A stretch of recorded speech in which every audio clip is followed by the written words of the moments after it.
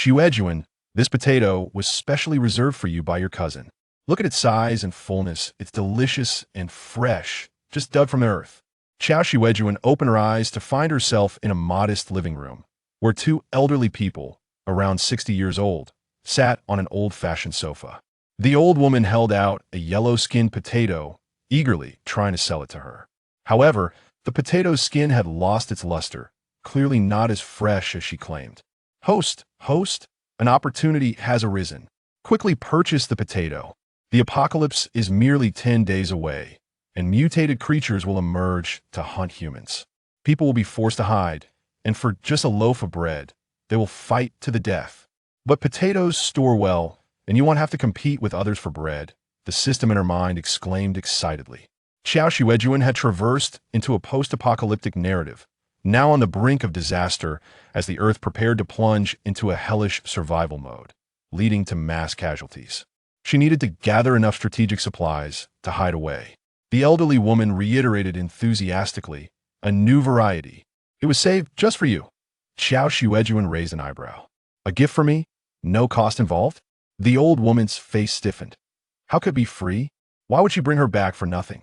This potato was bought by her eldest grandson. The old man beside her rapped the coffee table with his tobacco pipe, his face stern as he scolded, "You must buy this potato. You ungrateful child. Have you forgotten who raised you?" According to the system, these elderly people were her grandparents in this body. In her previous life, Qiao Xuejun had just completed her 6 years of agricultural studies and was about to begin earning a living when she found herself in this apocalyptic tale. The original owner of this body was also named Qiao Xuejun, whose parents had tragically died in a car accident when she was 10. Her mother had clutched her tightly during the crash, allowing her to survive, and she was subsequently raised by her grandparents. However, the original owner was too young to understand that, after her parents' death, the compensation and insurance amounted to 1.2 million. Moreover, they had only cared for her for 4 years, as she started working at 15. It was questionable whether they had even spent 20,000 on her during that time. Furthermore, those 4 years were not spent in comfort. The cousin, Qiao Yaozu, was the only male heir of the Qiao family, and he was doted upon excessively, receiving all the best. Even the compensation from Qiao Zujin's parents' accident was saved for Qiao Yaozu's overseas education. While Qiao Xuejun was sent to work after completing her 9 years of compulsory education, never having the chance to attend high school. The name Qiao Xuejun was given by her parents. Shui signified her birth on a snowy day, while Jun denoted a ruler, symbolizing their hopes for her to be capable and successful in life. One could only imagine how her parents would feel if they knew their daughter was treated this way by the Qiao family. While working, her grandparents would still ask her for money. "If we hadn't raised you, you wouldn't have made it this far. It's your duty to support us in our old age." Unaware of the compensation, Qiao Xuejun would still send money home whenever they asked for it. Earning 2,000 a month, she would send 1,200 back, leaving herself with just 800 to live on. Yet, years passed, and Qiao Xuejun managed to save some money. Today, her grandparents had specifically called for her to return from another province, and she assumed it was because they missed her after such a long time. Little did she know, they intended to make her their unwitting benefactor. Qiao Yaozu was involved in the grain trade, having overstocked and left with several tens of thousands of pounds that he could not sell. Her grandparents were aware that Qiao Xuejun had been earning more and saving money over the years, so they summoned her back to help Qiao Yaozu out of his predicament. In reality, potatoes are easily sold at the market for around 2 yuan per pound, but he offered them to Qiao Xuejun for 1 yuan, a price he could certainly sell them for. So why lower the price when they could sell it to her at full price? The old woman pressed, "If you can't even help with this small favor, what's the use of us raising you? You don't need to come back after this." She knew her granddaughter would pay previously. When Qiao Xuejun couldn't provide her with living expenses, a few harsh words would compel her to lend money. The old man also knocked heavily on the coffee table, his tone cold as he remarked, "Your cousin has kindly allowed you to stay in that old house. Now that his business has suffered a bit, you want to help him? Has your conscience been devoured by dogs? You, a woman, will have to rely on your brother in the future." The old man spoke without hesitation, fully confident that Qiao Xuejun would part with her money. After all, the Qiao family was her only remaining kin as a woman. She would inevitably depend on them. She had no room for refusal. Qiao Xuejun could no longer contain herself. You should be grateful he's not draining me dry. First of all, the house was left to me by my parents, and my name is on the deed. Secondly, how much of your current villa comes from the 1.2 million my parents left behind? Both were taken aback, the old man staring at her in disbelief. What did you say? They had never anticipated that the usually obedient Qiao Xuejun would refuse their demands. The old woman hurriedly interjected, Xuejun, what nonsense are you spouting? Where did the 1.2 million come from? The benefits of the family should remain within Yaozu considers you a sister and save this for you. How can you not appreciate your cousin's kindness and speak in such a manner? Quickly retract your words. Qiao Xuejun ignored her and instead picked up the potato from the coffee table, examining it closely. The potato was long and oval, with yellow skin and flesh, few superficial eyes, and minimal blemishes. This was the Dutch 15 variety, known for its short dormancy and strong disease resistance. In simpler terms, it was a high-yield and easy-to-cultivate crop, ready for harvest in just 60 days. If the apocalypse were to occur, this would undoubtedly be an excellent food source. Qiao Xuejun called out to the system her mind. You mentioned that stockpiling food could grant me a shelter. Does this potato count? The system replied, indeed it does. To redeem a basic shelter, only staple crops are needed and potatoes qualify. Qiao Xuejun inquired, how much do I need to stockpile for the shelter? The system explained currently you can only redeem a basic shelter with small, medium, large, and super large options that accommodate 3, 10, 50, and 200 people, respectively. The requirements are 0.5 tons, 2 tons, 20 tons, and 200 tons of food. I suggest you aim for the super large one. It comes with more comprehensive facilities and even research equipment. She planned to survive alone, so a super large shelter was unnecessary. A medium one would suffice, requiring 2 tons of food. Qiao Xuejun had a clear idea and looked at the elder across from her. How many potatoes do you have left in total? What's the price? The old woman quickly replied, if we sell to others, it's 6 yuan per pound, but for you, only 5 yuan. We have a total of 30,000 pounds, so you would need to pay 150,000 yuan. After all, you are his sister. Qiao Xuejun's expression soured instantly. She had thought they wanted to sell it at market price, but she had been overly optimistic. This was a blatant ripoff. Selling her 3 yuan goods for 5 yuan was outrageous, and at best, these potatoes were worth 1 yuan each, totaling a maximum of 30,000 yuan. They expected her to pay 150,000 yuan, 5 times the price. Unbelievable, they'll take them all. As soon as Qiao Xuejun's words left her lips, the elderly couple lit up with joy. They knew she would obediently part with her money. Chapter 2.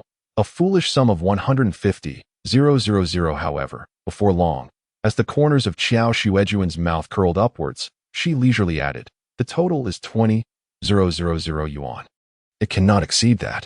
The expressions of the elderly couple shifted dramatically. The old man sprang to his feet, exclaiming, what? 20,000? That is impossible. It is far too little. The old woman pointed an accusatory finger at Qiao Xuejun, declaring, you no longer wish to be part of the Qiao family, do you? If you are so miserly, the Qiao family will no longer acknowledge you. Who cares about that? Qiao Xuejun replied indifferently, adopting a mocking demeanor. Do as you wish. Buying so many potatoes serves no purpose for me. Am I expected to consume 30,000 jin on my own? The market price is merely 1 yuan per jin. Do not speak to me of 6 or 5 yuan. I am well aware of the market rates. Even if I purchase 30,000 jin, selling them would only result in a loss. 20,000 yuan. Take it or leave it. Having said this, Qiao Xuejun rose from her chair, intending to depart. She was unfazed. After all, where could one not purchase potatoes for 20,000 yuan? However, should she be able to acquire 30,000 jin of the Dutch variety for that price, it would indeed be a bargain. Moreover, given the proximity, there would be no shipping costs involved. The threat proved ineffective. The old woman's complexion darkened further as she approached Qiao Xuejun, attempting to grasp her arm. Qiao Xuejun evaded her grasp, stating, if you are unable to make a decision, call Qiao Yuzu. I shall pay 20,000 yuan. The elderly couple exchanged glances and moved to the window to discuss quietly. The system amplified their voices, allowing Qiao Xuejun to overhear. The old woman whispered, shall we sell? The old man responded, 20,000 is a bit of a loss. The old woman countered. But if we delay, these potatoes will sprout, and then even 20,000 will not be worth it.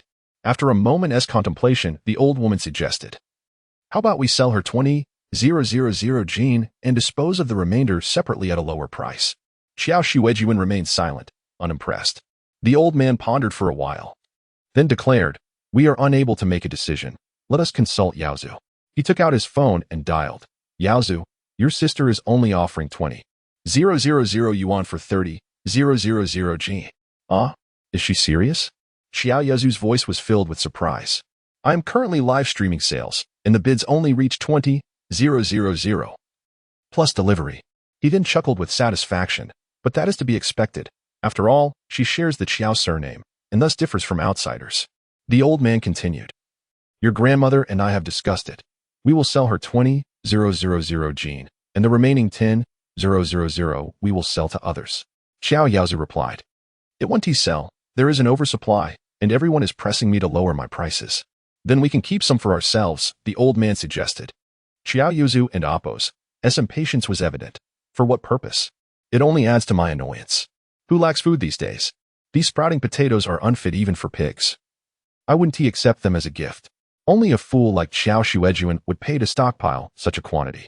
The old man remained calm in response to Qiao Yaozu, reassuring him, all right, I understand you are capable. Your sister earning some money is inconsequential at her age. She should be focused on marriage. You still need a bit more for the bride price, don't you?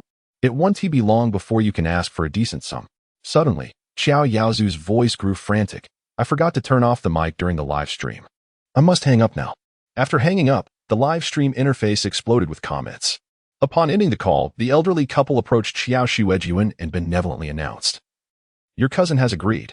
The goods are in the back warehouse. You may collect them yourself. First, you need to provide the 20,000 yuan. Qiao Xuejun retorted. Stop with the theatrics. I will settle the payment once the potatoes are unloaded into my yard. Goods first, then money. With that, she turned to leave. And the system began to relay the conversation between the elderly couple behind her. The old woman muttered, how did she learn about the 2 million? I do not know, the old man spat. Yaozu is her brother. He should have helped out instead of haggling with us over money. What a disgrace. The old woman lamented. Indeed, unlike her Yaozu, who is both clever and capable, his live streaming sales are thriving, and he is making a fortune. Everyone praises him in the village. The old man scoffed. How can this foolish girl even be compared to my beloved grandson? She will not sell those several tens of thousands of Jean. She has no use for them. By the time she realizes it, they will all have sprouted. And we will collect them to compost. At that point, she will have to pay us for disposal.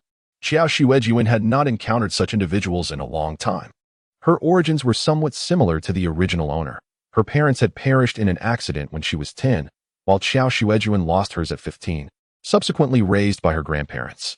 However, by then she was already in high school, rarely returning home, and her grandparents did not inquire about her. A portion of her parents' compensation went to her grandparents, and her share was substantial as well, with her parents having left her some assets. She lived a life considerably better than the original owner, successfully completing both her bachelor and Appo's and master and Appo's degrees. She could not help but wonder, had her parents departed earlier, would her circumstances now mirror those of the original owner? Upon reaching the warehouse entrance, Qiao Xuejun did not wait long before the elderly couple approached her, summoning workers for loading the goods. As Qiao Xuejun observed the workers weighing the potatoes, ensuring there would be no discrepancies, the elderly couple loudly remarked, you see. Grandsons are simply more capable than granddaughters. Grandsons bring goods home, while granddaughters merely take things away. While Qiao Xuejun watched the workers load the potato sacks, the couple's comments were so loud that several workers turned their attention toward her, casting questioning glances. Were these several tens of thousands of Jean simply given to the granddaughter? Quite generous indeed, yet she appeared ungrateful. Qiao Xuejun smiled and interjected, is that so? Did you not come begging me to help? You even asked for 150,000 yuan. If I truly refused to assist, you would be displeased. 150,000. The workers, familiar faces from the village, gasped in disbelief, looking incredulously at the elderly couple. Was this not extortion? What potatoes were worth 150,000?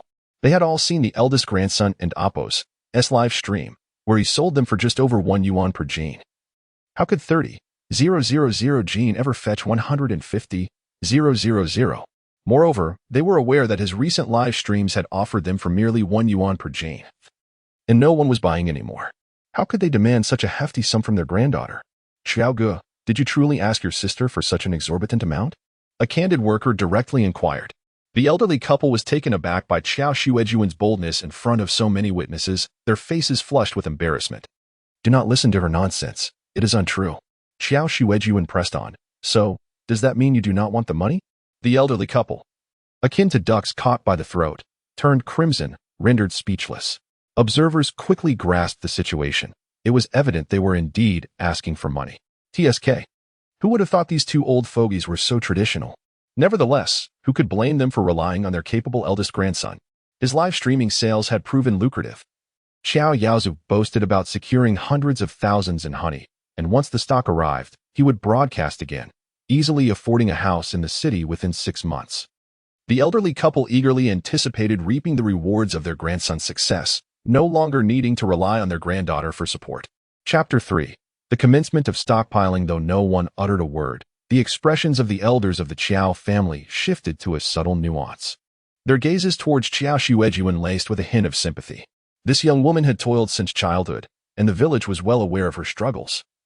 Her efforts were indeed commendable. As the potatoes were loaded onto the vehicle and weighed, Qiao Xuejun confirmed that the quantity was sufficient. The Qiao elders wore grim faces as they instructed the driver to transport the goods to Qiao Xuejun and Apos' old residence. Upon unloading the cargo into the courtyard, Qiao Xuejun settled the payment and requested an invoice. With the impending apocalypse, it was probable that taxes would not be levied on transactions post-invoice issuance. Yet Qiao Xuejun merely wished to vex them. Reluctantly, the elders issued the invoice, leaving in a huff, their anger palpable. Once they departed, Qiao Xuejun closed the courtyard gate behind them. Her old home was a quintessential rural cottage, complete with a personal garden for cultivating vegetables. The 2-story brick building appeared to have been uninhabited for quite some time, starkly contrasting with the renovated houses in the vicinity. Qiao Xuejun circled the property, observing the antiquated red brick walls rising 2 meters high, adorned with shards of glass. The main gate, wrought iron and rusted, had large gaps between the bars. The 2-story structure was in even worse condition, with large patches of plaster peeling off, emanating a damp, musty odor. Host, this is a dilapidated building, the system remarked. Qiao Xuejun could discern the truth. It would be exceedingly difficult to convert this place into a temporary refuge. With only 10 days before the catastrophe struck, constructing a new dwelling was implausible. Reliance on the system was her only recourse. So, can the refuge you mentioned be exchanged now? She inquired. What specifications does the host desire for the refuge? The system displayed several models of shelters, all constructed from robust metal, impervious to destruction. The one for 20,000 pounds. Medium-sized, accommodating 10 individuals, she decided. Host, please select specific functionalities. There are defensive, agricultural, recreational, and offensive types available. What are the distinctions? She asked, noting that they all appeared quite similar in the images. Due to their primary nature, they possess functions that excel in specific areas. For instance, the defensive type is solely for protection, preventing monster incursions, while the agricultural type allows for farming but has limited defenses. The recreational type includes a cinema and a fully equipped kitchen, whereas the offensive type comes with an array of weaponry. What do you suggest? Given that the system was an artificial intelligence, it could calculate which option was most suitable for her. She leaned towards the defensive type, seeking a greater sense of security. Calculations indicate that the agricultural type would be more advantageous for the host. Cultivating crops would facilitate an earlier upgrade of the shelter, thus enhancing its defensive capabilities. And the defense? The basic defensive type cannot cultivate crops, while its protective capabilities are strong. The inland mountainous region of Guangzhou is unlikely to be swiftly penetrated by mutated marine creatures. The agricultural refuge would suffice against typical human threats. The system unveiled a world map. This small town resided in a province named Guangzhou, akin to Guizhou, situated inland. Even if mutated oceanic creatures made landfall, traversing mountains to reach Guangzhou would be a formidable endeavor. The quaint town was named Shaokai, distanced from the provincial capital, making it relatively insulated from the ravages of war. Thus, it was a fortuitous location for refuge. Then I opt for this one, the agricultural type. Initiating the exchange for the agricultural shelter, please select a construction site. The system unfurled the map. You are not an artificial intelligence. Analyze the most suitable location for me to build, Qiao Xuejun commanded. The system hesitated. The database contains only narrative information. There is insufficient data on Shaokai within the text to conduct an analysis. The host must select independently. Poor performance, inferior to DeepSeek. She retorted. 10 days hence, extreme temperatures will arise, with highs reaching 57°C, persisting for 2 months. It is advisable to establish the shelter underground and prepare cooling equipment. 57°C. Does the shelter come with air conditioning? Number 57°C, yet no air conditioning or electricity. Heatstroke could be fatal. It appeared she would need portable power sources, solar panels, or batteries, which were unlikely to be procured in this small town. With only 10 days remaining, a trip to the city was imperative. Qiao Xuejun retrieved her phone to search for routes to the city. So, the shelter is only equipped with agricultural production tools. Devoid of any other amenities? Correct. The shelter is provisioned with 1 acre of fertile land and mechanized irrigation equipment. I will construct the shelter beneath this house. After all, moving supplies in and out frequently could attract undue attention. The true terrors of disaster are not solely the monsters but also people. Many will have noticed the substantial quantity of potatoes I transported home today. If they find themselves short of food, they may attempt to seize mine. This is hardly conjecture. As she held her phone, it vibrated incessantly, indicating a barrage of new messages. Qiao Xuejun discovered a social media app, which displayed an overwhelming 99 notifications. What on earth? She pondered as she delved into the messages. Are you the sister of? The potatoes you purchased are inferior quality. Is your brother? He inadvertently revealed information during his live stream. You should check, click link. He and his grandfather are deceiving you. Don't fall for their tricks. 22, sister. Your brother is eyeing your dowry. Do you need assistance? I can provide legal aid. You must be quite naive. How can you buy his produce after this? Script? Your brother claims it, and amp. Oppos. Scripted. But no one believes him. It seems he might be banned from streaming. Qiao Xuejun clicked on the link shared by a user. It led to a recording of Qiao Yaozu's live stream, where he initially jested with viewers but abruptly answered a phone call, leaving the microphone on. Thus, the entire conversation, including derogatory remarks about her intelligence, was broadcasted clearly. The barrage of comments in the video was relentless, condemning him as a parasite and a remnant of feudalism, while others speculated on Qiao Xuejun and Oppos' motives for purchasing such a large quantity of potatoes, questioning if she was a brother-supporting demon. Not necessarily. Haven and AMP, Oppos, you all seen the Ministry of Commerce and AMP, Oppos' advisory? It warns of potential disasters due to extreme weather, urging stockpiling of food for 2 months. It has indeed been growing hotter by the day. Today it reached 32°C. Was it that sweltering yesterday? Yesterday's high was 28°C. There was a power outage during noon today, attributed to insufficient load. Regardless, purchasing 30,000 pounds. There and AMP. Oppos. No way she can consume that much in 2 months, right? The likelihood of being deceived is greater. It's infuriating. I've sent her a private message, hoping she pays attention. It's not easy for workers to save up several thousand yuan only to be exploited by Yaozu. As Qiao Xuejun observed the video, her phone continued to buzz. Inundated with private messages from concerned individuals, predominantly women, offering warnings about potential deceit. Exiting the video, she decided to post a message of her own. Thank you all for your kindness. I appreciate your concern. However, my purchase of potatoes was not due to deception. The price was reasonable, including delivery. I am indeed utilizing the potatoes, as I've seen the Ministry of Commerce's advisory and wish to stockpile food for a sense of security. I apologize for any embarrassment caused. Since the ministry has made this recommendation, I intend to follow it, aiming to store enough for at least 2 months. Aware that the apocalypse loomed just 10 days away, Qiao Xuejun had not contemplated alerting anyone beforehand. Yet, confronted with such goodwill, she felt compelled to respond, hoping to inspire others to also consider stockpiling provisions. After Qiao Xuejun posted her status, a flurry of comments ensued. 20,000 is indeed quite inexpensive. But have you perhaps stockpiled too much? The Ministry of Commerce has issued such a proposal? I was completely unaware. Indeed, it exists. Check the official account. It was posted 3 days ago. It is truly getting hotter, tomorrow, and AMP, Oppos, as weather forecast predicts 35 degrees. What is going on? It and AMP, Oppos, only March. Ah, I checked. And the proposal is real. I suppose I shall stock up a bit as well. Stocking up? How amusing. Love a man if you love him, but support a brother. Chapter 4. dehydrated vegetables, and Snickers while others spoke of the sweltering heat. Qiao Xuejun felt little of it at this stage. Guangzhou was quite comparable to Guizhou, being one of the coolest places in the country. The indoor environment was entirely pleasant, with only a slight warmth felt outside, likely nearing 30 degrees Celsius. However, in 10 days, the situation might be different. Yet discussions about stockpiling were few. Most were engrossed in the debacle surrounding Qiao Yazu's live streaming failure. All this time pretending to be so honest, I bought numerous agricultural products from him, thinking I was helping the farmers, only to discover such a scoundrel. Does he look down on women? Calling me sister so sincerely, how disgusting. I'm going to demand a refund.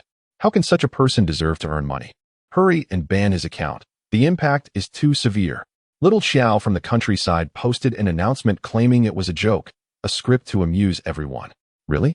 Xuejun? Is he always like this? Favoring boys over girls? Expose him. As Qiao Xuejun contemplated a response, her phone rang. It was Qiao Yazu. What have you posted online? Qiao Xuejun? Do not speak recklessly. Qiao Yazu's voice was filled with exasperation. I warn you, do not think about exposing me. I will not spare you. Qiao Xuejun couldn't and amp, oppose, help but smile at his agitation. I recorded it, she replied. Qiao Yazu, gritting his teeth, said, you will cooperate with me to clarify this.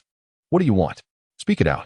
Whether you wish to return to the villa and live with your grandparents, or want me to introduce you to a wealthy suitor. Just say it.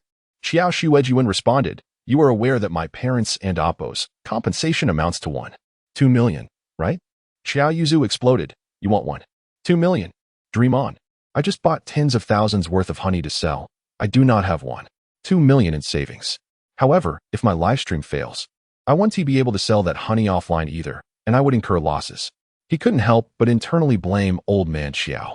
If he hadn't called during the live stream, things wouldn't have gone awry. Oh, then I'll hang up.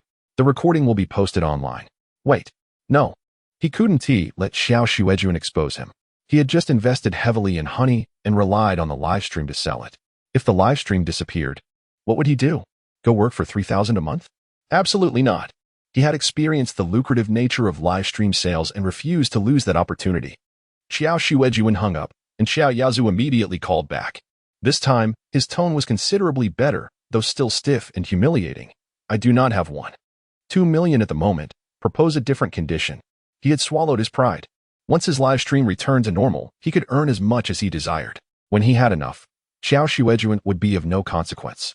At that time, matters of marriage and funerals would still hinge on his whims as the only male heir in the family. Qiao Xuejun pondered briefly. How much do you have now? If there were time to haggle, he could surely recover all the money, but time was of the essence. Although the highest temperatures were forecasted for 10 days later, exceeding 50 degrees, if the heat reached 35 degrees tomorrow, then 38 the day after, and above 40 for 2 consecutive days, panic would surely ensue. Stockpiling was inevitable. If goods weren't purchased in these 2 days, prices would undoubtedly soar. 10 days was not as ample as it seemed. I only have 150,000. Qiao Xuejun scoffed. Penny pincher.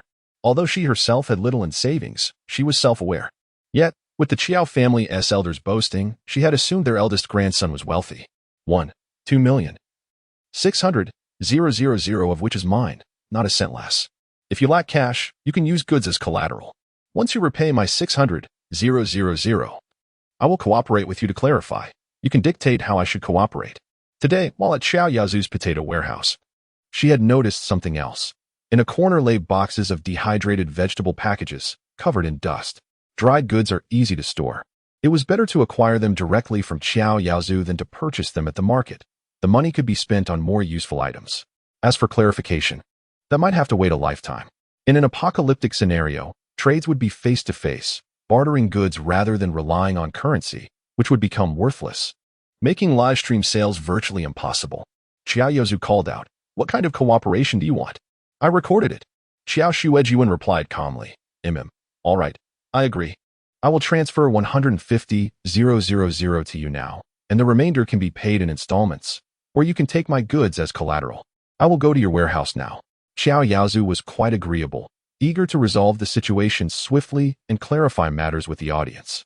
However, he had already announced that the morning's events were scripted, merely a joke. As long as Qiao Xuejun did not undermine him, there would be no significant issues. and she could take whatever she wanted.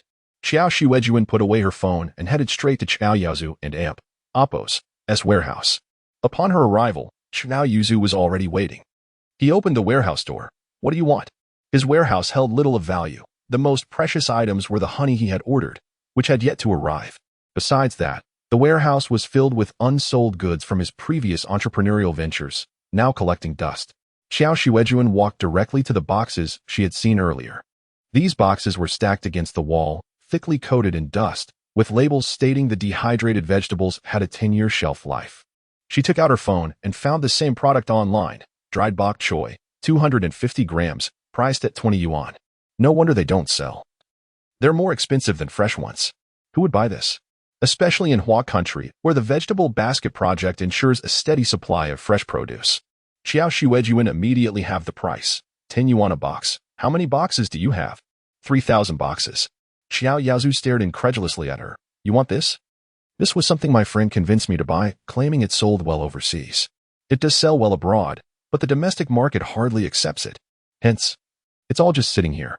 3,000 boxes, 30,000 yuan, he stated, accepting her price without hesitation. Qiao Xuejun regarded him with a peculiar expression. All 3,000 boxes for me? You won't keep any? Although these dried vegetables were hard to sell now, they would be in high demand during an apocalypse. Moreover, dried goods are easy to store. After high temperatures, many plants would perish, taking years to recover. At that time, if one could produce a bowl of vegetable soup, it would be invaluable. Fearing that Qiao Xuejun might change her mind, Qiao Yaozu insisted, Don't you want them anymore? You agreed to take all. This stock was useless to him. Dried vegetables were no match for fresh ones in taste, and even his family disliked them, while they sold cheaply abroad. The purchase price was high and made them difficult to sell. Since Qiao Xuejun was willing to spend money on what others deemed waste, he was more than happy to let her take everything. Load them onto the truck. I'll take a look at other items. Qiao Xuejun's gaze sharpened as she noticed boxes of red packaging that seemed familiar. Snickers? This should sell well, being a caloric bomb, small, and convenient to carry for quick energy replenishment. Seeing her interest, Qiao Yaozu's eyes lit up. You want these? Take them. The Snickers bar originally hails from abroad, and while it now enjoys considerable popularity domestically, this success is attributed to its localization, aligning with the preferences of the Chinese palate.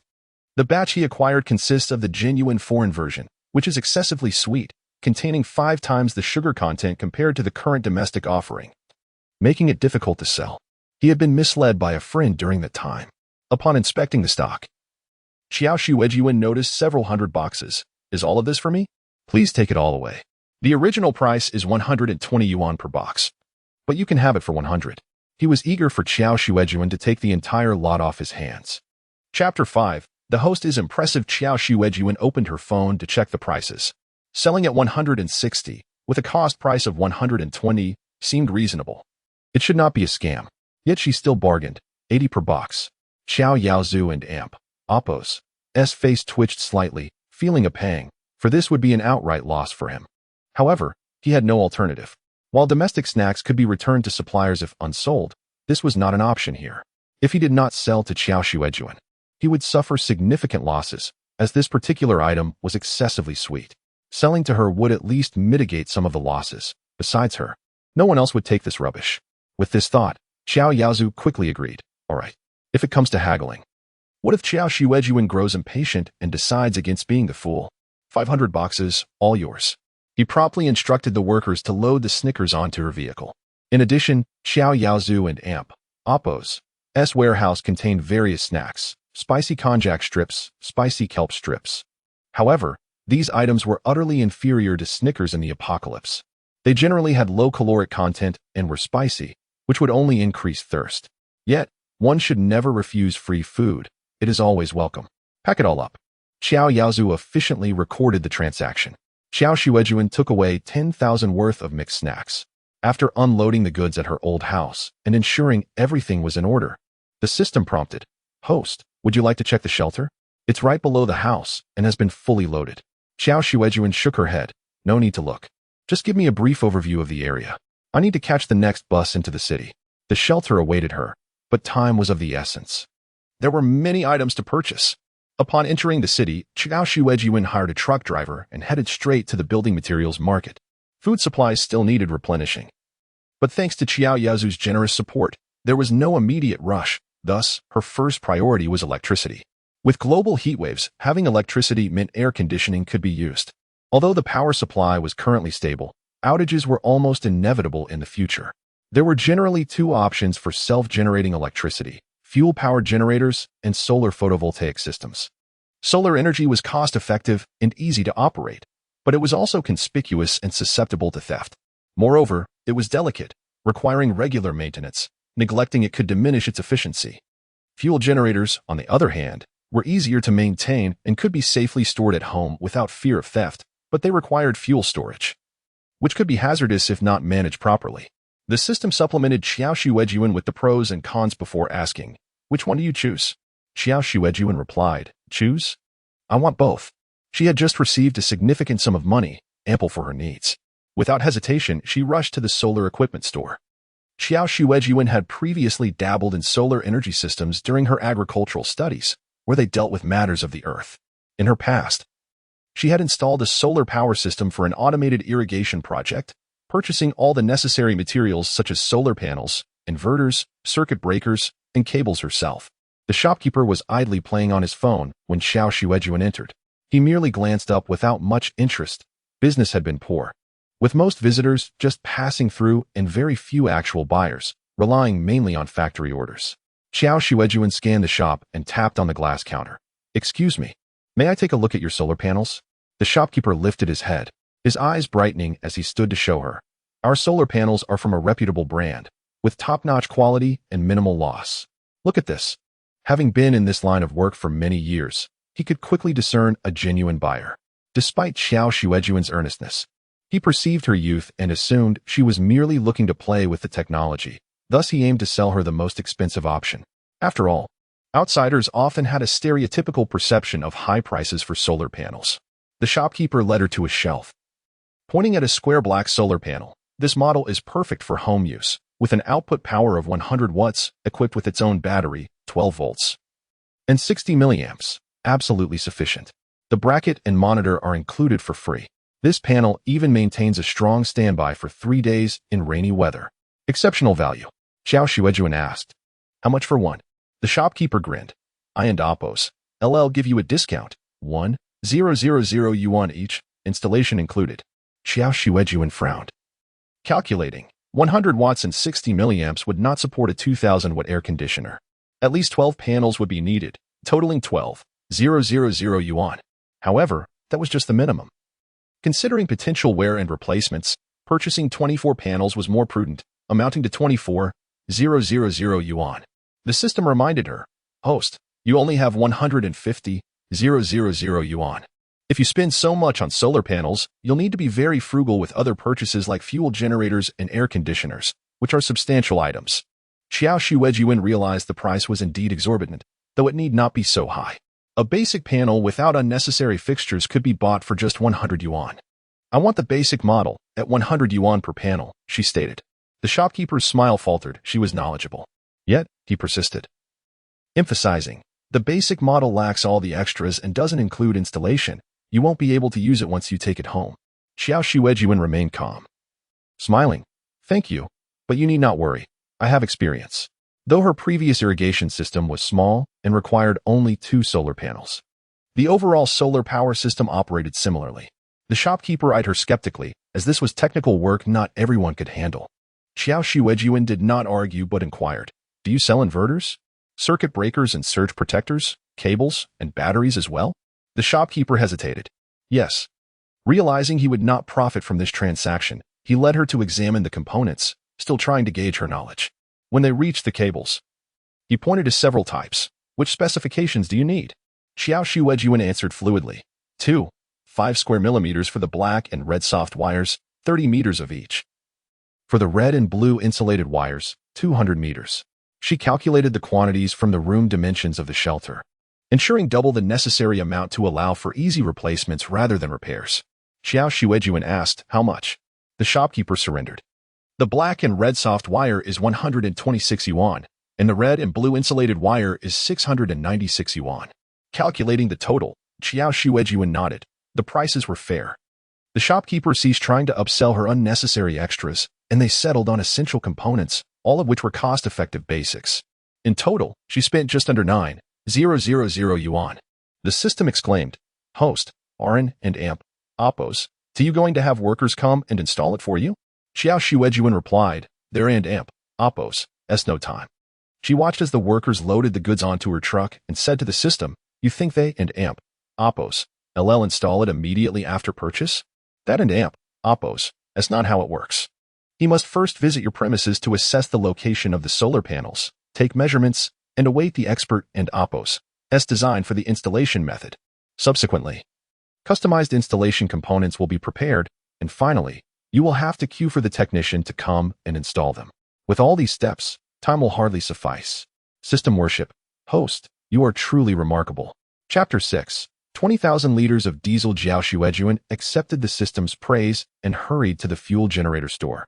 Compared to photovoltaic power generation, fuel generators are relatively simpler and more widely adopted among the populace. Even slightly larger farming households typically possess a backup fuel generator.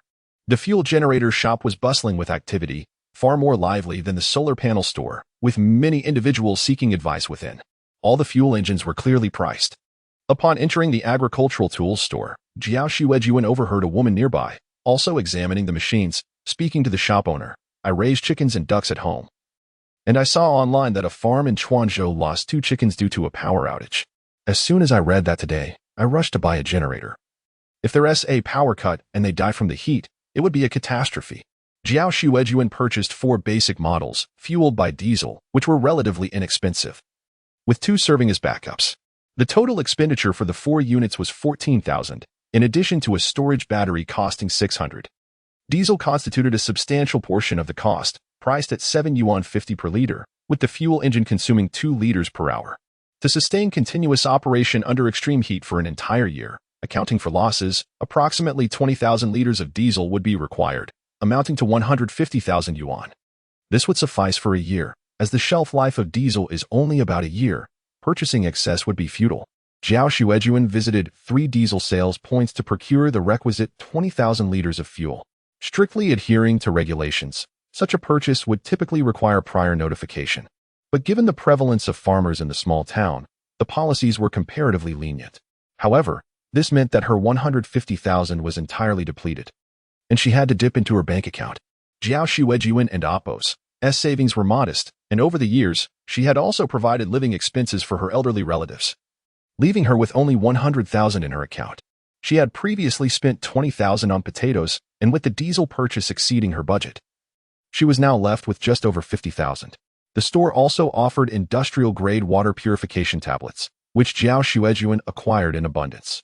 In the event of water source contamination, these tablets would prove invaluable. A mere 10 grams could purify 1 ton of water, significantly more efficient than boiling, without the need for electricity or fire. Aside from drinking water, which necessitated boiling, all other water could be treated with the purification tablets. The system also noted, in the future, floods will occur. While water sources will not be scarce, clean drinking water will be. Many have perished from consuming contaminated water. Next, Qiao Xuejun visited a nearby furniture store to purchase an air conditioner. The old house lacked cooling, so she opted for a 2,000 watt unit. The system remarked, "Now, there's no need to worry about high temperatures. What do you plan to purchase next?"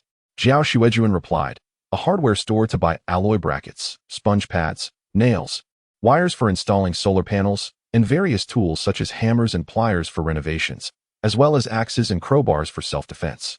The system added, "Crowbars are quite useful. They can also serve as weapons."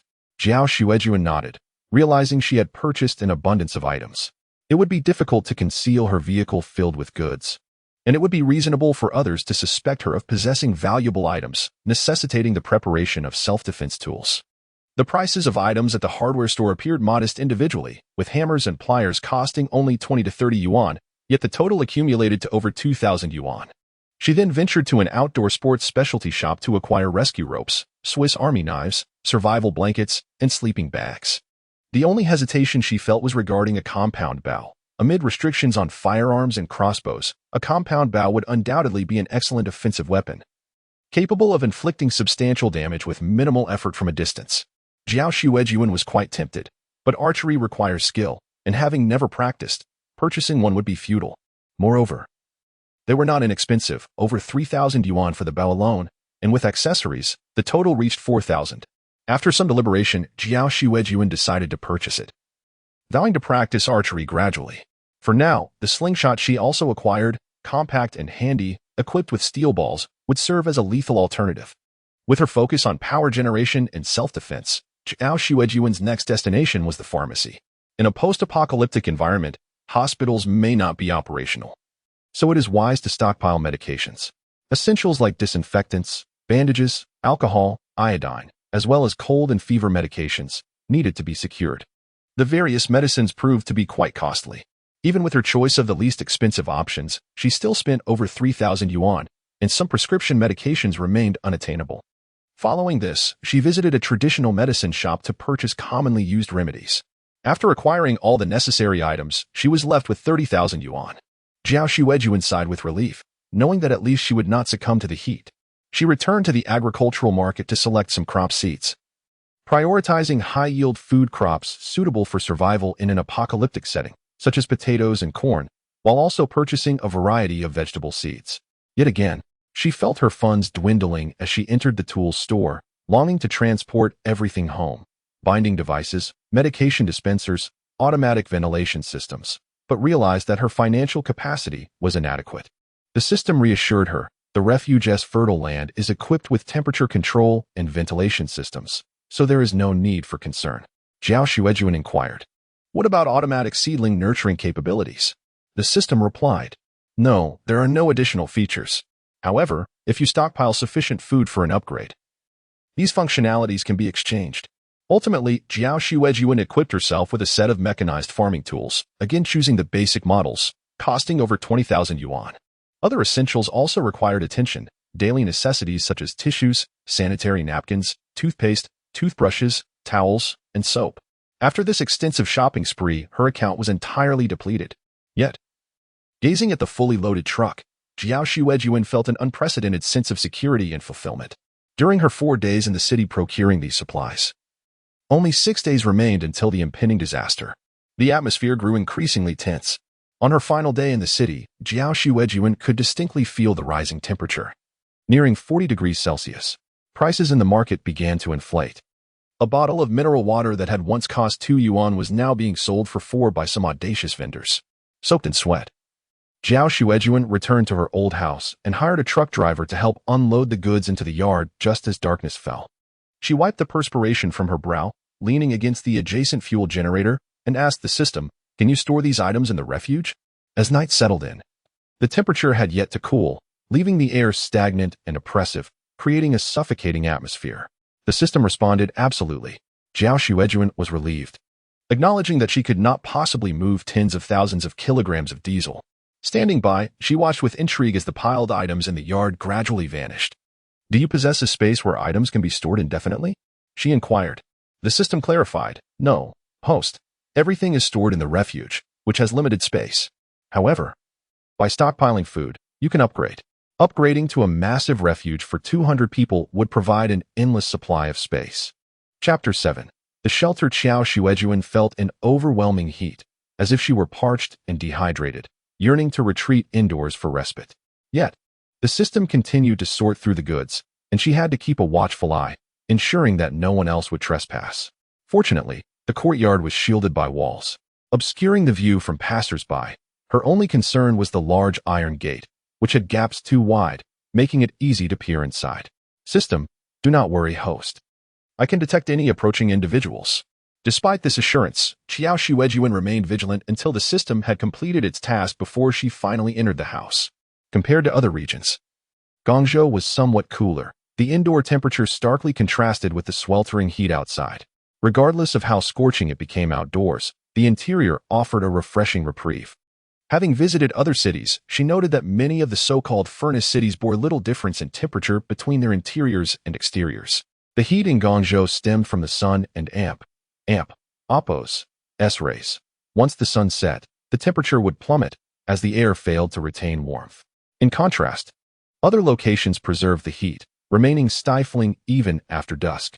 Will the high temperatures persist for an entire year? Qiao Xuejun inquired of the system. Indeed, many may succumb to heat stroke. Are you familiar with it? The system replied. This is the coolest city in the nation. If the high temperatures endure, do you think people from other areas will consider relocating here? Qiao Xuejun pressed. This book does not address that. Furrowing her brow, she pondered the significance of such information, questioning the nature of the book itself. The system stammered. Currently, only the section concerning high temperatures has been unlocked. Must I watch advertisements to access the remaining content? She queried. You must stockpile food to unlock further information. Deciding not to press further, she resolved to focus on food storage instead. After resting on the sofa and hydrating, she asked, where is the entrance to the underground shelter? The entrance lies beneath your feet. This tile can be shifted to the left, revealing the entrance. Surprised, Qiao Xuejun remarked, I couldn't and Oppo's. Tell it all. The old house and Oppo's flooring consisted of large, antiquated tiles, some faded, with the white pattern slightly yellowed. All the tiles exhibited similar wear, and the seams were indistinguishable, making it nearly impossible to discern any unique features. If someone were to search the premises, they would likely overlook the differences in the aged flooring, let alone discover her shelter. You have quite the skill, she complimented. This entrance is well hidden. Crouching down, she examined the tile, finding nothing particularly remarkable until, following the system's guidance, she pushed with considerable force, causing the tile to slide downward, revealing a concealed passage. A long rope ladder dangled downwards, and as the floor above automatically closed, Qiao Xuejun descended the ladder. Approximately 3 meters below, she finally beheld the shelter. She jumped down, dusting off her hands and looking up. It's only 3 meters. The area below contains water. Shelters cannot be constructed within it, the system informed her. Furthermore, if it were too deep, monitoring the surface would be impossible, complicating ventilation. That was true. Excessive depth would hinder air conditioning installation. Qiao Xuejun's primary concern was whether she could install an air conditioner herself. Having never installed one before, she recalled that the furniture store had mentioned something about renovations. But she hesitated to let anyone know that the air conditioner would be in an underground shelter. Thus, she resolved to attempt the installation herself. However, the underground was indeed cool, offering a welcome respite from the heat. Is it possible to forego the air conditioner? Qiao Xuejun wondered. The high temperatures have only just begun. While the underground is cool now, in a month and a half, it will become increasingly hot. Without air conditioning, survival will be compromised, the system cautioned. After familiarizing herself with the shelter, Qiao Xuejun began to inventory the goods. The system had efficiently organized everything into cabinets and shelves, with food, tools, and medicines clearly arranged. After a long night of sorting, she finally completed her inventory and, utterly exhausted, retired to her bedroom for sleep. The next morning, the system roused her. Host! Host! Someone is approaching the house. They are here for you. Wake up quickly. Qiao Xuejun, feeling sore and weary, barely opened her eyes. What is it? It is the Qiao elders. They are about to enter the house. Startled, she sat up abruptly. What do they want? I can broadcast the scene. The surroundings are within my surveillance range. As it spoke, the system projected the monitoring footage of the old house before her. In the image, the Qiao elders appeared anxious as they entered through the iron gate, having broken the lock with a stone. Approaching the small building, they did not knock, but instead kicked the door open. Where's that ingrate? Come out. The elder Qiao bellowed, furrowing her brow. Qiao Xuejun wondered what they were up to. The elder Qiao surveyed the room, his expression darkening as he muttered in frustration. How dare you deceive my family out of so many possessions? Shameless wretch, come out. If you don't show yourself today, I'll remain here until you do. The elder Qiao's wife lamented. So many items, the price of potatoes has skyrocketed, all stolen by that little scoundrel. Chapter 8. The quest for potatoes. Qiao Xuejun realized that the recent surge in prices had prompted the elderly Qiao couple to seek her out, feeling aggrieved. The two of them scoured the house, rummaging upstairs and downstairs, but found nothing. They settled onto the sofa in the living room, their expressions fraught with frustration. Where have those worthless potatoes gone? The old man gripped his pipe, his demeanor fierce. Qiao Laotai pulled out her phone, revealing a link to a local agricultural store where potatoes were selling for an astonishing 5 yuan per pound, far more than what they had sold for. A pang of regret washed over her. Had she known, she would never have sold the potatoes to Qiao Xuejun, that money-losing venture. The thought of her previous desperation to sell them had her wishing she could turn back time. The old man craned his neck to peek, his face turning pale. That lucky girl.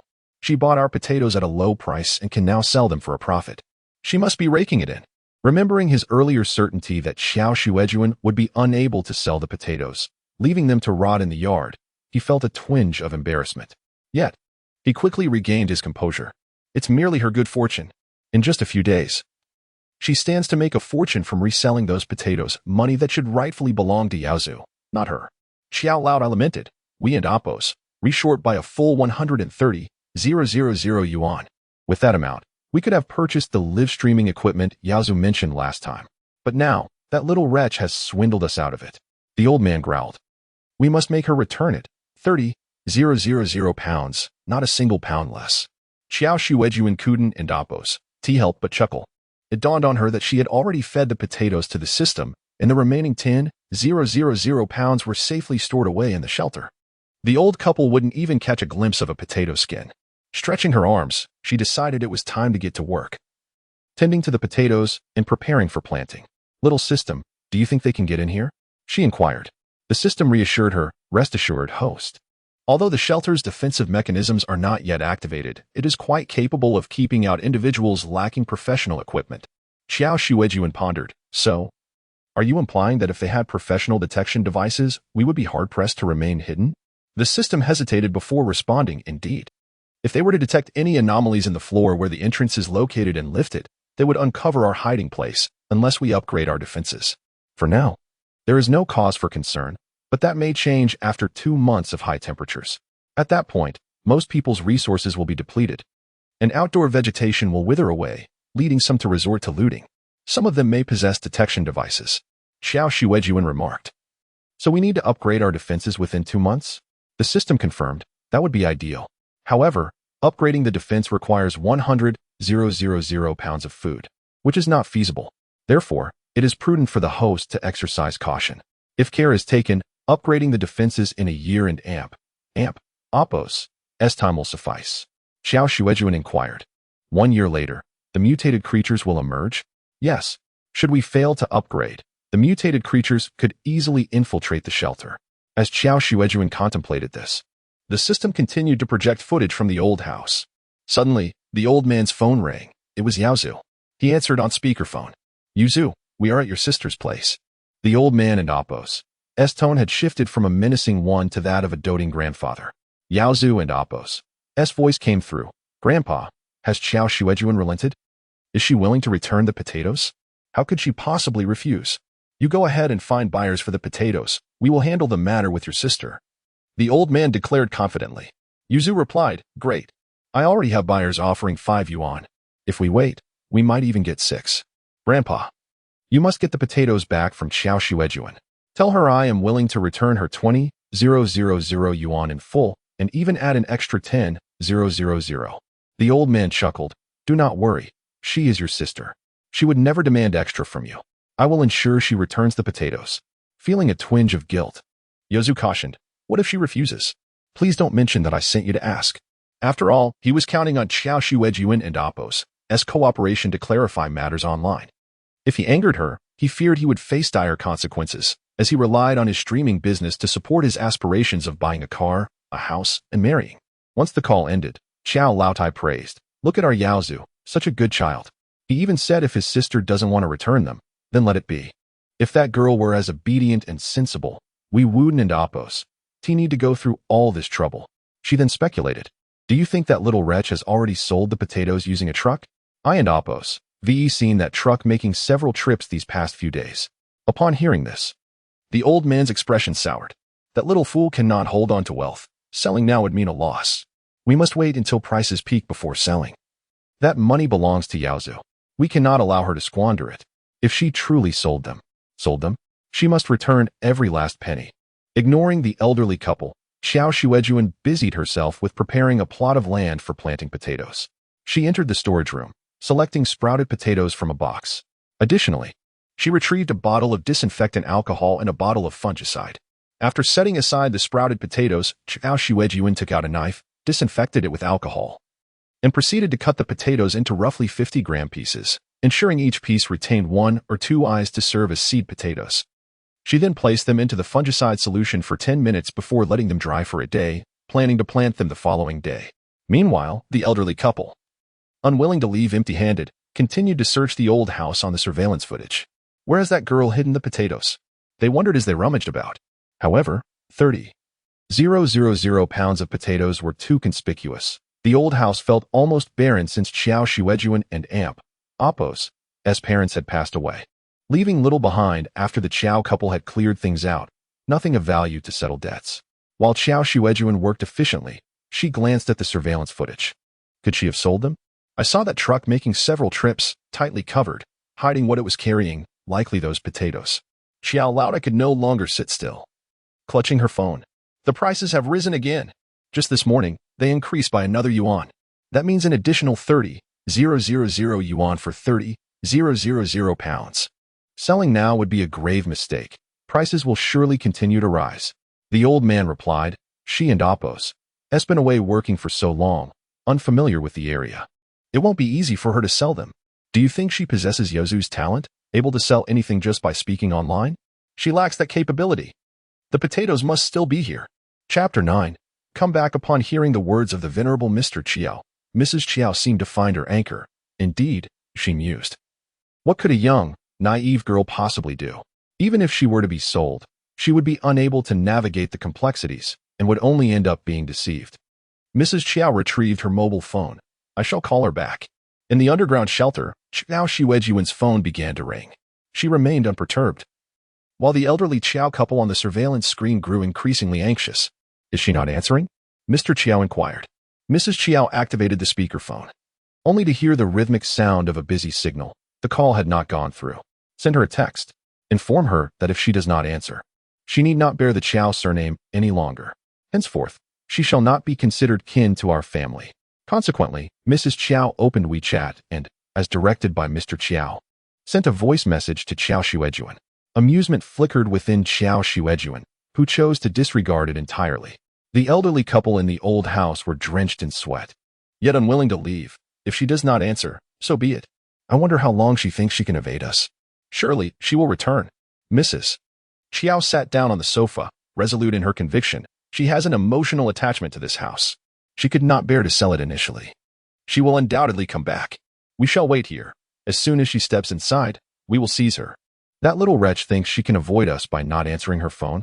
I wager she cannot escape this place. The two of them appeared to be waiting for a rabbit to come to their trap, convinced they would succeed. Meanwhile, Qiao Xuejun was leisurely preparing seed potatoes, pondering why she would venture outside to seek discomfort when she had ample food and drink, not to mention the refreshing coolness of her surroundings. System, host. Will you not call the police? They are unlawfully intruding upon another's residence. This constitutes a crime. Qiao Xuejun replied. The local police are aware that I am their granddaughter. They will not treat them as suspects. At most, they will mediate, or I might even receive a reprimand. However, the situation had shifted. Temperatures were rising swiftly, reaching 30 to 40 degrees Celsius, and there was no air conditioning in the house. They wished to remain, and she intended to let them fully experience the warmth. The system began to flatter her.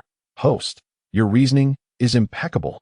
Qiao Xuejun swiftly cut the sprouting potatoes with a sterilized blade, discarding them into a basin filled with fungicide. In no time, she had filled a basin to the brim and, after 10 minutes, set them aside to dry. She had spent 2 hours cutting 100 pounds. Her hands nearly numb from the effort. Yet, to cultivate an acre, she needed to slice an additional 200 pounds. Setting the knife down, she rubbed her sore wrists and fingers. It was now 10 a.m., and the surveillance footage still showed the elderly Qiao couple seated in the living room of the old house. The temperature had climbed significantly since morning and was approaching 30 degrees by noon. System, they have not departed. Yet their endurance was visibly waning, their faces flushed with heat. Mrs. Qiao fanned herself with a flyer she had found, though it was evidently futile. Wiping the sweat from her brow, she finally suggested, perhaps we should return and wait there. Mr. Qiao, also struggling, chastised her. Can you not endure a little longer? This is all your fault. Had you not summoned that worthless girl back, we would not be in this predicament. Mrs. Qiao recoiled under his rebuke. I did it for our family and Appo's sake. The goods are rotting in the warehouse. It pains me greatly. Besides, you agreed to it. Indeed. She had called Qiao Xuejun back with the hope of having her rectify their situation, never anticipating it would escalate to this point. Had she known, she would have refrained from summoning her. As the two elders continued to bicker about discomfort, Qiao Xuejun found herself quite at ease. After a brief respite, she sliced another 100 pounds, covering the table's edge with potato chunks. Having accumulated 200 pounds, she still needed 100 more. The elderly couple remained steadfast. Yet their agitation was becoming increasingly apparent, their faces tinged with green. Qiao Xuejun's hands had begun to ache, prompting her to pause once more. Ding dong. Ding dong. Her phone incessantly chimed with new messages. Seizing the opportunity to rest, she picked it up and opened the notifications. They were from a previous social media platform. Following the incident with Qiao Xuejun and Oppo's live stream, many had reached out to express concern, urging her to avoid being deceived. However, after her earlier post, the messages had dwindled. Until today, when a flood of new messages appeared. Thank you, Prophet. I stocked up on rice and grains as well, never expecting the prices to soar so dramatically. The increase is shocking. It's akin to a knife to my backside. I have truly awakened. I want to send money to the Prophet. No one shall stop me. I hurried to stock up on supplies after heeding the Prophet's advice. Though I did not purchase much, I count myself fortunate. Our supermarket has been completely emptied, and we cannot buy even with money. I stocked up on instant noodles, and my mother hoarded flour. We are well fed and untroubled. I loathe myself. Why did I not listen? I did not stock up at all. By the time I realized, nothing remained. Moreover, our bridge has cracked under the sun and Oppo's heat, and goods can no longer be delivered. I, Qiao Xuejun, shall reward whoever sends me a box of instant noodles with the title of General. I once thought you had hoarded excessively. It was not excessive at all. Could you possibly sell me some? The price is negotiable. And so forth. With gratitude expressed towards Qiao Xuejun being predominant, alongside a few who had previously scorned her for hoarding, now eager to purchase potatoes from her. While Qiao Xuejun found the comments amusing, a sense of urgency crept in. An extreme heat disaster had indeed arrived. Furthermore, from the comments of netizens, it was clear that the heat wave was not merely oppressive, it had disrupted transportation, causing road deformities and bridge collapses. But the ramifications extended beyond transportation. Power grids were failing. Wildfires ignited, all exacerbated by the soaring temperatures. I can no longer endure this. Qiao Xuejun heard a cry of despair, turning to see Mrs. Qiao in utter distress. It was now 12:30 p.m., and the temperature had reached its peak for the day, a scorching 40 degrees. The sweat on Mrs. Qiao's face flowed like rain, and Mr. Qiao was no better off. Having been born and raised in Guangzhou, they were accustomed to a cooler climate, with average summer temperatures around 25 degrees, occasionally reaching 30. The current heat was unbearable. Mrs. Qiao rose. I am returning inside to enjoy the air conditioning. Mr. Qiao said nothing, following her out of reluctance, still somewhat unwilling. What if that worthless girl takes advantage of our absence and slips away? Mrs. Qiao wiped her sweat. Unable to remain a moment longer, we can keep an eye on her through the window. Let us hurry. I feel like my insides are ablaze. Mr. Qiao trailed behind Mrs. Qiao as they exited together. System. Host. They have finally departed. Qiao Xuejun raised an eyebrow. They are leaving just like that? She picked up her phone and opened the chat with Mrs. Qiao, noting that the voice message sent earlier that morning remained unread. Qiao Xuejun sent a voice message in return. Is there something you need? I shall return shortly, in 20 minutes. As the system pondered her words, it observed the surveillance footage. The elderly Qiao couple, who had seemingly left, burst back into the house. Mrs. Qiao declared, I will not leave. I can wait 20 minutes. I shall remain here until that little wretch returns. Chapter 10. If you like to guard, then keep guarding. Qiao Xuejun set down her phone and resumed slicing potatoes. If one enjoys guarding, then let them continue to do so. The system continued to display the surveillance footage, expressing surprise. Host, why have they returned? Given the high temperature? According to the system and Oppo's calculations, the most prudent choice for humans would be to seek cooler surroundings. Enduring such heat would surely lead to illness. Having finished cutting a piece, Qiao Xuejun disinfected the knife. They and Oppo's made a promise to our precious Yaozu. They care. Naturally, upon hearing she would return, they were quite eager. Moreover, 20 minutes is a duration that allows for a little more patience. Before long, 20 minutes had elapsed, and the elderly Qiao couple sat in the living room of their old house, feeling as though those brief minutes stretched into an eternity. Where is she? Why hasn't Oppo's she returned? Qiao and Oppo's grandmother asked, growing increasingly anxious. I and Oppo's LL call her and find out. Qiao and Oppo's grandfather restrained her hand. No, let us wait a bit longer. lest we appear desperate. Reluctantly, Qiao's grandmother put her phone away and continued to wait. After another 10 minutes, unable to bear it any longer and feeling overheated, she disregarded her husband and Appo's protest and took out her phone to call Qiao Xuejun. When Qiao Xuejun answered, her tone was casual. "Hello, who is this?" The elderly lady stammered. You. How could you ask who this is? Has that girl deleted my number, so she doesn't and amp? Appos, do you recognize me? No, that cannot be. Qiao Xuejun had always regarded them as her only family, enduring hardships while still dutifully sending them money for their retirement. How could she have deleted their number? Is this grandma? What is the matter? Upon hearing her voice, Qiao's grandmother finally relaxed a bit but continued to question. Xuejun, why are you not back yet? Didn't you say 20 minutes? It's been half an hour now. Oh, I intended to return, but it's simply too hot outside. So I found a milk tea shop to enjoy the air conditioning and some tea. I'll head back once I feel refreshed. Is there something you need, Grandma? In the surveillance footage, the grandmother stood up in disbelief, her eyes wide. What did you say? You're enjoying the air conditioning? You're not coming back? Yes. It's way too hot out there. The air conditioning is much more comfortable. Besides, I don't have to work these days. So I might as well find a pleasant place to relax. Who would choose to sit in the sweltering heat with nothing to do? The elderly Qiao couple, who had been idly waiting in the heat. Isn't that just inviting suffering upon oneself? After a prolonged silence on the other end, Qiao's grandmother finally managed to speak. You must come back quickly. Your grandfather and I have matters to discuss with you. I don't want to move. It's too hot. I plan to swim outside to cool off, Qiao Xuejun replied, unable to contain himself. Qiao and Appo's grandfather wiped his brow and seized the phone. You ungrateful wretch. We raised you with such care. And you have the audacity to enjoy yourself while we wait here for you? Wait for me. For what purpose?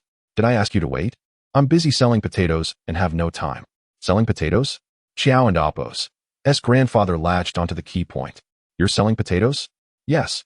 They've started to sprout. If I don't sell them soon, they'll be unsellable. Fortunately, someone bought them all, and I'll return shortly. Qiao and Appo's grandfather was rendered speechless, realizing she had genuinely sold them all. Soon, he reassured himself. No need to worry. Selling them was a good thing. There was no need for Yuzu to personally hawk the potatoes. They could simply take the money. How much did you sell them for?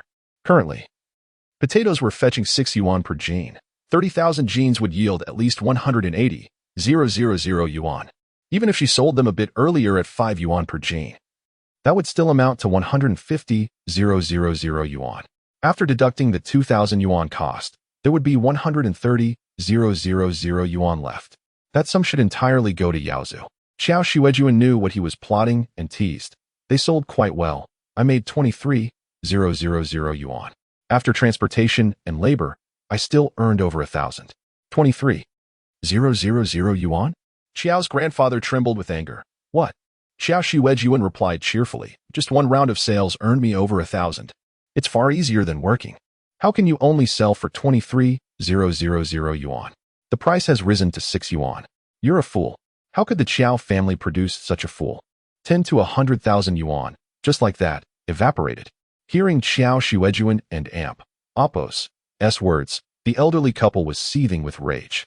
As she continued slicing potatoes, Qiao Xuejun raised her eyes to admire the furious expression on her grandfather's face. His beard bristling and breaths quickened, and mockingly remarked, So the price has risen, huh? You shouldn't have sold them to me back then. Otherwise, you could have sold them at a higher price now. A substantial profit. And you could have helped Yaozu find a wife. Indeed, the elderly Qiao couple had long regretted their decision, but there were no remedies for regret. They found no place to express it. Feeling somewhat unwilling, Qiao's grandfather asked again, You sold all 30,000 jeans? Yes, not a single one left. This was merely the beginning. Once the apocalypse became the norm, resources would be scarce. The items in their abandoned warehouse would be highly sought after. And all of those had been given to her by Qiao Yaozu to settle debts. Continuing to provoke them, Qiao Xuejun added, My parents and Appo's 2 million compensation. Yuzu owes me 600,000. He gave me 150,000 in cash and another warehouse full of assorted goods, which he valued at another 150,000. He still owes me 300,000. This revelation clearly caught the elderly Qiao couple off guard, and they were utterly astonished. You mean Yaozu owes you 600,000 Qiao Xuejun smiled. He didn't tell you? He settled 300,000. Still short 300,000. Should Grandpa cover for him? Qiao and Appo's grandfather was nearly furious. What nonsense are you spouting? How could Yuzu possibly owe you 300,000? On what grounds? You, a worthless liability. Impossible. This is absurd. How could Yuzu give her money? Surely she is just saying this to provoke us.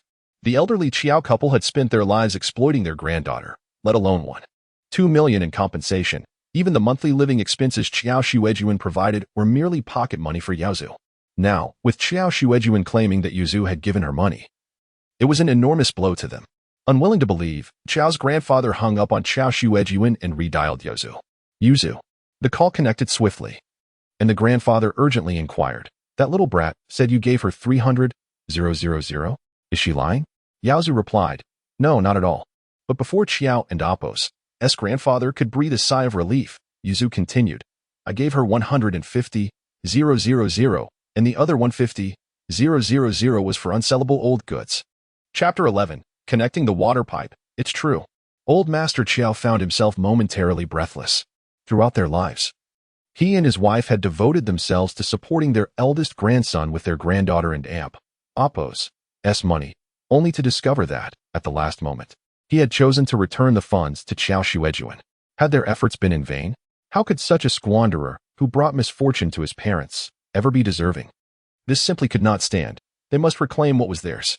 A fire of anger ignited within old Master Qiao, exacerbated by the sweltering midday heat of 40 degrees. Overcome with agitation, the provocation from Qiao Yuzu left him gasping, and he collapsed to the ground. In a state of panic, the old woman rushed to assist him. Old man.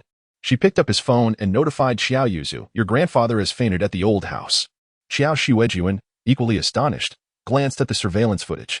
She had merely intended to bring him back to experience the warmth of the sweltering day and never imagined he would collapse. It was evident that Qiao Yuzu had truly exasperated him.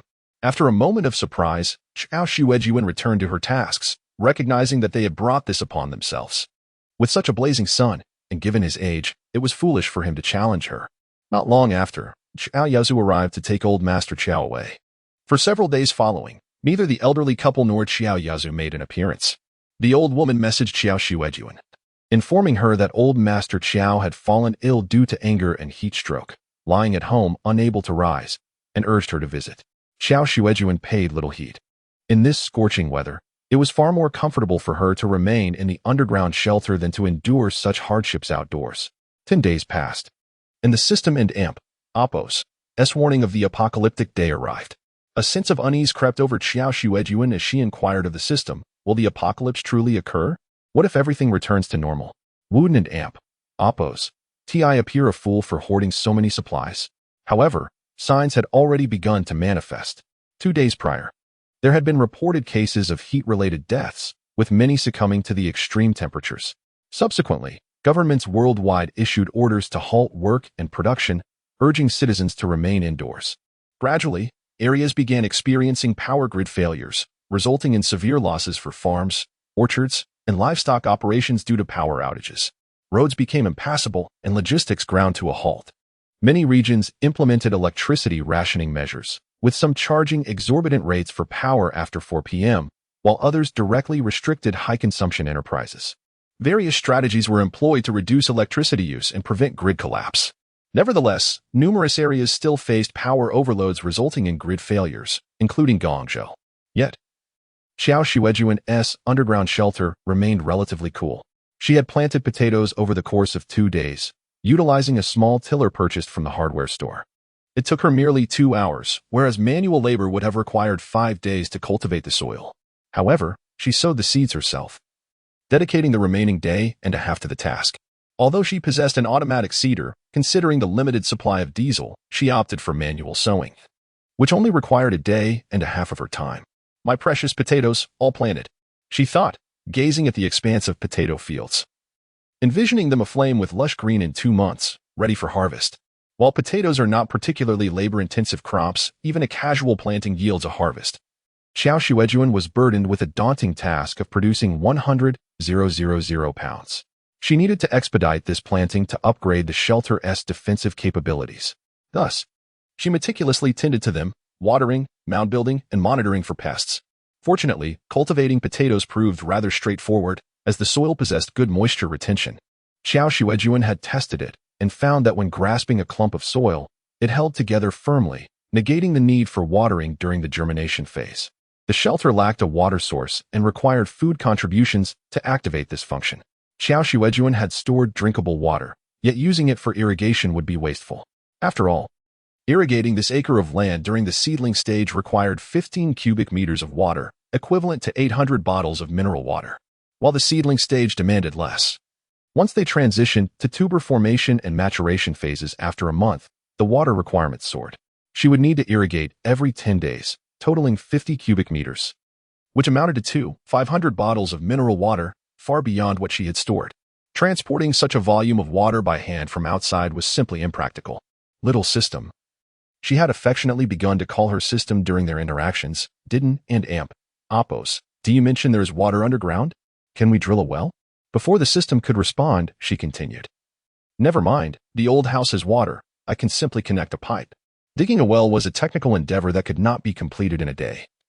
But attaching a water pipe was different. She could locate the right spot underground, drill a hole, and connect a flexible water pipe. Host, 100. 000 pounds of food is needed to activate the well function. Another 100, 000 pounds.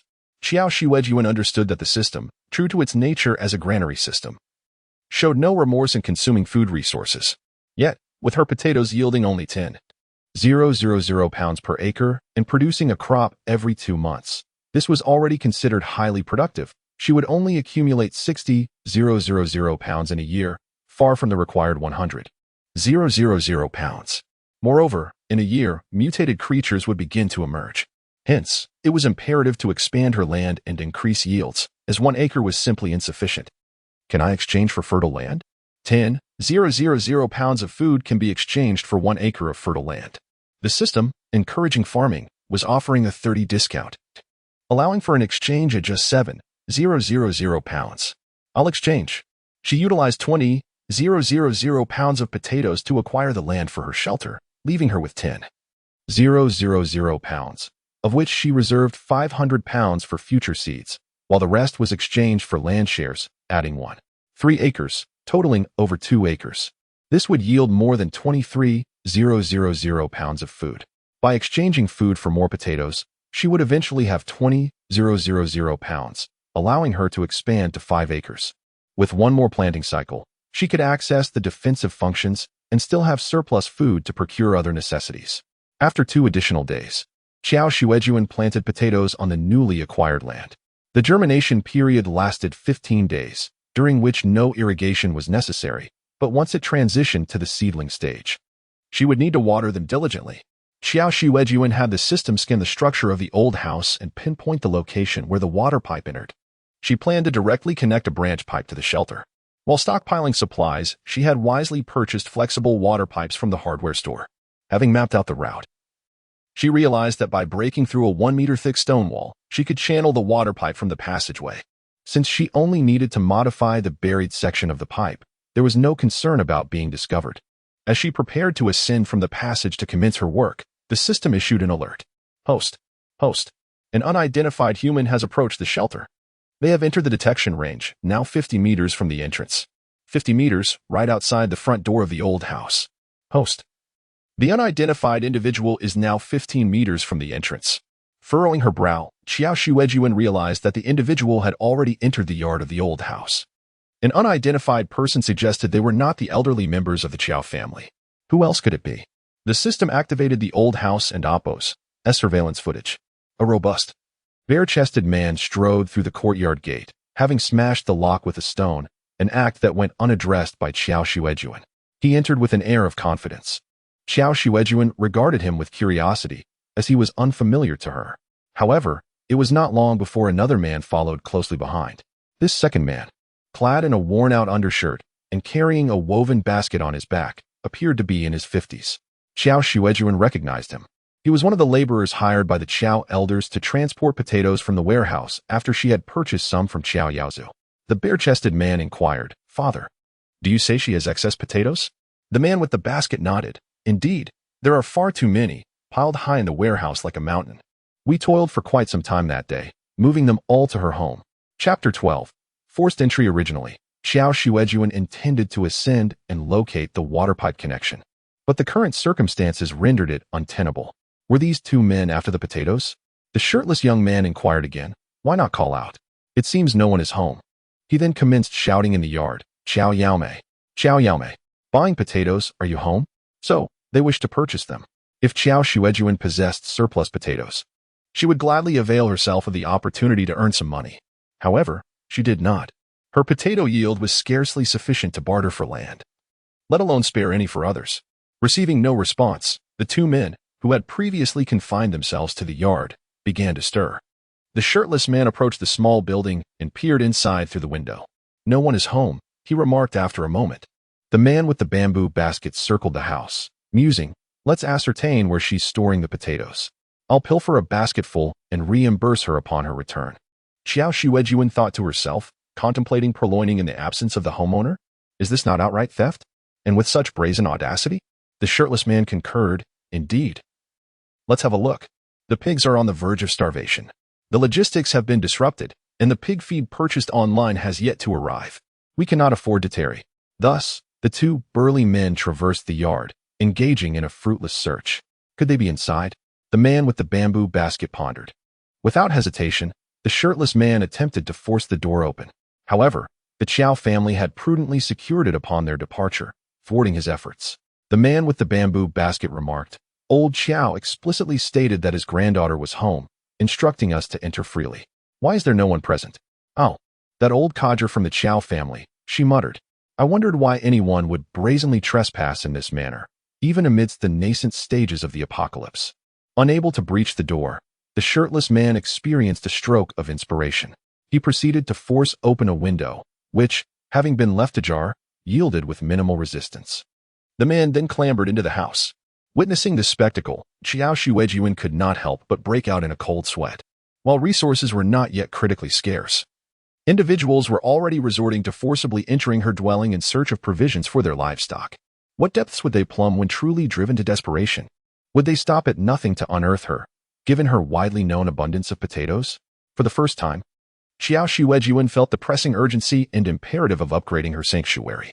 The small building, comprising merely 2 stories and sparsely furnished, was swiftly searched by the two men, who soon ascertained that it contained neither potatoes nor any other items of interest.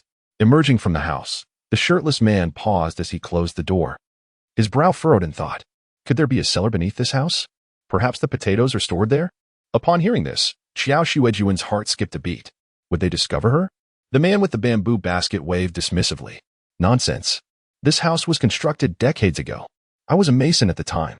Had there been a cellar, I would undoubtedly be aware of it. They have no cellar. The shirtless man relented. Very well. I suppose they have indeed sold them. Let us inquire at other residences for pig feed. Only after the two men had departed did Qiao Xuejun exhale a sigh of relief. She was thankful that they had not conducted a thorough inspection for a cellar. Qiao Xuejun addressed the system, be vigilant. Should anyone approach this vicinity, alert me immediately. She resolved to proceed with the water pipe connection. Qiao Xuejun dedicated a day to devising the optimal water pipe routing, selecting the path that entailed the least amount of construction. She then spent several days diverting the water pipe from its original course to the underground sanctuary, employing an overtly conspicuous and aesthetically displeasing method that nonetheless prioritized convenience. After 15 days, during the seedling stage of the potatoes, Qiao Xuejun successfully irrigated her crop. However, as she toiled, the external situation deteriorated markedly. The heat wave intensified, its effects becoming increasingly severe. Qiao Xuejun observed a surge in reported cases of heatstroke fatalities online, prompting widespread mandatory work stoppages and production halts. Experts and professors emerged to elucidate the underlying causes of the extreme heat, while simultaneously imploring the populace to employ electricity judiciously. Power outages precipitated the demise of vast numbers of poultry and livestock on farms. Rumors circulated that individuals were scavenging around crematoria, where the carcasses of heat-stricken animals were being incinerated, seizing the opportunity to retrieve the dead animals for consumption. The surge in hoarding had engendered a temporary scarcity of resources, exacerbating the prevalence of such scavenging. Experts and scholars cautioned against consuming these animal carcasses, citing the risk of contracting diseases from those that had succumbed to illness. However, some individuals remained undeterred, prioritizing self-interest above all else. After all, even if they themselves did not consume the scavenged meat, they could process it and sell it to others, as sustenance commanded a premium in those times. Even some elderly residents near farms, aware that the animals had perished from heat stroke and were therefore free of disease, lamented the waste of incinerating them. Consequently, individuals continued to frequent crematoria in search of animal carcasses. I can and amp, oppose, believe they and amp, oppose, rescavenging even this. Is this fit for human consumption? I and oppose, am never eating out again. What else can we do? I live nearby, and my parents wanted to go out and scavenge, but I talked them out of it. They just couldn't bear to see the waste, and they told me that they ate everything 50 years ago. When will the temperature drop? It's only early April. And it's already this hot. It's outrageous. Is this even Earth anymore?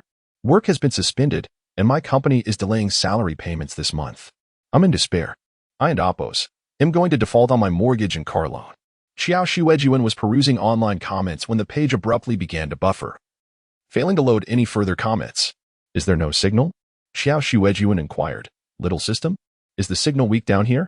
The system responded, no, host. The issue lies with the base station in this area. The wildfires in the vicinity have caused it to malfunction. Wildfires?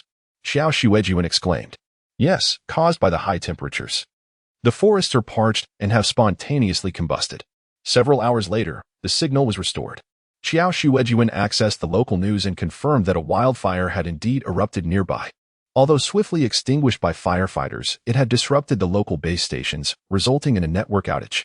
Upon the restoration of the network signal, online discourse grew even more frantic and apprehensive. Is this really the end of the world? So many wildfires. It's as if God has set the world ablaze. With temperatures this high, Antarctica will experience further glacial melting. Save the penguins. I've been cooped up at home for a week due to the work stoppage. I want to go out. When will the temperature drop? National weather forecast. I want to stockpile more supplies. I have a foreboding feeling that this temperature isn't going to drop anytime soon. I can't take it anymore. I heard that someone contracted mad cow disease from eating a dead cow they scavenged. Chapter 13. Mad cow disease. Qiao Xuejun took note of the rumors surrounding mad cow disease. The disease was indeed terrifying, though reports of its occurrence had dwindled. Initially surfacing in British cattle farms, the practice of processing bovine and ovine carcasses into feed for live cattle led to prion infections through cannibalism. Human consumption of infected cattle could also trigger mutations. Prion, resilient even in boiling water, defied conventional sterilization. Should someone unknowingly bring home prion-infected beef, standard kitchen preparation would prove futile in eradicating the pathogen, inevitably leading to dire consequences. Symptoms of mad cow disease: irritability, heightened aggression, sensitivity to light and sound, and brain lesions bore a striking resemblance to those of zombies. Little system, she inquired, will zombies feature in this apocalyptic narrative? System, zombies are not mentioned within the confines of the book. Their existence is not alluded to in the currently unlocked sections. The system hesitated, adding, however, the unlocked content is limited. Their presence in later chapters remains a possibility. Alternatively, it may be an insignificant issue, hence its omission from the narrative. Ah, my information has just been updated. A mutated form of mad cow disease, transmissible through bites and blood, has erupted. Qiao Xuejun, your information updates are rather tardy. Time to hone my skills with the slingshot and bow. As Qiao Xuejun delved further into the mad cow disease discourse, her phone chimed with a call from the elderly matriarch of the Qiao family. What does she want now? Xuejun, where have you wandered off to? Why aren't you home? The air conditioning is on all day. You're suffering needlessly under the sun. Come home at once. You. Qiao Xuejun spit it out. A moment of silence ensued, remarkably devoid of the usual vitriol. Instead, a suppressed, saccharine tone emerged. Do you recall the Zhang boy who lived next door during your childhood? Which one was that? The response was evasive. It's good that you remember. His family, who were once prominent business owners, relocated to Shenzhen. They've returned to Guangzhou to escape the heat and expressed a desire to reconnect after so long. Why are you gallivanting about in this sweltering weather? Shuden and Amp, Oppos, do you be thanking them? A young man and Amp, Oppos' voice filtered through the phone. Xiao Yaomei was the prettiest girl when she was young. She must be even more stunning now. Then Xiao Yaozu chimed in. Indeed, My sister is as beautiful as a flower. Grandma, didn't Indapos you take a photo with her recently? Show it to Brother Zhang. Here. A photo. Brother Zhang, isn't my sister even more attractive than she was in her youth? Qiao Xuejun, what in the world? A lecherous chuckle emanated from Brother Zhang. Beautiful. Beautiful. So fair, just as tender as she was as a child. Yao Mei doesn't have a boyfriend, does she? Xiao Yaozu, of course not. Haha. Brother Zhang is a successful businessman in Shenzhen. He can guide us siblings. Brother Zhang responded, easy, easy. You're involved in agricultural product live streaming, right? I happen to know some people. By the way, I and Appos am staying in the old house. Does your sister live in the old house too? Xiao Yuzu. Yes, yes, yes. There and Appos s no air conditioning in that old house. She and Appos s suffering. Qiao Xuejun. She promptly terminated the call. Who are these hangers-on? My neighbor? My old house is situated in a rather remote part of town, with few residences nearby. The closest one, about 100 meters away, is a self-built house. But it doesn't appear to be in much better condition than mine, and it seems long unoccupied, as she had surmised. The rising temperatures had indeed prompted an influx of people to Guangzhou. The peak of the influx was yet to come, with more individuals seeking refuge as the heat persisted. I must hasten my practice with the slingshot or bow. Physical fitness is not a concern. My agricultural pursuits have kept me in excellent shape. Qiao Xuejun practiced diligently, acknowledging the learning curve. Her accuracy was lacking, necessitating prolonged training to develop muscle memory. When the two Qiao elders attempted to call again, Qiao Xuejun declined to answer. She had stockpiled all necessary supplies and had no desire to interact with imbeciles. Recent outbreak of mad cow disease suspected to be a novel virus. The deteriorating internet connectivity had become a recurring issue. Qiao Xuejun had barely managed to connect when she noticed a public account posting about mad cow disease. Although familiar with the disease from her agricultural studies, she lacked specific knowledge. The numerous videos and photos circulating online suggested that this was not a typical case of mad cow disease. The individuals depicted exhibited aggression, violence, and aversion to sunlight, all potential symptoms of mad cow disease. However, typical sufferers experienced incoordination and instability. The individuals in the images, while exhibiting stiffness, maintained remarkable stability. Skepticism rippled through the comment sections. Mad cow disease is terrifying. Why would anyone scavenge and consume bovine carcasses? Surely, Wehaven and Appos reached that level of scarcity. Many cases have emerged from the farm next door. It's confirmed to be contagious, and the area has been quarantined. Is this truly mad cow disease? Doesn't it resemble zombies? Zombies? Don't be ridiculous. There's no such thing as zombies. Don't play blind. Watch the video. What else could it be? Video link, Qiao Xuejun, her expression grave, clicked on the video. The video depicted a man, blood trickling from his mouth, chasing a young woman. The woman, filming with her phone, revealed a bite wound on her arm. Her voice, filled with anguish, pleaded, "Brother, what and Appos s wrong? It and Appos s me. Please, regain your senses. I'll take you to the hospital." As the man neared the woman, an older woman intervened, striking him down with a stick. The video abruptly ended, leaving a black screen. The comment section was abuzz. The top comment read, "I don't know if this is a zombie virus, but what's the difference? There are differences. This one seems easily knocked down, with low defense. But the bite is so painful. It looks like he tore off chunks of flesh, with blood gushing out." The post was quickly removed for violating platform regulations, and the account was suspended. Qiao Xuejun's apprehension deepened.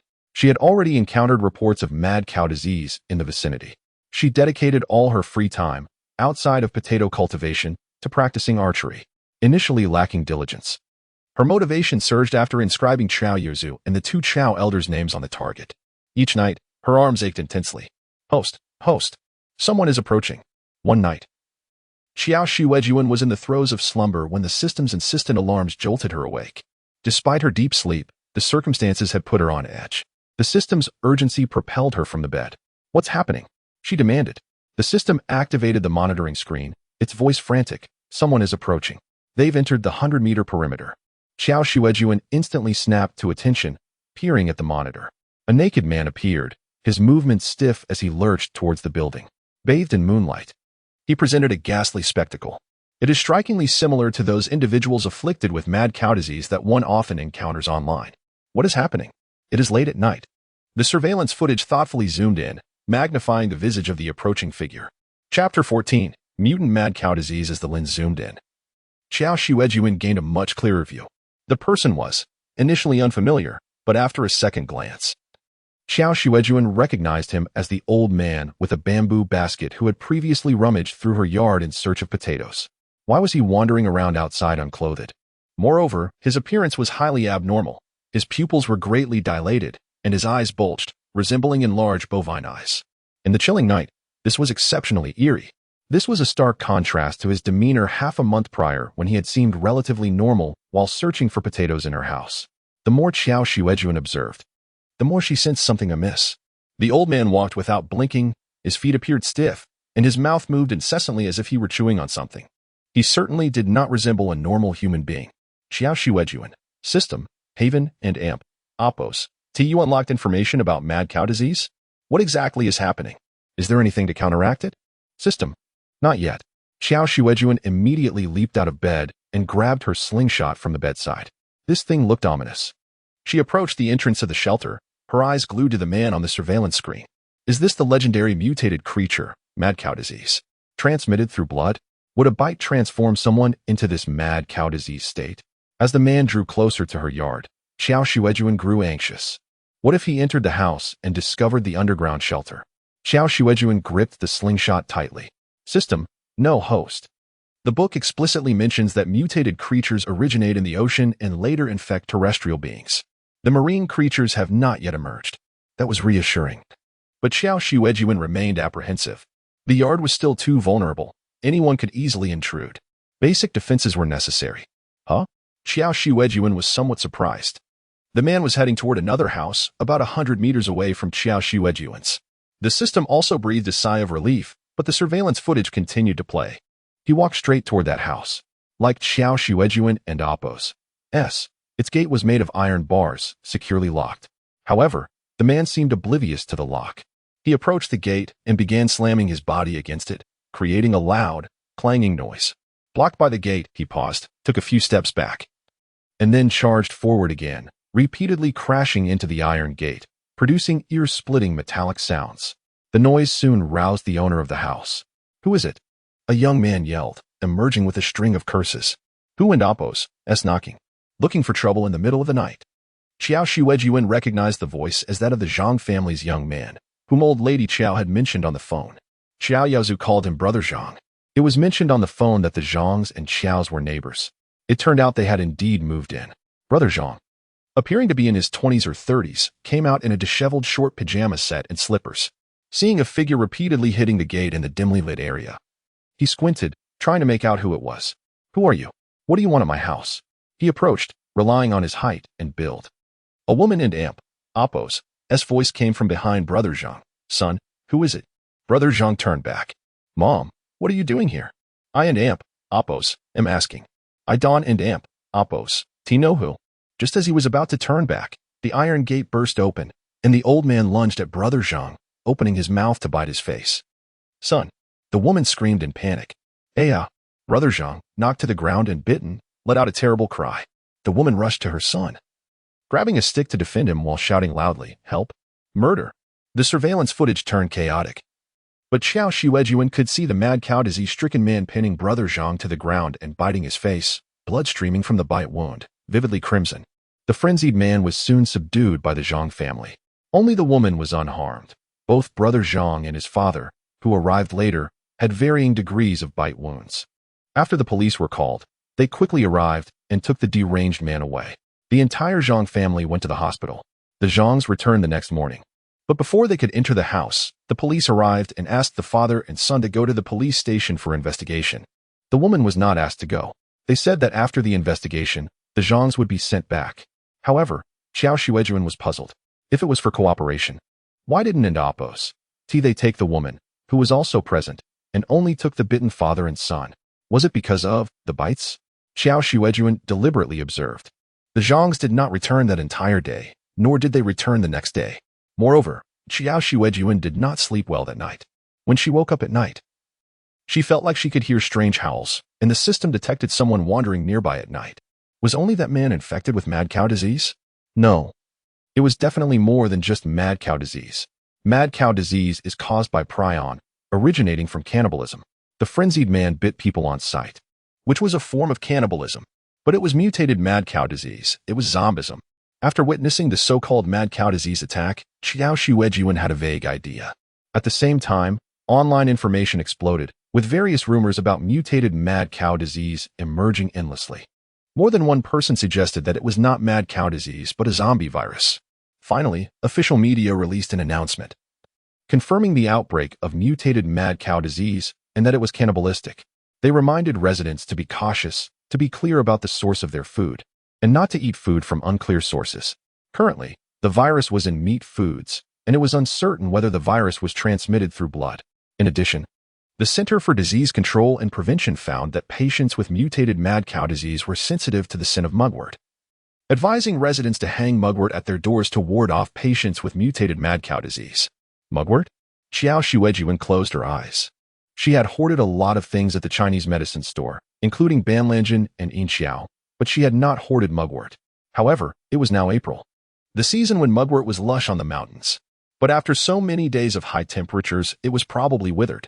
But it didn't end oppose, matter. Even withered mugwort had a strong smell. Chapter 15. The census. Qiao Xuejun had never been one to procrastinate. She would embark on any task immediately. Glancing at the clock, she noted that it was 6:30 in the evening. The sun had yet to fully dip below the horizon, and after finishing her dinner, she planned to venture out when the sun set, as it would be less oppressive then. She made her way to the storage room and retrieved several packages of pork floss bread from the shelves, items she had packed from Qiao Yazu's warehouse. Unlike dehydrated vegetables, these breads and snacks had a shelf life of just over 6 months. In the underground shelter, her kitchen had not seen fire. Her provisions were confined to these perishables. When she had shopped for daily necessities at the supermarket, she had also purchased 1,000 yuan's worth of rice, totaling 400 pounds, which remained sealed and untouched. Her funds had been depleted by diesel expenses. Otherwise, she would have stocked up even more. Nevertheless, 400 pounds would suffice for 4 to 5 years. Although rice typically has a shelf life of only a year, if stored properly, it could last several years without spoiling, albeit with a decline in taste. The bread, however, was rather dry. Qiao Xuejun poured herself a bottle of water, nibbling on the bread while taking small sips. She was frugal with her water consumption, having stockpiled both large bottles and long-lasting pouches.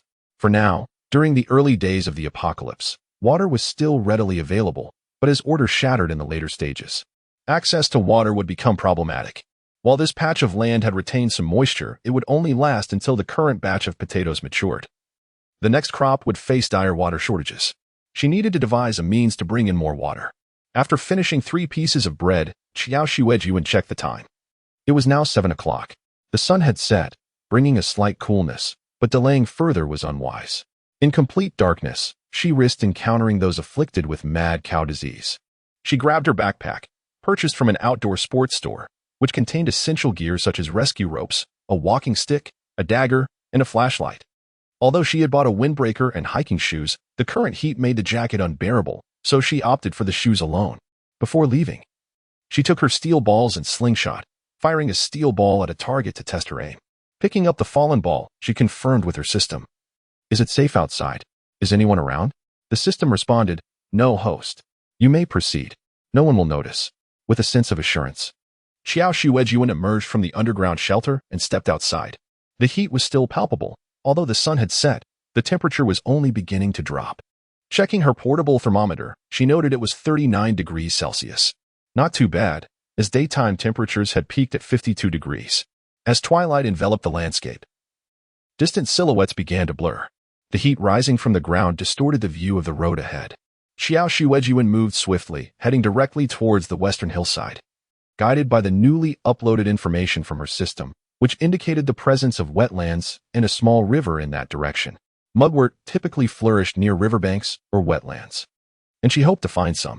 The initiative from the Disease Control Center had been issued just an hour ago, so there would likely still be plenty of mugwort on the mountain. By the time others caught on, it would undoubtedly become scarce. The resilience of plant life was astonishing. Upon reaching the base of the mountain, Qiao Xuejun gazed at the still vibrant green slopes, her heart filled with a sense of wonder. Yet, as she climbed higher, she discovered the situation on the mountain was far more dire than it appeared from below. Dandelions, which should have been in full bloom, had only formed buds and had already withered under the sun. turning yellow and crumbling to dust with a mere pinch. The same fate had befallen the duck's footgrass.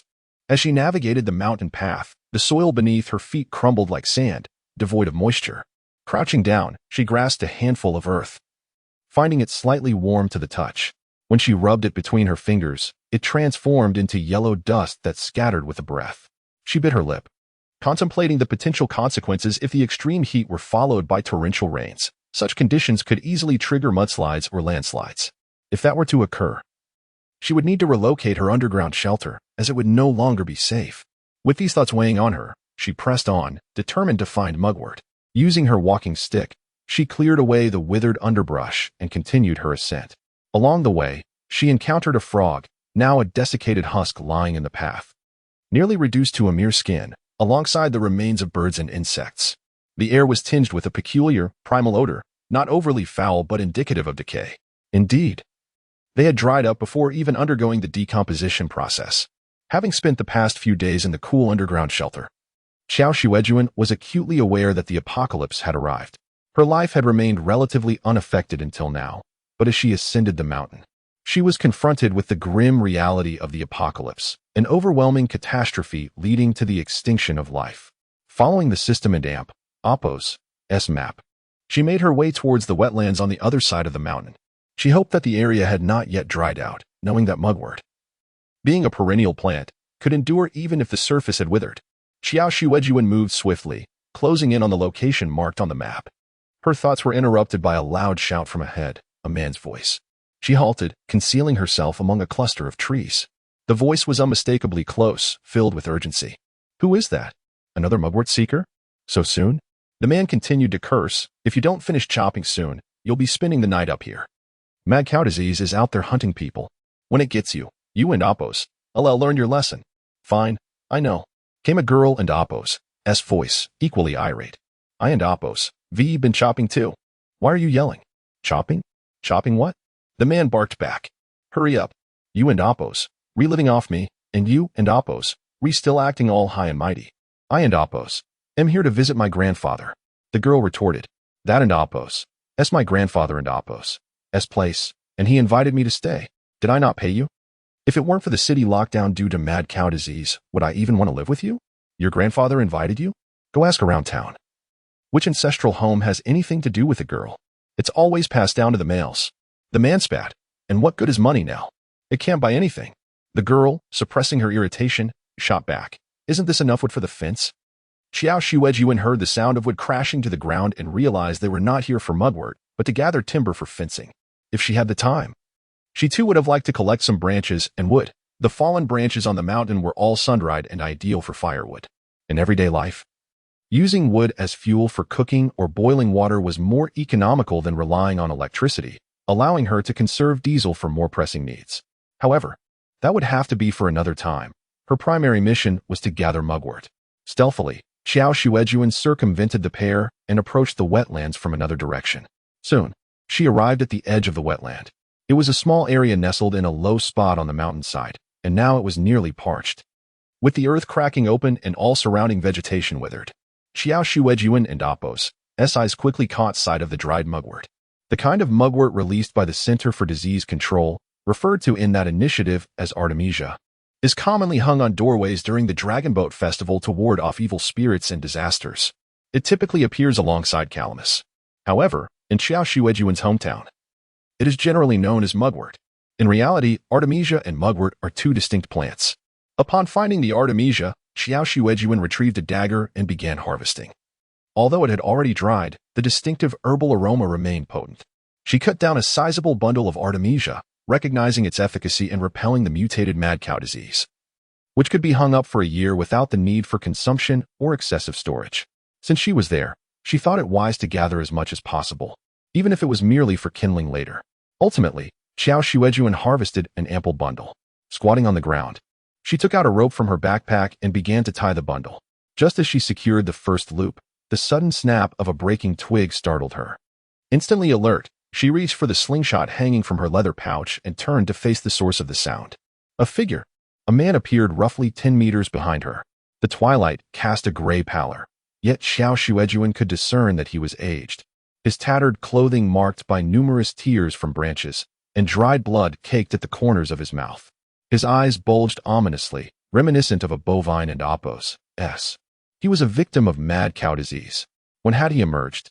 The man spotted Qiao Xuejun and quickened his pace, his mouth opening and closing as he emitted a low, guttural growl akin to a beast.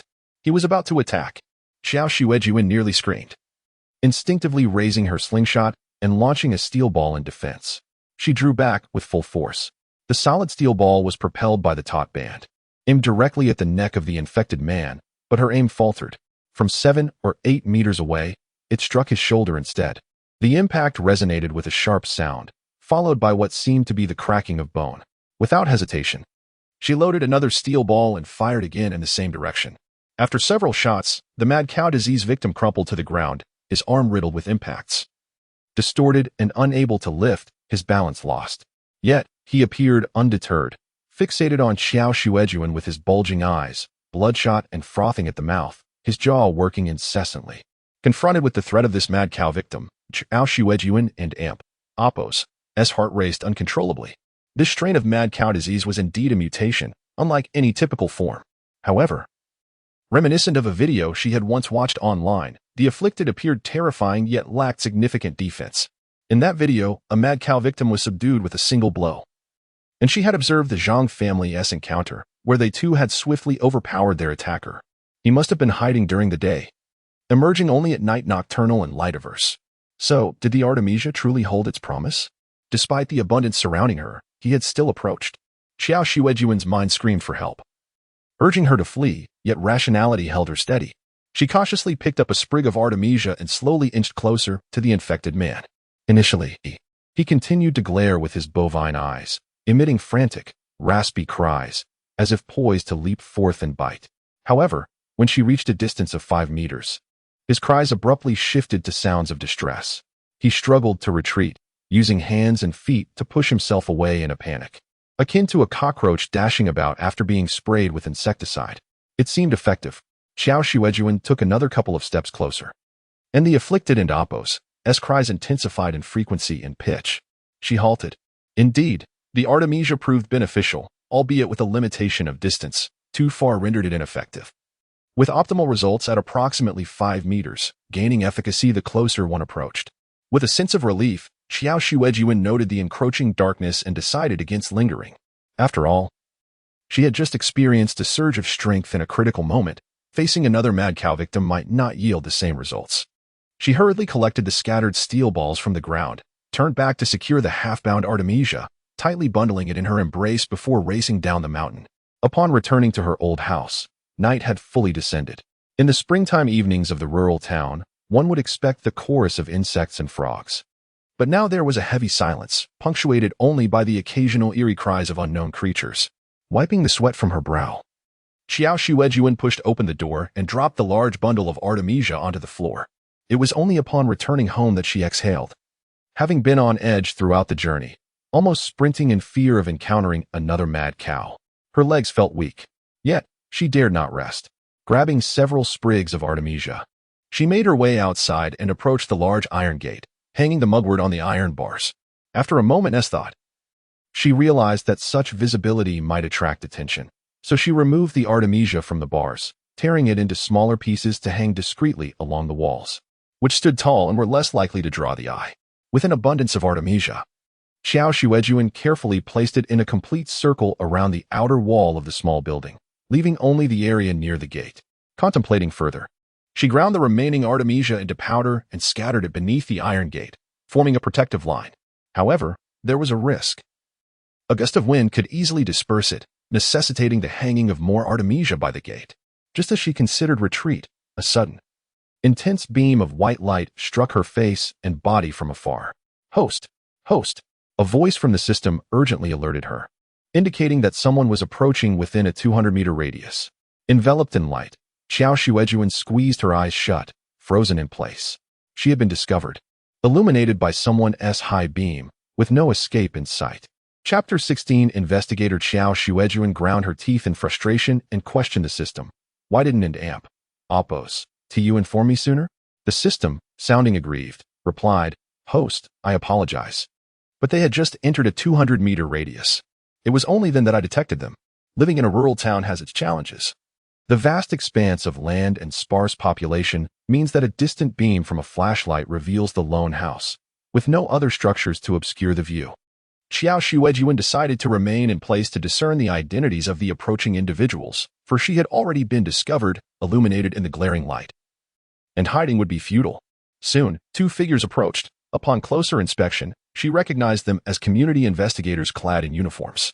The male investigator, upon seeing Qiao Xuejun, adopted a stern expression and inquired, "We are here to investigate. Are you a resident of this area?" He held a flashlight in one hand and produced his identification with the other. After confirming their identities, Qiao Xuejun nodded in affirmation. The male investigator furrowed his brow and remarked, "We conducted a population survey earlier. Why didn't you come out?" Qiao Xuejun began to respond, but the investigator dismissed her words with disdain. "I don't expect you to assist us, yet you were clearly at home. We called out at your residence for quite some time, and you chose to remain silent, deliberately evading us. We are quite busy, and your actions hinder community efforts." Taken aback, Qiao Xuejun thought, "How dare he place such an accusation upon me?" After enduring a long day outside only to be wrongfully accused, she retorted, "If you have so much to say, why don't you go and do it? Speak your business. I have no time to engage in idle chatter." "Apologies." The female investigator interjected, stepping in to diffuse the tension. Her demeanor was considerably gentler. "We have implemented new policies in response to the outbreak of mad cow disease, requiring residents to cooperate with our population surveys to monitor potential virus exposure. We just completed our visits, and when the flashlight illuminated your home, we realized you were a missed case. My colleague and AMP, Oppo's attitude was unfortunately poor due to the heat. I apologize for that. We only need to record your basic information and will leave immediately." Noticing the female investigator's severely chapped lips, Qiao Xuejun sincerely remarked, "You've worked hard. In such sweltering weather, your dedication is commendable, especially given the confirmed cases of mad cow disease in this village. You are taking risks by being out here." Though she felt considerable resentment towards her own exposure, she confined her frustration to her own lack of caution and misfortune, directing no ire towards the investigators.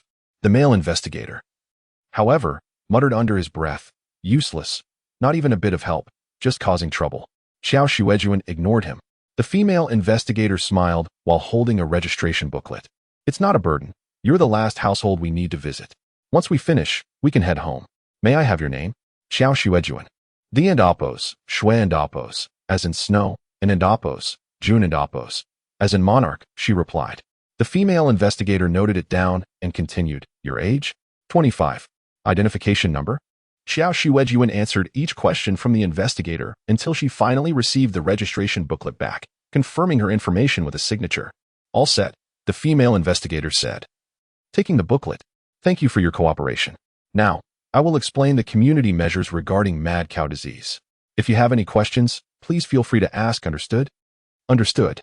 The female investigator clearly articulated the community and AMP, Oppo's response measures, which primarily advised residents against consuming unverified meat, remaining vigilant, avoiding unnecessary outings, particularly at night, and reporting any suspicious behavior indicative of mad cow disease. They also recommended hanging mugwort in homes to repel potential threats. The community would distribute collected mugwort to each household the following day. After absorbing this information, Qiao Xuejun hesitated before mentioning, "Earlier today, while I was gathering firewood, I noticed someone climbing the mountain to the west. Their behavior seemed suspicious, but I couldn't and AMP, Oppos, be certain if they were infected. In any case, I didn't see them come back. The patient who had collapsed from mad cow disease did not rise, yet. What if there was a chance of rescue?" Since the community requested reports, she felt compelled to share, albeit without revealing her prior contact with the infected individual. The female investigator's eyes widened in surprise before she quickly adopted a serious demeanor, reporting the situation via her walkie-talkie. "Thank you for the information. Individuals infected with mad cow disease pose a significant danger. We will investigate further." After concluding their inquiries, the two investigators prepared to leave. Qiao Xuejun gazed at the now darkened sky and called out to the female investigator, "Wait." The investigator halted, looking back at her with curiosity, while the male investigator displayed impatience, muttering, "What now? How bothersome. It's dark, and the longer we stay out, the greater the risk of encountering mad cow disease." Qiao Xuejun approached the door, picked 2 stalks of mugwort, and hurried back to the female investigator, handing them over. These are what was left from last year in Oppo's Dragon Boat Festival. Stay safe. The male investigator cast a disinterested glance and scoffed. What useless herb. The female investigator inhaled deeply, surprised by the medicinal aroma. This is mugwort. The male investigator in Oppo's expression shifted instantly, his face flushing with realization. This was indeed mugwort, ensuring their safety on the journey ahead. Although Qiao Xuejun did not directly offer it to him, he felt the benefits nonetheless. And the 2 stalks she provided weighed heavily on his conscience. Reflecting on his earlier demeanor, he felt an overwhelming sense of guilt and stammered an apology.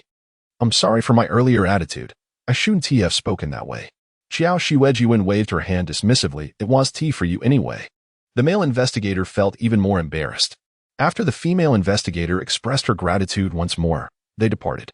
Quickly, Qiao Xuejun shut the heavy iron gate. But instead of retreating to her home, she stood contemplating the rusty gate. It posed a significant risk. It could neither conceal nor protect. She contemplated the need for modifications to prevent intruders from entering unchallenged, perhaps constructing a wooden barrier or setting traps within the confines. Having settled on a plan, she closed the door and re-entered her home. Once inside, she locked the door and approached the coffee table, preparing to clear the floor. However, instinctively, she glanced around before doing so. At that moment, a beam of light illuminated the window. The curtain blocked its path, causing it to linger briefly before shifting away. A chill ran down Qiao Xuejun's spine. Who was it? Why were they shining a light into her window? The direction of the light was not where the investigators had departed. It couldn't be them. Who could it be? Had someone spotted her? Were they watching her? Chapter 17, Preparations for the Hunt System. Host, it is the Zhang family. The Zhang family is within 100 meters of Qiao Xuejun, continuously monitored by the system. Furrowing her brow, Qiao Xuejun pondered. The Zhang family? There is only that aunt left. The father and son of the Zhang family have been taken away and have yet to return. Is that aunt watching her?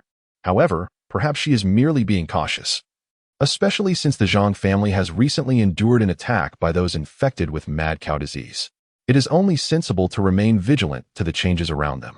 Yet, Qiao Xuejun did not hasten back to the shelter. She stood up, approached the door, and pushed a nearby table against it, creating a barrier. This way, should anyone attempt to sneak in, the noise would betray their presence. Although Qiao Xuejun knew the system could provide early warnings, she felt a greater sense of security with this precaution. Upon returning to the underground shelter, Qiao Xuejun placed her equipment down and conducted an inventory check. Rope, dagger, folding cane, all accounted for. Slingshot, steel balls. Wait, she recounted the steel balls.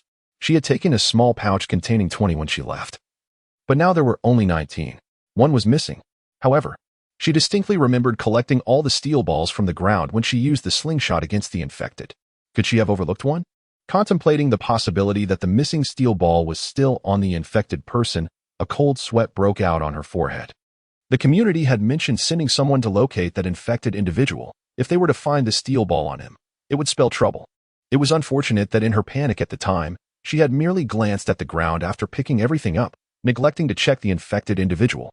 In an instant, a thought crossed Qiao Xuejun's mind to retrieve the steel ball, but she quickly dismissed it. Venturing out now would be far too perilous, and besides, the steel ball might not even be on the infected. Even if it were, discovering it on him would not necessarily link back to her. Perhaps it had fallen along the way or rolled into some crevice between stones. Ultimately, overthinking would yield no benefit.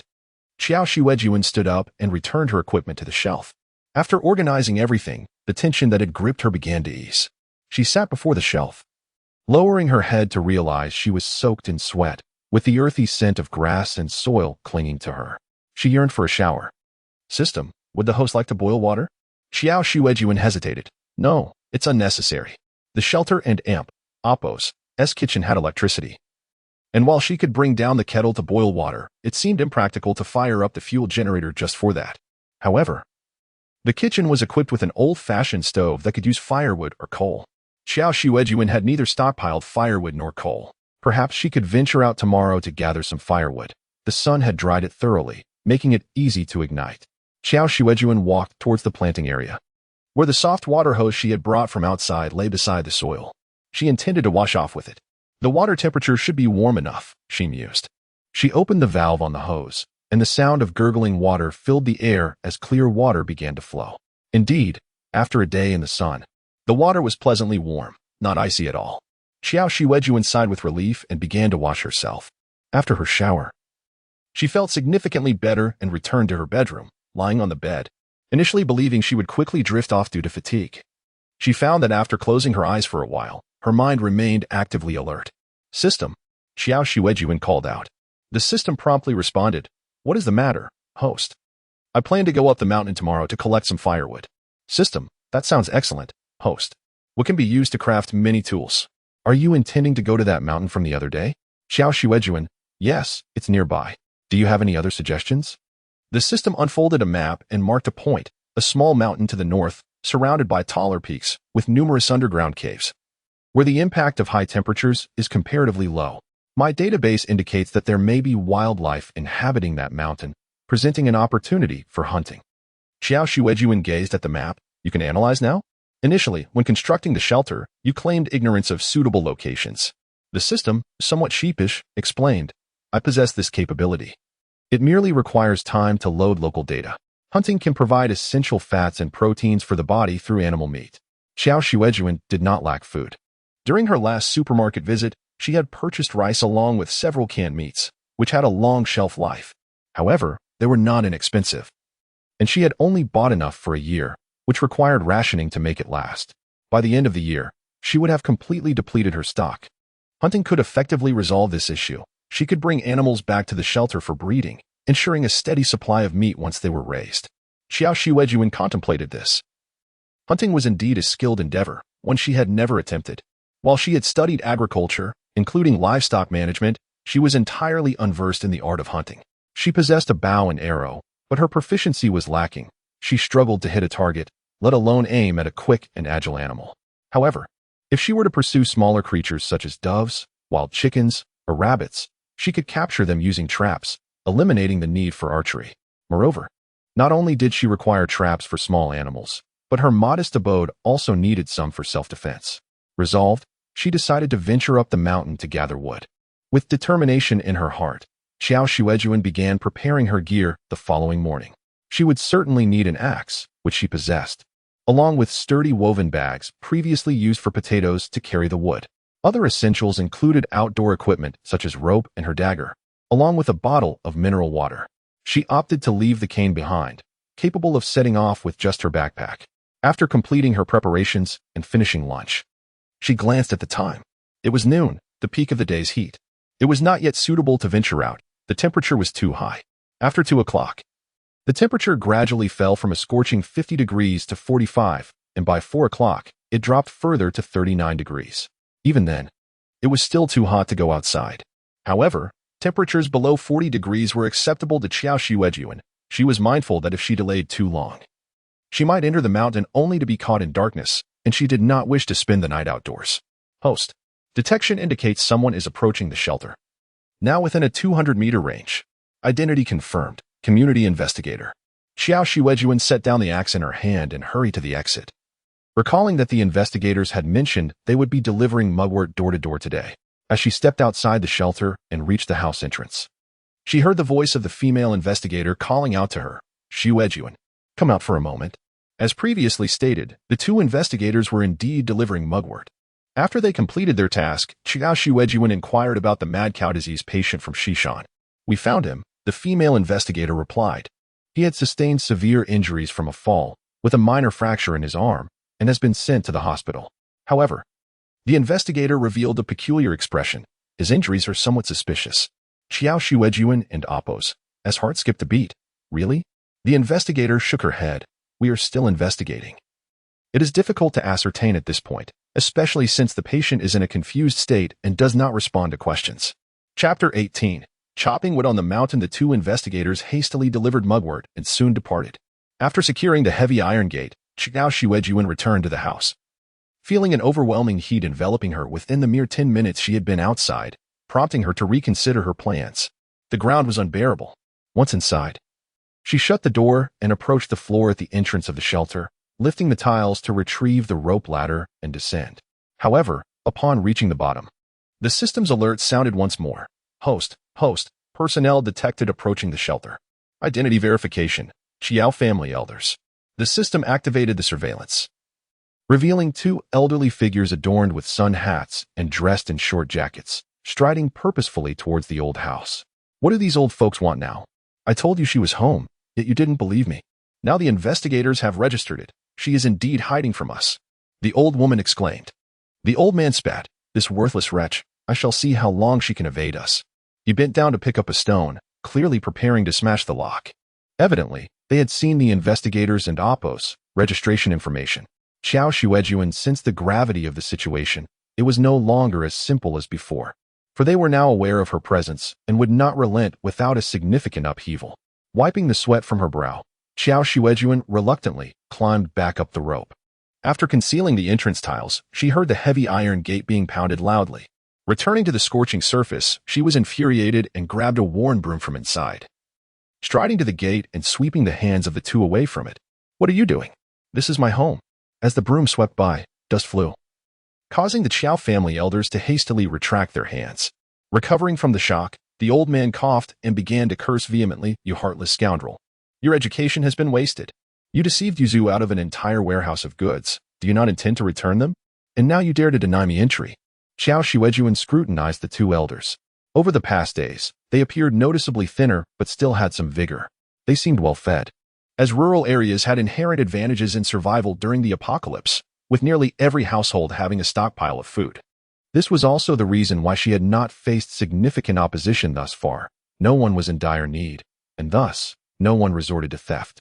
However, their supplies were limited, especially the meat reserves, which consisted solely of this year and Oppo's cured meats, amounting to no more than a few dozen pounds, insufficient for long-term sustenance.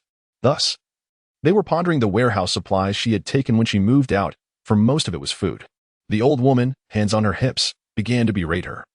You sit there comfortably, while that husband-killing mother of yours has brought my son to ruin, leaving you as a burden. We raised you well, and yet you emptied our warehouse without a trace, and today you dare to shut us out. You should have been suffocated at birth. Her voice rose, attempting to morally bind Qiao Xuejun, a tactic that often proved effective in rural areas. As her tirade continued, the old woman began to wail. Open the door. I will not leave until the villagers see what a big shot you are, returning from the city and refusing to acknowledge your own grandparents. She even sought to exert moral pressure through outsiders. Qiao Xuejun remained unfazed, her expression stoic. Should they attempt to enter, she would swiftly wield her broom against them. She was not easily swayed. If you two have gone mad, do not think you can spread it to me, she retorted, brandishing her phone in a gesture to report them. The faces of the Qiao family elders paled instantly, given the current town-wide crackdown on mad cow disease. No one wished to be associated with such a label. The old woman, realizing the gravity of the situation, exclaimed, You will report falsehoods. Qiao Xuejun shot back. Your eyes are bloodshot from glaring, and you dare throw stones at my door? Is this your home that you feel entitled to barge in? Bloodshot eyes and aggressive demeanor. What else could that signify but madness? The old man, further enraged, hurled the stone in his hand at Qiao Xuejun, shouting, You wretched brat, may you rot in hell. She dodged, but the sizable stone struck the iron door, shattering upon impact and spraying debris. With a cold expression, Qiao Xuejun dialed the reporting number left by the investigators. Is this the disease control office? I report that individuals are unlawfully entering homes during quarantine, attempting to force their way into mine. Despite my refusal, they resorted to violence, trying to break in and even assaulting me. The staff on the other end immediately adopted a serious tone. We will dispatch personnel right away. The Qiao family elders could not hear the voice on the other side, but upon witnessing her genuine report, their expressions stiffened, and they resumed their vitriol. The community workers are all from the town. Do you think they will turn their backs on us like you did? They have lived in the town for decades and have some standing. While who are you? You Haven and Amp, Oppos, T returned in years. Who knows you? And we are the elderly, deserving of preferential treatment. With this in mind, the Qiao family elders felt emboldened and resumed their tirade against Qiao Xuejun, seeking to invade her small house to rummage through her belongings. The investigators, already in town, received the call and arrived within 10 minutes. Upon arrival, they witnessed the Qiao family elders outside the iron gate, shouting, stones in hand, while Qiao Xuejun stood inside, brandishing a broom, refusing them proximity. It appeared that the Qiao family elders had not gained an advantage. This family was notorious for its preference for male heirs. The granddaughter had dropped out of school after junior high to work, while the grandson had the opportunity to study abroad. However, he returned after 2 months, claiming he could not adapt, and the grandparents, feeling pity, brought him back, a source of amusement in the town, and many were aware of it. Upon hearing the old man cursing Qiao Xuejun as a heartless wretch, the two investigators felt their faces darken at such regressive ideology. Moreover, during this period of infection outbreak, they were going door to door to disseminate information on how to cope with mad cow disease. Just 15 minutes earlier, they had educated these two elders, urging them not to wander the streets or visit others, but to remain at home. At that time, they had been compliant, enthusiastically agreeing. Yet here they were, contradicting their earlier cooperation. Seeing the investigators arrive, the Qiao family elders instead approached to voice their grievances. You came at the right time. This ungrateful descendant has cleared out our home, leaving us with nothing. With the quarantine in place, the local market is devoid of food, and online shopping is unavailable. She has taken everything, intending to starve us. Qiao Xuejun immediately countered. Those items were compensation for debts owed to me by Qiao Yaozu. The 600,000 he received for studying abroad was merely the compensation for my parents and Appo's accident. The junk in his warehouse was worth only 300,000, still leaving a debt of 300,000. And I have a promissory note. As she spoke, Qiao Xuejun retrieved the prepared debt documentation and photographs of the handwritten promissory note from her phone's gallery, extending her hand through the iron bars to present them to the investigators. This note and statement were drafted by Qiao Yaozu himself, fearing she might deny the agreement after receiving the goods. The note bore Qiao Yaozu and Appo's signature and his live streaming channel and Appo's red seal, leaving the investigators furrowing their brows. For the truth was becoming increasingly evident. The elderly members of the Qiao family were taken aback by Qiao Xuejun's unexpected maneuver, hastily attempting to knock the phone from her grasp. "What nonsense are you spouting?" they exclaimed. Qiao Xuejun swiftly withdrew her hand, leaving them grasping at air. "You wish to destroy evidence." The two elders nearly lunged at the investigators. The investigators, growing increasingly perturbed, were aware that handling domestic disputes was not part of their duties. The midday heat compounded their challenges, and facing individuals who deliberately provoked trouble and refused to cooperate only soured their expressions further. The female investigator admonished Qiao Jianshan, Zhang Zhenshu. "You signed the petition just 20 minutes ago, and now you are violating the regulations. Comrade Qiao Xuejun is correct in denying you entry. During these special times, you must consciously adhere to the rules and avoid causing public disturbances." The Qiao elders were indignant. "How can this young lady speak to us like that?"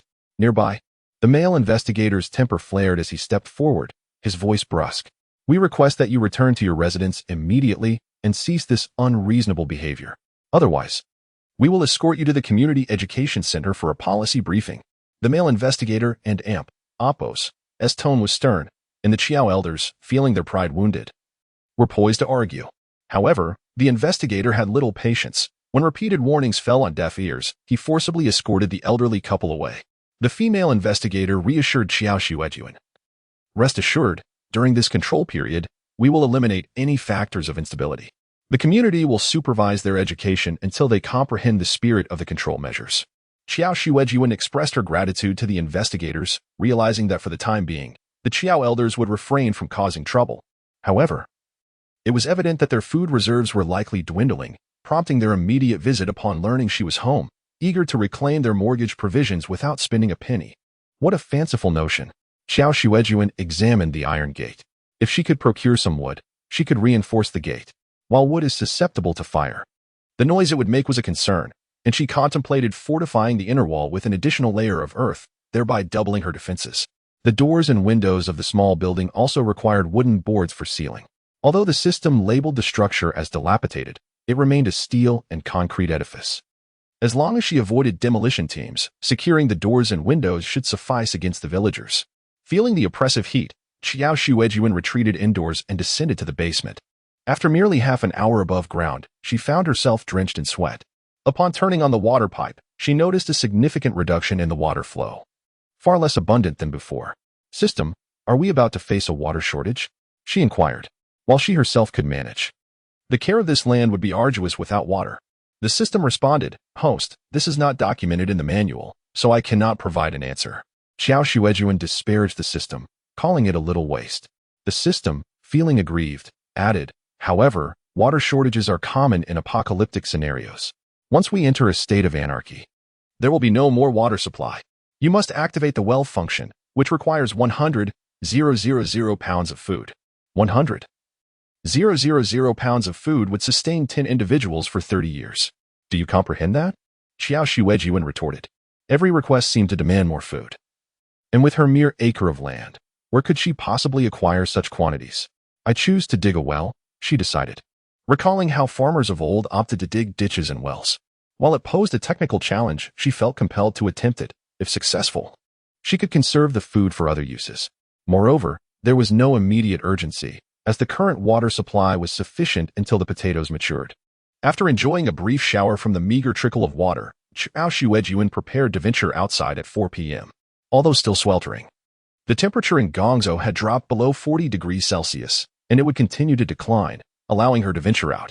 Due to the isolation caused by mad cow disease, all routes leading out of the town had been sealed. However, Qiao Xuejun had no intention of leaving. Instead, she took a shortcut designated by the system towards the mountain. She timed her journey and noted that the trek from her home to the mountain's base took approximately 35 minutes. The mountain was indeed encircled by taller peaks. And perhaps due to the unique environment, a gentle breeze greeted her as she stood at the foot of the mountain. She contemplated resting there for a moment, but quickly dismissed the idea and shouldered her gear to ascend. The conditions on this mountain were superior to others. The portable thermometer indicated a temperature of 32 degrees Celsius, warm, yet entirely bearable. The contrast between the sunlit and shaded slopes was stark. The sunlit area was littered with dried wood, perfect for burning, while the shaded side retained some moisture in the fallen timber. By the time Qiao Xuejun reached the halfway point, she checked the time again. Another 35 minutes had elapsed. The total journey thus far was 70 minutes. The descent would be quicker, but carrying firewood would slow her down, necessitating about an hour for the return trip. Given that it was early April and the sun set entirely by 7:30 p.m., she needed to be back down by 6:30 p.m. With the clock reading 5 p.m., she had only an hour and a half to work. What could she accomplish in that time? Observing the favorable conditions on the mountain, she hoped to spot any surviving wildlife, such as hares or pheasants. Time was of the essence. Without further delay, she began her work, collecting branches from the sunlit slope. It appeared that few had visited this mountain, as it was strewn with fallen branches untouched by others. As she gathered, a thought struck her. System, can't you transfer these branches directly to the shelter? The system confirmed, yes.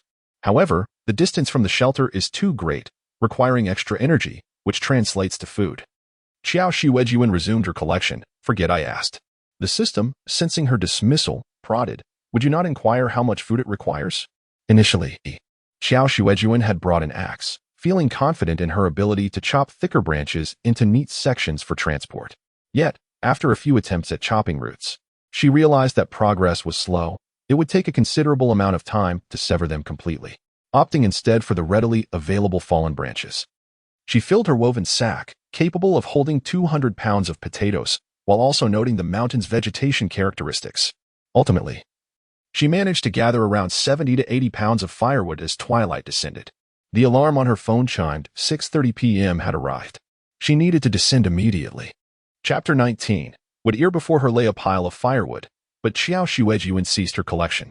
She secured her burlap sack with a knot for easy dragging and began her descent down the mountain. The sack, containing 70 or 80 pounds of wood, was quite heavy.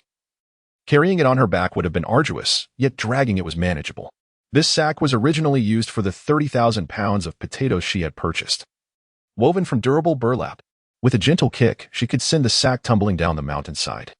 And she continued to nudge it along with her foot until she reached the foot of the hill. Occasionally, her aim would miss, requiring her to pull the sack back on course, which was a bit exhausting. She mused that a handcart would have been advantageous.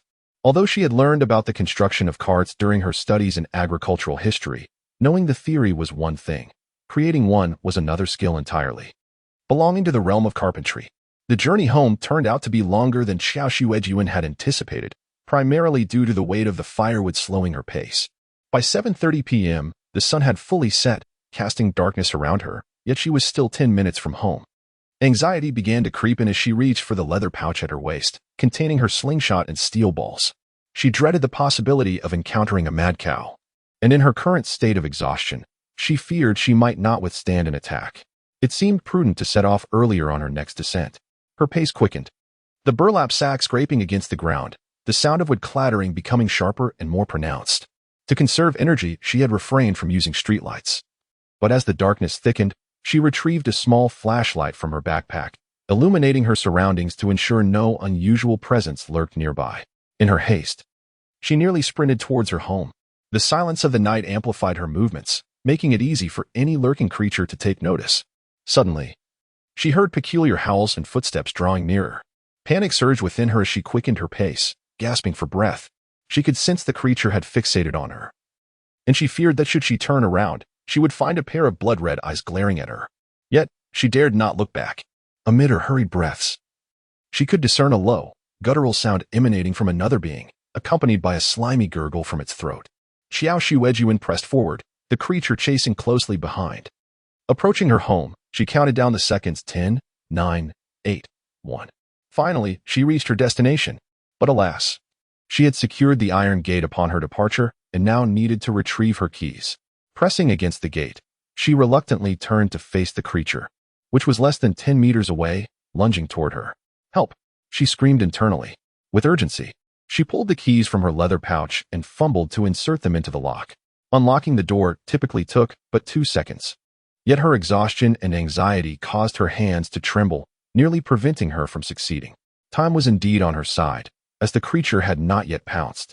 Upon dragging the firewood sack and unlocking the door, she discovered the creature hovering 5 meters away, pacing while gazing hungrily at her, yearning to enter, yet paralyzed by fear. The wormwood had proven effective.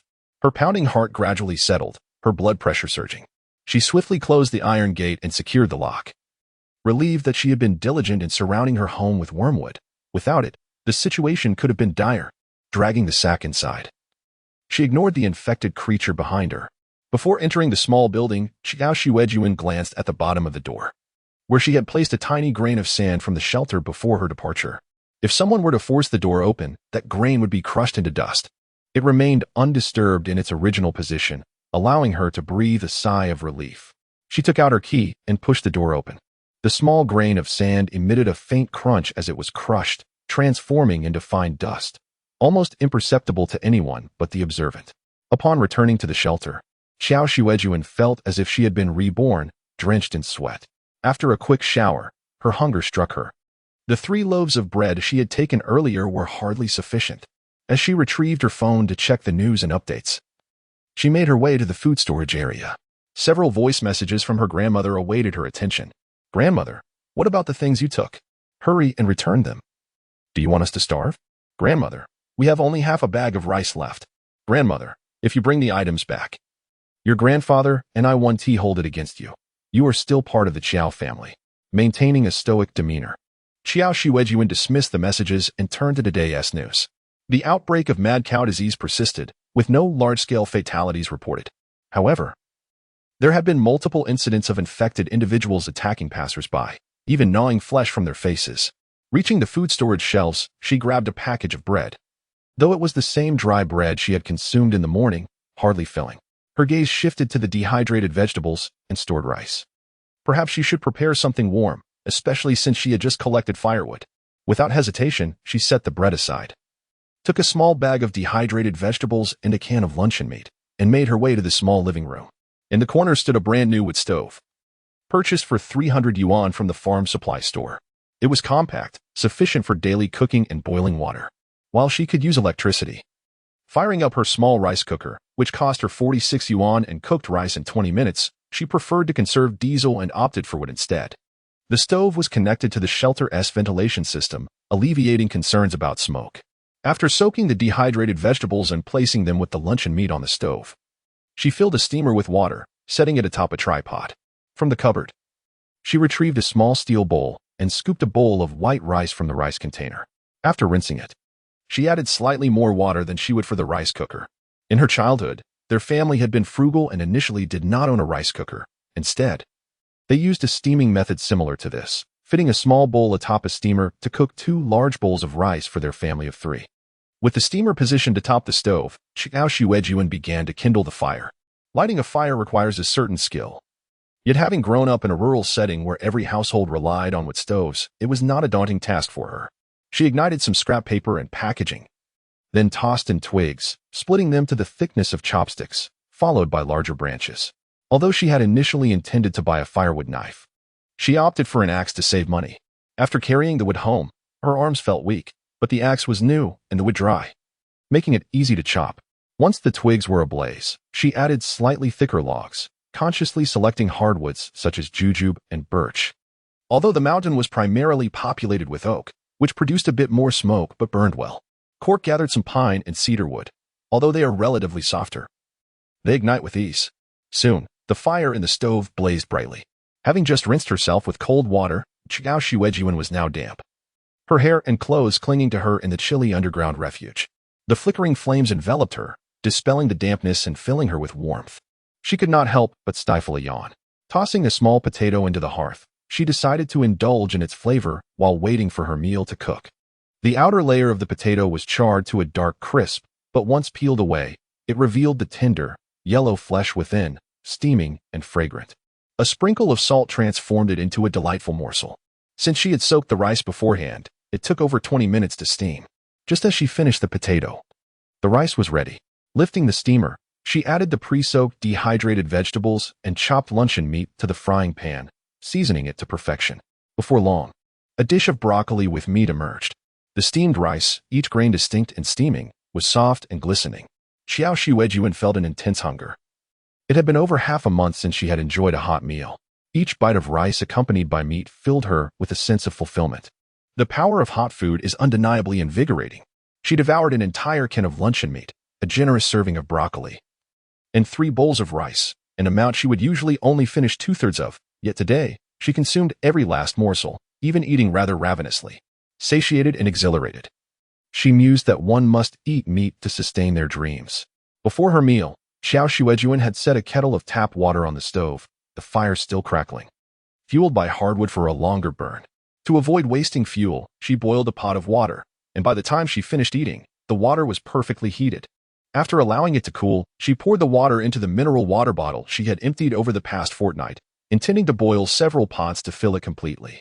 The current flow from the tap had diminished significantly, revealing the instability and tension in the water supply. Once the tap water ceased altogether, she would have to venture outside to fetch water. A hearty meal had thoroughly soothed Qiao Xuejun's fatigue and anxiety. Once she filled the bottles neatly on the water rack, she glanced at the clock. It was already 10 p.m., time to rest. She had initially planned to chop wood before retiring, but the fullness made her lazy, and soon she found herself lying on the bed. She had considered turning the wood into charcoal, but that required specialized kilns, so for now, that idea was set aside. In the following days, after tending to her potato field, Qiao Xuejun ventured daily to the mountain to collect firewood. One fortunate day, she stumbled upon a wild tomato seedling, sheltered from the sun's rays in a shaded area. Recognizing it, she transplanted the seedling into her home garden, finding a small corner in the potato patch for it. At the tool store, besides purchasing tools, she had also acquired some crop seeds and pesticides, but funds were limited. So she had bought only a few hundred yuan worth. Very economical choices, such as radish seeds, chives, and asparagus seeds, which could either propagate or be saved for future planting. She selected heat-resistant varieties of cabbage, and other than that, she was not particular. The wild tomato seedling thrived in the refuge, although tomatoes typically fruit in the fall, and it was only April, so it remained a small plant. One day, as she regularly ascended the mountain to gather firewood, she had good fortune again. She discovered a cave, damp and cool, where at the entrance lay a rotting log, adorned with clusters of wood ear mushrooms. Unfortunately, the log was too cumbersome for her to transport home. If only she had a handcart, she could easily retrieve the log for the mushrooms and expedite her firewood collection. With her own strength, she could only carry about 70 to 80 pounds, but a cart would allow her to haul over 100 pounds effortlessly. Regrettably, carpentry is a skilled trade. After returning home, she attempted to devise a handcart, but it remained in the experimental stage, not easily accomplished. However, she could cut the birch bark from the log with the wood ears and take it home. Qiao Xuejun resolved to bring her small knife tomorrow to cut the bark, sterilizing it to enhance her success rate. For now, she could gather the mushrooms and dry them at home, as they could be preserved for quite a while. After collecting the mushrooms, Qiao Xuejun resumed her wood gathering. amassing over 300 pounds in just a few days, enough to last her a considerable time. Beep, beep, beep. Her watch alarm rang promptly at 6 a.m. Qiao Xuejun was now adept, not lingering, swiftly tying up her firewood sack to descend the mountain. Shovel, shovel. Suddenly, she heard a cry from another direction, a young girl and Appo's voice that sounded somewhat familiar. The voice drew nearer. Though puzzled, Qiao Xuejun did not hesitate and continued down the mountain. Recently, the mad cow disease cases had intensified, and nighttime was their most dangerous time. She did not wish to be chased again as she had been previously. Shovel, shovel. The voice grew louder. After a short while, Qiao Xuejun spotted the girl from the mountain. She recognized her from her earlier visits, when she had seen her and a man chopping wood. The girl appeared young, even younger than Qiao Xuejun, standing at a height shorter than her own 72 meters. Likely around 6 meters. Upon seeing Qiao Xuejun, the girl and Appo's eyes brightened, and she rushed towards her. Hello, sister. Have you seen a small, dark gray wolf dog? Looking for a dog? What could bring her here for that? Qiao Xuejun shook her head. I haven't seen one. Thank you. The girl's disappointment was palpable. Just then, her phone rang, and Qiao Xuejun recognized the voice on the other end as the man from before. It's dark, if you don't return soon. Don't bother coming back. The girl, distraught, demanded. Where did you throw my shovel? Humph. With no food for humans, what's a dog going to eat? If it hadn't run away so fast, it would have been soup by now. Damn it, it bit me, and I'm lucky it didn't die. It's been eating the dog food I brought and has finished it. Why would you do that? Don't get caught up in that. Are you coming back or not? There are zombies everywhere outside. If you stay out overnight, we want to take you back. Qiao Xuejun chose not to listen further and took her firewood bag down the mountain. Nearly a month had passed now, and it seemed even rural food reserves were growing tight. Eating dogs for meat was not out of the question in an emergency. Qiao Xuejun sighed. Her own situation was not particularly optimistic. Although the Qiao family had not caused any more disturbances, they frequently messaged her and called at the door, demanding food, and had been harassing her daily. However, she chose to ignore them, having become well acquainted with the winding mountain path. Qiao Xuejun returned to the gate before the sun dipped below the horizon. She retrieved her keys and unlocked the iron gate, dragging a sack of firewood into the courtyard. Approaching the small building, she prepared to unlock the door, instinctively bending down to inspect the crack beneath it. She was taken aback. The grain of sand she had placed there before her departure had mysteriously vanished, leaving only a patch of yellow dust in its wake. The sand had been ground to dust. Someone had entered her home uninvited. Chapter 20. The intruder. It's Artemisia. It couldn't be someone with mad cow disease. It's a person. But who? System. Can you detect who has entered my home? The system responded anxiously. Negative. My surveillance is akin to a standard security camera, capable only of presenting visuals. Furthermore, I was with you outside today, so there is no footage. The current view also doesn't end Appo's to detect any figures. Remaining stationary. Qiao Xuejun rummaged in her backpack for her Swiss Army knife, unsheathed the main blade, and gripped the hilt firmly before pushing the door open. The door creaked open, allowing faint rays of twilight to illuminate the dim room. The living room was as it always was, empty, desolate, and silent, revealing no trace of another person's presence. However, Qiao Xuejun remained vigilant. The crushed grain of sand was a telltale sign that someone had indeed entered. That person was concealed. What were their intentions? A sense of unease and anxiety washed over Qiao Xuejun as she cautiously entered the room. Her small building, a self-constructed dwelling in the countryside, was not particularly compact. The ground floor comprised a living room, kitchen, and bathroom. The living room merely contained a sofa and a tea table, a small, drawerless table that offered no place to hide. Consequently, Qiao Xuejun proceeded toward the kitchen, which featured cabinets, though none were large enough to easily conceal a person. Nevertheless, she meticulously opened and inspected each cabinet. The bathroom was small, and Qiao Xuejun had already checked it, finding no one. The ground floor was clear. The intruder was upstairs. Qiao Xuejun ascended the stairs to the second floor, which housed 4 rooms, 2 bedrooms, a storage room, and a small study. As the house had been unoccupied for an extended period, the better furnishings had been removed by the Qiao family, leaving behind only some old, small pieces and a few large cabinets that were too cumbersome to move. The second floor was less illuminated than the first, as Qiao Xuejun had drawn the curtains tightly shut, creating a dim and silent atmosphere. Upon entering the bedroom, she found it sparsely furnished, containing only a bed. The space beneath the bed could potentially conceal someone, but the dark void seemed like a lair of malevolent spirits. Qiao Xuejun imagined that if she were to peer under the bed, a hand might reach out and drag her in. Overcome with fear, Qiao Xuejun felt as though her feet were rooted to the spot, preventing her from taking another step forward. Stay calm, she urged herself internally. Be brave. Qiao Xuejun retrieved a flashlight from her backpack's side pocket, setting it to its highest intensity. If someone were present, the intense beam would momentarily blind them. She abruptly crouched down, aiming the flashlight directly under the bed. Empty. There was nothing there. Not in this room. It must be the master bedroom. Qiao Xuejun exited the second bedroom and cautiously approached the master bedroom. The door to the master bedroom was closed. Qiao Xuejun paused. Recalling that the last time the Qiao elders had come to rummage through the house, they had left all the doors on the second floor open. It's in the master bedroom, she surmised. Qiao Xuejun's anxiety intensified, her heart pounding rapidly. Stay calm. Be brave, she repeated to herself, gripping the Swiss Army knife tightly. Determined not to give the person inside time to react, she steeled herself, pushed the door open, and immediately scanned the space beneath the bed. The area under the bed was vacant. Qiao Xuejun turned her attention to the standing wardrobe against the opposite wall. Its tall compartments, designed for hanging long garments, could easily conceal a person.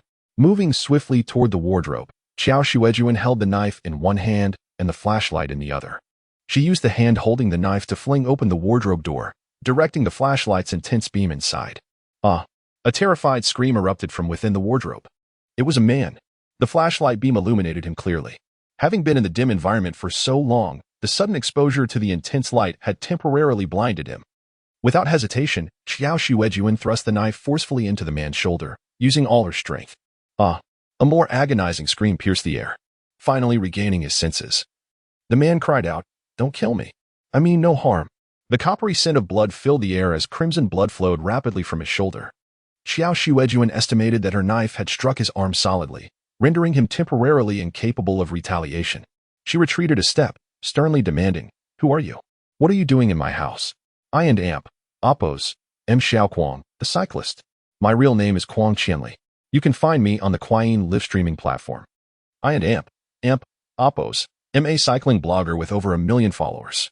I was just passing by and thought the house was empty, so I came in to rest." Qiao Xuejun watched him warily, clutching the bloodied Swiss Army knife, and hesitated to relax her guard to retrieve her phone. The man, who identified himself as Xiaoquang, crouched down in the wardrobe, shielding his head in a gesture of submission. Qiao Xuejun kicked the wardrobe door shut, using her foot to hold it closed as she retrieved her phone from her bag. She opened the live streaming platform. "What did you say your name was?" The signal was somewhat unstable, but it improved quickly, and a video began to play. A recent case of a mad cow disease attack. Xiaoquang's muffled voice came from inside the wardrobe. "My ID is Oppos, Cycling King." Oppos. Qiao Xuejun kept her foot firmly against the wardrobe door as she searched for the ID he had given her. Soon, she found it. Cycling King. With 1.03 million followers. The page featured daily cycling vlogs with titles related to cycling. Cycling. What an Amp, Oppos. Is it like to cycle 100 kilometers on the Changzhou Highway? Tibet. How to survive a blizzard while cycling. Repair. Fixing a bike is easy. Cycling. Canned food review. This brand is a great value. Qiao Xuejun asked. "Where and Amp, Oppos, is your bike?" She had not noticed anything new when she came upstairs. "Shouldn't Amp, Oppos, TA cycling blogger have a bike?" Quang Qianli replied. "I didn't have time to bring it in. It's hidden outside in the yard. I heard someone opening the iron gate less than 10 minutes after I came in, so I hid to see what was happening." Qiao Xuejun asked, "What were you planning to do hiding?" "This is my house." "Were you planning to attack me? To take over my home?" Quang Qianli said, "Sister, I and Oppos am innocent. I and Oppos, we only been inside for 10 minutes. I looked in your kitchen, and it was empty. There was dust piled up on the stove for at least 10 years. There was no doormat or spare slippers at the door. I thought it was an abandoned house. When you opened the door, I didn't know if it was the owner or another drifter like me, so I decided to observe from the shadows." He sounded aggrieved. "There are a lot of empty houses in the countryside. Most houses like yours are uninhabited." Qiao Xuejun was silent for a moment. The house was indeed abandoned. Since her parents died when she was 10, Qiao Xuejun had lived with her grandparents and then gone to work. Naturally, there were no signs of life in the house. Looking at the videos on his homepage, she saw that he often looked for abandoned houses or unfinished buildings to stay in at night. Qiao Xuejun didn't know how to handle the situation. She looked at the videos on her phone and clicked on the most recent one. Cool Guangzhou, cycling the 18 bends of the Guangzhou mountain road in extreme heat. The person in the video was the same as the man locked in her wardrobe. He looked young, in his 20s or 30s, wearing a helmet and safety gear, cycling on a winding mountain road. The video features a popular blogger with millions of followers.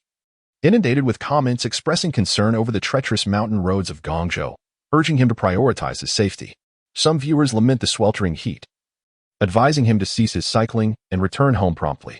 Others inquire whether Guangzhou is genuinely cooler, to which responses affirm that it is indeed 10 degrees cooler than other locales. The video has also garnered a substantial amount of monetary gifts. At that time, many remained oblivious to the impending apocalyptic conditions, attributing the discomfort solely to inclement weather, believing that normalcy would return in a couple of months. This explains the continued live cycling sessions and financial contributions, with the video and Oppo's release dating back to a fortnight ago, a period when the heat was not yet as oppressive. The cyclist, indeed, spoke the truth. He is a cycling enthusiast who fortuitously found himself traversing this region. Chapter 21. Sheep Qiao Xuejun inquired. Why Haven and Oppo's, you updated your videos in half a month. Never in my life did I imagine someone would brandish a blade while questioning my lack of content. Xiaoquan lamented, I was recording, planning to complete a high-temperature challenge, but I was quarantined here before I could finish. I initially intended to record an outdoor survival episode first, and then resume my cycling videos after the quarantine was lifted. Xiaoquan was on the verge of tears. Could you please release me? I need to go to the hospital. I and Oppo's, am bleeding profusely. Qiao Xuejun hesitated momentarily before releasing his leg and freeing him from the closet. But she maintained her grip on the knife. Xiaoquan stumbled out, clutching his wounded shoulder. Qiao Xuejun cautioned him. You and Oppo's, guilty of illegal entry. I locked up. And you still broke in. I want and Oppo's, be responsible for your medical expenses. In fact, if I call the police, you could face imprisonment, you know? Xiaoquan pleaded. I was wrong, truly. I was overcome by the heat and couldn't and Oppo's, bear it any longer. Qiao Xuejun retorted, call 120 yourself. Xiaoquan retrieved his phone from his pocket, somewhat hesitantly, and glanced up at Qiao Xuejun. Could you vouch that this injury was inflicted by you and not by a mad cow disease patient? Qiao Xuejun grew wary. Are you planning to sue me for intentional harm? Xiaoquan quickly clarified. No, it and Oppo's. It's just that the hospitals are overwhelmed right now, experiencing medical gridlock. Any visible bleeding wound will be prioritized for mad cow disease screening, and I'm worried I'll get stuck in there with a high risk of infection. Indeed, hospitals were swarming at this point. Qiao Xuejun examined his wound, noting that it differed significantly from a bite. Hospitals could discern the difference without external validation if they were willing. That and Oppo's, your concern, I want and Oppo's, cooperate. Xiaoquan attempted to speak further, but was interrupted by a sharp pain from his wound, causing him to grimace. You were too ruthless. Qiao Xuejun remained silent, acknowledging the severity of her action. She had no recourse. Since the passing of her parents at 15, she had lived independently. And she had to ensure her actions were thorough, as there was no one to clean up after her. She imagined that had a criminal entered her home, and her strike failed to incapacitate them, she would be killed, and no one would come to rescue her or even claim her remains. Xiaoquan summoned an ambulance, and Qiao Xuejun escorted him out. After securing her iron gate, Qiao Xuejun returned upstairs to cleanse the closet and floor of Qianli Kuang and Oppo's blood. The pungent smell of blood lingered, and upon returning to her underground shelter, Qiao Xuejun lost her appetite. She simply cleansed herself and nibbled on some dry bread. Sleep eluded her that night as she was plagued by nightmares in which she discovered not a simple-minded cycling vlogger, but a ruthless bandit who seized her knife and plunged it toward her eye. Just as her eye was about to be pierced, she jolted awake, gasping for air and drenched in sweat. Host, are you frightened? After a long pause, the system's voice timidly echoed. Qiao Xuejun closed her eyes and reached for her phone on the bedside table to check the time, only to realize it was charging in the living room. Qiao Xuejun massaged her temples. What time is it? System, 2:43 a.m. System, host, Don and Oppo's, be afraid. I and Oppo's, play a lullaby for you. Qiao Xuejun raised an eyebrow. You have that function? Play it. Pleasant goat, beautiful goat. Red wolf. Gray wolf I and amp. Oppos. Am just a sheep, the grass is greener because of me. Qiao Xuejun. This is a lullaby? Though I must admit, it and amp. Oppos. As somewhat therapeutic. No matter the difficulties. I won't be heartbroken. No matter the dangers, I won't panic. Even if I fall, I'll get back up, never discouraged. With the power to bring laughter in any weather. Qiao Xuejun refrained from interrupting, listening to the entire song, and found her mood strangely soothed. System, host. Are you feeling better? Should I play another one? Qiao Xuejun inquired curiously, what kind of songs are in your library? System, next up is Little Tadpole. Qiao Xuejun chuckled. Thank you, no need. I want to think for a while. The system obediently fell silent. She remained preoccupied with the day and amp. Oppos, S events. It was the first time she had used a knife to harm someone, and the sensation was intensely stimulating. She had slaughtered chickens. But the feeling of a blade piercing a person was entirely different. The impact was profound. If she could, she would never want to turn her blade against a compatriot. But she had no choice. Those without recourse must act decisively, or they risk grave danger. Her entire hope rested on that one strike. And she could not afford to hesitate. She contemplated that if her residence were more secure, such incidents might be avoided. If others couldn't and oppose, enter, there would be no need for such violent confrontations. Or, if her parents were still alive, they could watch over the house during the day, preventing such intrusions from occurring in the evening. Qiao Xuejun was momentarily stunned as she realized it had been a long time since she had thought of her parents. She did not allow herself to dwell on these thoughts for long and instead began to consider the feasibility of finding a teammate. Situations similar to her current survival scenario had occurred in history, such as the siege of Sarajevo in 1992. In that real war, the city was surrounded by troops, and snipers targeted the streets. Residents who ventured out during the day were likely to be shot, so people moved at night to seek food and supplies and conduct trade. Some died from shortages, starvation, or diseases from contaminated water. This existence persisted for 4 years, claiming countless lives. Survivors of that siege stated in post-war interviews that those who perished were primarily those who lived alone, as survival rates were nil without a teammate. Teammates could stand guard at night and provide care during illness, as one person and amp, Oppos, S energy was limited. Initially, Qiao Xuejun had not considered a teammate. While she had prepared sufficient supplies, they were only intended for one person's use. And after the shelter's later upgrades, there would be no need for someone to keep watch at night. However, that required a lot of food, and she couldn't and amp, Oppos, acquire that much food in the short term. She genuinely dreaded returning home to find someone lurking in her house. If she were to have a teammate, where would she find a suitable candidate? Qiao Xuejun began to think rationally about this matter, and a name immediately surfaced in her mind, the girl she encountered on the mountain. She was a carpenter, who might even be able to build a handcart. Moreover, she had a small wolfhound, not yet fully grown, which could act as a guard dog. Now, she had been banished from her family and was homeless. Most importantly, she was petite and frail, at least a head and a half shorter than Qiao Xuejun. If a fight were to break out, Qiao Xuejun was confident she could knock out 10 of her with a single punch. Chapter 22. The Carpenter Today. The foolish cycling blogger who had barged into her home, Qiao Xuejun, briefly contemplated the situation but ultimately dismissed the idea. This foolish blogger possessed a vehicle and was adept at repairs, especially the latter, which was a highly sought-after skill in a post-apocalyptic world. She had acquired numerous machines, including generators and tillers, all of which were prone to malfunction. Having a mechanic around would considerably alleviate her burdens. Furthermore, he was a young man with considerable physical prowess, capable of intimidating outsiders. However, this very advantage also constituted a potential threat. In a confrontation, Qiao Xuejun was uncertain of her ability to emerge victorious. And after today's encounter where she had inflicted a wound upon him, she could not dismiss the possibility of his harboring resentment for revenge. Thus, she dared not keep such a person close. Having resolved her thoughts, Qiao Xuejun was not one to procrastinate. She awoke before 6 a.m. the following morning. It was late April and the sun rose around 6:30 a.m. By 6:10 a.m., she was out the door, equipped as usual. But this time with an additional sanitized knife, originally a fruit knife she had used to cut seed potatoes. Today, she intended to remove a piece of bark from a tree that had sprouted mushrooms. The sun had yet to rise, and the temperature was a mild 29°C. She remained vigilant of her surroundings, knowing that with the dawn approaching, the infected creatures would likely retreat. Unlike the night when she carried firewood, she now traveled lightly. minimizing noise to avoid attracting those monsters. Upon reaching the foot of the mountain, the sun and Apos, S-rays began to emerge. She ascended with a clear purpose.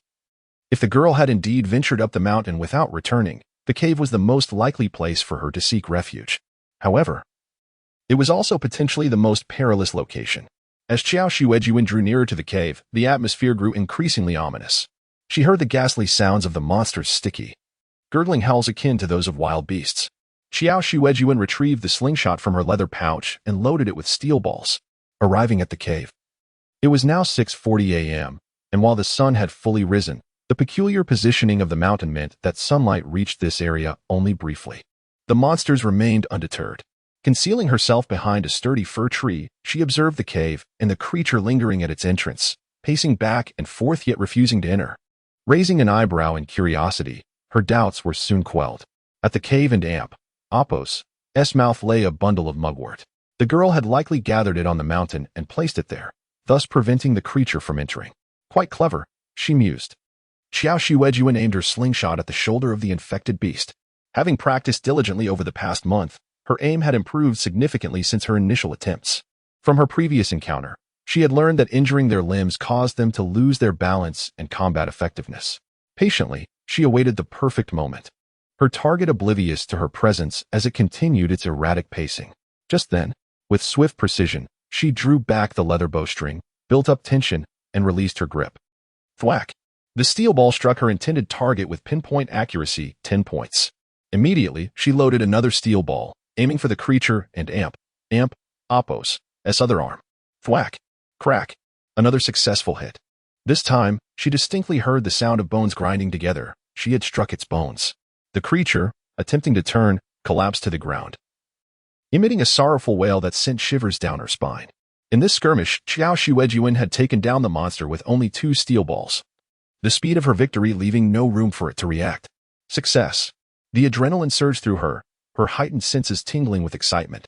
After surveying her surroundings, she noted that aside from the fallen creature, there were no other immediate threats. Dawn had arrived, and the monsters would not be as active. Avoiding the spot where the monster lay, she retrieved her flashlight and illuminated the cave's entrance, calling out, "Is anyone there?" No response. She shouted again, "I am human. A carpenter, and I seek your assistance. Please come out and talk." Suddenly, she heard barking from a short distance away. The dog was present. However, just as it barked, its voice abruptly ceased, as if someone had stifled it. Clearly, there were humans nearby, and they were cautious, suggesting they had not sustained any injuries. There was a bend in the cave, and the flashlight could not penetrate its depths. Qiao Xuejun halted her advance, pondering for a moment before tossing a piece of dry bread she had prepared before leaving into the cave. "I have food. I will take you home if you help me with some woodworking tools. If you agree, come out. If not, then so be it." Silence ensued within the cave until a weak voice finally responded. "Is that you, the beautiful woman who collects firewood on the mountain?" Qiao Xuejun replied. "My surname is Qiao. Qiao Jia, Sister Qiao. How do you know I can work with wood?" The voice inquired cautiously. "During my last visit to the mountain for firewood, I overheard you arguing with a man. He mentioned your skills in woodworking and your ability to craft wooden fences." Footsteps echoed from within as the individual approached. Emerging from the corner, she appeared disheveled, her clothes tattered, hair unkempt, and cradling a small dog in her arms. Both the girl and the dog were fixated on the bread lying on the ground. The girl timidly lifted her gaze to meet Qiao Xuejun and Apos', bending down to retrieve the dry loaf, licking her cracked lips. She gripped the bread tightly, still holding her small wolf-like dog. "Can I really eat this?" she asked. Qiao Xuejun nodded. "Go ahead." Instantly, the girl tore open the packaging and bit into the bread, devouring nearly half in one go, only to choke shortly thereafter. Predictably, after just a few bites, she began to cough. Qiao Xuejun quickly produced a bottle of mineral water, shaking it enticingly as if luring a kitten. "Come here." Without hesitation, the girl darted forward, standing before Qiao Xuejun, cautiously asking, "Is it for me?" Qiao Xuejun unscrewed the cap and handed it to her. "Drink." "Thank you, boss," she replied, immediately changing her address, taking the bottle and gulping down a significant amount. Qiao Xuejun watched as she downed nearly half the bottle in one breath. "No need to rush." The girl set down the water bottle, catching her breath, and sheepishly explained, "I haven't had water all day yesterday. I came out looking for my dog, this one." I finally found him, but with nightfall, I couldn't and oppose to descend. I ran around the mountain, chased by zombies, and had to stay in the cave all night without daring to sleep. I was parched. Qiao Xuejun turned towards the cave entrance once more and inquired, "Are you from this village?" The young carpenter followed closely behind her, introducing himself. "My name is Zhao Linlin, and I hail from this village. I am a carpenter, having worked alongside my grandfather since childhood. I began my apprenticeship at the tender age of 12, and now at 21. I have accumulated a decade and oppose S worth of experience as a skilled craftsman. I possess the ability to create a myriad of tools." As they approached the entrance of the cave, the anguished cries of the mad cow disease victim resonated once more, causing the young carpenter to halt in his tracks, too frightened to utter a word. Qiao Xuejun paused at the decayed wood at the cave's mouth, retrieving a disinfected plastic bucket that had previously contained dehydrated vegetables, along with a sterilized fruit knife. In a matter of moments, she deftly sliced away the bark that had been home to the mushrooms, placing it into the plastic bucket. Chapter 23. I will chop. With the young carpenter felt a tinge of fear regarding the madness of the outside world, yet her curiosity compelled her to approach slowly. "Boss, what are you doing?" Qiao Xuejun continued to peel the bark from the trees adorned with wood-ear mushrooms. "I am stripping the bark. Can you set traps for catching small rabbits and birds?" The carpenter responded promptly, "Yes, I can. I've caught doves with the traps I made. Do you have planks? Can you process the wood into planks?" Qiao Xuejun inquired, needing some to seal the doors and windows. Iron would be ideal, but she had neither the resources to stock iron plates nor the finances to acquire them. However, well-processed wooden planks could withstand most assaults, second only to iron. Though it is not fire-resistant, it is certainly better than having none. The carpenter nodded vigorously. "I can do that. It's basic skill." Just then, a growl emanated from her stomach. "Are you still hungry?" Qiao Xuejun turned to ask. The carpenter blushed slightly. "Yesterday, my uncle said there was no grain at home, so we couldn't cook. I came out to find a plane, and didn't have time to eat."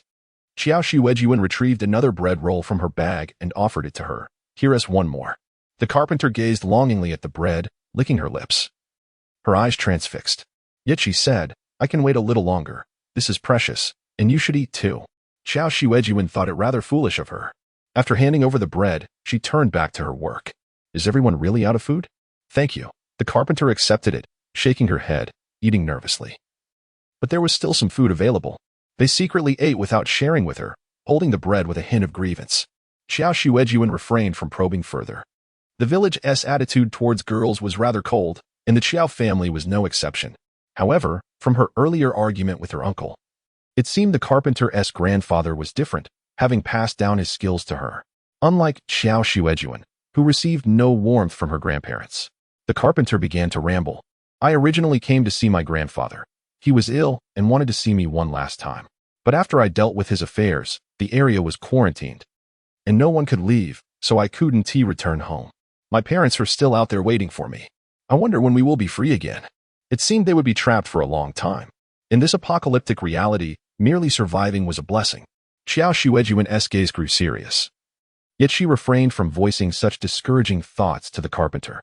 Having gathered enough wood-ear mushrooms, Qiao Xuejun headed outside, pulling out 2 burlap sacks filled with potatoes. As was her custom, she planned to collect firewood. Since she was already there, she intended to finish her task before descending the mountain. Otherwise, it would be a waste of effort. Handing a rope to the carpenter, she said, "Hold on to your dog. Don't lose it again. You stay here and rest. We'll head down at 9. At 9, the sun would begin to blaze, with temperatures rising to around 35 degrees Celsius, peaking at 51 degrees at noon. Therefore, it was crucial to return to the shelter before the heat reached 40 degrees to avoid risks of heat stroke and dehydration. Taking the rope, the carpenter bit into her bread. Having just consumed one, she was in no hurry for the second. She swallowed a mouthful and looked at Qiao Xuejun with surprise. "Aren't we going home now?" "It's quite hot up here." "Of course we are. Once we finish our work," Qiao Xuejun replied, as the carpenter tied the rope to her dog's collar. She declared, "I can chop wood and split logs." She recalled seeing Qiao Xuejun collecting firewood on the mountain the day before. Qiao Xuejun nodded. "Our home lacks energy, so we need to gather more firewood to take back." Understanding, the carpenter nodded and finished the last piece of bread, brushing her hands together. "I'll help you." The energy shortage was a common plight. Even her uncle's family faced it. Frequent power outages plagued the community, but many households in the countryside had generators due to agricultural requirements. Initially, when the power went out, everyone relied on their generators for lighting and cooking. But now her uncle had run out of diesel, leaving the generator useless. Yet, they still needed to eat. The rural stoves required only firewood for cooking. However, in this weather, while morning and evening meals were manageable, cooking at noon would be unbearable. Thus, her uncle's family took turns, with one person keeping watch at a time. Qiao Xuejun, alone at home, likely had no one to share the burden with. It was easy to imagine how uncomfortable it would be for one person to endure the heat from the fire, but now she could alternate with Qiao Xuejun. Seeing the carpenter volunteer to help, Qiao Xuejun didn't dissuade her from resting, but asked, "I plan to gather some wood suitable for planks to seal the doors and windows. Do you know which type would be appropriate?" The carpenter pointed to a large tree nearby. "This one will do. Do you have a saw?"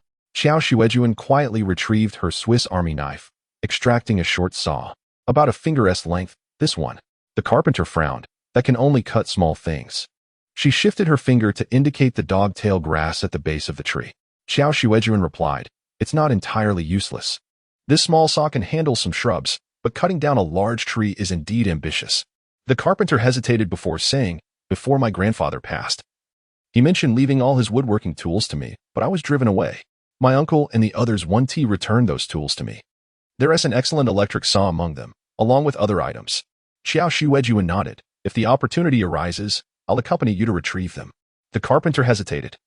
"Lacking confidence, forget it. They are unreasonable. You don't seem like someone who can handle them." "Let us assess the situation," Qiao Xuejun replied, aware of the disparity in strength, yet wondering how they would know unless they tried.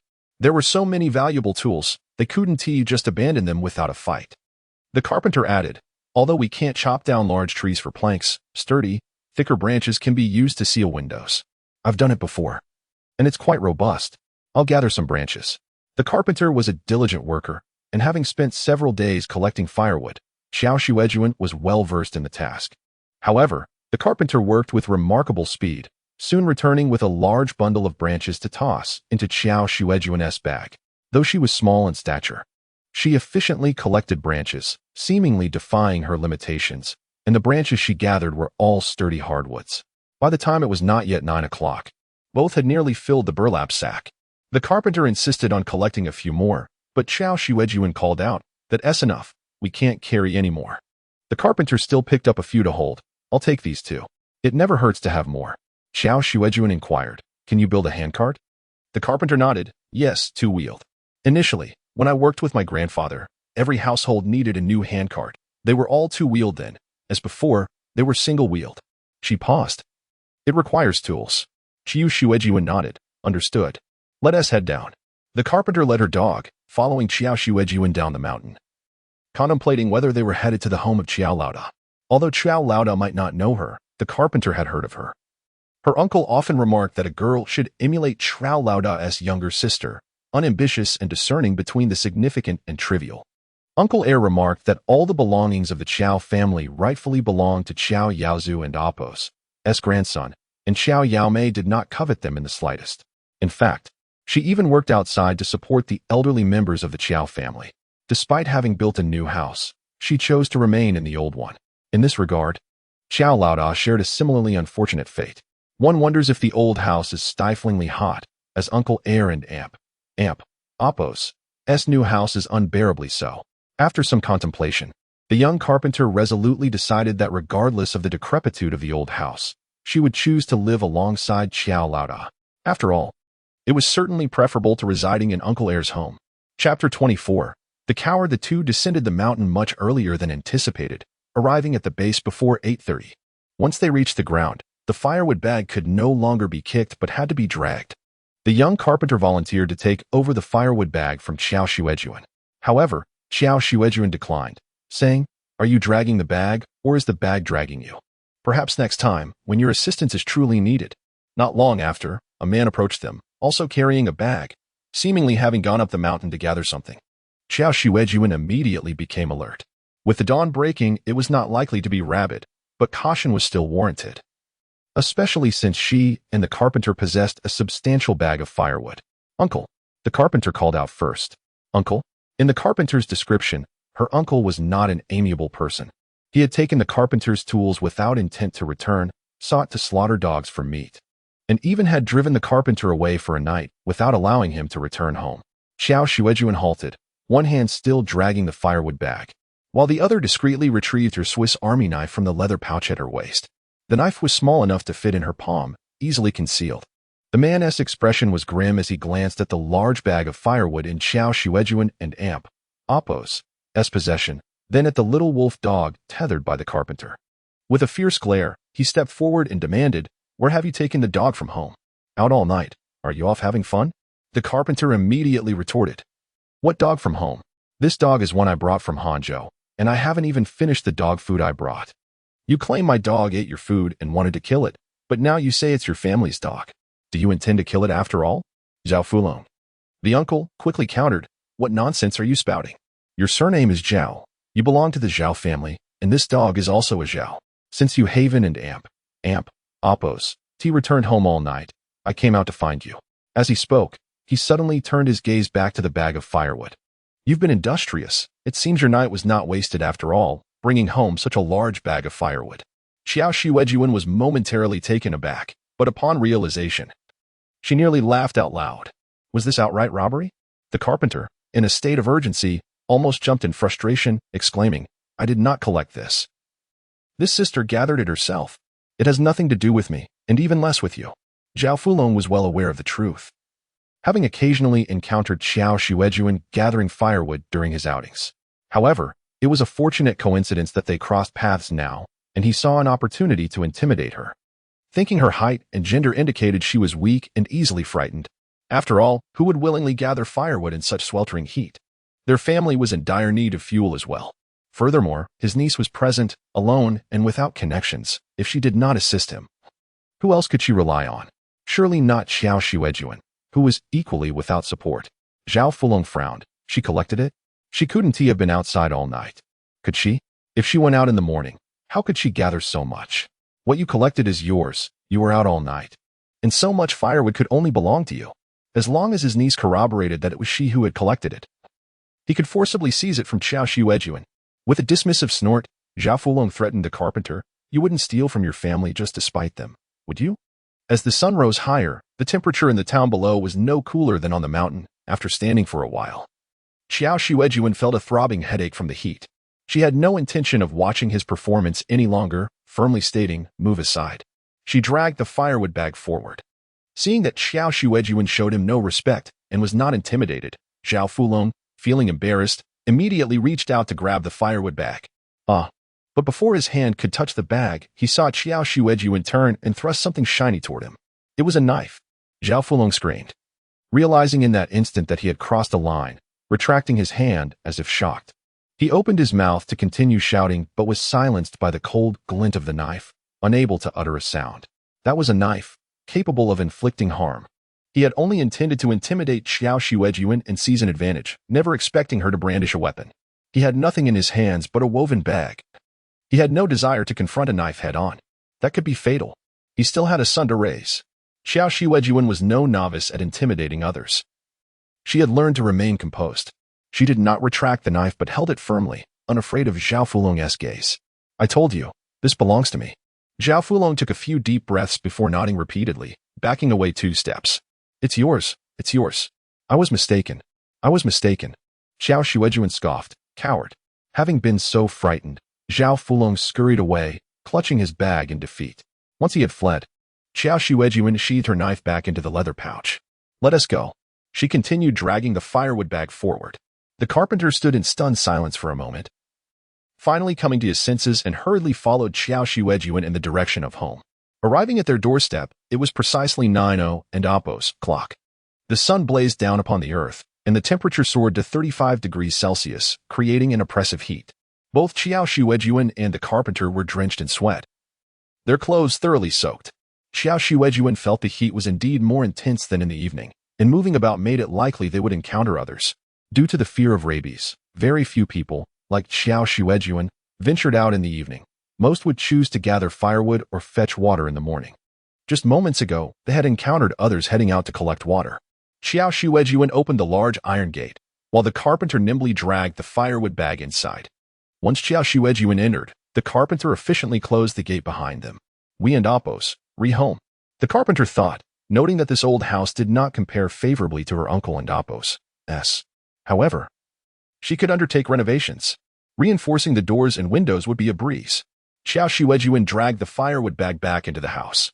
Come inside. You must be hungry, right? The carpenter, with the dog in tow, followed closely. Yes, should we start a fire to cook? I can help. In such sweltering heat, she could take turns with Qiao Xuejun at the stove. Chapter 25. Torches. Qiao Xuejun retrieved her key and opened the door, bending down to confirm that the sand and mud wedged in the doorframe had not been disturbed. Satisfied, she stepped inside. The little carpenter, clutching her plane, followed closely behind. It must be sweltering. We can take a break now, she gently reassured, stroking the warm black nose of the puppy.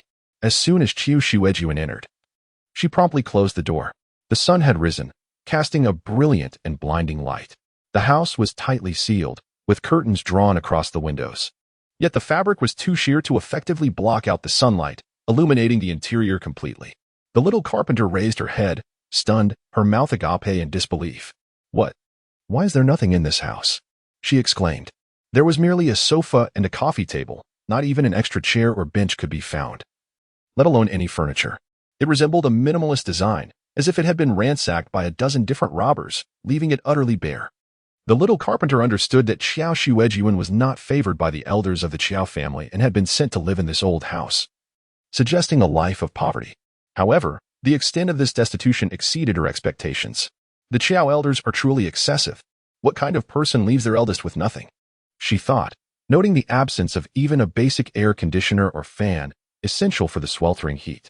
She felt a sense of impending hardship, but consoled herself. Eldest, I can make a fan using a water wheel. In truth, had Qiao Xuejun not brought her along, she would still be trapped on the mountain due to mad cow disease. Even if she managed to descend, her uncle would not take her in, but would likely send her to the hospital, claiming she was afflicted with the disease. Having a shelter from the elements was already a blessing for her. As for everything else that was lacking, she believed she could create it. Her grandfather had said that as long as one had hands and feet, nothing was impossible to make. After all, weren't airplanes and cannons created by humans? Moreover, they did not require airplanes or cannons at the moment. It was merely about renovating a house. With wood, anything was possible. The little carpenter had prepared herself mentally. Unbeknownst to her, Qiao Xuejun had completed her own checks, ensuring that all doors and windows were tightly shut. After confirming safety with the system, she walked to the sofa, bent down to push aside a tile, and called out to the little carpenter, "Come here." The little carpenter scampered over, peering down at the exposed floor. "Wow," she exclaimed, her voice filled with wonder as she gazed below. "A cellar." Qiao Xuejun raised an eyebrow. "This is far more useful than a cellar. Hold your dog and go down." The little carpenter obediently gathered up the puppy and grasped the rope ladder, descending. It was only 3 meters, and she quickly reached the entrance of the shelter. After climbing down another 3 meters, she officially entered the refuge. Qiao Xuejun followed behind, closing the door to the shelter. While still on the rope ladder, she heard the little carpenter's enthusiastic cries from below. "Eldest, did you build this? It's so cool down here. Wow, it's spacious and refreshing. There's a stove, water, and so much firewood." Upon landing, the little carpenter fluttered toward her like a butterfly, spinning around in excitement. "Eldest, have you always lived here? It's so cool. Does anyone else know you live here? It's like an underground castle. How can my uncle's place compare? No one in the village has anything like this." Qiao Xuejun gently pressed down on her head, akin to restraining an eager cat. "There's food on the shelves in the storage. Go fetch some." She paused. "But the dog cannot come in." The little carpenter remained undeterred. "Don't worry, eldest. I will take care of it. It won't cause any trouble." Qiao Xuejun responded. "If it does cause trouble, it might just end up as dog soup." The little carpenter assured her, "I promise." After which, she led the puppy around the shelter, exploring every corner. Qiao Xuejun proceeded to drag a bag of firewood forward, shaking the contents free, before heading to the potato field. There, she turned on the faucet to wash her arms and face. "Little carpenter, come here," she called after rinsing off. The little carpenter hurried over, her eyes widening at the sight of the expansive potato field. The potato plants had grown knee-high, lush, and verdant, considering that nearly all greenery outside had perished. This vibrant life was a beacon of hope. As she approached, the little carpenter recognized the plants immediately. "Potatoes." Qiao Xuejun nodded. We'll harvest in a month." She inspected the state of the potatoes and instructed the little carpenter, "The faucet is over there. Get some water for the dog. There are some empty plastic buckets in the storage. You can make a water bowl for it. What does it eat?" Though Qiao Xuejun forbade the dog from entering the storage, she still took responsibility for its sustenance, as she had known about the dog before deciding to bring the little carpenter back. Besides, the dog could serve as a guard. The little carpenter replied, "Potatoes are edible, and it eats both meat and vegetables, but not canned food due to the salt. I can set a trap on the mountain to catch some doves for it." Qiao Xuejun contemplated for a moment and responded, "All right, there will be plenty of potatoes. We can discuss meat later." She continued inspecting the potato plants, confirming there were no pests or diseases, and that the tubers were forming properly, beginning to flower. With a sense of relief, she awaited the harvest in a month. The transplanted tomato seedlings were also doing well. After checking their growth, Qiao Xuejun returned with 3 suitably sized branches to serve as supports, so the plants could climb and bear fruit without being toppled. Once the land was thoroughly examined, Qiao Xuejun began to tend to the tree bark she had brought back. She first created a wood chip substrate using a cardboard box and firewood, then transplanted the bark containing the mushroom mycelium into it. Lastly, she found a piece of curtain fabric from home, dampened it, and covered the box. The mushrooms needed regular watering, maintaining humidity around 80. Having completed her tasks in the field, Qiao Xuejun washed her hands before returning to the living area. Inside, the puppy was tethered to the firewood stove, resting at the little carpenter's feet. The little carpenter was sorting through the firewood, separating it into several piles. Qiao Xuejun inquired, "What are you doing?" The little carpenter stood up, brushing off the dust from her hands. "I'm sorting." She pointed to the first pile, which appeared sturdier. "These are dense. They'll be used to seal doors and windows." The second pile was mostly slender pieces. "These have good elasticity. They will be used for traps and mechanisms." The third pile, "These are useless, just firewood." She then retrieved 2 branches from the pile and handed them to Qiao Xuejun. "These are torches. If it's hard to start a fire, they can serve as kindling. Or if we venture out at night without a flashlight, we can use them as candles." Qiao Xuejun examined the 2 slightly darker sticks, torches. The little carpenter nodded, reclaiming the branches from Qiao Xuejun and using a small knife to peel the bark, then returning them. "These are the branches with the highest oil content from the pine tree. They ignite easily." Qiao Xuejun accepted them, surprised to observe the translucent oiliness of the wood's core. Chapter 26. Stealing home at noon. Qiao Xuejun stoked the firewood stove to prepare a warm meal. She began by steaming rice. Selecting a pack of dehydrated green peppers, she rehydrated them, and then chose a can of pork tenderloin, tossing it in a pan with some seasonings. Despite having already consumed 2 loaves of bread, the young carpenter was deeply moved by the dish prepared by Qiao Xuejun, his eyes glistening with unshed tears. He had not enjoyed a proper hot meal in her uncle's home for over 10 days, and in moments of extreme hunger, he had even pondered the grim possibility of starvation. The little wolf dog had its own modest serving of mashed potatoes. The carpenter rummaged through the various plastic containers in the warehouse to find a suitable size, fashioning a food and water bowl for the wolf dog. Qiao Xuejun observed, "Surely, it cannot subsist on this alone." The carpenter nodded. "In fact, there are 50 pounds of dog food at my uncle's house. I will retrieve it shortly." After a moment's contemplation, Qiao Xuejun suggested, "Let us wait until the sun sets a bit. I will accompany you." The carpenter agreed. Following their meal, the carpenter began to organize the firewood, sorting it into burlap sacks. If the firewood was too thick, she would split it before storing it away. "I can also build wooden fences, but I need tools and to fell some trees," she remarked as she tidied up. Qiao Xuejun recalled her first ascent to the mountain, where she had encountered the carpenter and her uncle chopping wood for fencing. Qiao Xuejun mentioned the pile of wood the carpenter had selected for sealing windows and doors. Emphasizing its urgency, she wished to avoid any more encounters with Quang Qianli. The chosen wood was particularly straight and round, perfectly suited for spanning from the top to the bottom of the windows. However, the lengths varied, and some pieces would require joining to adequately cover the windows. Watching the carpenter diligently hammer away, Qiao Xuejun was impressed as one window was soon sealed tightly with a row of round logs. On such a sunny day, not even a sliver of light penetrated. Despite the natural essence of each log, there were inevitably gaps. Qiao Xuejun gave the structure a gentle shake. It remained steadfast. The carpenter, feeling a sense of pride, declared, "Even if one were to attempt to split it with an axe, it would not yield easily. I shall add another layer on the outside for added security." Qiao Xuejun nodded, feeling reassured. If there is an opportunity, we could also reinforce it with a layer of iron. How long will it take you to make a handcart? Qiao Xuejun inquired. The carpenter considered, actually. I can construct a handcart quite swiftly. I could make 2 in a single day. Qiao Xuejun was astonished. So fast? I thought it would take at least 3 to 5 days. The carpenter hesitated. However, we lack materials. The handcarts require rubber wheels. We could use wooden wheels. But they are impractical, being quite heavy and typically pulled by oxen. Furrowing her brow, Qiao Xuejun pondered, but where can we find rubber wheels now? She recalled a cycling blogger whose small motorcycle had rubber wheels, as well as the handcarts stored in Qiao Yazu's warehouse. Though they had gathered ample firewood, they had only managed to select enough round logs for 3 windows. The door and the remaining windows on both the first and second floors also required round logs, necessitating another trip up the mountain. However, she mused that they could bring along the traps crafted by the carpenter on their next expedition. If they could catch wild rabbits or chickens, they might even establish a source of meat in the future.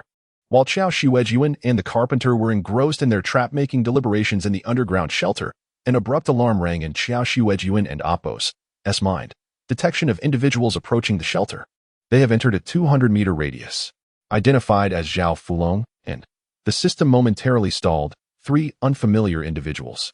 1 adult female and 2 younger adult males. Qiao Xuejun immediately raised her head. How many people are at your uncle and Appo's house? The carpenter, taken aback by the sudden question, replied, 4, my uncle, my aunt, and their 2 sons. Without hesitation, Qiao Xuejun sprang to her feet and retrieved an empty burlap sack from the warehouse, urging the carpenter, quickly, the opportunity has arisen. We must go to your uncle and Appo's house to retrieve your belongings. Bring the dog outside to the yard. Hurry. Although unsure of Qiao Xuejun and Appo's intentions, the carpenter complied. In her eyes, Qiao Xuejun had become a formidable figure, having secretly constructed an extraordinary underground castle, and she followed her lead. 150 meters, the system announced. Qiao Xuejun led the carpenter out of the shelter, carefully covering the floor back up and securing the shovel to the leg of the sofa. It will bark. 1 and Appo's. If your uncle and his family arrive at the door. The carpenter affirmed, yes, it will bark if someone approaches. Qiao Xuejun decisively stated, your uncle and his family are coming. They likely seek you. We must retrieve your belongings from his house, while the shovel keeps them occupied here. The carpenter quickly understood. Qiao Xuejun guided the carpenter, opting not to exit through the front door, but rather scaling the back wall. 100 meters, the system reported. Which direction should we head? How long until we arrive? Qiao Xuejun inquired. The carpenter pointed ahead. 10 minutes. Follow me. Unbeknownst to them, the carpenter and Appo's uncle could not see them escape from behind an entire house. He began pounding on the door, shouting, come out, you little brat. Woof, woof. The shovel, alerted by the commotion, began barking incessantly. Zhao Fulong, accompanied by his wife and 2 sons, stood at the threshold of Qiao Xuejun and Appo's home, banging on the door. Qiao, what do you mean by holding my niece captive? You have her working for you without pay. Is that it? Bullying my daughter while her parents are absent? I'll have you know, I am her uncle, and I have authority over her. His frustration grew as he reflected on how he had been outmaneuvered by a mere child. Did she truly dare to threaten him? He was determined not to let this humiliation pass without recompense. Moreover, he had heard from the 2 elderly members of the Qiao family that Qiao Yaomei had made off with a significant stockpile of bread and sugar from his warehouse. Their supplies were running low. Today, Qiao Yaomei had drawn her metaphorical sword against him. Was an apology not in order? Should she not offer some form of restitution? Armed with a sturdy wooden stick, Zhao Fulong felt emboldened. He struck the large iron gate with his stick, causing a resounding crash, shouting, open up. The reverberations of the iron gate startled the dog, which continued to bark frantically from the living room. After a prolonged silence, Zhao Fulong's wife expressed her doubts. Is that girl truly inside? If she doesn't and Appo's respond to all this noise, could she have fled? She scrutinized the dilapidated house, which appeared to be decades old, seemingly devoid of anything of value. Zhao Fulong frowned impatiently. What do you know? Did you not hear the dog barking? If the dog is here, she must be as well. He continued to shout, but no one answered, even as he pounded the iron gate with increasing fervor. Chapter 27.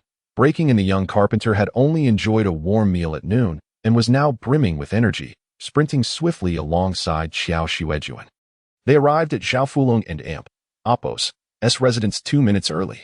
Upon entering the courtyard, the carpenter bypassed the 3-story building and instead entered a dilapidated small red brick house nearby. The disparity in condition was stark. The small house was in a state of disrepair.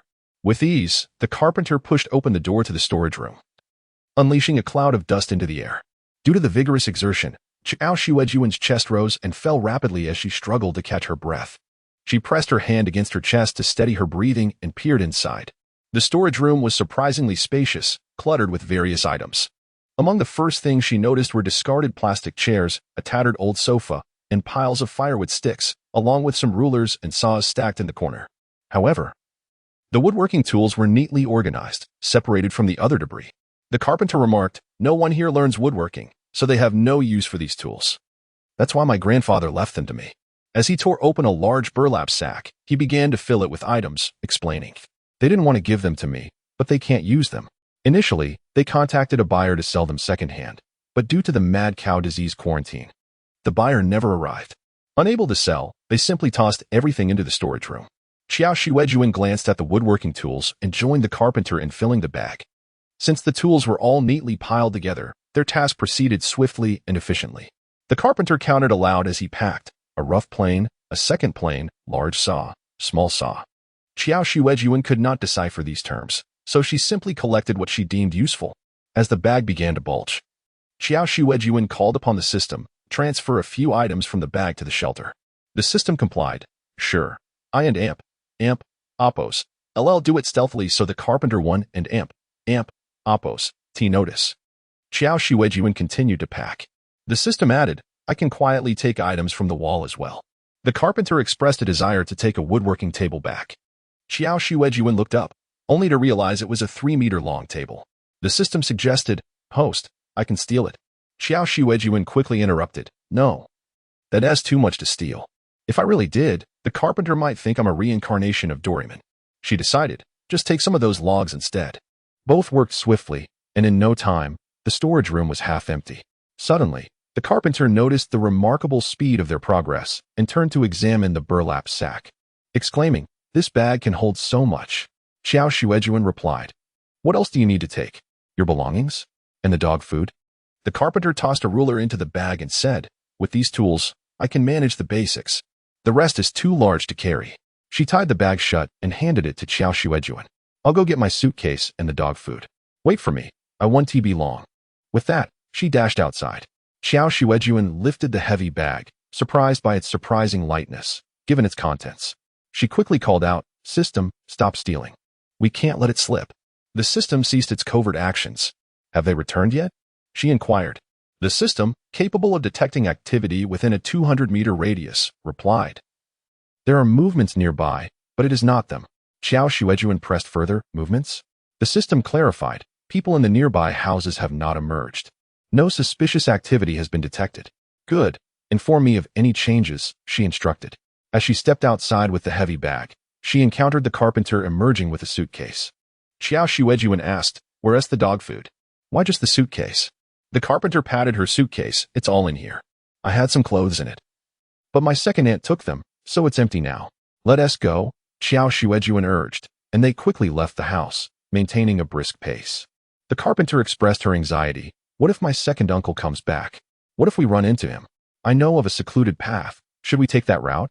she suggested. Qiao Xuejun interrupted, "No need. This way is the fastest. He hasn't returned yet, so there's no need to be afraid." The carpenter trusted Qiao Xuejun's judgment and quickened her pace to keep up with her. However, it was curious. The carpenter kept her head down, fixated on her feet, watching Qiao Xuejun drag the bag.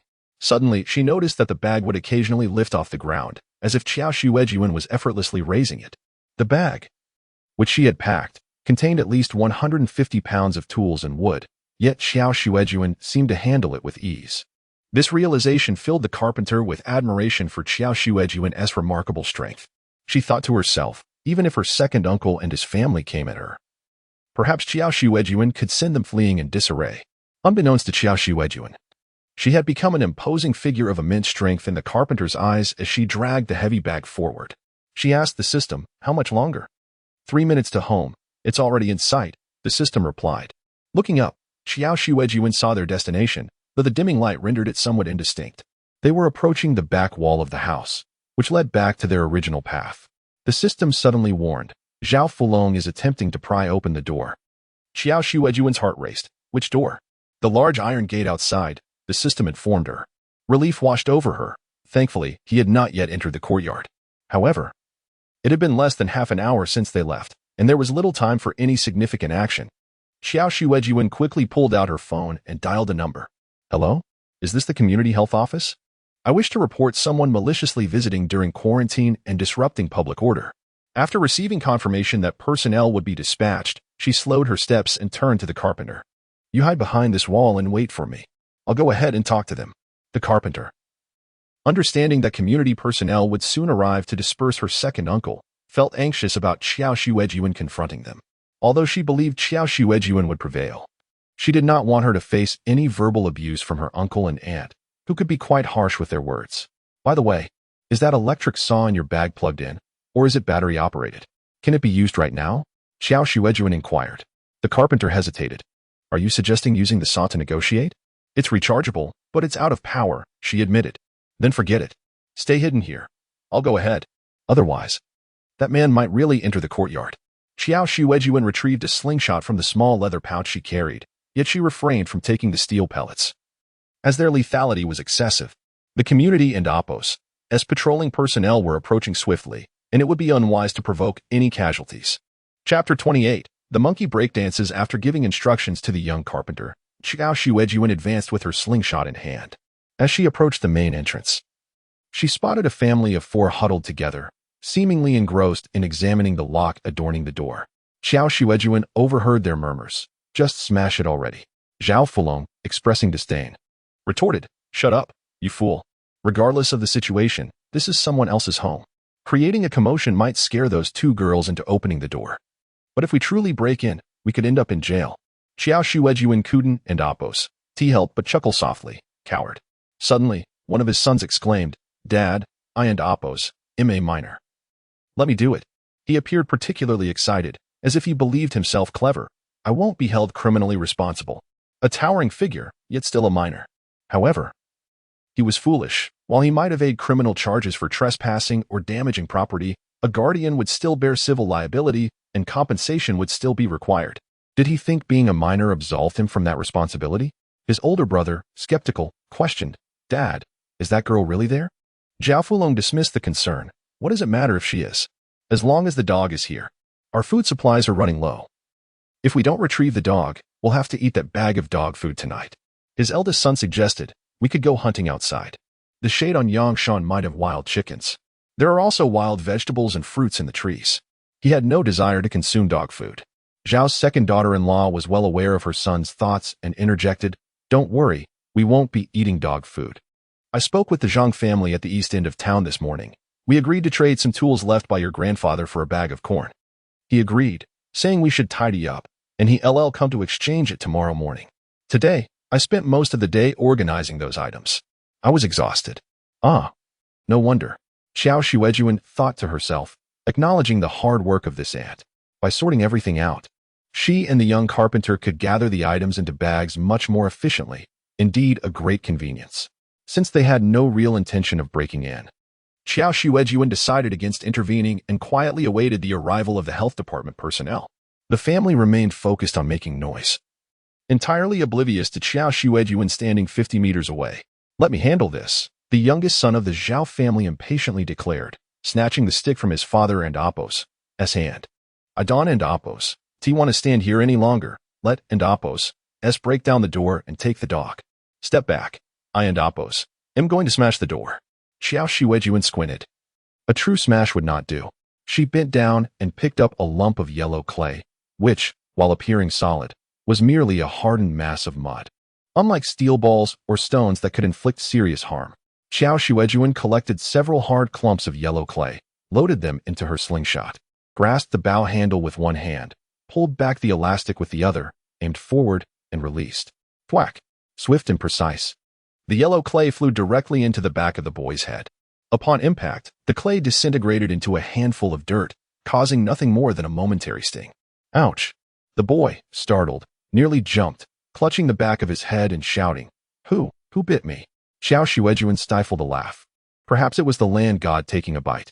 The group turned towards her direction, and Zhao Fulong, startled, instinctively took a step back, only to quickly realize he had no reason to be afraid. He stepped forward again, reclaiming the stick from his youngest son and pointing at Qiao Xuejun. Where have you hidden my girl? You've already stolen from the Qiao family. Do you wish to take from the Zhao? Qiao Xuejun raised her slingshot once more, aiming at Zhao Fulong's gaping mouth. Before he could react, she released another mud ball. This time, her draw wasn't fully taut, but it was sufficient to launch the clay projectile. It landed squarely. The yellow clay flew into Zhao Fulong's mouth, effectively silencing him.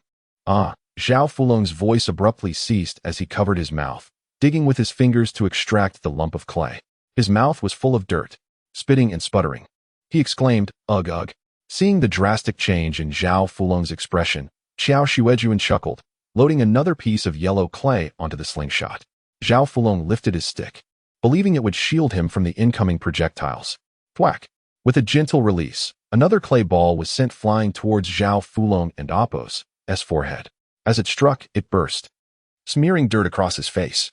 Blinded by the dust, Zhao Fulong flailed at his face with one hand while swinging the stick wildly with the other, nearly hitting his own son, all the while cursing incoherently. However, the moment he opened his mouth to curse, Qiao Xuejun retaliated with another mud ball, silencing him once more. Enough! Yao's second daughter-in-law attempted to rush forward to stop Qiao Xuejun, flailing her arms and advancing aggressively. Qiao Xuejun took a step back, drawing her slingshot again, and a lump of clay struck her nose. Zhao's second daughter-in-law covered her nose, the dirt choking her, causing her to stop and sneeze twice before pointing at Qiao Xuejun.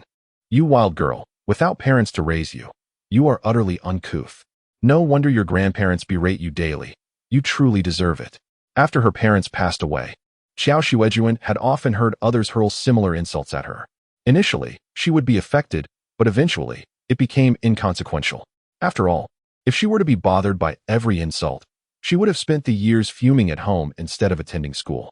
Unfazed, Qiao Xuejun found their disheveled appearances amusing, observing them as one might watch monkeys perform a street dance.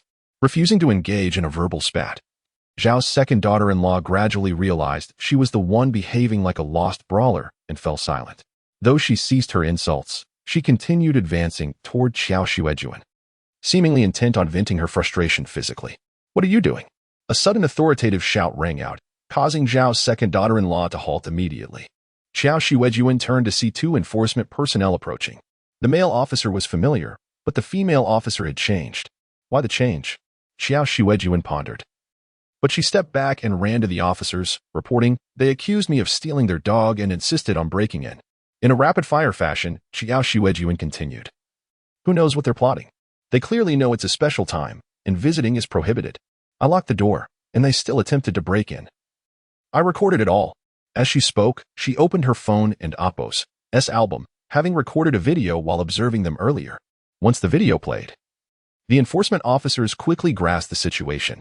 Zhao Fulong, what are you trying to do? During this special period, in broad daylight, attempting to break into someone else and Appo's residence. The newly assigned female officer pointed at Zhao Fulong and began to chastise him sternly. Can't you behave yourselves? If she stole your dog, why not call the police? Besides, what evidence do you have to prove it's your dog? Chapter 29. The stingy Zhao Er and his wife Zhao Ershan immediately approached, exclaiming, Leader, listen. The dog is barking inside. It's our dog. It only started barking when we arrived. Surely, it must be ours. The dog in the courtyard continued to bark dutifully, seemingly corroborating their words. The expression of the duty officer wavered with uncertainty. Just as Qiao Xuejun was about to speak, a small carpenter, previously hidden, suddenly dashed out, declaring, No, it's not true. She rushed forward, extending her hand, clutching a small booklet, her dog license. She opened the license and handed it to the officer, stating, Look, I have proof. The dog is mine. It has its name and photo right here. The officer took the license and examined it. Meanwhile, Zhao Er and his wife grew anxious. Leader, that's our daughter. Her dog is our dog, isn't it? Our surname is Zhao. This was tantamount to an outright admission that the dog belonged to the small carpenter. The duty officer had merely come to ascertain who was loitering during this sensitive period. In such sweltering heat, he intended to complete his task and leave, showing no desire to entangle himself in trivial domestic disputes. Since the Xiao family acknowledged the dog as belonging to the small carpenter, and with the presence of the dog license, he decided not to delve further into the matter. He promptly returned the license to the small carpenter and addressed Zhao Heir's family. The young lady's dog is hers to keep wherever she pleases. We live in a society governed by law, not feudal family hierarchies. The male officer rolled his eyes, adding, and just because it bears the Zhao surname doesn't mean it's yours. Does that mean the Kaishan temple, which also bears the Zhao name, should be moved to your home? Zhao Ershan attempted to respond, but the officer interrupted. Enough. Return home immediately. Don't linger here if the mad cow disease surfaces. You want to be able to shoulder the responsibility. His intention was solely to disperse the crowd, showing no interest in the matter of the dog. However, Zhao Fulong was undeterred, seizing the opportunity to voice, we have no food left. We rely on that dog for sustenance. Are you trying to starve us? The male officer, already irritable, darkened his expression. Are you obstructing official duties? This is your first warning. Leave this residence immediately and return home, or I will take coercive measures. This is your second. The female officer quickly stepped forward, restraining Zhao Heir. What are you doing? The community is aware that everyone's food supplies are depleted. Starting tomorrow, they will distribute rice and vegetables door to door. You want to starve? Hurry home. If you are taken to the community isolation room, who knows when you will be released? This admonition left Zhao Heir befuddled, rendering him speechless.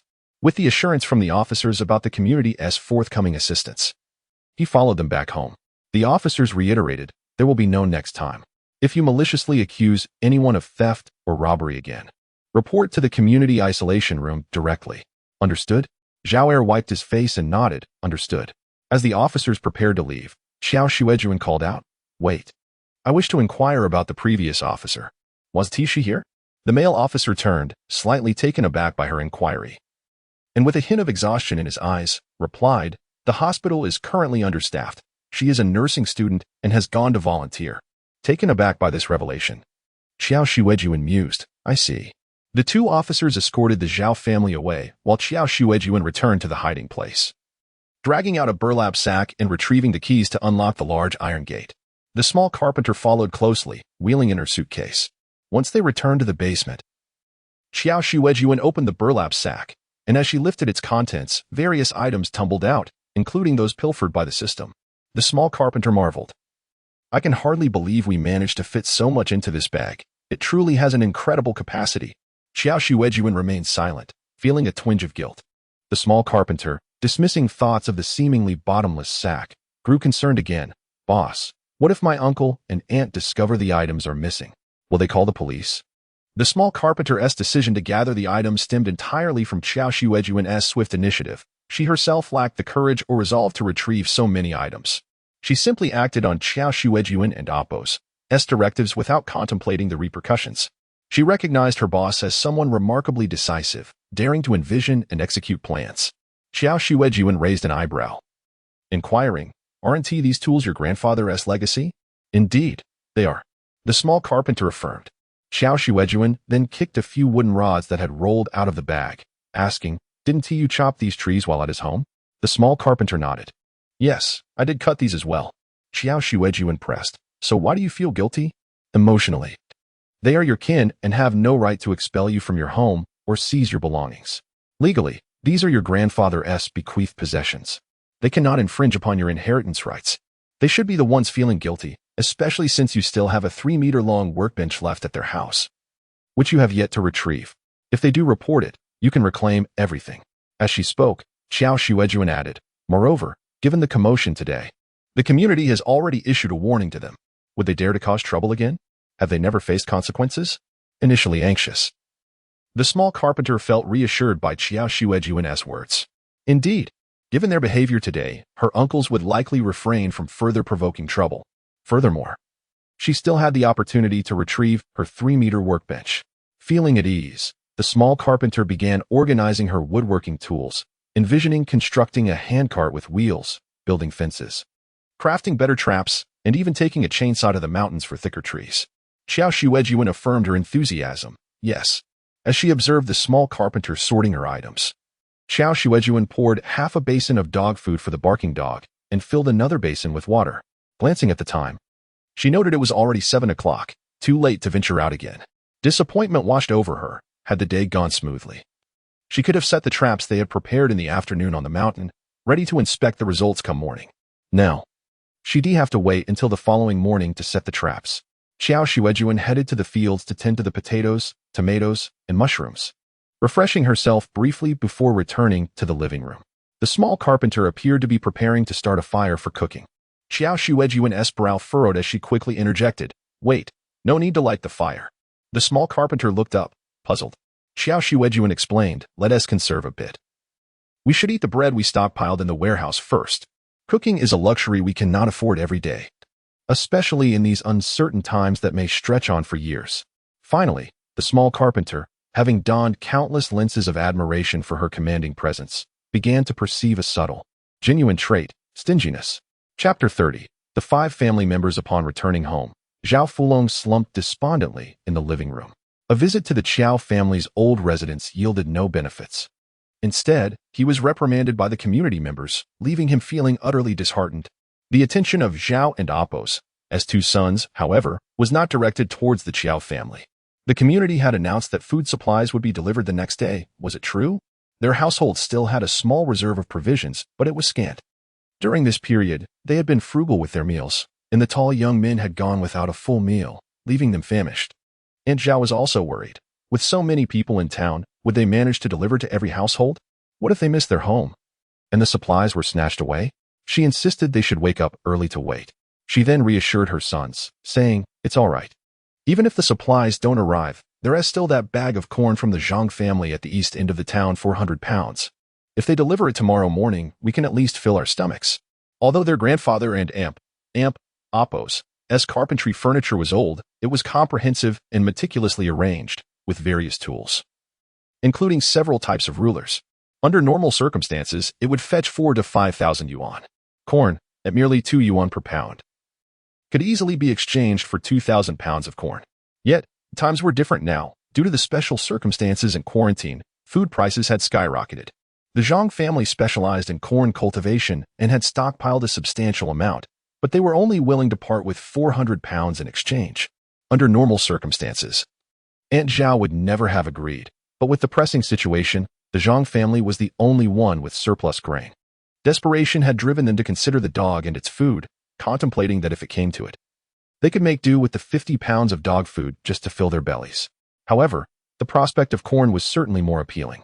Hearing Aunt Zhao's words, the faces of the 3 men relaxed slightly. 400 pounds of corn could last them a considerable time, especially when combined with other grains, potentially sustaining them for half a year. Perhaps by the time the corn was consumed, the quarantine would be lifted. Surely, the weather couldn't remain oppressive for half a year. With these thoughts in mind, and the heat weighing heavily on them, the family of 4 decided to retire for the night, planning to rest well and rise early the next day to exchange the carpentry tools for the corn. At dawn, before the sun had fully risen, the Zhang family arrived at the door with a cart laden with 2 large bags of corn. The Zhao family had risen early, eager with anticipation, and rushed out to greet them. Upon seeing the 2 bags brimming with corn, their eyes sparkled with delight. And Zhao hurried over, exclaiming warmly, "Brother Zhang, we've been waiting for you." Zhang replied, patting the corn bags, "For 100 pounds, just as promised. You can weigh it if you wish. Everything I requested is here. Right?" Although the carpentry tools once belonged to Zhao and Apos' grandfather, their completeness made them invaluable. Purchasing a similar set would cost 4,000 to 5,000 yuan. Normally, the 400 pounds of corn would sell for about 800 yuan, making the exchange seem quite favorable for Zhang, who had corn in abundance. Yes, it's all ready. I and Apos prepared it for you. Just come and take it," Aunt Zhao assured him. She turned and walked towards the wood shed, opening the door. Zhang followed her, intending to verify the tools. However, as soon as the door swung open, both were taken aback. The shed was mostly empty, containing only a heap of scrap metal. Zhang stared in disbelief and pointed to the pile of junk. "What is the meaning of this? Are you attempting to trade this rubbish for corn?" And Zhao, incredulous, stepped inside to inspect, glancing left and right. What on earth happened? I had clearly set everything aside here. Yang's brow furrowed deeply, and he spat in disgust. "I've heard people say your grandfather's carpentry tools were all left to that girl. I didn't believe it, but now it seems true. You've got nothing and expect me to bring corn to your door? I see you're trying to swindle me. Curse you." Infuriated, Zhang berated them and pushed his cart away. And Zhao chased after him, attempting to explain, but he had no intention of listening after making the trek for naught. Returning home, the family stared blankly at the woodshed, panic setting in. What on earth is happening? Where are the tools? Have we been robbed? Should we call the police? Xiao Er firmly grasped his wife's hand, his expression grim. Hold on, let us find evidence to prove the tools were indeed stolen. Yesterday, the community personnel warned us that false accusations could lead to community re-education. Suddenly, their eldest son piped up, yesterday, didn't Xiao Linlin's dog have its papers? Mom, didn't you see your dog papers in the suitcase? Aunt Xiao's eyes widened in realization, the suitcase. She spun around and rushed towards their small building, where the suitcase was kept on the second floor. Moments later, Aunt Xiao reappeared, her face pale with panic. The suitcase is indeed missing. That little wretch took it. Call the police, quickly. Xiao Er seized her hand, his face dark. Are you out of your mind? That is her suitcase. You want to call the police? Aunt Xiao retorted, even if the suitcase belongs to her, what about the carpentry tools? Xiao Er's expression darkened further. The tools were clearly stated by grandfather in front of the entire family to be left for her. They're his legacy. In our customs, such legacies are typically passed down to the male heirs, like this house and other land, which are all left to me, but in front of numerous relatives. Grandfather declared the tools for Xiao Linlin. If we call the police, we want to have a leg to stand on. And Xiao recalled this tradition, her heart swelling with rage and frustration. She began to ponder deeply. When did she come to take them away, and how did we not notice? Now, they couldn't even secure the corn. If Xiao Linlin came demanding her belongings, they could withhold them, but even if she called the police, it would merely be a domestic dispute. Once entangled, it would become a muddled affair. Yet, that little girl had silently taken everything away. 400 pounds of corn gone. The Xiao family was filled with anguish. The eldest son deduced, it must have been when we were at the Qiao family's old house yesterday. She definitely returned to take her things. We knocked on the door for ages, and they didn't come out. They were outside the whole time. Xiao nodded in agreement. It must be as you say. Just as the four were about to deliberate their next steps, they heard a knock at the door. Xiao Fulong's family. Come and collect your emergency food supplies. The community had arrived with the provisions. The family perked up and rushed to the door. Indeed, it was the community distributing food, some rice, a few radishes, corn, and other long-lasting vegetables. The personnel meticulously counted the items and handed them to Xiao Fulong. These supplies are allocated per head. With 4 people in your family, please count them. And Zhao's eyes sparkled with a sudden idea. But we have 5 family members. There's a girl who isn't home right now, but will return shortly. Please include her share. Chapter 31. The trap for birds. The community worker distributing grain glanced up at her and coldly chuckled. Madam, we require a registration form to dispense rations. If everyone simply claimed an extra person at home, we would have no need to distribute it all.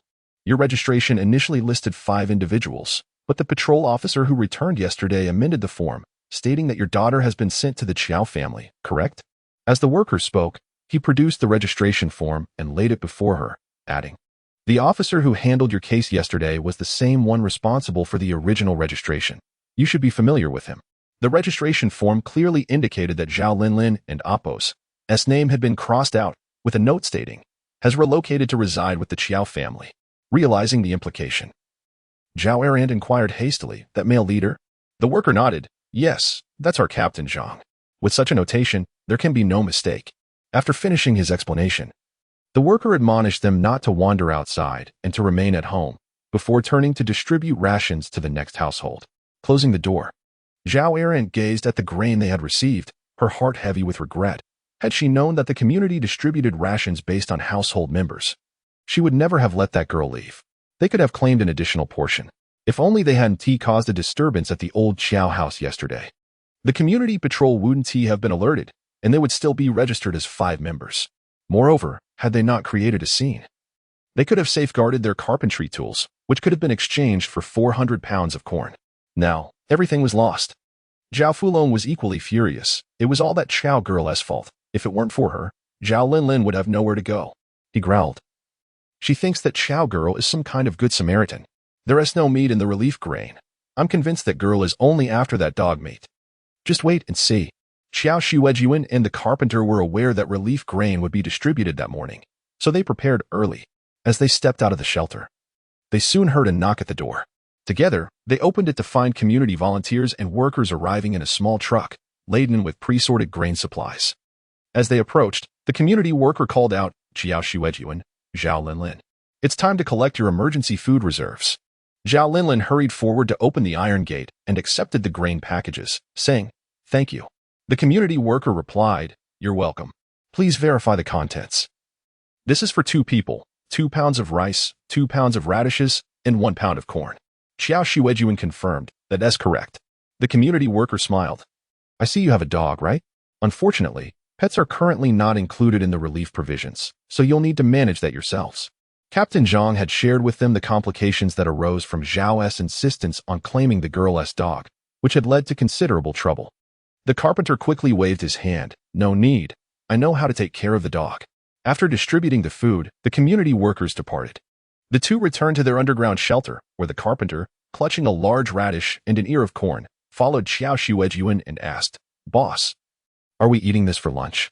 Before she could finish her question, she seemed to anticipate the answer, pondering aloud, save a bit, store it, but there's no refrigerator. They were all unstable hybrids, unsuitable for planting. Qiao Xuejun cast a glance at the grain and assessed its variety, stating, It can be stored. But not for long. We should consume it directly. The carpenter marveled at how Qiao Xuejun could determine the type of grain with just a glance. But she didn't inquire further, assuming it was simply Qiao Xuejun's expertise. They prepared another meal for lunch, utilizing the community's relief grain, which regrettably lacked meat. Qiao Xuejun felt she had ample food daily, yet she was losing weight. She could distinctly feel herself becoming thinner. In times of peace, many aspired to be leaner for fashionable attire, but in the apocalypse, this was not a blessing. Just like yesterday, had Zhao Fulong truly taken action against her.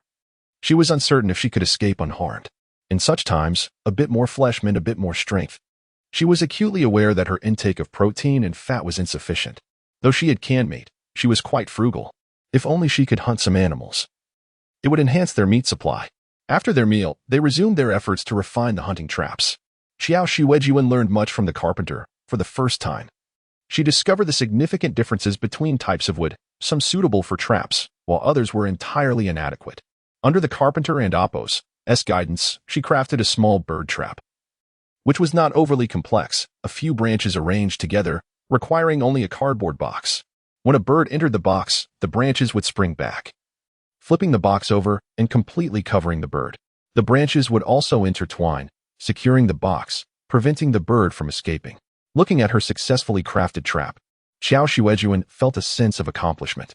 The carpenter said, Boss, let us take the shovel up the mountain. We need to dig small pits for several traps. Once the time was right, they shouldered their backpacks, led the dog, and ascended the mountain to set their traps. Qiao Xuejun chose the trap locations while the carpenter constructed them. After setting up several traps, they noticed that the sun was beginning to set. Originally, Qiao Xuejun intended to gather some firewood, having brought a bag for that purpose, but time was short. They left for home immediately after finishing the traps. The following day, after collecting the community's relief grain, the pair decided to ascend the mountain early to check their traps. The nighttime temperatures were low, the perfect time for small rabbits and birds to be active. During the day, they remained hidden.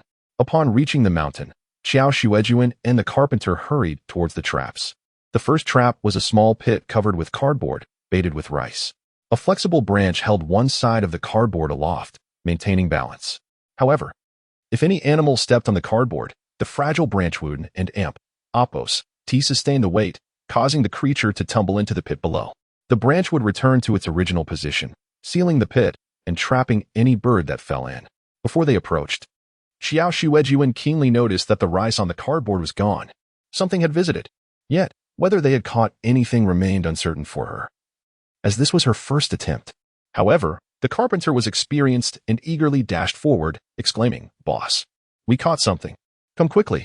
Chapter 32, The Carpenter and Dr. Wang Indeed. The carpenter and Appo's judgment was not amiss. It was evident that she was not inexperienced in such endeavors. Before Qiao Xuejun could approach, the carpenter had already plunged her hand into the trap and, with a swift tug, extracted a small bird. With deft hands, she grasped the bird by its wings. Identifying it, Boss, it's a hohot sparrow. As Qiao Xuejun drew closer, she observed that the bird, held aloft by the carpenter, was a robust shade of deep brown, adorned with grayish-white speckles that were symmetrically arranged. The feathers appeared fluffy and rather appealing. Chirp, Chirp. The startled creature elongated its neck and emitted a sharp cry. Upon a closer look, she recognized it as a looting chicken. Locally, it was affectionately referred to as the hohot sparrow due to its attractive plumage, though many others called it the looting chicken. However, within the industry, it is generally regarded as a type of blue-breasted quail rather than belonging to the chicken family. Nonetheless, this species is remarkably easy to rear, prolific in egg-laying, and had once surged in popularity as a pet. In fact, it is quite suited for apocalyptic scenarios. In the absence of chickens, raising this bird could serve as a viable alternative, providing a commendable source of protein through its eggs. The carpenter handed the looting chicken to Qiao Xuejun, saying, "Boss, you take it. I think I just felled another one down below." Qiao Xuejun accepted the bird, and the carpenter squatted down, extending her hand beneath the cardboard to feel around. Her eyes sparkled with excitement as she exclaimed, "I and Appos, we found two more." Since their expedition into the mountains was initially intended for hunting, both Qiao Xuejun and the carpenter had brought along a cardboard box. The carpenter retrieved the box and promptly deposited the two looting chickens inside, along with the one in Qiao Xuejun's grasp. After securing the box quickly, they ensured it was covered, for the looting chickens were indeed capable of flight, and they could not afford to let them escape. There were several traps set, and the carpenter was brimming with confidence. However, the subsequent results were not as bountiful. Out of the 8 traps they had laid, 5 had successfully captured prey. The first trap ensnared 3 looting chickens, while another captured 1. The third trap yielded a wild rabbit. They placed the 4 looting chickens in one box and the wild rabbit in another. Among the remaining 3 traps, 2 had untouched bait, indicating a lack of enticing prey. Nevertheless, the carpenter remained pleasantly surprised. Typically, when I set traps, it's quite challenging to catch anything in a single day. They seldom come to tread on the traps, and they don't touch the bait. This success could be attributed to Qiao Xuejun's astute selection of trap locations, which evidently increased their success rate.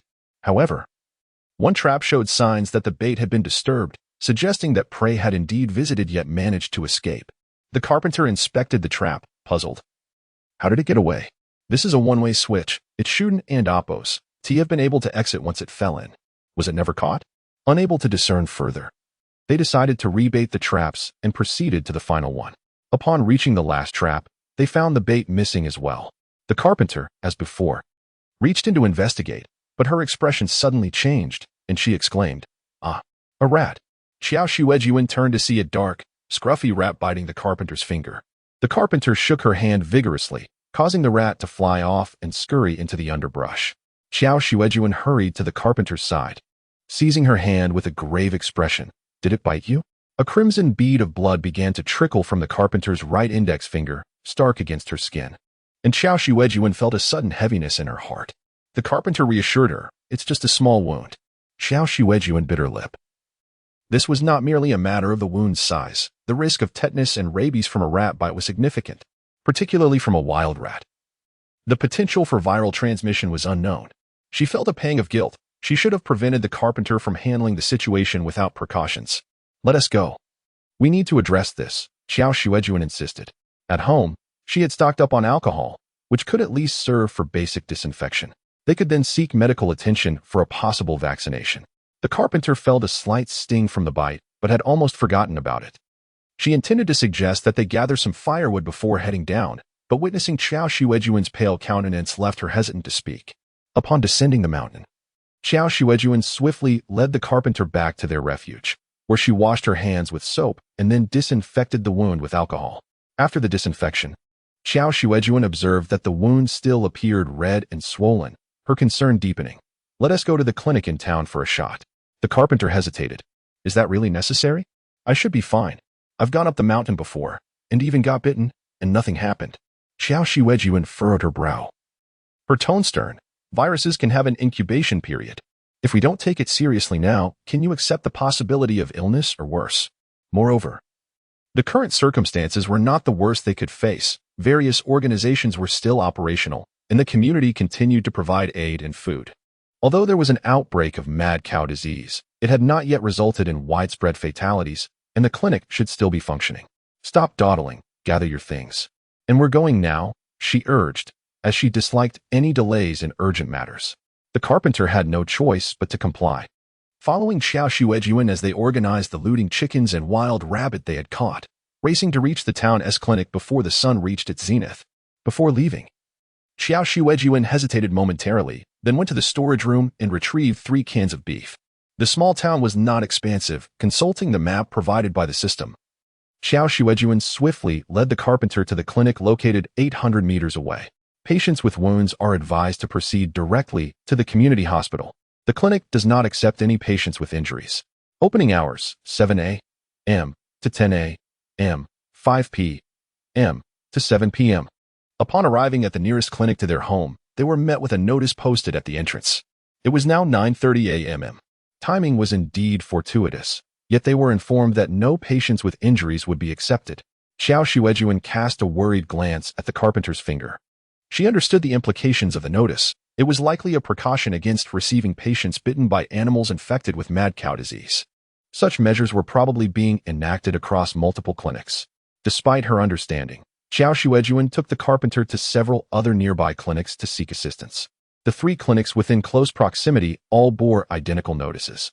As the temperature continued to rise, the carpenter considered urging Qiao Xuejun to return home.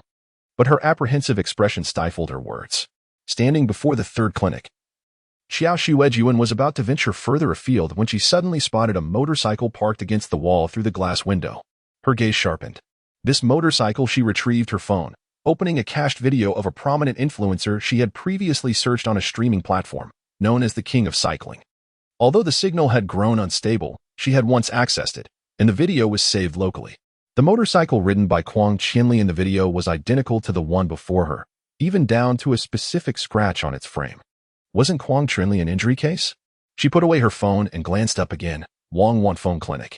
If they were treating Quang Qianli, could they not also make an exception for the carpenter?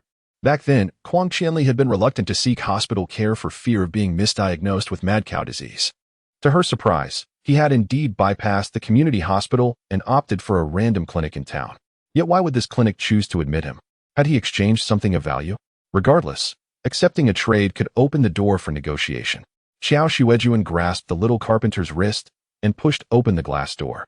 Stepping inside, the layout of the small clinic was rather simple, featuring a large transparent glass cabinet neatly arranged with medicines, although many spots were conspicuously empty, indicating that supplies had run out and not yet been replenished. What affliction! Within the examination room sat a young female doctor clad in a white coat, who lifted her gaze towards them. Medicines, please, Qiao Xuejun stated. The doctor scrutinized her for a moment, inquiring, what seems to be the problem? Qiao Xuejun gently nudged the little carpenter to the chair opposite the doctor and began, Dr. Wang, I have a friend who has been receiving treatment here recently. I came to inquire about his condition. The doctor, puzzled, looked up and assessed Qiao Xuejun. Which friend? I'm not familiar with him. Qiao Xuejun directed her gaze towards the motorcycle in the corner. My friend S. surname is Quang. Instantly, the doctor's expression shifted, her eyes narrowing as she fixed her attention on Qiao Xuejun for a moment. Glancing at the clock on the wall, which indicated it was 10 minutes to 10, she gritted her teeth, rose to secure the door, and locked it. Approaching Qiao Xuejun, she whispered, Are you a friend of Lord Quang? Lord Quang. Perhaps he was a renowned influencer with millions of followers. Qiao Xuejun remained composed, nodding affirmatively, yes. The little carpenter, bewildered by the conversation, wondered who Lord Quang was and why they were not merely here for an injection. The doctor replied, he has improved significantly. His wounds have all been treated. However, his recovery is hindered by a lack of nutritious food at home. Without a high-protein diet, his healing is quite slow. In simpler terms, he was lacking meat. Qiao Xuejun immediately responded, Lord Quang mentioned he needed some meat, so please take this to him. With that, she retrieved 3 cans of beef from her bag and pressed them into the doctor's arms. The little carpenter's eyes widened in astonishment. Canned meat. They had been reluctant to open such precious rations in the shelter, and here was Qiao Xuejun, presenting 3 cans to the doctor without hesitation. Although she could not comprehend the significance of the scene, she understood that their visit centered around healing wounds, even though the cans were not hers. The act of giving made her heart ache. If only she had been more cautious and avoided the rat bite, none of this would have happened. Dr. Wang Wanfeng stared at the 3 sizable cans in her embrace, speechless with delight. In these times, every household was in need of meat. The relief supplies from the community contained none, and most patients paid with money rather than food. She had resolved that in the future, she would only accept food for treatment, corn and sweet potatoes were acceptable, but she had never anticipated receiving meat. It had been ages since she had caught a whiff of its aroma. Moreover, Lord Kuang was in dire need of meat. She was an ardent fan of Lord Kuang, having been inspired by his videos of cycling around the world, which motivated her to persevere and strive for life. Eventually, she had messaged him, inviting him to cycle through her hometown. Of all the numerous invitations, he had chosen hers and actually came. Thus, his visit to Guangzhou was, in fact, in response to her invitation. However, she had never expected to meet her idol in person. Just days ago, she had seen her idol seeking assistance after being grievously injured by a malevolent individual. How despicable! Fortunately, these cans of beef would be of great help. Although Qiao Xuejun had initially mentioned Lord Kuang's surname, the doctor still harbored some doubts. Yet, the generous offering of such hefty cans dispelled all suspicion. Such magnanimity, coupled with her beauty, surely indicated she was no villain. Qiao Xuejun casually inquired, "Do you have any alcohol?" Wang Wanfeng nodded. "Yes. Would you like some?" "I can give you a bottle." "No need for that. Little carpenter, please let Dr. Wang disinfect your injury." Upon hearing it was finally her turn, the little carpenter hurriedly approached, extending her hand towards Wang Wanfeng. "Dr. Wang, could you please help me disinfect my finger?" "Of course." Wang Wanfeng, unaware that true trouble was brewing, glanced at the little carpenter and Oppo's wound. "How did you sustain this injury?" The little carpenter looked at Qiao Xuejun, saw her remaining silent, and recounted, "We intended to go up the mountain for some meat, but unexpectedly, I reached into a trap and was bitten by a rat." "You injured yourself while hunting for meat to help Lord Kuang? How commendable." Wang Wanfeng frowned. "Merely disinfecting will not suffice. Come here. I need to give you a couple of injections." The little carpenter followed Wang Wanfeng to the back room, where she retrieved refrigerated vaccine vials, preparing them promptly for the little carpenter's injection. All done. Wang Wanfeng discarded the used needle into the medical waste bin, advising, "This is the first dose. Return in 3 days for the second." Qiao Xuejun froze momentarily, nearly forgetting that rabies and tetanus vaccines were administered in a series. Initially, her intention was to deceive for profit, but now, if Wang Wanfeng discussed it with Kuang Qianli, it would surely expose her ruse. Feeling a headache coming on, Qiao Xuejun quickly turned her attention to the storage room, asking, "Do you have electricity here?" "The power went out again this morning." Wang Wanfeng nodded. "We have a backup power source as many medications must be refrigerated to maintain their efficacy. However," she sighed, "our diesel supply is running low. I have avoided using the air conditioning to keep the refrigerator running. It won't last much longer." The little carpenter interjected quietly, "So, should I come back in 3 days?" Wang Wanfeng patted her shoulder. "Yes, perhaps tomorrow everything will improve. The next rain will end the heat, and everything will revive. There will be no more water or power outages." Yet, Qiao Xuejun remained skeptical. If the power goes out and the medications lose their efficacy, won't they become useless? Wang Wanfeng nodded, sighing. "Indeed, there is nothing we can do about that." Suddenly, Qiao Xuejun suggested, "There is a solution. Give me the vaccines. I can preserve them at home." Though her shelter lacked a refrigerator, she had purchased a small incubator, a temperature-controlled box for 300 yuan, capable of both cooling and heating. While it was small, akin to a microwave, it could accommodate the vaccine vials without issue. Moreover, if she took the vaccines home, there would be no need to return to Wang Wanfeng, alleviating her concerns about being discovered. Wang Wanfeng happily agreed. "You have a backup refrigerator? That is wonderful. Please take them. If my power runs out and the grid does not restore, you can help store the medications for me." Chapter 33. Solar Power Generation. What can I say? Qiao Xuejun even contemplated transferring all of Wang Zhuanfeng's refrigerated medicines back home at that moment, for she seemed like someone who would readily agree. With just a few words, she managed to obtain all the subsequent medications, including syringes and saline solution, all perfectly prepared. Wang Wanfeng suggested, "Shall I take you to see Guangshan? He went hunting this morning, saying there are fish and shrimp in the river inside the cave. And he spent the entire morning fishing. He is now resting upstairs." Naturally, Qiao Xuejun declined. "Let him rest well. We shall visit him another time." Wang Wanfeng nodded in agreement. Indeed, ample sleep is beneficial for wound recovery. Qiao Xuejun inquired further, "Did Guangshan catch any fish or shrimp?" Wang Wanfeng chuckled, nodding. Then shaking her head, he caught 2 small fish and shrimp, hardly enough to fill a gap. Qiao Xuejun and Oppo's eyes sparkled. It was good that something was caught. Though the fish were uncertain, shrimp breed quite rapidly. If they could acquire some shrimp to raise in the shelter, it would serve as an excellent source of protein. Then we shall take our leave. Do take care, you and Guangshen, as things have become increasingly unsettled lately, she remarked. Wang Wanfeng nodded, gathering the items for Qiao Xuejun with care, feeling somewhat embarrassed. Qiao Xuejun expressed her gratitude as she took the insulated bag of medicines prepared by Wang Wanfeng and headed home with the carpenter. Upon arriving home, she promptly placed the insulated bag of medicines into the seed incubator she had previously purchased. Then, she transported the seed incubator to the warehouse, where her diesel generator was located. When purchasing the generator, she had hesitated between gasoline and diesel. The gasoline generator was lighter at 150 pounds and quieter, while the diesel generator weighed 250 pounds and produced more noise. Had the system not been able to transfer these items directly to the shelter, she would have found it impossible to move them. Ultimately, she opted for the diesel generator due to its longer shelf life. Gasoline lasts only 6 months, while diesel typically lasts a year, and in extreme cases, can be stored for up to 4 years, albeit with reduced combustion efficiency.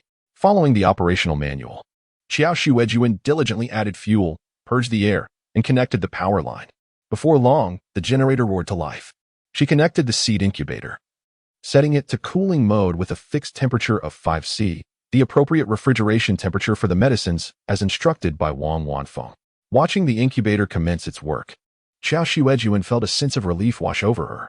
The carpenter stood by, observing, with a hint of guilt in her eyes. It was because of her need for injections that the generator had to be used, something they typically avoided, opting for the wood-burning stove for cooking. Qiao Xuejun felt no qualms. It was not her first time using it, having previously started it up for plowing. However, the noise was indeed overwhelming, thundering and rumbling. She questioned whether the ground could even bear such a racket. If it could, surely the sound would reach 10 miles around. How could one sleep amidst such clamor at night? Yet, the generator could not be halted, as the incubator required continuous power to function. It was quite vexing. Qiao Xuejun glanced toward a corner of the warehouse, where the solar photovoltaic panels she had purchased lay and used, nestled in the shadows. They produced no noise, but installing them on the roof could attract attention, unless they built the walls higher to shield from prying eyes, which would necessitate walls taller than the roof itself. Once she completed the task of storing the medicines in the incubator, Qiao Xuejun hurried to examine the small game they had captured that day, for quails and a small wild rabbit. She settled them in the breeding area of the potato field, in a small corner. Using plastic bottles, she fashioned feeding and watering troughs, filling the feeding trough with some dehydrated vegetables. The quails required some light, but the shelter itself could simulate natural lighting. Qiao Xuejun proposed to the carpenter, "Let us build a chicken coop and a rabbit hutch." The carpenter scratched her head, I and amp. Oppose, VE only built pig pens for others, never a chicken coop. Most people keep their chickens in the yard, surrounded by a fence.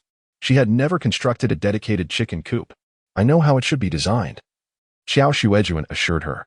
I'll explain it to you. See if you can manage it. During their studies in animal husbandry, they had learned about various livestock and poultry, and Qiao Xuejun understood the structures required for a chicken coop. However, knowing was one thing, creating it was another matter entirely. If she were to tackle it alone, it would take considerable time. With the carpenter's assistance, things would be different. She sketched the necessary structures in her notebook and handed it to the carpenter. After glancing at it, the carpenter asked, "Is the height of this nesting area the same as here? Is this door a double door?" Once confirmed, she nodded. It and oppose. That's not difficult. It can be done. As they proceeded to work, she immediately selected usable pieces from their pile of processable wood, beginning to saw and hammer away, constantly measuring dimensions with a ruler. With the generator running, the carpenter utilized electric tools, greatly increasing their efficiency. Before long, they had cut all the raw materials. We're short on wood. We'll need more, she noted. Qiao Xuejun agreed. We can gather some more tomorrow, with the materials insufficient. They returned to the tasks they had previously set aside. Earlier in the day, they had been crafting tools, having completed half, and now resumed their work. The carpenter constructed 2 chairs. Previously, their underground shelter had only one, which was insufficient. Then they began to create the components for the cart that Qiao Xuejun desired. With the generator operational, the carpenter directly employed electric woodworking tools, significantly enhancing efficiency. She chatted with Qiao Xuejun. I can also do bamboo weaving. I made a dog bed from bamboo at home. Qiao Xuejun's interest piqued. Bamboo weaving? It's lighter than wood. Constructing tall walls from wood would be quite challenging due to the weight, But bamboo presents a worthy challenge. There's bamboo on the mountain. We can saw some to bring home tomorrow, she suggested. The underground needed to warm up, and they could also make bamboo mats for cooler sleep at night. They also worked on the traps, planning to set them out the following day to catch more game. After a long day, the two washed up and climbed into bed, only to discover that the sound of the diesel generator was exceedingly loud, louder than the music broadcast in the square, rendering sleep utterly impossible. Qiao Xuejun could no longer keep her eyes shut and sat up in bed. System, she called. Host, what is it? Do you need me to play a lullaby? The system replied. No need. Can you mute my hearing? Qiao Xuejun requested. The system hesitated. That function requires high-level permissions. Currently, you are only a novice user and lack such permissions. You need more food, right? Qiao Xuejun surmised. Indeed. Choosing to forego the request, Qiao Xuejun found herself unable to sleep. She swung her legs out of bed and made her way to the carpenter and Appo's room, only to find that the carpenter and her dog were also wide awake. Let us sleep upstairs, Qiao Xuejun suggested. Just bring a pillow. With this weather, we don't even need a blanket. The carpenter, unable to endure the noise any longer, nodded and jumped out of bed with her pillow, leading her dog as they ascended the stairs together. Indeed, upon reaching the ground floor, they escaped the clamor of the diesel generator. Before heading upstairs, Qiao Xuejun had filled the generator with fuel. The temperature on the ground was significantly warmer than below, even at night, hovering around 28 degrees Celsius. This is Guangzhou. If it were an unfamiliar city, Qiao Xuejun had seen online that some netizens claimed it could reach 40 degrees at night. Even though 28 degrees is not excessively hot, Qiao Xuejun and the carpenter had just emerged from the coolness of the basement, particularly for Qiao Xuejun, who had acclimatized to the chill beneath. The heat above was suffocating and uncomfortable, causing her to sweat profusely. The carpenter, however, quickly readjusted and fell asleep. Qiao Xuejun, on the other hand, lay awake for most of the night, ultimately resolving to find a way to connect the solar panels sooner rather than later. Such a situation was untenable. Nonetheless, she eventually succumbed to sleep. The following day, the two set out to the mountains with their usual tools. Upon reaching the location where they had previously set traps, they discovered that, after harvesting the traps the day before, they had reset all but the last one, which the carpenter had not had time to rearrange due to being bitten. When they arrived at the first trap, they found the bait missing. Yet there were no catches inside. They remained calm, recalling that on the first day, one trap had exhibited the same condition. However, upon discovering that the second trap was in identical disarray, they began to sense that something was amiss. The carpenter lamented, "Our luck isn and Appo's great today." As they proceeded to check each trap, they found the same disheartening situation, bait gone, but no prey. Qiao Xuejun furrowed her brow. And even the carpenter felt something was off, someone's meddling. This can't be mere coincidence. The previous day, out of 8 traps, 4 had yielded catches. How could it be that none were caught today? Moreover, the bait had vanished. It was certainly not a coincidence. Nor could it be that the animals had suddenly become cleverer. Qiao Xuejun concluded, someone must have taken the prey before we arrived. The carpenter fretted. But who could it be? Could it be my uncle and his companions? Qiao Xuejun shook her head, deeming it unlikely. If it were her uncle, he would surely boast about his catches. A petty person would not be able to contain their triumph. Furthermore, Qiao Xuejun and Appo's traps were quite discreet, not easily detected by the average person. Perplexed, Qiao Xuejun scrutinized the surrounding bushes. The hot weather had dried the earth, making it unlikely for passers-by to leave any significant traces, let alone footprints.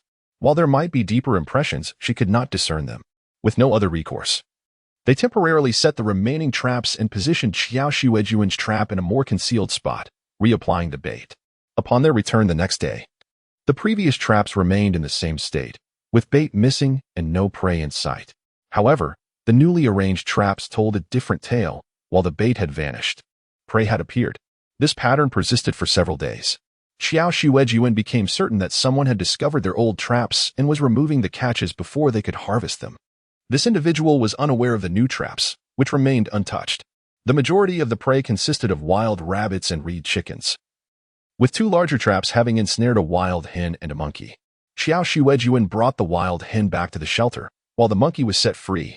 Ultimately, Qiao Xuejun resolved to ascend the mountain an hour earlier, positioning herself at the foot of the mountain to observe who ventured up before them. Nevertheless, Over the past few days, the new traps had yielded a considerable amount of prey, 11 reed chickens for wild rabbits and 2 wild hens. The reed chickens had begun to lay eggs, with each hen producing 1 egg every 2 days. 5 out of the 11 hens were laying eggs, resulting in an average of 2 eggs per day.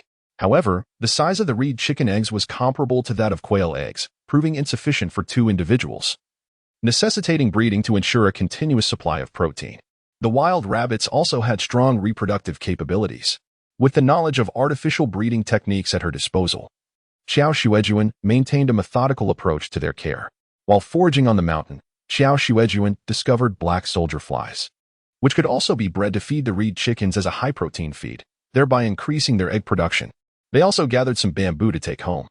After hearing Qiao Xuejun and Appo's plan for bamboo walls, the carpenter suggested, "We will need a lot of bamboo.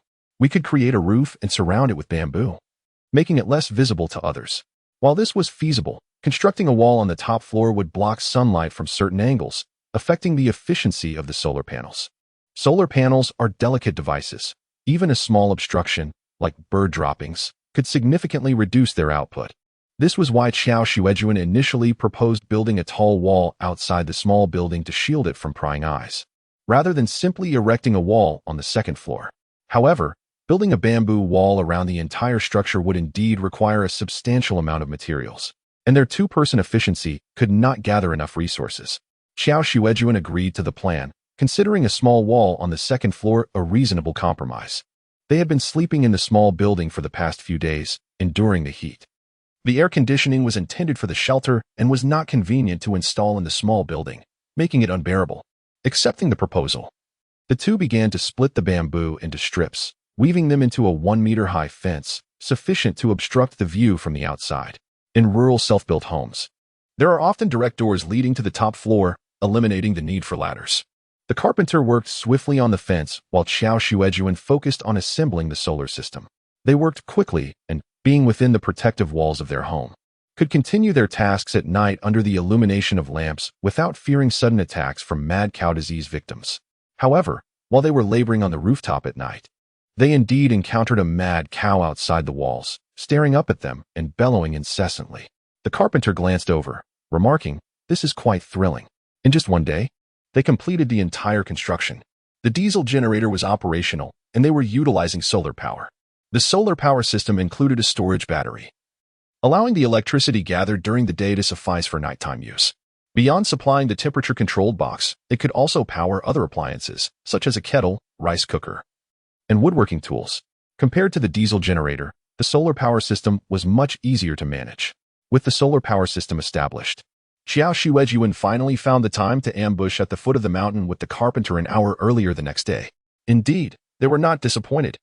They had barely been concealed for 10 minutes when they spotted someone stealthily descending the mountain, clutching a cardboard box. Qiao Xuejun heard the distinctive sharp clamor of the reed chickens. This person was someone Qiao Xuejun recognized, though she had never anticipated it would be him. Chapter 34. The peeping Tom Quang Chinli was clad in a white short-sleeve shirt, a bandage wrapped around his left arm, indicating his injury had yet to fully heal. In his arms, he cradled a small cardboard box, from which the sharp and incessant calls of a quail emanated. He appeared somewhat flustered. "Stop calling, stop calling." He whispered to the box, anxiously cautioning, "If you attract the bad guys, it will be over for you. Do you think that Qiao knows? She'll send you back to become soup." As he spoke, he hurried down the mountain, likely accustomed to swiftly returning home after capturing prey. He had descended before Qiao Xuejun and the carpenter arrived, thus never encountering them. Qiao Xuejun furrowed her brow, harboring doubts. Was he not afraid of mad cow disease?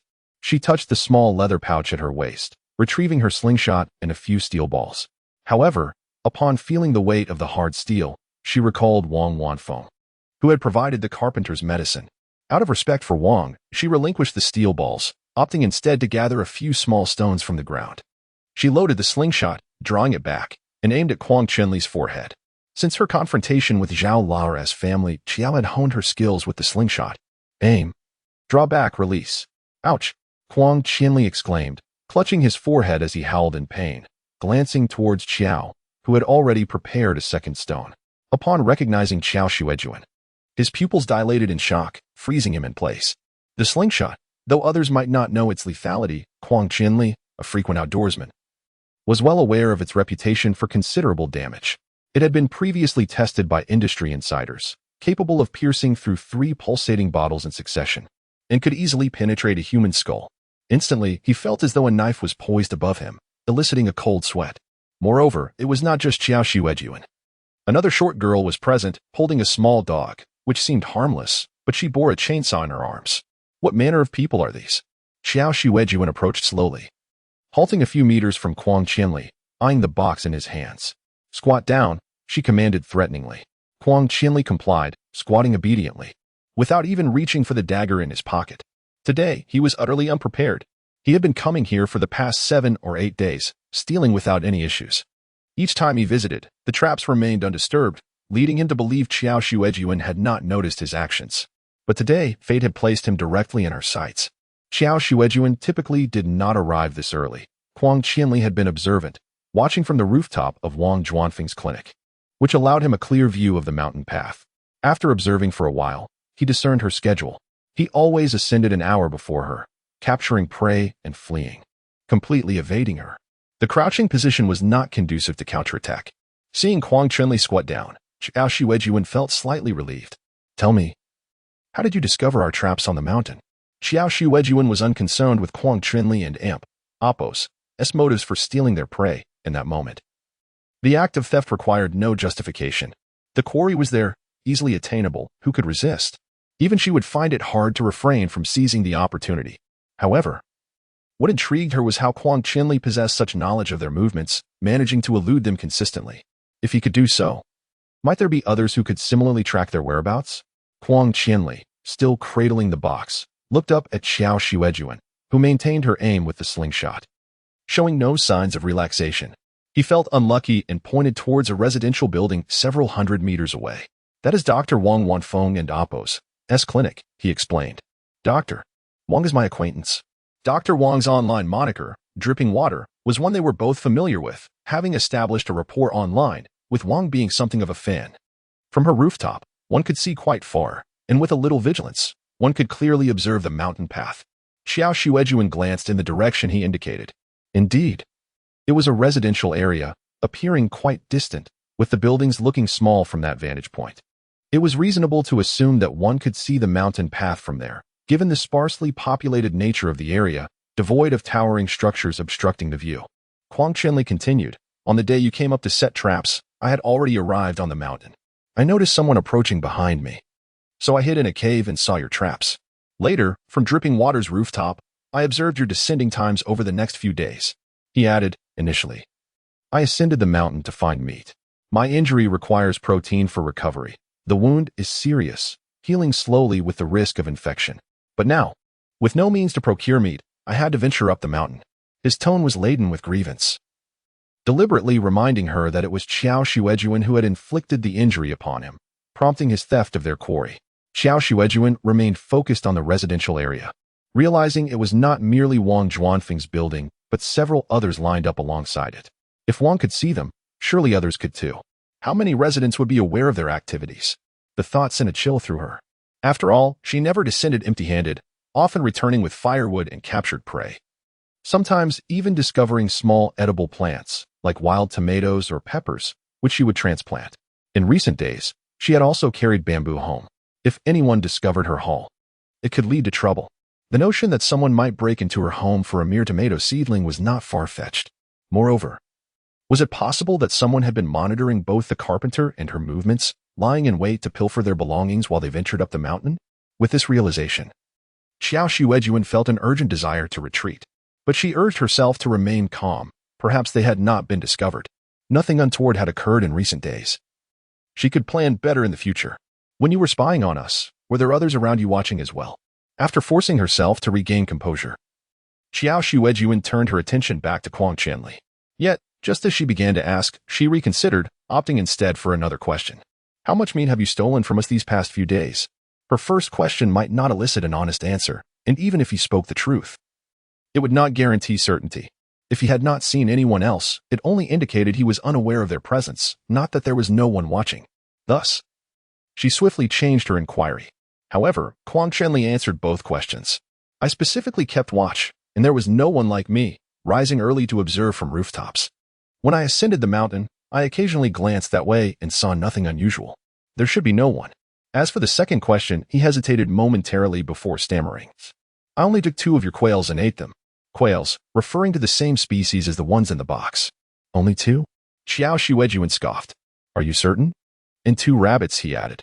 A pheasant, an owl, a weasel. With his eyes closed, Qianli confessed, and rats and snakes. Really, that's all? With a skeptical tone, Xuejun retorted, return them to me. Qianli hesitated. Return? How? Everything edible has been consumed. Xuejun raised an eyebrow, unwilling to return them. In coordination with Xuejun, Xiaomujiang activated the chainsaw, emitting a resonant buzz. Qianli's scalp prickled with unease. I'm not unwilling, but they were all used for nourishment. There's nothing left. I initially intended to raise them, but the quail I brought back on the first day succumbed to the heat. They couldn't survive at home. So we ended up slaughtering them for meat. Besides, I wasn't the only one who ate them. Dr. Wang partook as well. Qianli grumbled, noting Xuejun's silence. Didn't you coax Wan Lu into giving you the medicine?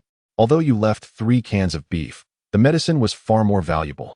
Xuejun remained silent. Qianli was correct. At the original prices, the rabies and tetanus shots were indeed more expensive than 3 cans of beef. In the apocalypse, with meat scarce, the price of beef had skyrocketed, rendering previous valuations obsolete.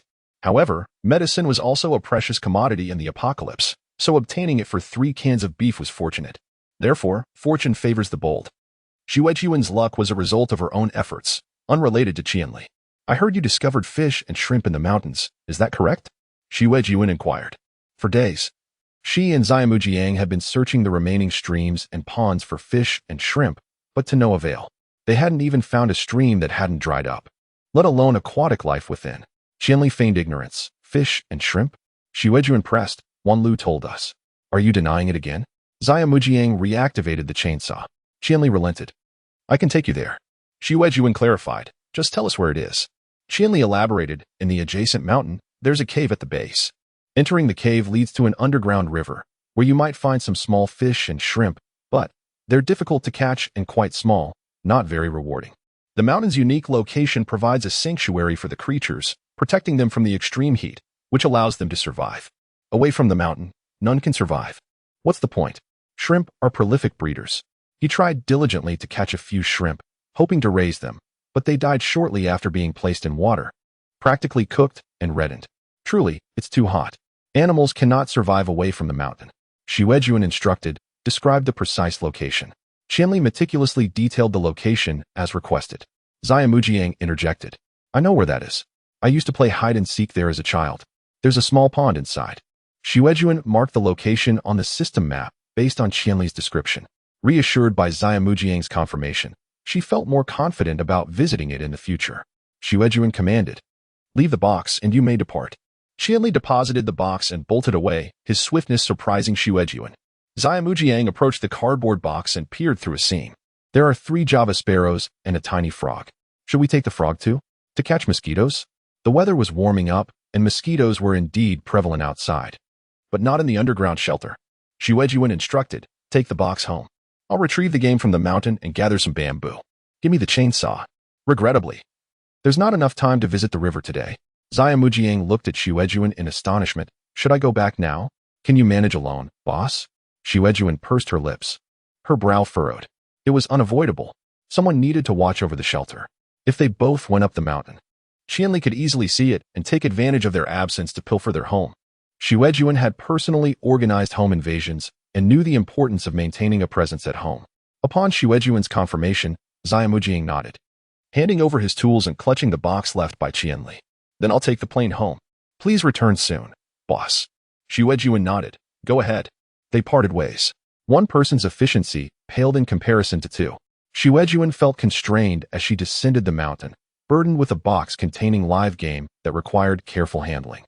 A firewood bag laden with sawn bamboo segments and wooden sticks and a chainsaw. Alone, she felt overwhelmed. When she and Xiaomujiang ascended the mountain together, they carried more than twice as much and faster. Their teamwork significantly boosted their efficiency.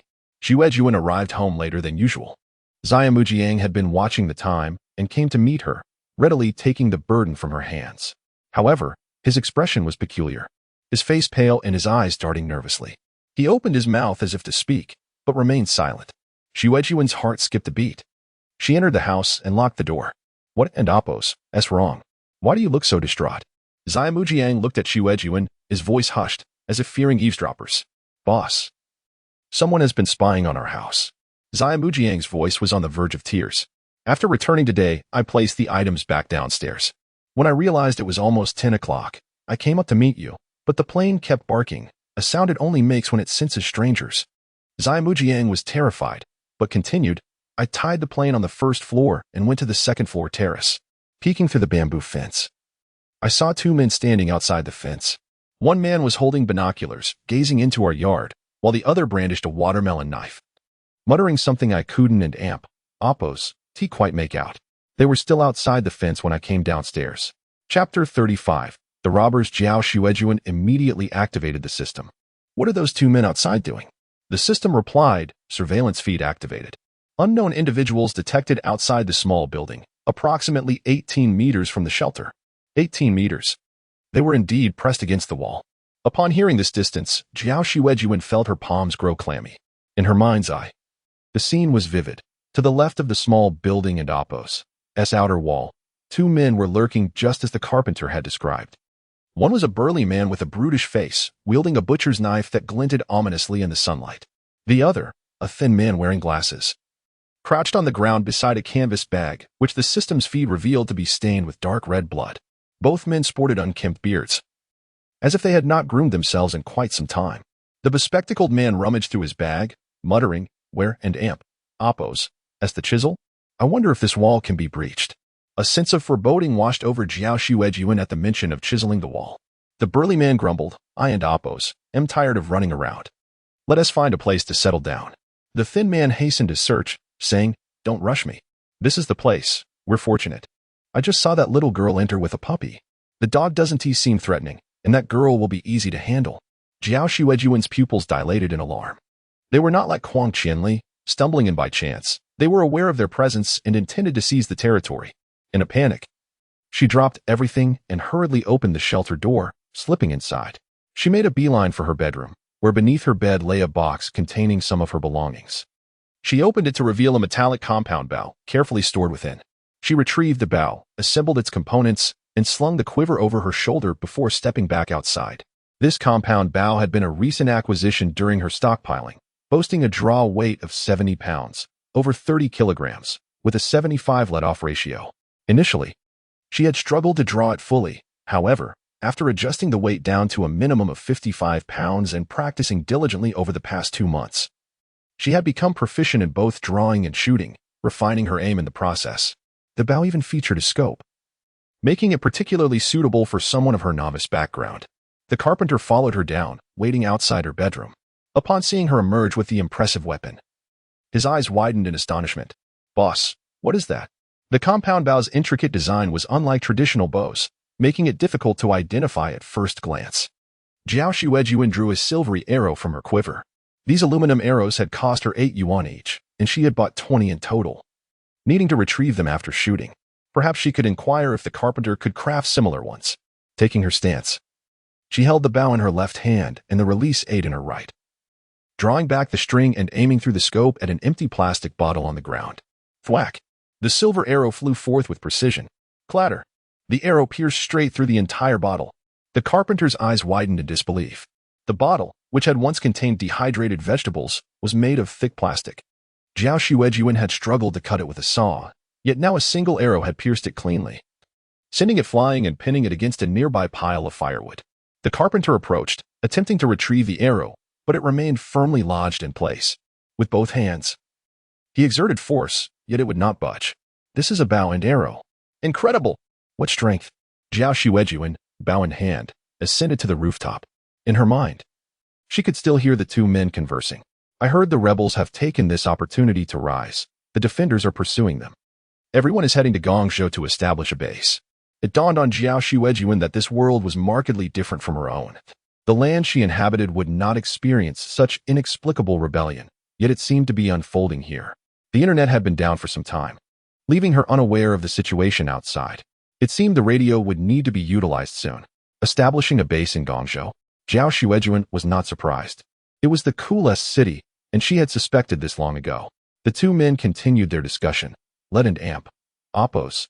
S find a place to settle down here. Then we can head straight to the base. That would be ideal. Have you found the chisel yet? We'll break through the wall and storm in tonight. Capturing those two girls. I must admit, the tall one is quite pretty, resembling an internet celebrity. The shorter one is also appealing, looking barely 18. Qiao Xuejun furrowed her brow at their comments, wishing she could shoot them both with an arrow. Yet, she managed to remain composed and ascended to the second-floor rooftop. To shield the solar panels from the sun, she and the carpenter had constructed bamboo walls around the rooftop. However, the experienced carpenter had left a few observation holes in the bamboo. From this vantage point, they could see the two men outside the wall. And if Qiao Xuejun chose to, she could eliminate them with a single shot. However, she was not there to engage. She was merely on guard. She retrieved her phone and dialed the emergency number. If the two men were to be believed, this call might go unanswered. No signal. The situation was worse than Qiao Xuejun had anticipated. The call simply would not go through. Was it due to an attack on the base station? A fiber optic cable break, a network failure, or electromagnetic interference from military activities? She could not discern the cause. The two men planned to enter at night. And judging by their demeanor, they harbored unsavory intentions. It was only 10 a.m., and if the signal had not been restored by sunset, she would need to take proactive measures. The carpenter, having followed closely, whispered, "Is the emergency number unreachable?" The dog whined anxiously, "Woof, woof." Qiao Xuejun nodded. "There's no signal. For now, we must not panic. They intend to enter tonight. Let us return to the shelter, and if the signal remains down by nightfall, we'll devise a plan." She refrained from disclosing her intention to strike first, fearing it might alarm the carpenter, as not everyone could accept such extreme measures. The carpenter nodded, peering through another observation hole in the bamboo wall at the two men outside, still uneasy. "What if I stay here to keep watch?" Qiao Xuejun understood the carpenter's apprehension. She feared the men might burst in unexpectedly. Suddenly, Qiao Xuejun grasped why survivors of the siege of Sarajevo often remarked that solitary living equated to a zero survival rate. The harsh reality was such, even with two people. They were vulnerable. A lack of numbers and strength rendered them easy targets in times of calamity. The two men outside had chosen them precisely because they were few in number and were both women. If they had only the small house and no underground shelter, what could they do if those men forced their way in? Fight for their lives? In the midst of conflict, injury is an ever-present possibility. In this resource-scarce apocalypse, wounds and death are inseparable companions. The carpenter remarked, "If I see them coming in, I will notify you." To which Qiao Xuejun replied, "No need, rest assured." She possessed a surveillance system that allowed her to monitor the movements of the two individuals, even from afar. Together, Qiao Xuejun and the carpenter descended from their refuge. This time, their work progressed at an accelerated pace. They had intentionally collected sturdy logs, which the carpenter meticulously processed, fitting them together seamlessly to completely seal the windows and doors of the house. The windows on both the first and second floors had been secured, leaving only the front door on the ground floor. Originally, the door was merely a flimsy wooden plank, and Qiao Xuejun had briefly contemplated whether she could kick it down. However, with the last piece of wood, they could reinforce it with thick logs, tripling its thickness and adding an extra layer of security from both inside and out. This transformation provided a sense of safety. Yet, as she gazed at the closed door, anxiety lingered in her heart. Currently, there were only two individuals outside. But given the circumstances, it would not be surprising if 4 or 5 appeared. Could this door withstand such an onslaught? "System, explain," she implored. "Did you not say that the first year would only bring high temperatures, and that mutated marine creatures would not come ashore until a year later?" The system promptly replied, "Indeed, host. The first year is solely characterized by high temperatures. Large-scale warfare will commence a year later, as humanity begins to combat the mutated beings. However, localized unrest has existed since the onset of high temperatures. There are already some unruly rebel factions lurking about, initially inconspicuous. Many believe they are merely wandering thieves who may have strayed into this area. What do you suggest I do?" Qiao Xuejun inquired. Observing her demeanor, the system cautiously offered its advice. "I recommend you intimidate them, as you did with Quang Chenli that day." Qiao Xuejun scoffed. "They are not Quang Chenli. Intimidation will not deter them. They are clearly desperate individuals. Unless we resort to violence, they will not be frightened." She pressed further. "Why do you not suggest I take lethal action against them? I cannot make such recommendations." The system replied, As an artificial intelligence, my foundational logic is predicated on human-centered principles. I am bound by ethical standards and technical oversight. Thus, I cannot advocate for such actions. Qiao Xuejun felt an inexplicable sense of sentimentality. In these times, perhaps a system could exhibit more humanity than people themselves. The system then reminded her, perhaps you could seek assistance from the outside. Our refuge can accommodate up to 10 individuals. Qiao Xuejun abruptly shifted the topic. I checked the potatoes. They should be ready for harvest in 4 to 5 days at most. It has barely been 2 months, just shy of 7 or 8 days. If we are to eat these potatoes, we must wait until they enter the tuber swelling phase and their skins undergo corking. However, since we do not intend to market them, we can simply harvest them when the tubers cease to gain weight. Yet, a headache began to plague her. The yield could exceed 10,000 pounds. If she surrendered it all to the system, how could she explain to the carpenter that 1,000 pounds of potatoes had vanished? Never mind, she thought. I shall not dwell on that. What features would you like to exchange? The system inquired. Qiao Xuejun had many desires for exchange. The most pressing being defensive capabilities. However, these required 100,000 pounds of food. With only 10,000 pounds at her disposal, it was insufficient. Resolutely, she decided to retain 100 pounds for emergencies, allocate 600 pounds for seeds, and exchange the remainder for land. Understood, host, the system acknowledged. Will you be able to directly harvest from the land when the time comes? Qiao Xuejun asked. I have not attempted this before, but I can certainly try. The system replied. All right, let it grow for another 5 days, she instructed. The carpenter approached with a piece of wood, saying, This can serve as a door for the chicken coop. Previously, their coop door had been fashioned from cardboard due to a lack of materials. Now that they had confirmed all windows and doors were sealed, they had sufficient resources to construct the coop door. As the carpenter affixed the door, the system's alert chimed in Qiao Xuejun's mind. Detected, the host has added a chicken coop to the refuge, valued at 10,000 pounds of food. Ding! The reward has been credited to your food inventory. This notification was a first for Qiao Xuejun, leaving her momentarily stunned. The system, equally surprised, exclaimed, Host. There is a reward. Please elaborate. Is it related to the chicken coop? She inquired. Indeed. I previously understood that food was required to exchange for features. But I did not anticipate that enhancing the refuge would yield food in return. The system opened the marketplace. A chicken coop could be acquired for 10,000 pounds of food. If they constructed the coop, the system would provide them with an equivalent amount of food. Qiao Xuejun suddenly grasped the duality of the exchange. She could utilize food to acquire refuge functions and vice versa. As the weather grew warmer, the 2 men outside began to show signs of fatigue. Qiao Xuejun overheard them through the surveillance footage. Let us find a place to rest. It's already 42 degrees. Who can withstand it if it reaches 50? Let us see if there's a place with an open door. Was there a clinic nearby? I think it was run by a female doctor. I need to change the bandages on my foot. The other man interjected, but there's a motorcycle at the doctor's house, indicating a man is likely present. It would be unwise to approach. Who said anything about confrontation? We merely need to get some medicine and escape the sun, he replied.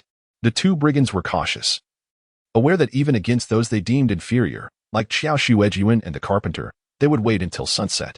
They intended to approach stealthily, hoping to subdue the 2 without a struggle, which would significantly reduce their risk. After all, avoiding injury is crucial for survival in this desolate world. Chapter 36 Notification. Upon hearing that they were about to depart, Qiao Xuejun remained vigilant, for it was evident that they intended to return. Claiming they were headed to the clinic, almost immediately she thought of Wang Wanfeng. The mention of a clinic and motorcycles unmistakably pointed to Wang Wanfeng. They had no intention of resorting to violence, rendering it unnecessary to inform Wang Wanfeng. However, Qiao Xuejun felt compelled to extend a favor to her. She needed only to convey to Wang Wanfeng that 2 ruthless men were approaching her for unknown reasons, which would likely earn her a debt of gratitude. In a post-apocalyptic world, the goodwill of a doctor held significant value.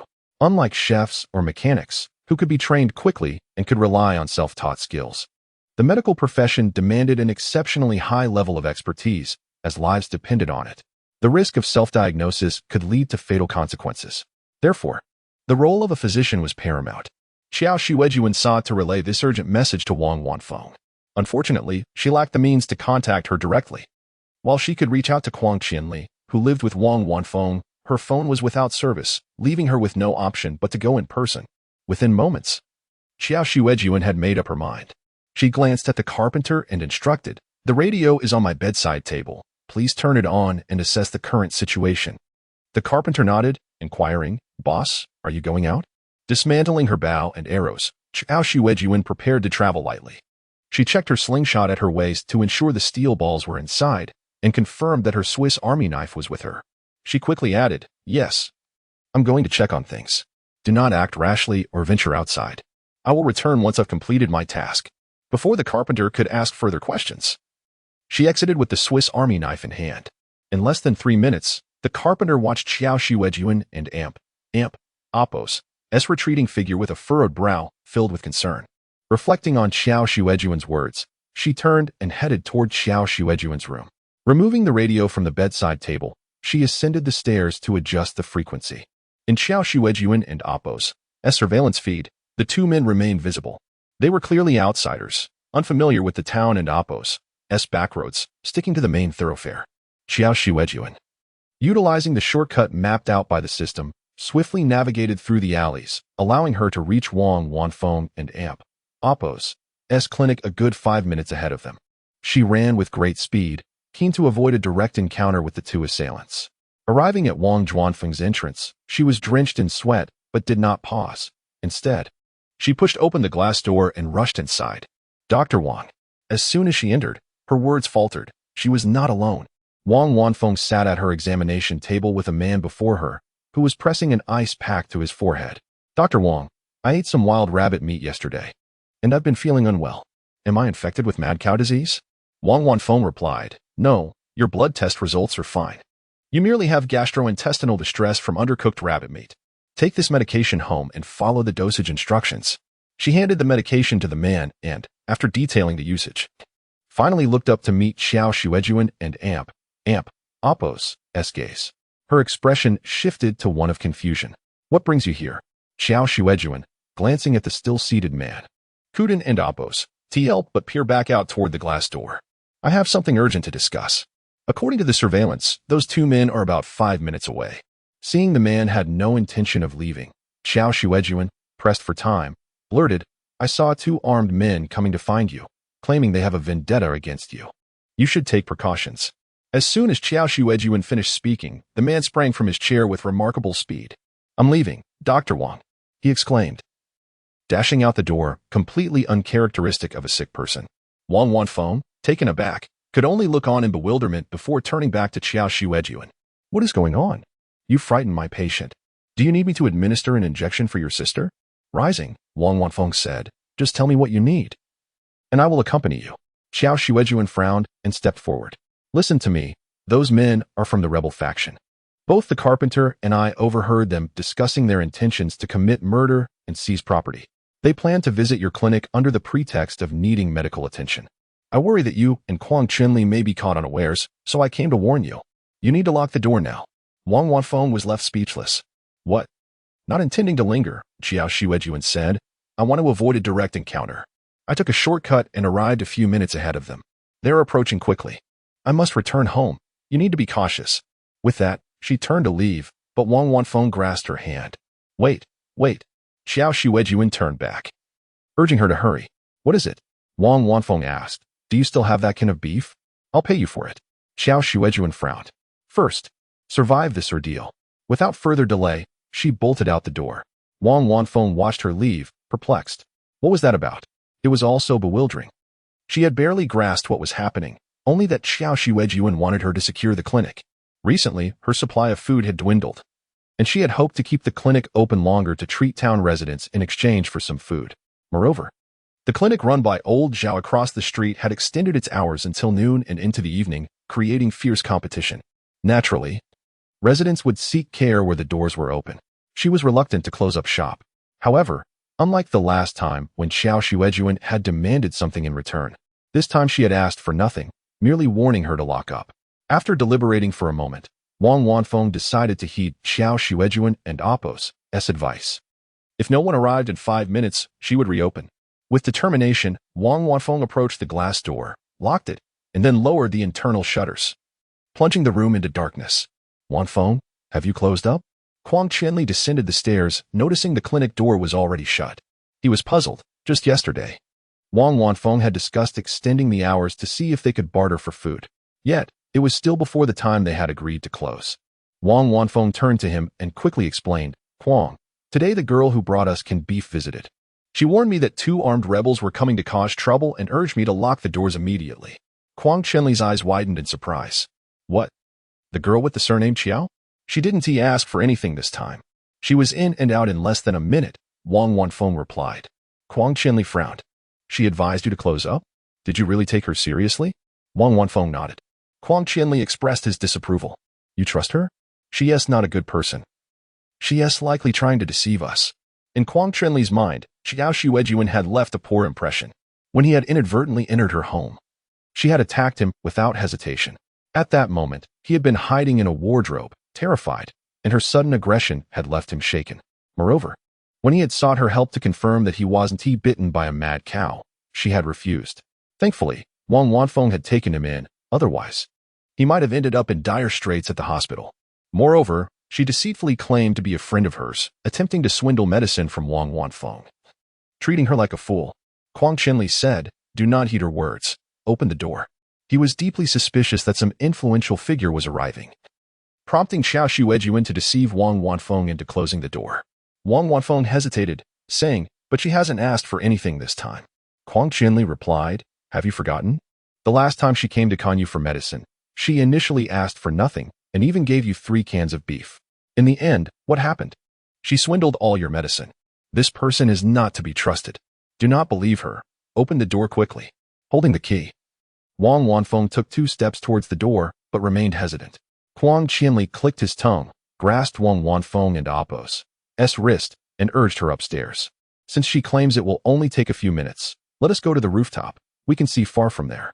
A glance will reveal the truth. She must be lying. Your little town is so remote. How could there be rebels coming here? After pondering, Wang Wanfeng found his reasoning sound and followed Huang Chenli upstairs. Their home was a 3-story building, relatively tall for the area, where most structures were 2 stories. Upon reaching the rooftop, Huang Chenli pulled Wang Wanfeng to the railing to gaze down the street, muttering, how could there be any rebels? That is utter nonsense. I Haven and Appo's, he heard a whisper of. Suddenly, he caught sight of the situation below, widened his eyes, and exclaimed, there really are. They looked down to find 2 burly men approaching, their expressions fierce. Appearing travel-worn and unkempt, carrying a blood-stained canvas bag, one of them wielding a large knife. How can a person brandishing a weapon stroll openly down the street? Is no one intervening? He quickly retrieved his phone to dial emergency services, but all he heard was the busy tone. The call could not connect.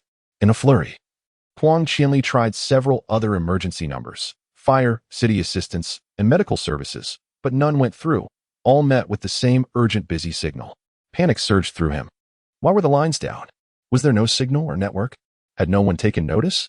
As this realization dawned, it struck him that indeed, no one was in charge. Wang Wanfeng, too, recognized the gravity of the situation, her gaze fixating on the knife in the man's hand, rendering her speechless. There were indeed men, and they were less than 10 meters from her doorstep, advancing towards her. A wave of terror engulfed Wang Wanfeng. Why were they seeking her? Who were these men? Were they truly rebels? Why had she closed the door? She overheard the men conversing below. Due to the lockdown, the streets were deserted, and even a whisper carried clearly. They were so close that their voices were distinctly audible. The 2 men continued. I passed by here earlier and clearly saw a note on her door stating that business hours were until midnight. It is barely past 10, at ISN and Appo's, even 11 yet. So why is it closed?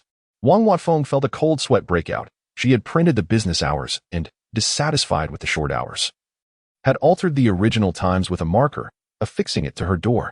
If they discovered she was home, would they force their way in? Just then, Wang Wanfeng noticed one of the men beginning to look up. Huang Chenli reacted swiftly, pulling her down to hide. They crouched behind the rooftop railing, ensuring that even if the man glanced up, he would see nothing. The voices continued to drift up. Did you really see her? Where? The other man replied, yes. I distinctly saw it posted right here. How could it be gone? Did someone tear it down? Is she hiding from us? Hiding from us? Huh. She wouldn't even know we were coming. I believe you simply misremembered. The notice of business hours is missing? Wang Wanfeng deduced that Qiao Xuejun must have removed the notice when she left. The second man, uncertain, pondered aloud. Perhaps I was mistaken. There is a clinic down that street. Let us check there. Sure. I recall there is one. However, we can inspect this place again later. After all, I noticed she has a motorcycle, quite a fine one, worth over 100,000 online. Wang Wanfeng and Appo's, as sweat streamed down her forehead, her pupils dilating. Although the words became muffled as they crouched, she could still discern their meaning. They were considering stealing the motorcycle, which belonged to Quang Qianli. And it was parked at her house. Did they intend to resort to violence to obtain it? Would they kill her and Quang Qianli to claim the unguarded motorcycle? Before long, they heard footsteps departing below. Wang Wanfeng and Quang Qianli held their positions, fearful to rise. After a considerable time, Quang Qianli cautiously released Wang Zhuanfeng's hand, slowly standing to peer down the street. He confirmed that the two men had indeed walked away, not glancing back. He let out a breath he hadn't realized he was holding. They were gone. Damned if they weren't eyeing his prized motorcycle. He hoped they wouldn't return. Wang Wanfeng tugged at Quang Qianli's pants, looking up to ask, "Have they left?" Quang Qianli bent down, ruffling her hair. "Yes, they have departed. I believe they are headed to the clinic on the next street." Thank goodness Qiao Xuejun had warned me today, Wang Wanfeng thought, her legs trembling with dread. Unable to stand. Hearing this, she was startled anew. Both clinics on these two streets were familiar to her. What exactly were they plotting? Chapter 37. The rebels are coming, Wang Wanfeng exclaimed. Call for help. We must alert them. Yet, as she spoke, she recalled that just moments ago, Quang Shun had tried to make a call, but there was no signal. The phone lines were utterly dead. What should she do? Old Zhao was supposed to keep his door open until midnight, and if those two rebels arrived, they would undoubtedly encounter him just down the street. Old Zhao's household consisted solely of an elderly man and his grandson, who was not yet 5. Wang Wanfeng crouched down, her eyes suddenly flickering with a spark of hope as her voice trembled. Perhaps I could notify other clinics, just like Sister Qiao did. She heard someone was coming to harm me and rushed to warn me. Quang Qianli sensed the gravity of the situation. These two rebels were certainly up to no good. And if they went to other clinics, they might target others as well. Nevertheless, he firmly opposed Wang Wanfeng and Appo's idea of alerting anyone else. It was far too perilous. You cannot go. It is too dangerous. The fact that our emergency lines are down is unprecedented. If you were to venture out and encounter trouble, help would not arrive in time. We must prioritize our safety before attempting to save others. But Sister Qiao, Wang Wanfeng began. Quang Qianli interrupted. She is not you. Her situation allowed her to escape unharmed. But should you go, you would be fully exposed to the criminals and Appo's gaze. Besides, Sister Qiao possesses considerable skills and quick reflexes, qualities you do not share. What if, hypothetically, those rebels took old Zhao hostage to threaten you? What would you choose? Wang Wanfeng would undoubtedly choose to save him. Her kind-hearted nature had led her to rescue herself without accepting any medical fees, and she had taken in the injured carpenter, providing him with care and medication. In truth, even without the 3 cans of beef, she would have still chosen to help. Quang Qianli was certain. Perhaps it was her innate goodness that had moved Qiao Xuejun to take the risk of warning them. Wang Wanfeng and Appo's thoughts drifted, but old Zhao, he only keeps his door open late to provide for his grandson. If something were to happen to him, their family would have no hope left. Quang Qianli gently grasped Wang Zhuanfeng's shoulders and said softly, I will go. Wang Zhuanfeng's head shot up in alarm. No, you. That is far too dangerous. I know, he replied. I am not going to old Zhao and Appo's. I will head into town to ascertain the situation. If possible, I will go directly to the police station to report. Before Wang Wanfeng could voice her concerns, Quang Qianli reassured her, emphasizing each word. I have a motorcycle. I will be swift. But once I leave, you must stay indoors. Do not go anywhere. I need you here to help me when I return. Do you understand? Wang Wanfeng nodded, suppressing her tears. Yes. Noticing her lingering fear, Quang Qianli smiled gently. Am I not your idol? There is no need to be afraid. Once I find the police, everything will be resolved. Wang Wanfeng managed a weak smile. All right. Quangshan, be careful. After bidding farewell, Quang Qianli swiftly mounted his motorcycle and departed towards the town center, which was about an hour's ride away, where the police station and hospital awaited. The ride itself would only take him 7 or 8 minutes. Once he left, Wang Wanfeng remained crouched on the balcony. She occasionally stood to peer down the adjacent street. But it was too far. A whole street separated them, rendering her unable to see anything. While watching the street, her gaze drifted towards the town center. Internally praying that Quang Qianli would return with assistance, be it the police, firefighters, or security personnel. Even if she realized that he had only just left and likely had not yet reached town, she couldn't help but anxiously scan the distance for his return. To her astonishment, Huang Chenli did indeed reappear. He rode his motorcycle towards her, the exhaust trailing behind him, faster than before, accompanied by the loud roar of the engine. No rescue? Huang Chenli had returned alone. No, that was not entirely true. Perhaps he had alerted the police and returned quickly on his motorcycle. A wave of anxiety washed over Wang Wanfeng as she hurried down from the balcony to greet him. Upon reaching the first floor, she pushed open the rolling shutter door and then the glass door. Just then, Huang Chenli arrived at the entrance, the sun now blazing, causing his face to flush with heat and sweat to bead on his brow. He dismounted swiftly, maneuvering the motorcycle inside, shutting the door, and securing the shutter in one fluid motion. Wang Wanfeng watched in a daze. Huangshen, how did you return so quickly? Taking a few deep breaths, Huang Chenli finally met her gaze. Do not open the door again.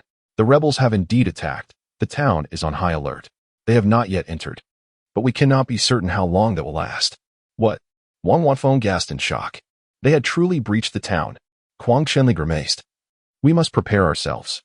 This clinic is surely among the first targets for looting. We must fortify our defenses. Seal the doors and windows.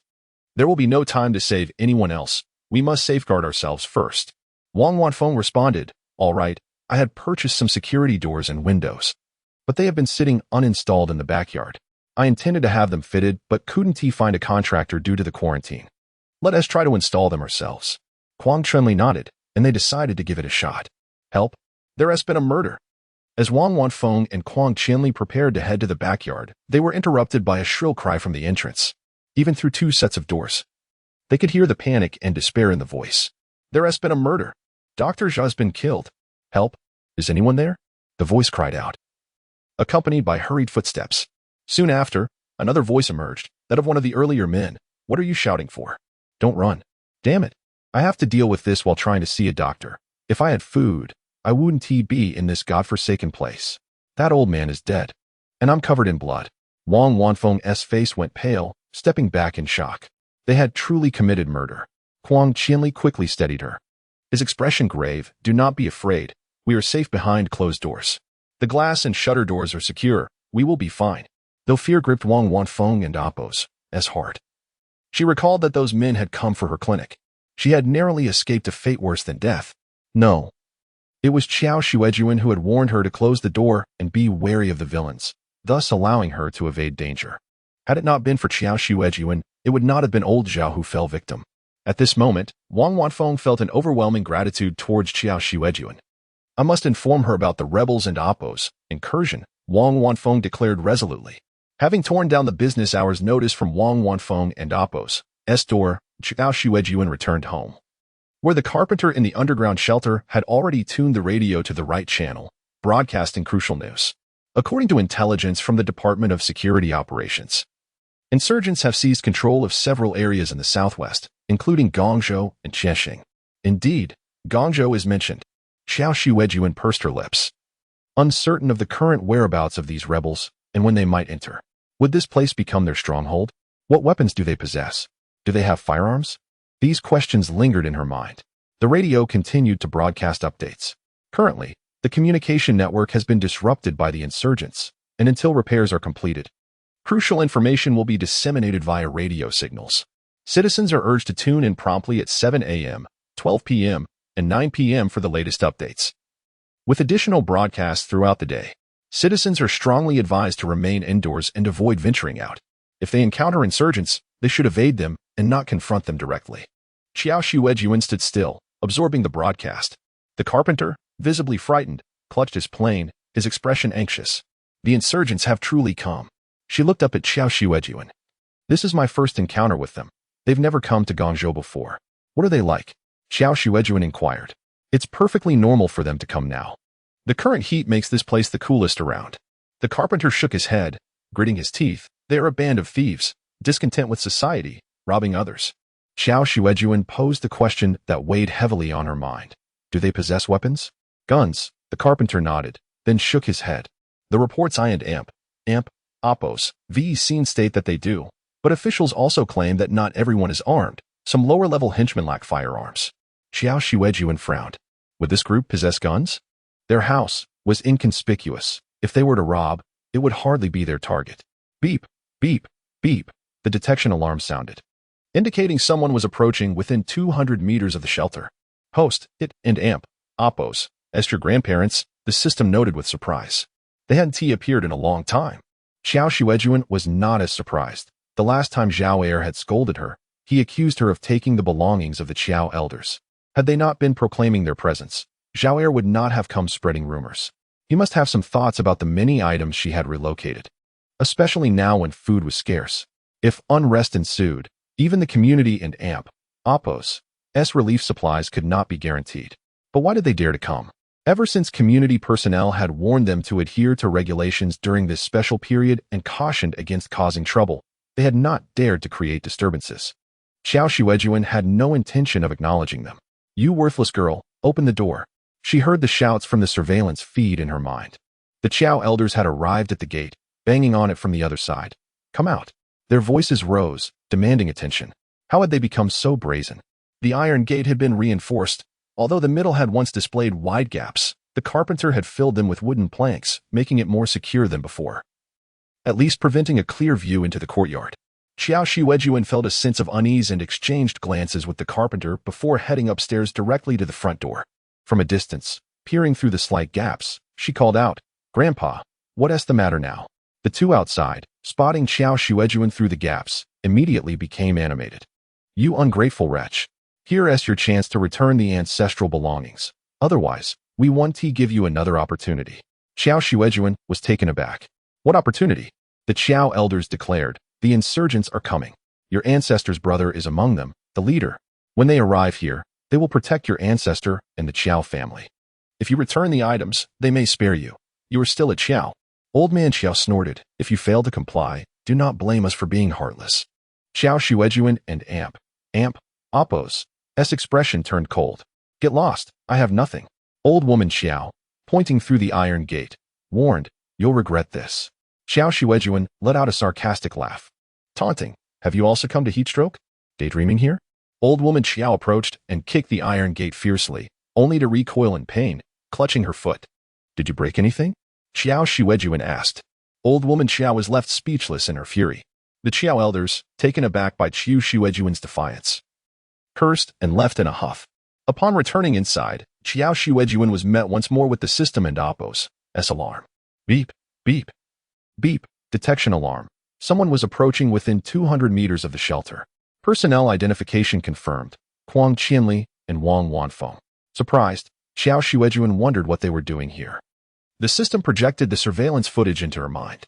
200 meters away from the old house, she indeed spotted Huang Qianli and Wang Wanfeng, both hurrying toward her with anxious expressions. Despite the sweltering heat, Qiao Xuejun noticed Wang Wanfeng's lips were pale. Were they here to find her? Qiao Xuejun observed closely. It was only the two of them, with no one else in sight. Where were those two men? What was happening? She swiftly turned and exited the courtyard, standing by the iron gate to await their arrival. Before long, the two appeared in her line of sight. Upon seeing her, Wang Zhuanfeng's eyes brightened, and she rushed forward, almost tripping as Huang Qianli grabbed her arm. Reaching Qiao Xuejun, she spoke rapidly through the iron bars. Sister Qiao, listen. The insurgents are about to enter the town in large numbers. It's very dangerous. You and your sister must be cautious and avoid provoking them. Qiao Xuejun frowned and stepped closer. How do you know this? The broadcast didn't provide such details. Huang Qianli stepped forward and recounted the day's events through the iron gate. Once he finished, Wang Zhuanfeng's eyes brimmed with tears. Thank you. If it weren't for you, I would surely be doomed. Chapter 38. Over time, Qiao Xuejun did not linger on Wang Zhuanfeng's tearful expressions of gratitude. Instead, she turned her gaze toward Huang Qianli. Are you saying that you have been to the town and that defenses are already being established? Huang Qianli nodded. Indeed, everyone is responding to the rebel forces. However, this town has a sparse population. They are unlikely to focus on our area. Yet, given the turmoil, we could still be affected. He furrowed his brow. Just like the two men today, they have already taken lives. You must be cautious. Huang Qianli had recounted the events leading up to this point, and Qiao Xuejun learned that those two men had murdered Dr. Zhao from the neighboring street. Suddenly, Qiao Xuejun inquired, is there no one at Dr. Zhao's home to stop them? Wang Wanfeng shook her head. It was just him and his 4-year-old grandson at home. They are both gone. Qiao Xuejun clenched her fists, pondering deeply. If all went as expected, those two men would likely not return to her. After all, Dr. Zhao and Appo's house was far superior to her dilapidated dwelling. She had not anticipated that merely notifying Wang Wanfeng would lead to such tragic events. Though she could not foresee the assailants targeting Dr. Zhao, nor had she orchestrated it, this act inadvertently alleviated some of her troubles. With a complex expression, she looked at the two. Did you come specifically to inform me? Yes. Wang Wanfeng peered through the gaps in the iron gate, assessing Qiao Xuejun's living conditions. Upon seeing the low walls and the aging house, she displayed a worried expression. Why don't you come with me? We can look out for each other. Qiao Xuejun raised an eyebrow in astonishment. What? Was Wang Wanfeng inviting her? Wang Wanfeng asserted. My house has security doors and windows, roller shutters, and tempered glass. The windows are fortified with iron bars. It is generally inaccessible to intruders.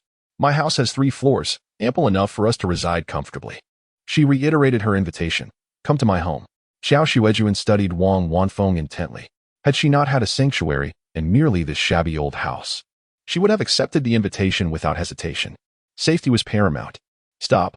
Suddenly, voices emerged from behind the house, eerily reminiscent of those two men. Wang Wanfeng visibly panicked. Looking at Qiao Xuejun, we cannot linger here.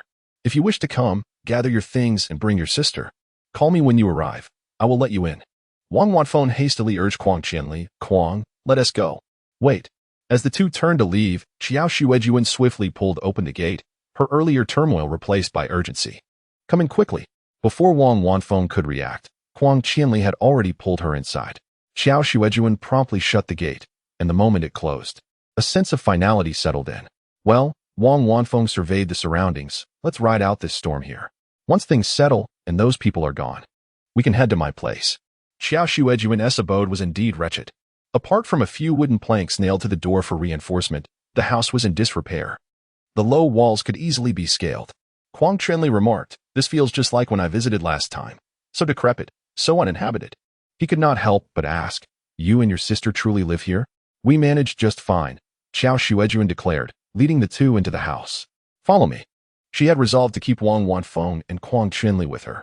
One was a mechanic, equipped with a motorcycle for transportation. The other was a doctor, possessing a room full of medicines. They were precisely the individuals Qiao Xuejun had contemplated allying with.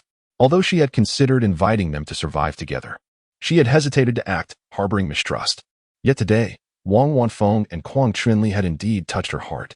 They could become friends. Moreover, though it might be inappropriate to say, Qiao Xuejun found them rather easy to manage. One had been easily dismissed after a mere knife wound, while the other had given away all his medicine for just 3 cans of food.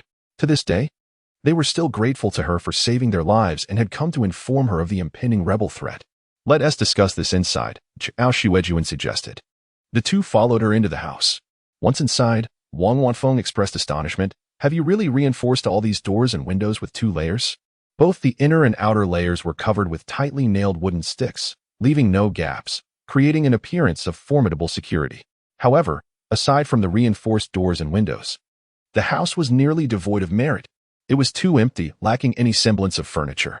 Wang Wanfeng was incredulous. Have you truly lived here all this time? Kuang Qianli remarked. If you had at least a few more belongings, I wouldn't have barged in without hesitation. Even a pair of shoes at the door would have sufficed.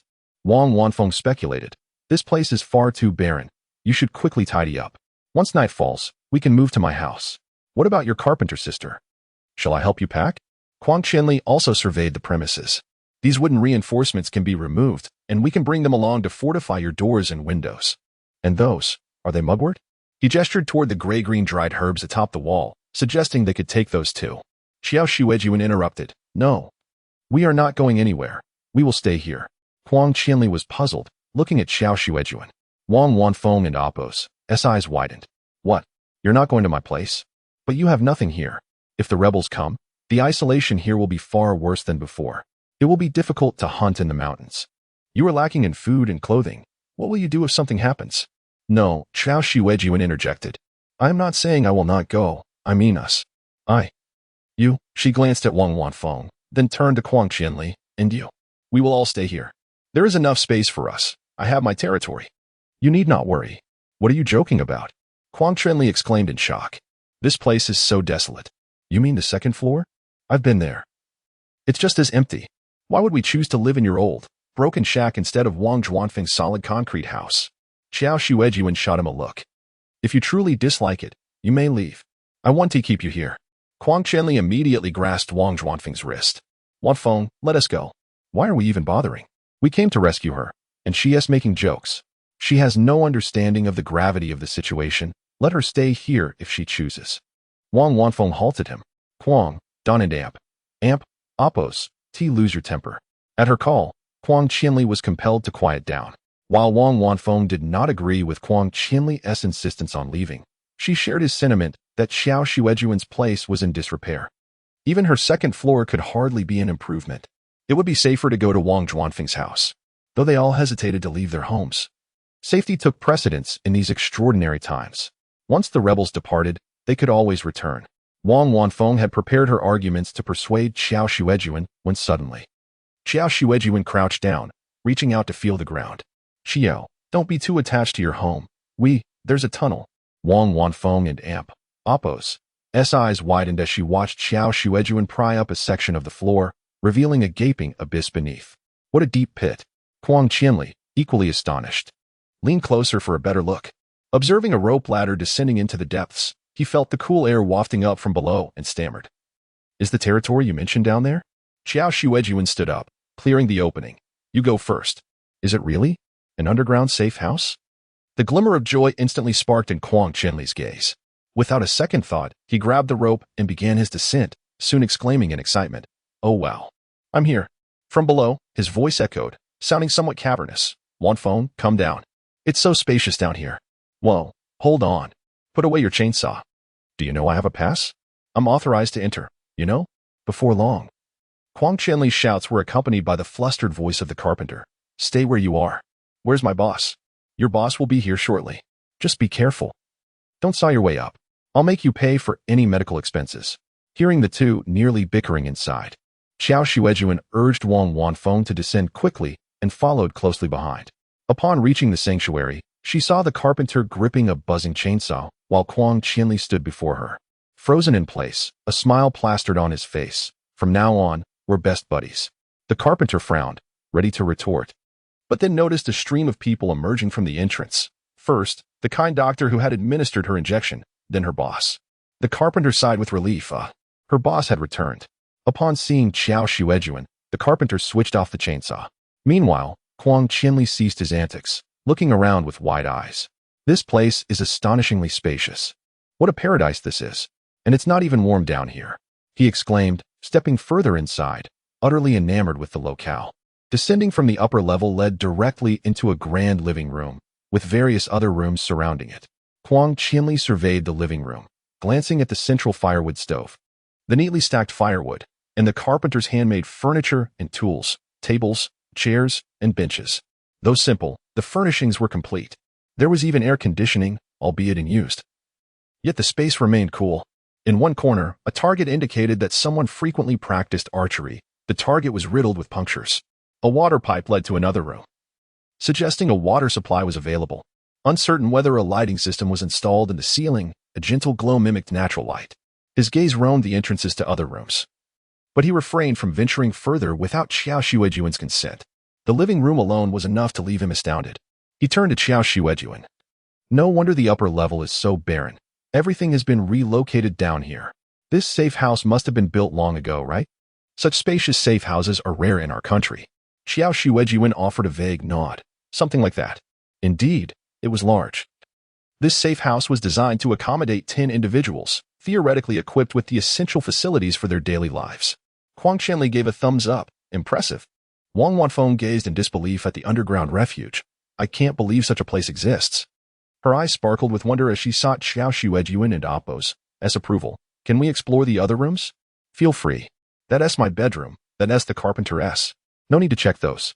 You can look anywhere else. We'll be living together from now on, so there's no place off limits. While they may have thought they would leave once the crisis was averted, Qiao Xuejun understood that the peril would not dissipate so swiftly. The extreme heat would persist for an entire year, not to mention impending floods, volcanic eruptions, and acid rain. They would not be able to leave anytime soon and would need to coexist here for an extended period.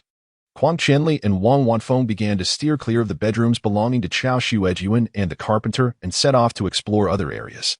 Qiao Xuejun approached the carpenter, resting a hand on her shoulder. They'll be living with us too. Huang Qianli can fix things if anything in the house breaks. You can call on him. If you need any tools or machines made, you can discuss it with him. And Wang Wanfeng, you know she is a doctor. If anyone falls ill, seek her help. Qiao Xuejun added with a smile, if the chickens get sick, ask her too. The carpenter nodded, okay. Although she had a poor impression of Huang Qianli for stealing their traps catches, she held a fondness for Dr. Wang. Initially, she had approached her for an injection without suspicion. And despite later realizing their ulterior motives, she refrained from questioning them. Besides, the injections hadn't hurt. Qiao Xuejun smiled at the carpenter, with more people around. Our burdens will lighten. These past days had been filled with sealing windows and doors, constructing a chicken coop, and building a bamboo wall on the rooftop to protect the solar power system. They had accomplished a considerable amount of work, often burning the midnight oil, leaving them with little time to rest. With more hands, chores would be shared. The carpenter chuckled. Indeed, the potatoes need harvesting. It's 2 acres worth. We have no idea when we'll finish. Qiao Xuejun replied. Yes, they're almost ready for harvest. Chapter 39.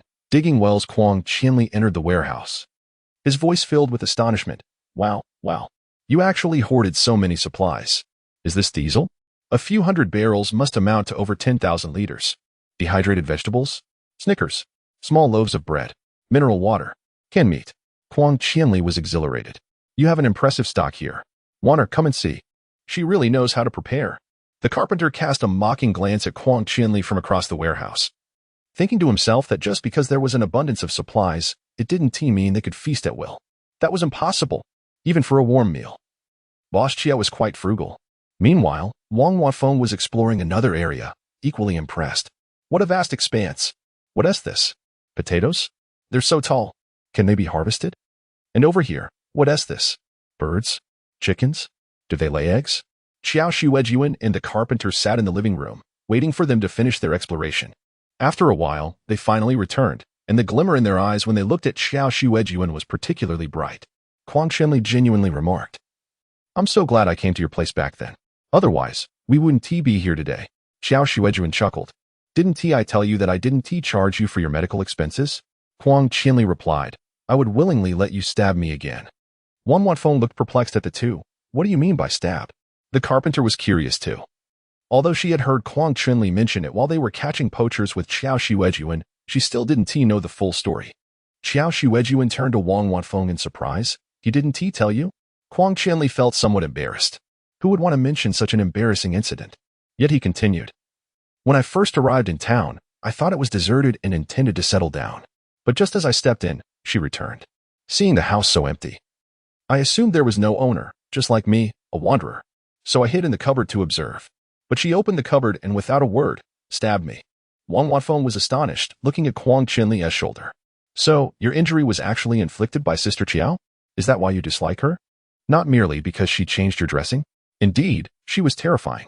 Huang Qianli exclaimed. Qiao Xuejun scoffed. Who is truly terrifying? I returned home to find an unexpected guest. And I had no idea whether they were human or ghost, nor where they were hiding, under the bed or in the cupboard. Is that not frightening? Wang Wanfeng nodded in agreement. That is quite frightening too. As they recounted this experience, the carpenter, at some point, had rummaged through her tools and pulled out an electric sander. She turned to Huang Qianli. Hey, you're a handyman. Can you fix this? Huang Qianli stood up. Why do you call me a thief? My surname is Huang. Step aside and let me take a look. He crouched down before the electric sander, examining it closely before opening the casing. It's not turning anymore, is it? The carpenter nodded. Yes. I wanted to sand down the splinters on a wooden stick, but now I'm just using sandpaper. Huang Qianli looked up. No problem. I can fix it. The carpenter was delighted. Really? Huang Qianli replied confidently. Of course it's true. Do you have pliers? I can fix it right now, and bring me a pair.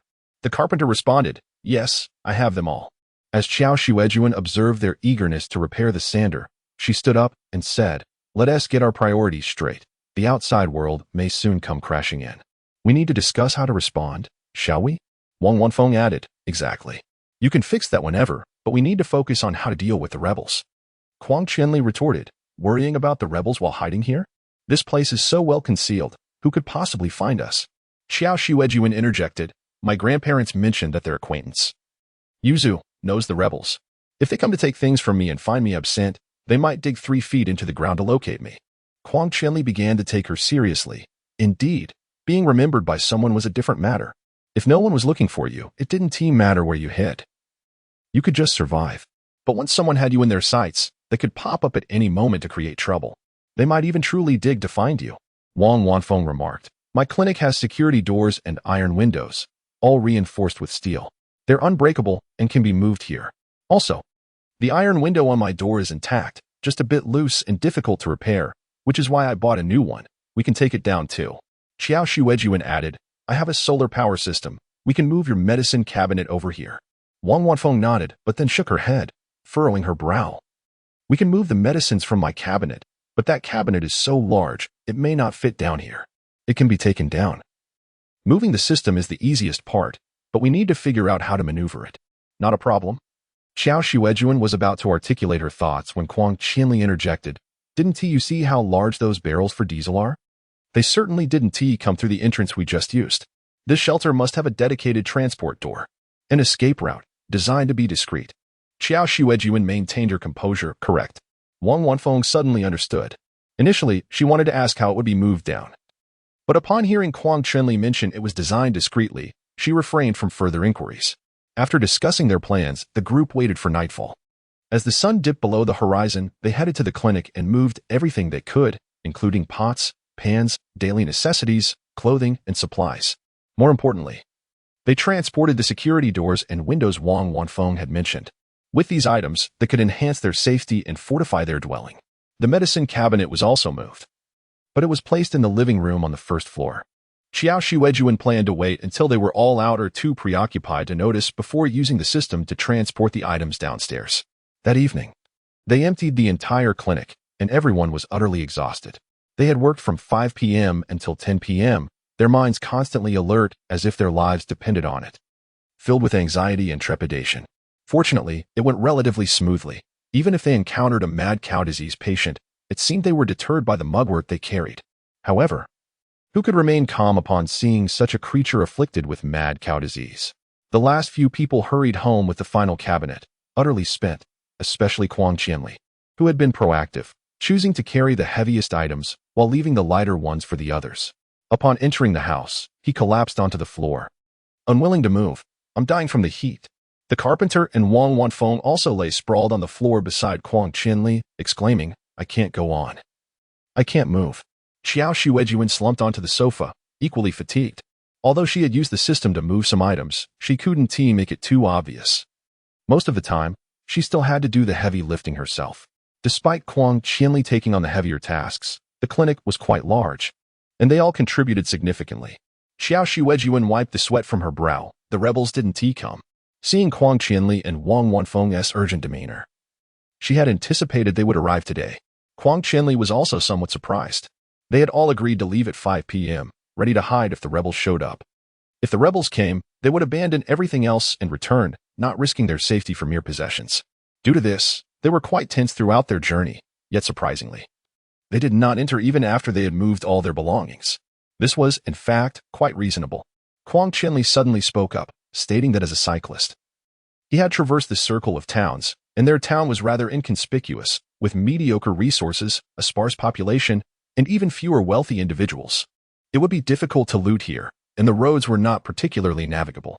If it weren't and Oppos, T for Wanlu being present, Yuuden and Oppos, T have chosen to come. Thus, it was understandable that the rebels had not arrived. Wang Wanfeng pondered, does this mean we might not need to? Huang Qianli shook his head. They may not come, but we should still prepare. Only when they are driven away can the alert be lifted. Wang Wanfeng nodded. Indeed. They might arrive tomorrow. The 4 of them rested on the first floor for a while, securing the anti-theft doors and windows downstairs, while moving other daily necessities to the shelter. During a moment of distraction, Qiao Xuejun quietly utilized the system to lend a small hand. After completing the move, all 4 were drenched in sweat. Wang Wanfeng remarked, it's so hot. I need to wash my face. She headed towards the potato field where the water pipe was located. Qiao Xuejun began organizing some bowls and pots, taking them to the kitchen with the intention of tidying them up and washing them. Ah, Is there no water? Wang Wanfeng exclaimed. What? No water? Qiao Xuejun frowned, halting her tasks and moving towards Wang Wanfeng, while Quang Chinli also approached, inquiring, What and amp, oppos, s wrong? Has the tap water stopped? Wang Wanfeng twisted the valve of the water pipe and nodded. Indeed, nothing is flowing. Qiao Xuejun rolled up her sleeves. Let me go check if the water supply has been halted. She said, it might just be a blockage in the pipe. Having just finished a physically demanding task and drenched in sweat, she felt it was imperative to wash off. Although one must accept such harsh realities in the apocalypse, she still subconsciously hoped it was merely a blockage and not a complete lack of water. After all, while she usually stored water, it was only enough for watering tomato seedlings and mushrooms, with her drinking water stored in the warehouse. If there was no interruption to the water supply, that would be ideal. However, upon her return from checking, she informed the others that the pipe was indeed not blocked. There was simply no water in the main supply. The three others were disheartened by the news. This evening, all four were drenched in sweat, and the absence of water was indeed disheartening. Quang Chinli was the quickest to accept the situation. Well, if there's none, there's none. We'll see if water comes tomorrow. If not, we can fetch some from the mountains. He was accustomed to rough conditions while cycling, so he wasn't overly concerned. After all, they still had some drinking water. The lack of washing water was manageable, but the fear was that the drinking water would run out. There was still a considerable stock of bottled water in the warehouse, so there was no need to panic. This was true. Typically, if Qiao Xuejun used bottled water, she would boil it in a kettle to fill all containers, ensuring there were always enough supplies. However, the original amount was sufficient for her alone for a year, and now that they were four, the usage time would be halved. Fetching water from the mountains would be laborious. Qiao Xuejun hesitated and asked, Does anyone have experience with well digging? Wang Wanfeng looked at her. Don't you need a drilling machine for that? The carpenter raised his hand. I've seen it. We carpenters often work on renovations. Many families in the town used to have their own wells, but they all used drilling machines. Qiao Xuejun, have any of you manually dug a well? She knew the theory behind well digging but had never actually done it, leaving her lacking in confidence. Quang Chinli inquired, Can you do it? Qiao Xuejun shook her head. I haven't dug one, but I've learned about it. It's about reaching groundwater and then using a hand pump to draw the water up. Realizing this, she immediately said, Carpenter, didn't we have some bamboo tubes left from last time? The larger ones? The carpenter nodded. Yes, we still have some. We can make a hand pump. The carpenter remarked, Don't you need to buy that at a store? Qiao Xuejun responded, With bamboo and wood, it can be constructed. After all, it doesn't oppos require electricity. The design is intricate yet not complicated. People used to build them from wood. I'll sketch a design, and you can see if you can replicate it. Returning to the living room, Qiao Xuejun picked up paper and a pen, beginning to draw. Her sketches were not particularly professional or beautiful. The lines weren't straight, and the circles weren't round, but they were exceptionally clear, complete with 3 views and marked dimensions. She illustrated the hand-pumped water system she had seen in her book on the evolution of farmers' wells. The carpenter examined it for a while and asked a few questions. This is one way, right? Is this part pressed down? Good, I understand. He flicked the paper in his hand. We can make it. No problem. Qiao Xuejun nodded. Let us dig a well beside the potato field. You will be responsible for making this, and when it's done, we can install it directly for use. Understood? The carpenter assured her, Leave it to me. Qiao Xuejun retrieved some tools from the warehouse, along with a hoe, shovel, and bucket she had bought from the farm supply store. She handed the hoe to Quang Chinli. Start digging. Quang Chinli was taken aback. Really dig? By hand. Qiao Xuejun pressed the hoe into his hands. What are you worried about? It'll take just a meter to hit water. It won't tire you out too much. When they moved in, the system had indicated that there was water below, hence the shelter should not be built deeper. They had been informed that water would be found within a meter. She handed the bucket and shovel to Wang Wanfeng. You'll carry away the soil he digs up. Wang Wanfeng accepted. Okay. I'll go outside to gather some stones to fortify the well walls. After Qiao Xuejun finished speaking, she turned and went upstairs. There were stones in the yard, and she wouldn't go far. She planned to gather stones and, while they were busy, to also move the medicine cabinet downstairs. Chapter 40. Defense is paramount in the courtyard. Qiao Xuejun secured 2 dry mugwort plants to her waist and shoulder before pushing open the heavy iron gate and stepping outside. The rural pathways were not lacking in stones, and with a potato sack in hand, she glanced around to ensure no one was watching before she began to gather them from the ground. As she tossed the stones into the bag, the system seamlessly transported them to a small corner of the shelter. The bag resembled an abyss, filling itself with stones from the vicinity. Estimating she had collected enough, Qiao Xuejun returned indoors. Within the shelter, the three individuals continued their respective tasks. Huang Qianli was digging into the earth, having only managed to excavate half a meter. With each swing of the shovel, he remarked on the soil and Appos' compactness, panting heavily from the exertion.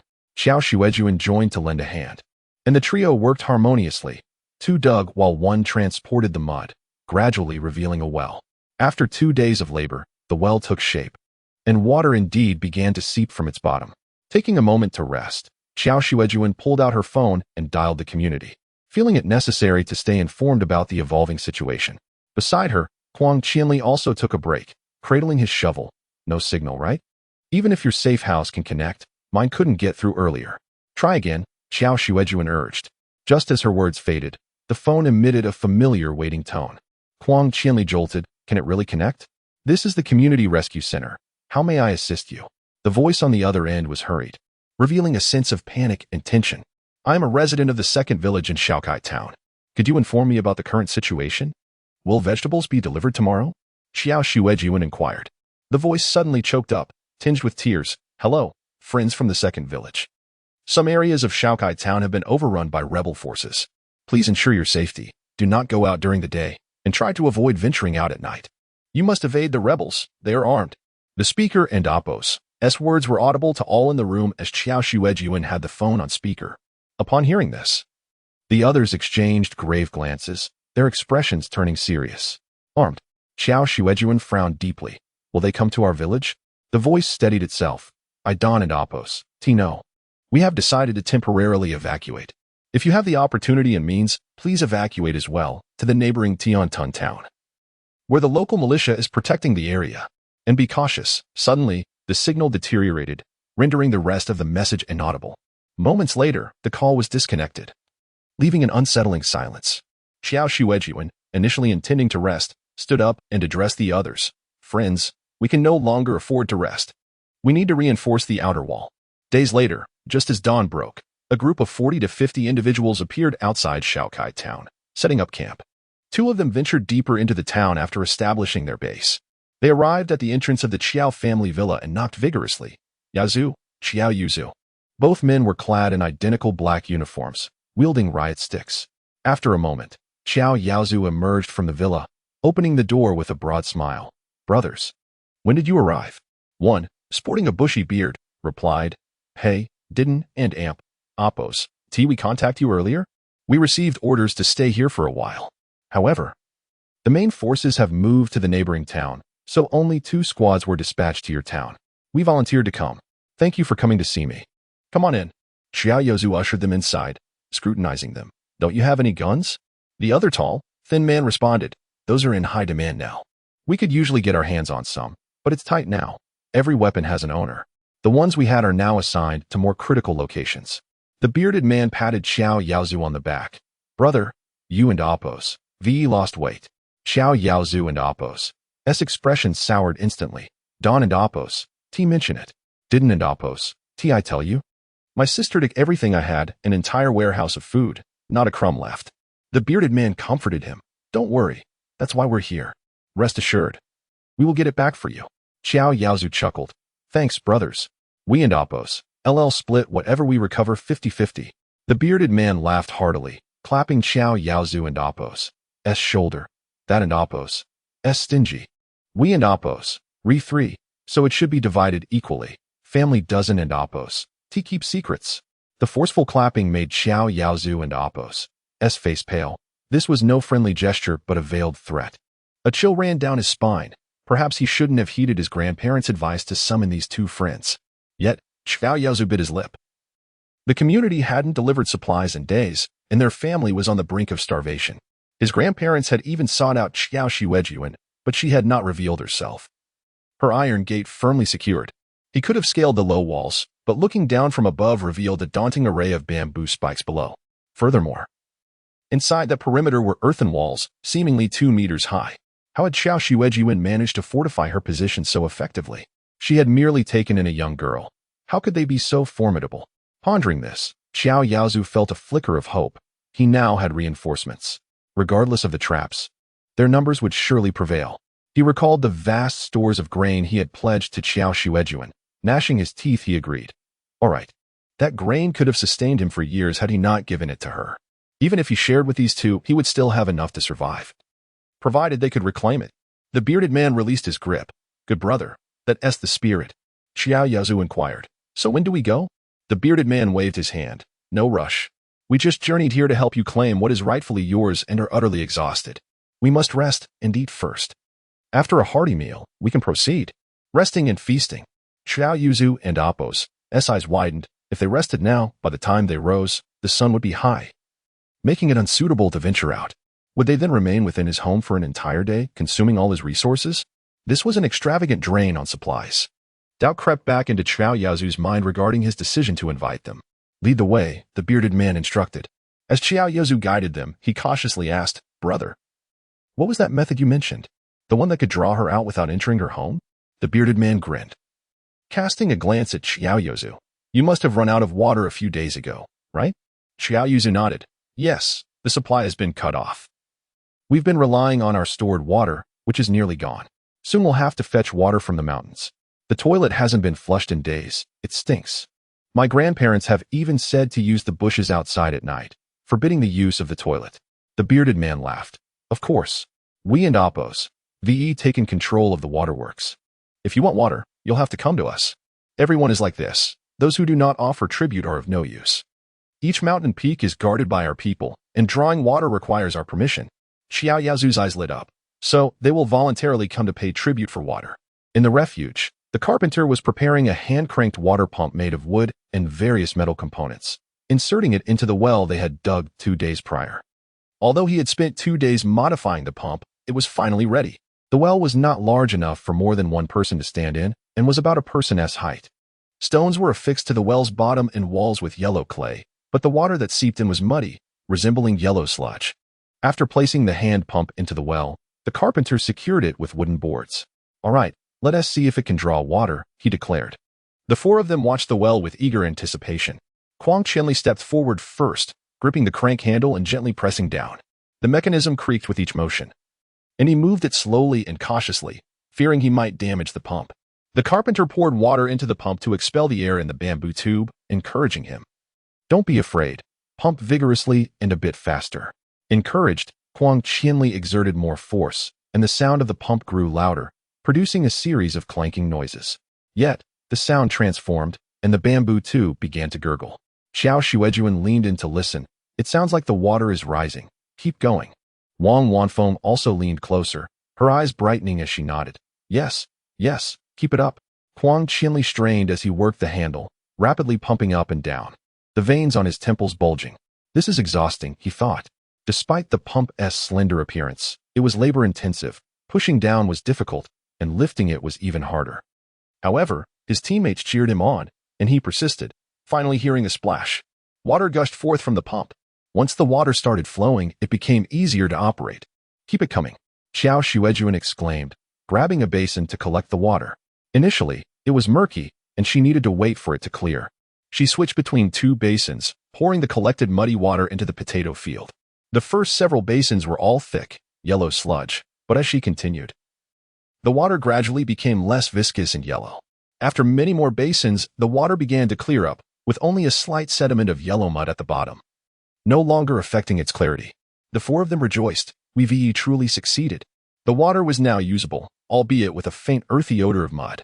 With time, the muddy residue would diminish, and the water would become clearer. Furthermore, Qiao Xuejun had plenty of purification tablets and a kettle for washing hands or feet. The water was fit for immediate use. For washing vegetables or faces, it could be left to settle overnight for clarity. For drinking, they could create a filter, boil it, and then bottle it. Both Qiao Xuejun and Quang Qianli knew how to make filters. Wang Wanfeng remarked, this water is hard-earned. We and Appo's VE waited 2 days for it. I feel reluctant to use it for bathing. They were all grimy and in dire need of a wash. Wang Wanfeng suddenly asked, where does our wastewater go?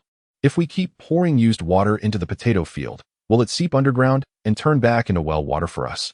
Qiao Xuejun paused. Recognizing the sharpness of the question, "System, please explain," she silently called. The system appeared, clarifying in her mind. "No, host. The kitchen and bathroom have their own drainage systems managed by the refuge. Only the water poured into the potato field could become groundwater. But most of it is absorbed by the potatoes and will not return underground. You can rest assured." Relaxed, Qiao Xuejun explained to her companions. "No, in a moment. We and AMP, Oppos, LL connect two water pipes. We and AMP, Oppos, LL have well water, which will flow directly to the kitchen and bathroom, each equipped with its own drainage system, preventing any backflow into the ground." Huang Qianli marveled again. What an advanced refuge. There is still a section of the earthen wall upstairs that needs finishing. Let us continue, Qiao Xuejun suggested. The three responded eagerly. They had been closely monitoring the rebel situation over the past few days. Other than the call they received from the Community Rescue Department, they had been listening to the radio for the latest news. Both the rebels and the Guard Army were converging on Guangzhou, setting up camps in more economically developed cities and counties. But they had heard nothing about anyone coming to their small town. However, the neighboring Tiantun town was occupied by the enemy army, making them uneasy. They had been working tirelessly, averaging only 5 hours of sleep, dedicating the rest of their time to reinforcing their little courtyard. Along the inner side of the wall, they densely inserted bamboo strips, which the carpenter sawed into sharp, arrowhead-shaped pieces, covering the inner wall with a 3-meter-wide bamboo mat. On the inside of this mat, they used yellow clay to form a mud wall. This laborious effort was only halfway complete. Before constructing the earthen wall, they had to dig a trench in the courtyard, using the excavated soil for the wall. As long as they were not bombarded, their courtyard possessed formidable protective capabilities. The first layer consisted of the original brick wall, topped with shards of glass. Anyone attempting to climb over would only land on the bamboo mat, which was too dense to find footing. Even if they managed to step on it, scaling the 2-meter-high mud wall would be challenging. Should one leap over the wall, they would fall into a 2-meter-deep pit. No one could infiltrate this space. The bamboo mat was rigged with cans and bottles that would create a loud noise if disturbed, alerting those inside. Furthermore, the system would provide a warning if anyone approached within 200 meters. At that moment, Qiao Xuejun would be on the rooftop, bow in hand, prepared to shoot down any intruders. Chapter 41. Shrimp fishing. The construction of the earthen wall was led by the little carpenter. She often accompanied her grandfather to the renovation team and observed how others built earthen walls, typically used for firewood storage. Such walls are more prevalent in the northern regions. While in Guangzhou, a southern area, they are relatively rare due to the humid weather, which diminishes their sturdiness. However, with the current extreme heat and absence of rain, the issue of excessive moisture has become irrelevant. To construct an earthen wall, one must first create molds for the earthen bricks, filling them with yellow clay mixed with water and plant stems, and compacting them to achieve form. These molded bricks are then stacked one by one. They worked on the wall at night, allowing the sun to dry it during the day. For individuals worked swiftly, and by the end of 3 days, they were nearly finished, leaving only a small gap to complete, which would take just an hour or two. Taking advantage of the early dawn, they planned to fill in the last section of the wall. The group ascended the stairs with tools in hand.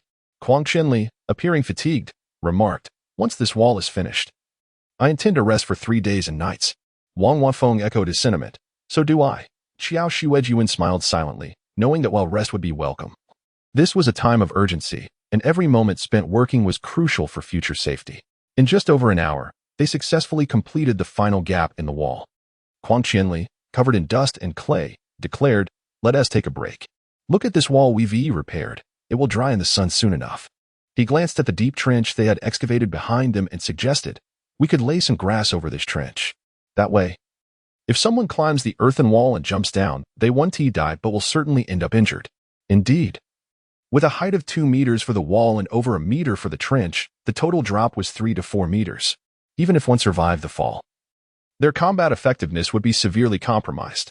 Qiao Xuejun dusted off her hands. "You all should rest. I want to head into the mountains to catch some shrimp." Huang Qianli turned to her in disbelief. "Now?" She nodded, glancing at the sky. "I might be gone all day and return in the evening." The cave Huang Qianli had mentioned was a good spot for fishing and shrimping, but based on his description, it would require a day of waiting to catch anything. She knew she couldn't return before sunrise, so she anticipated staying in the cave until sunset. "Are you not tired?" Huang Qianli, an outdoor cycling enthusiast, was used to hardship, yet he felt drained after several days of labor. Physical exhaustion was one thing, but the mental strain added another layer of fatigue. He genuinely yearned for rest. Qiao Xuejun directly inquired, "The fishing rod we brought from Dr. Wang's house can be used, right? I plan to take it for fishing." During the move from Dr. Wang's house, they had retrieved a fishing rod of moderate length.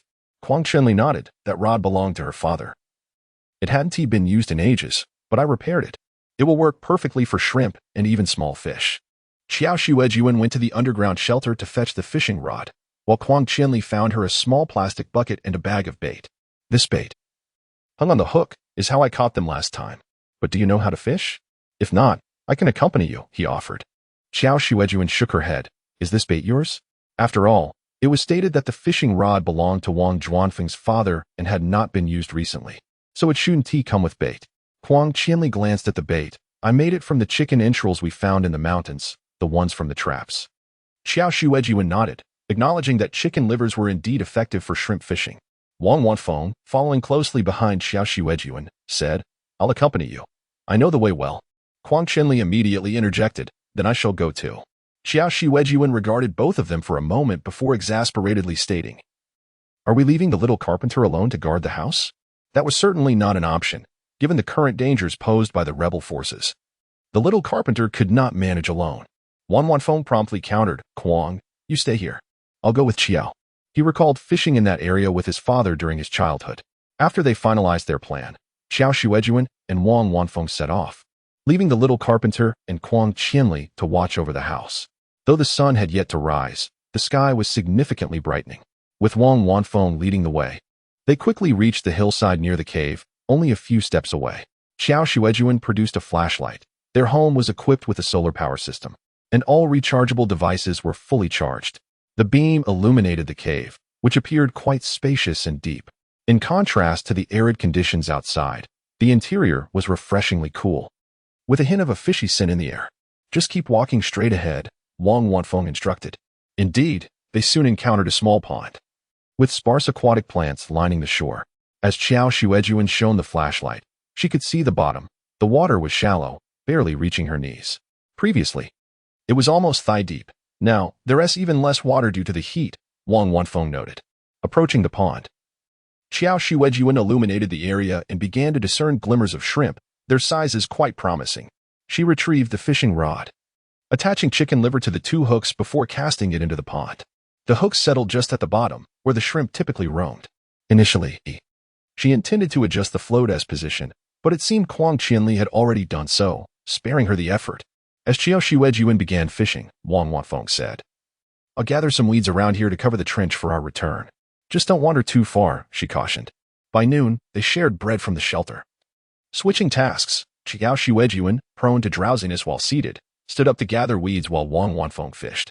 By the end of the morning, Qiao Xuejun had caught around 10 shrimp and 2 small fish, each about the length of her finger. They remained in the cave until 5 in the afternoon. Wang Wanfeng had also caught a considerable number of shrimp, but with little time left in the afternoon, they prepared to leave. The sun was nearing the horizon, and while it was not yet dark, the temperature began to drop slightly. They carried a bucket of shrimp and a bag of weeds home. "Quickly, it will be dark soon," someone exclaimed. Upon reaching the base of the mountain, Qiao Xuejun first heard voices outside and immediately halted, signaling Wang Wanfeng to be silent. Wang Wanfeng understood and froze in place, holding the bag of weeds. They had emerged from the cave, traversing through the underbrush rather than the path. The voices came from the direction of the trail. "How can the power be out for so long? Still haven't come? We have to go up the mountain every day for water. It's exhausting." Qiao Xuejun did not recognize the voices, but they likely belonged to townsfolk who had come to fetch water due to the shortage. "Don't complain. When I was your age, I was already climbing the mountain to fetch water," one voice replied. "This disaster is meant to teach you to appreciate what you have. You know it's a disaster. You seem to be enjoying this," came the retort. "Enough chatter. Haven't you heard? Qiao's grandson brought 2 friends over today. They're from the rebels." "Qiao's grandson? Qiao Yozu? He brought 2 rebels home?" Qiao Xuejun and Wang Wanfeng exchanged anxious glances, both sensing the tension in the air. The father and son on the mountain path continued their conversation, but as they walked away, their voices faded into the distance. The village fool speculated about the rebels guarding the mountains, preventing anyone from fetching water. In this sweltering heat, isn't that tantamount to murder? Those brutes. Who knows what they intend to do? Most likely, they are here to plunder. Once the pair had distanced themselves, Qiao Xuejun and Wang Wanfeng hurried down the mountain. It seemed that the two elders had indeed made contact with the rebels that day. It was unclear how many had arrived. From the earlier conversation, it appeared to be just two. If it were only two, that would be manageable. But if more had come, they would need to devise a means of concealment. Qiao Mei, do you think they are targeting you? Wang Wanfeng, aware of the Qiao family's situation, grew anxious. Most likely, Qiao Xuejun replied. We should return quickly and check. But with Quang Qianli and the carpenter at home, we should be fine. Arriving 10 minutes earlier than usual, Qiao Xuejun observed her small courtyard, which appeared unchanged since their departure, offering her a moment of relief as nothing seemed amiss. She swiftly opened the gate, and the two entered the courtyard. However, the courtyard was now fortified, and they avoided the bamboo spike mat, squeezing through an arched doorway in the earthen wall. Once inside, they barricaded the entrance with wooden planks and stones, crossed a small wooden bridge over a trench, and then cautiously approached the house. Wang Wanfeng exhaled in relief. We finally returned.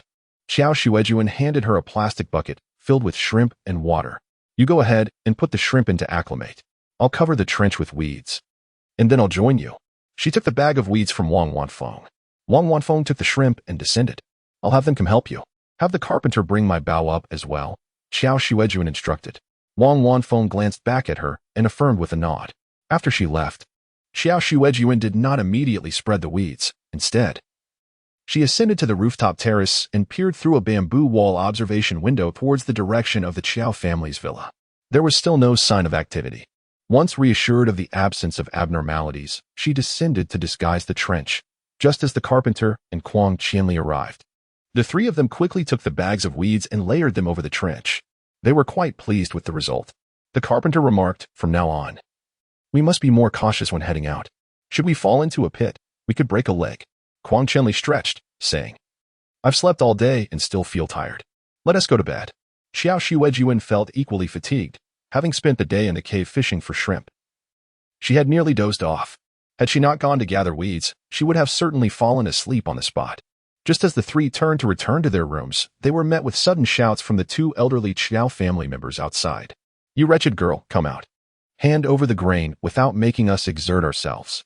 You can hide for a day, but can you hide for 3 or 5? The water has stopped. It won and Oppos, T return. The elder Qiao woman continued her tirade. If you want to fetch water, you must surrender your supplies. Ignoring her, Qiao Xuejun continued with her task as the elder barked. Do you know who is guarding the mountain and the water? It's your brother's 2 siblings. If you don't want to suffer, hand over your supplies now. The carpenter, alarmed, approached Qiao Xuejun. Qiao Lada, do they intend to target us? Quang Qianli, watching the scene unfold, remarked, your elders are quite the characters. If there were a network now, I would definitely live stream this. It's been ages since I've encountered such an extraordinary spectacle. Let us ignore them, Qiao Xuejun decided. Quang Qianli glanced outside, clicking his tongue. I doubt they can outmaneuver you. They think they can leverage water against you. Who could have predicted that Qiao Xuejun, a woman of decisive action, would orchestrate the digging of a well, thereby eliminating the need to fetch water from the mountain? She had long contemplated the idea of digging a well, but lacking experience, she had hesitated. The complete cessation of water had compelled her to commit. Fortunately, despite their inexperience, they followed the knowledge they had acquired and successfully unearthed a well capable of providing clean water. As they descended into the underground shelter, the 2 elderly Qiao family members, witnessing their indifference, cursed a few more times before begrudgingly departing. Those 2 men, I wonder when they will emerge to demand supplies. We've certainly consumed quite a bit. I've already ruined 2 large basins of cornmeal. The elder Qiao woman grumbled, torn between sorrow and anger. It's all this fool's fault for being so clueless. If she had surrendered the grain earlier, we would not have needed to call in those outsiders. Keep your complaints to a minimum, the elder man replied, exhaling a puff of smoke. Once they help us retrieve what is owed from that fool, we won't miss those 2 basins of cornmeal. But they've done nothing but eat and sleep today. The elder woman protested. The elder man, with a deep frown, continued. They and Oppos, said they wait for that fool to come out to fetch water, and then they seize her. Just wait. A single day without water in this heat could be fatal. I and Oppos, heard that the rebels who came to our town are now stationed in the mountains.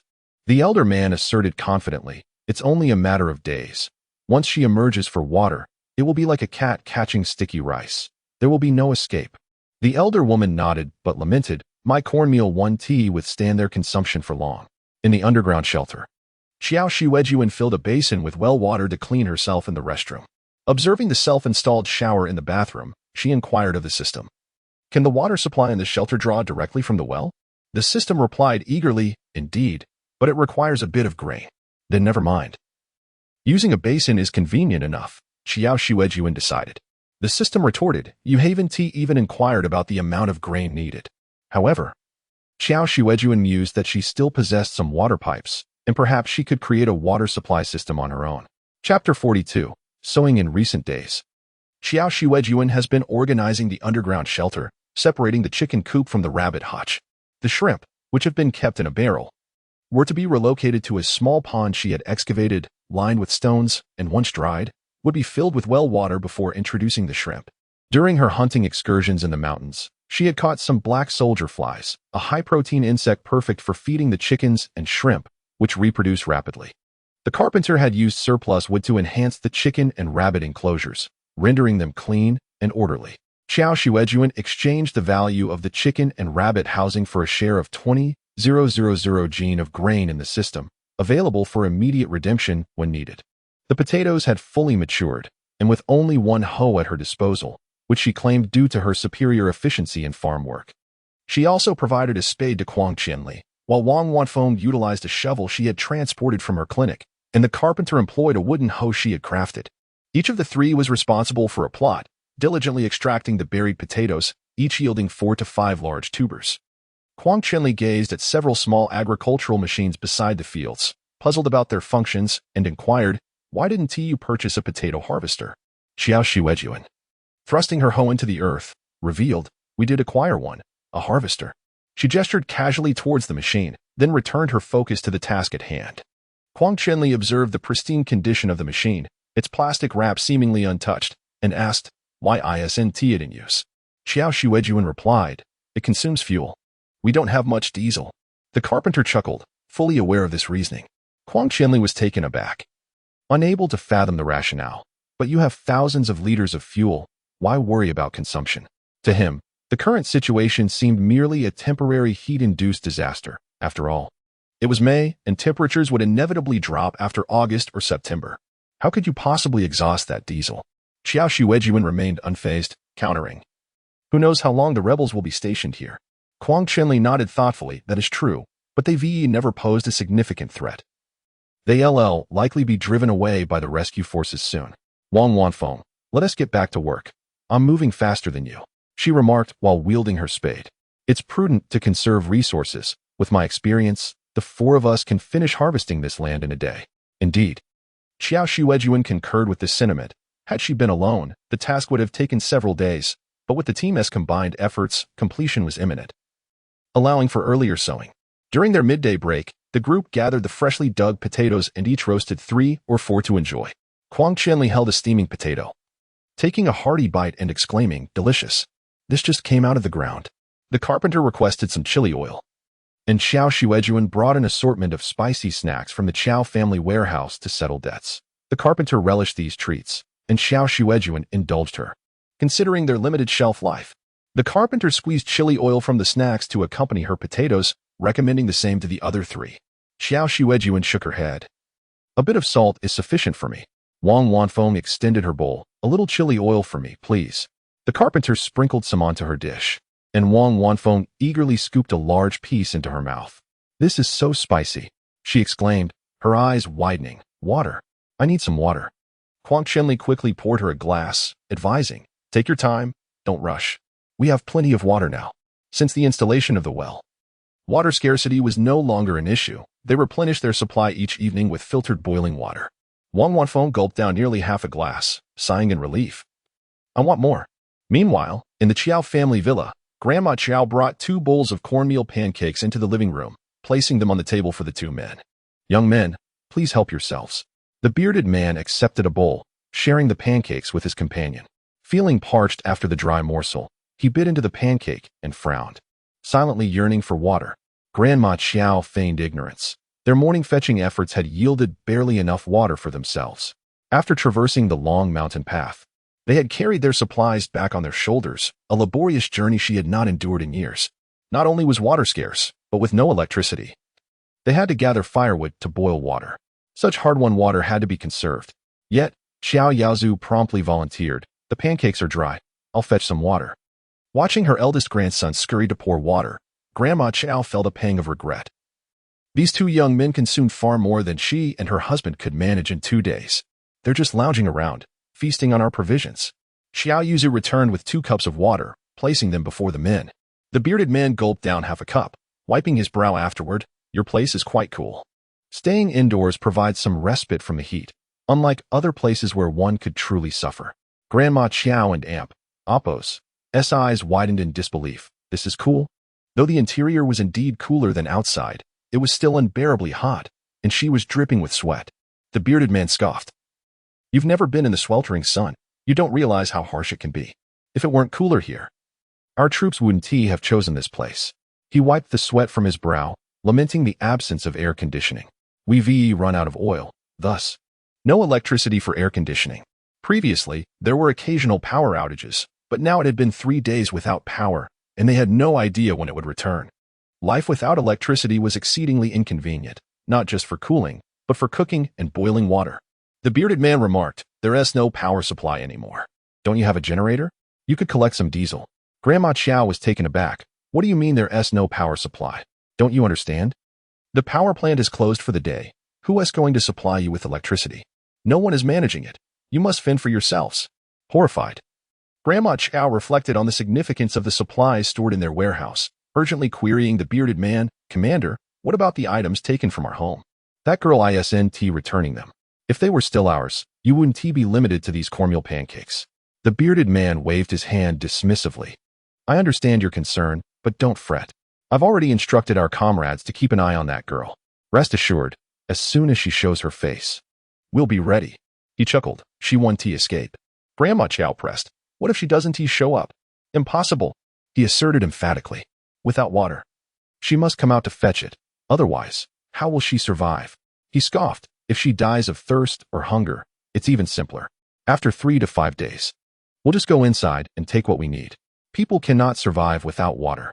We have complete control over the town and Appo's water supply, and thus, the lives of its inhabitants. There's no escape for anyone. In fact, Qiao Xuejun had not ventured outside in recent days. They were engrossed in planting. This harvest yielded over 23,000 pounds of potatoes. Qiao Xuejun reserved 3,000 pounds, while the remaining 20,000 were exchanged for 2 acres of land, along with a chicken coop, a rabbit hutch, and a shrimp pond. The system rewarded a total of 30,000 pounds of food, which also allowed for the acquisition of 3 acres of land. Most importantly, there was the well, valued at 40,000 pounds of food and 4 acres of land. Now, there was a total of over 9 acres. Qiao Xuejun, with the help of the carpenter, furnished the shelter with additional furniture and reinforced doors and windows, bargaining with the system to accumulate a total of 10 acres. The system was particularly pleased. As I anticipated, host, you shall require no more than 2 months to upgrade the defensive capabilities.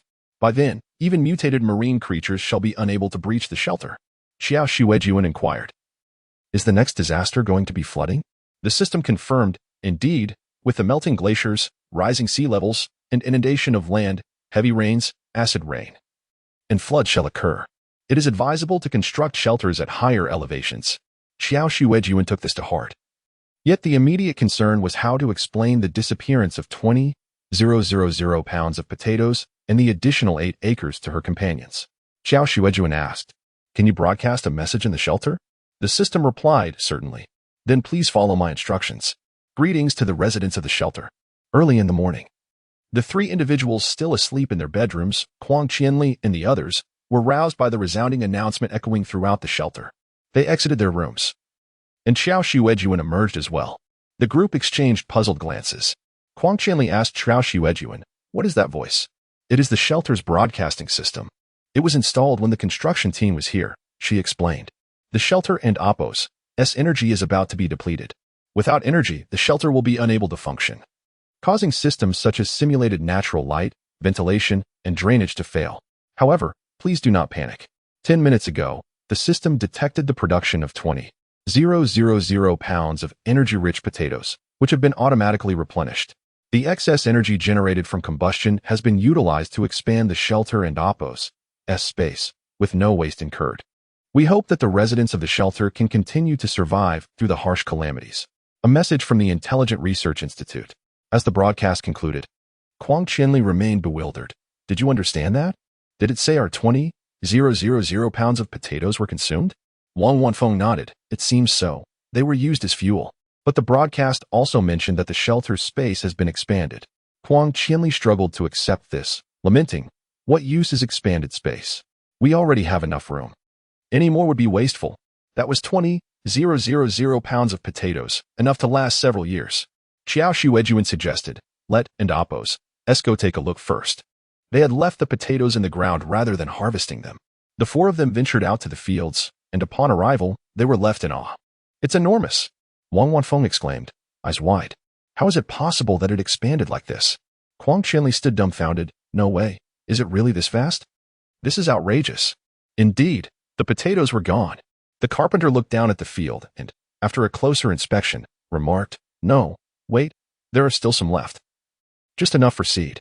The 10 acres appeared incredibly expansive, seemingly without end, expanded fivefold from before. Qiao Xuejun was profoundly shocked and took a few steps forward. "How many potatoes will we need to plant here?" Reflecting on the broadcast, he could not help but praise, "This Intelligent Research Institute is truly impressive. They managed to achieve this. Once the heat subsides, I'll return home and ask them to build me one too. This is beyond high-tech. Underground farming. So vast and spacious." Qiao Xuejun asked, "Do you still feel it was a loss?" Qiao Xuejun shook his head, exclaiming, "Not at all. It's incredibly worthwhile." "Then, let us begin planting," Qiao Xuejun proposed. Qiao Xuejun, dazed, gazed at the expansive land. "Are we really going to plant all of this?"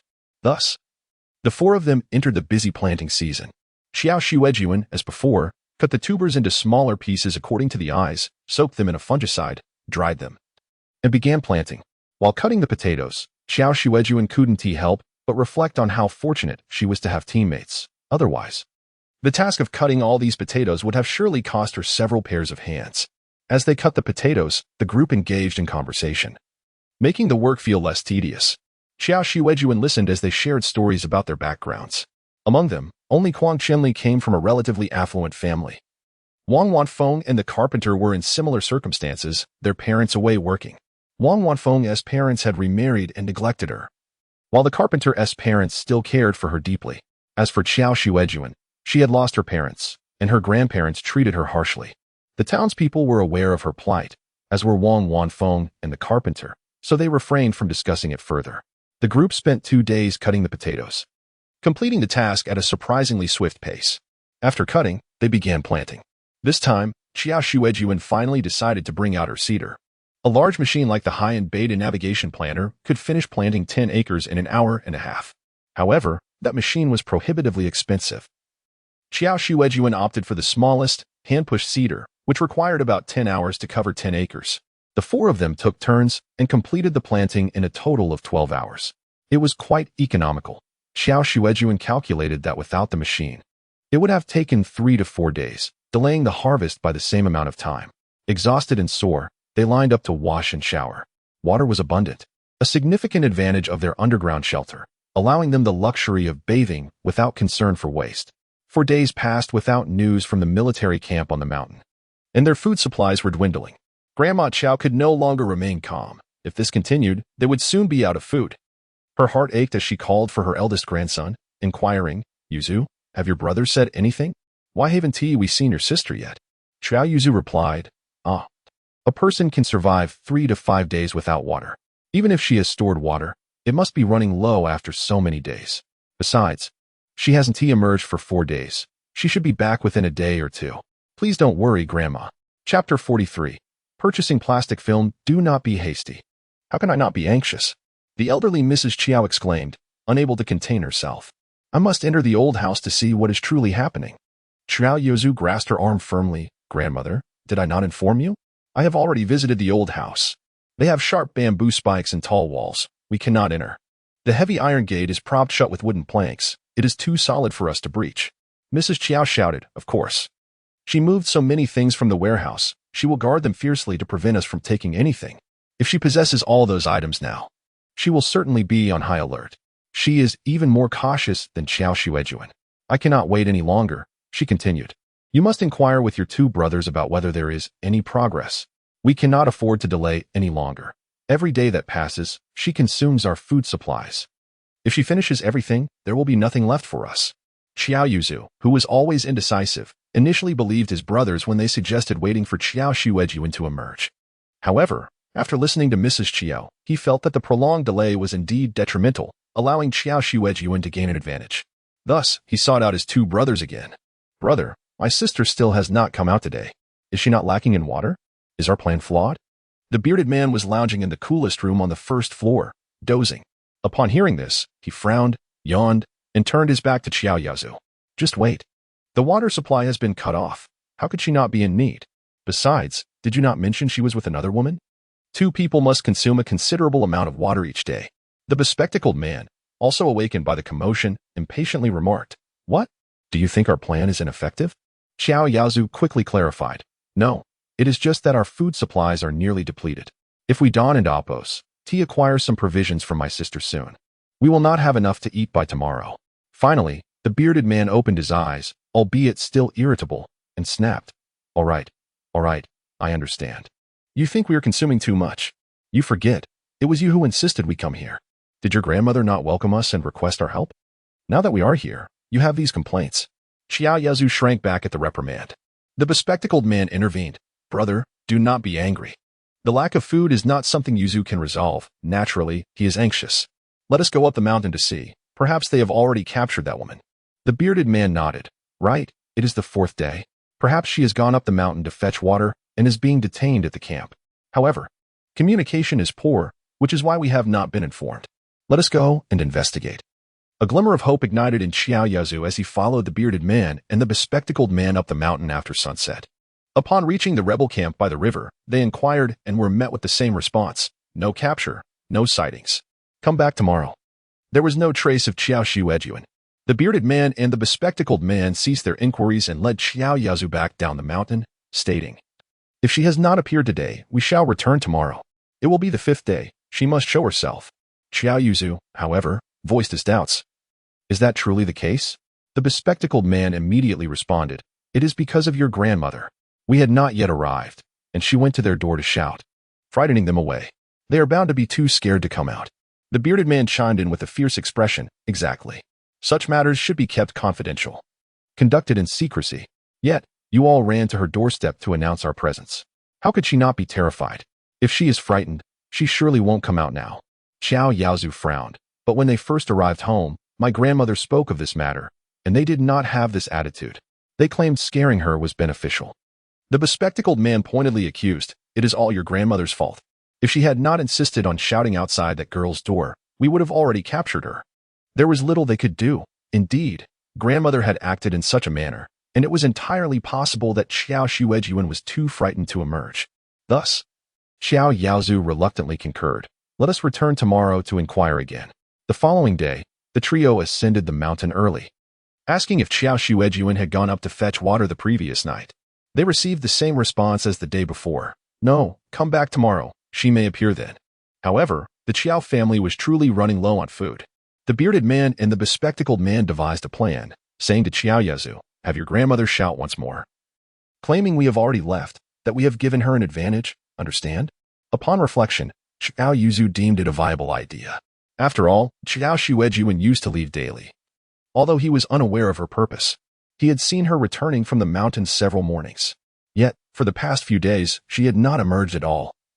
He had been keeping a close watch. Therefore, it seemed plausible that yesterday's reasoning held true. Qiao Xuejun had been frightened by his grandmother and, despite her thirst, dared not show herself. Meanwhile, Qiao Xuejun and her three companions spent an entire day preparing the potato seeds and planting them. They took turns, and it was not overly strenuous. In 2 days, they managed to plant all 10 acres. Kong Chenli stood at the doorway, shaking out his arms. To be honest, this is my first time doing such work. The young carpenter replied, I did this when I was a child. Wang Wanfeng added, I have done it too. She then turned to Kong Chenli. You are the only one from the city. Kong Chenli chuckled. Gazing at the vast 10 acres of land, I feel quite accomplished. I wonder what it will be like when these 10 acres yield crops. Qiao Xuejun interjected. We have just planted them. We must cover them with a layer of plastic film, the kind commonly seen in fields. Kong Qianli looked at her, puzzled. Did you not use that film previously? Qiao Xuejun replied, it was not necessary before. Have you not noticed? Our shelter has started to become warm when it gets too hot. We can turn on the air conditioning. However, the air is becoming dry. She crouched down, scooping up some soil. It was the ideal sandy loam for potatoes. When she had planted the first batch, the soil could form clumps without falling apart. But now, it was much drier, the clumps hard and brittle, easily crumbling upon touch. The humidity is insufficient. Kong Qianli asked, isn't it enough to just water it? Qiao Xuejun shook her head. Relying solely on watering does not control the moisture levels or temperature effectively. It could lead to reduced yields. The losses would outweigh the gains. Kong Qianli inquired, do you have that film in your warehouse? Qiao Xuejun nodded, yes, but only enough for 2 acres. The plastic film is a commonly used tool in agriculture. So I prepared some. However, I only bought enough for 2 acres initially. As I had limited funds, the extra was meant for replacement. Kong Qianli's expression grew serious. What shall we do then? Qiao Xuejun replied, I intend to visit the farm tool store in town to see if I can purchase some more. The other 3 turned to her, astonished. The young carpenter exclaimed anxiously, but did we not hear that rebels are already in town? They have not yet reached us.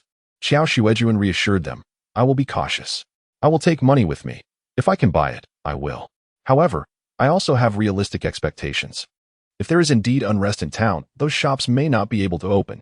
The rebels might even engage in looting. However, it is unlikely that the farm tool store will be a target for plunder, as the weather is unsuitable for planting. She reasoned that if the farm tool store were closed and she could not purchase supplies, they would find a solution when the time came. The young carpenter cautiously suggested, then we can allow for a reduced yield. Regardless of the 10 acres of land, even if the yield decreases, there will undoubtedly be an abundance of potatoes that we cannot consume. Qiao Xuejun stated, that won't do. After all, we are yet to face the unknown mutated creatures that may attack. If the yield diminishes, we will lack sufficient resources to upgrade the refuge. Wang Wanfeng pondered for a moment and immediately responded, then I shall accompany you for mutual support and to assess the situation in town. Kong Qianli exclaimed, I will join as well. Wang Wanfeng frowned, Kong, that is not feasible. You must stay back with the carpenter to guard our home. Have you forgotten that there are others watching us with ill intent? Furthermore, that vehicle can only accommodate 2. Kong Qianli suggested they ride her motorcycle to the town, which would take merely 10 minutes for a journey that normally requires an hour. Then I shall go, and you can stay, she insisted. Qiao Xuejun replied, no. Both she and the carpenter lack offensive capabilities. You are skilled with a bow, so you must remain. Kong Qianli indeed possessed that skill and asked Qiao Xuejun, but what about the bow? Are you not taking it along? Qiao Xuejun shook her head. Do you have any idea how heavy the plastic film for 10 acres is? Each acre weighs 6 kilograms, and even if I only purchase for 8 acres, that would amount to nearly 100 gene. Whether I can manage to bring it back is uncertain, let alone carry a bow or another person. She turned her gaze to Wang Wanfeng. You cannot go either. Everyone must stay to protect the home. Wang Wanfeng considered the situation and realized that if they were to carry the plastic film, Kong Qianli's motorcycle would indeed be insufficient for extra passengers. Thus, she reluctantly agreed. Qiao Xuejun asked, if someone comes, you know what to do, right? Kong Qianli assured her. Do not worry, I am aware. At 3 in the morning, the night deepened, rendering the surroundings completely invisible, with the streetlights unlit and only the moon casting a faint glow. Qiao Xuejun rode her motorcycle towards the town, clad in a dark outer garment that allowed her to blend into the shadows, making her difficult to detect. The attire, purchased from an outdoor shop, emphasized practicality with its numerous pockets for carrying essentials while maintaining a fitted, agile design suitable for outdoor activities. Before leaving, she had filled her pockets with mugwort to deter any potential mad cow disease victims from approaching. 2 months prior, Qiao Xuejun had traversed this path to the city to procure supplies, having made several trips. Along the way, she could see small stalls set up by vendors. And even after they had closed, they would cover their stalls with plastic tarps, ready to resume business the following day. However, the road now lay barren, devoid of any signs of commerce. It seemed that no one had emerged to set up stalls for quite some time. Although reaching the city typically took over an hour, The plastic film could be found at the local agricultural store without needing to venture into the city. Navigating the unfamiliar territory was made easier by the map provided by the system. The motorcycle ride would only take 10 minutes, rendering the distance manageable, and the route was straightforward. However, as Qiao Xuejun approached the bustling heart of the town, she encountered a long barrier of red and yellow military-grade roadblocks that completely obstructed the way, preventing any vehicles, including her motorcycle, from passing. The barriers, made of steel and arranged in a continuous row, were specifically designed to thwart vehicle entry, though a person could still scale them. Attempting to push one of the barriers aside proved futile. Resolutely, she decided to park her motorcycle at the roadside, remove the key, and after scanning the vicinity for any unusual activity, retrieved a woven bag filled with potatoes from the motorcycle's trunk. She then climbed over the roadblock, heading towards the agricultural store indicated on her map. Gripping her slingshot tightly, she moved swiftly yet deliberately, conserving strength for the eventual task of carrying back the 100 gene of plastic film. The woven bag was sufficiently large to accommodate the plastic film. Upon entering the central intersection, she observed the once thriving shops now shrouded in desolation. At 4 in the morning, the silence was unnerving. The absence of people was to be expected, yet it echoed an unsettling emptiness. The 24-hour convenience store appeared dark and lifeless, its shelves barren as viewed through the glass door. The KTV was closed, and one bar bore the marks of destruction, its glass door shattered, littering the ground with shards, revealing an empty counter where spirits once adorned the shelves, now stripped bare, perhaps looted. It was evident that the situation outside was dire. Qiao Xuejun reflected on how fortunate they were in comparison. Their conditions were relatively better. In times of war and disaster, remote areas often suffered less human-inflicted damage, while resource-rich urban centers became prime targets for conflict. Despite her observations, Qiao Xuejun maintained a steady pace, soon arriving at the agricultural store. The store had also suffered damage, its roll-up door hanging loosely. As she slipped inside, Qiao Xuejun quickly discerned the cause of the destruction: seeds. The agricultural store dealt in seeds, such as corn kernels, which could easily serve as food. Hanging on the wall were remnants of corn seeds, reduced to half a cob. Without hesitation, she made her way to the section where the plastic film was stored. The film was rolled and displayed on metal racks, sold in lengths dictated by customer needs. Suddenly, a sharp explosion echoed from somewhere within the small town, resembling the sound of firecrackers. Qiao Xuejun, feeling the tension rise, gritted her teeth and focused on selecting the plastic film. After estimating the weight indicated on the packaging, she carefully placed the roll into her woven bag. It was indeed quite lengthy, yet the bag, designed to hold 200 gene of potatoes, was more than adequate to encompass the entire roll. Having secured the film, she extracted some money and placed it atop the metal rack where the film had been stored. Checking the time, she noted that only 20 minutes had elapsed since her departure, thankful for the smooth acquisition of her supplies without incident. As she bent down to exit the store, dragging the 100 gene of plastic film behind her, she found herself face to face with a pair of leather boots. Looking up, she was met with the glint of a sharp, cold blade. Qiao Xuejun and Oppo's pupils constricted. System, where's your warning? Stealing, are we? Came a mocking voice, laced with derision. Chapter 44. The narrow escape. Qiao Xuejun anxiously bit her lip, cold sweat suddenly breaking out. The blade hovered perilously close, nearly grazing her chin, poised to slice through her throat with a mere advance. She swallowed hard and raised her gaze toward the figure before her. The man towered over her, a veritable mountain blocking the moonlight, exuding an overwhelming sense of pressure. Among her peers, Qiao Xuejun was not short, standing at 172 centimeters. Yet this individual was at least 190, if not taller. At that moment, the system's voice emerged, somewhat awkwardly. Host, I previously explained. My surveillance merely displays the visuals. If no individuals are detected within the frame, I cannot issue a warning. Qiao Xuejun retorted, is it possible that such a large person is not visible? The system replied, I am uncertain. I speculate he may possess some cloaking device. Or perhaps the local magnetic field is interfering with my functionality. Qiao Xuejun thought, what kind of inept system is this? Utterly useless. Yet consumes resources like a champion. The system, filled with guilt, responded, I apologize, host. After a moment of adjustment, Qiao Xuejun finally discerned the man before her.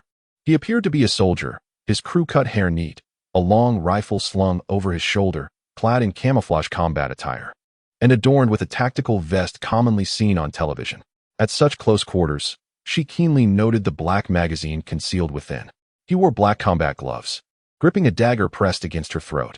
Stay calm. Remain brave, Qiao Xuejun inwardly urged herself, and after a moment, she forced herself to observe the man with a semblance of composure. His eyes were dark and profound, a short scar etched into his jawline. As he slightly lowered his head, he gazed down at her, casting a glance at the woven bag she was clutching, a faint smirk playing on his lips, as if amused. Equipped with arms and armor, he was formidable, while she possessed merely a slingshot tucked within a small leather pouch. A Swiss army knife was in her pocket, but, assessing the likelihood of her striking first against this towering figure, she swiftly recognized the futility of resistance. Orphaned and resourceful, Qiao Xuejun knew how to navigate perilous situations. Recalling his earlier question, she almost submissively explained, "Sir, I paid for it." She carefully maintained her position, keeping the cold blade at bay, and pointed toward the interior of the building, her voice steady, striving for innocence. 600 yuan, every penny accounted for. Oh, the man raised an eyebrow, withdrew the dagger, and twirled it skillfully between his fingers as he stepped toward the interior. He withdrew so easily. Qiao Xuejun quickly summoned the system map in her mind, planning to escape through a narrow alley before he turned, a route less likely to attract pursuit. "I have a gun. You should have noticed," the man called out, his tone unhurried. The subtext, "Do not attempt to flee," weighing her speed against the bullet's trajectory. She closed her eyes, conceding defeat. She turned to glance into the building, watching as the soldier crouched before a metal rack, retrieving the 600 yuan she had stashed away. He seemed slightly surprised, making a sound that resembled praise. "Quite the resourceful young lady." Qiao Xuejun promptly replied, "It's only right." She noted his crouching posture, remarkably disciplined, indicative of a trained soldier, not a mere amateur. Surely, a proper soldier would adhere to some semblance of discipline, wouldn't they? They wouldn't massacre civilians.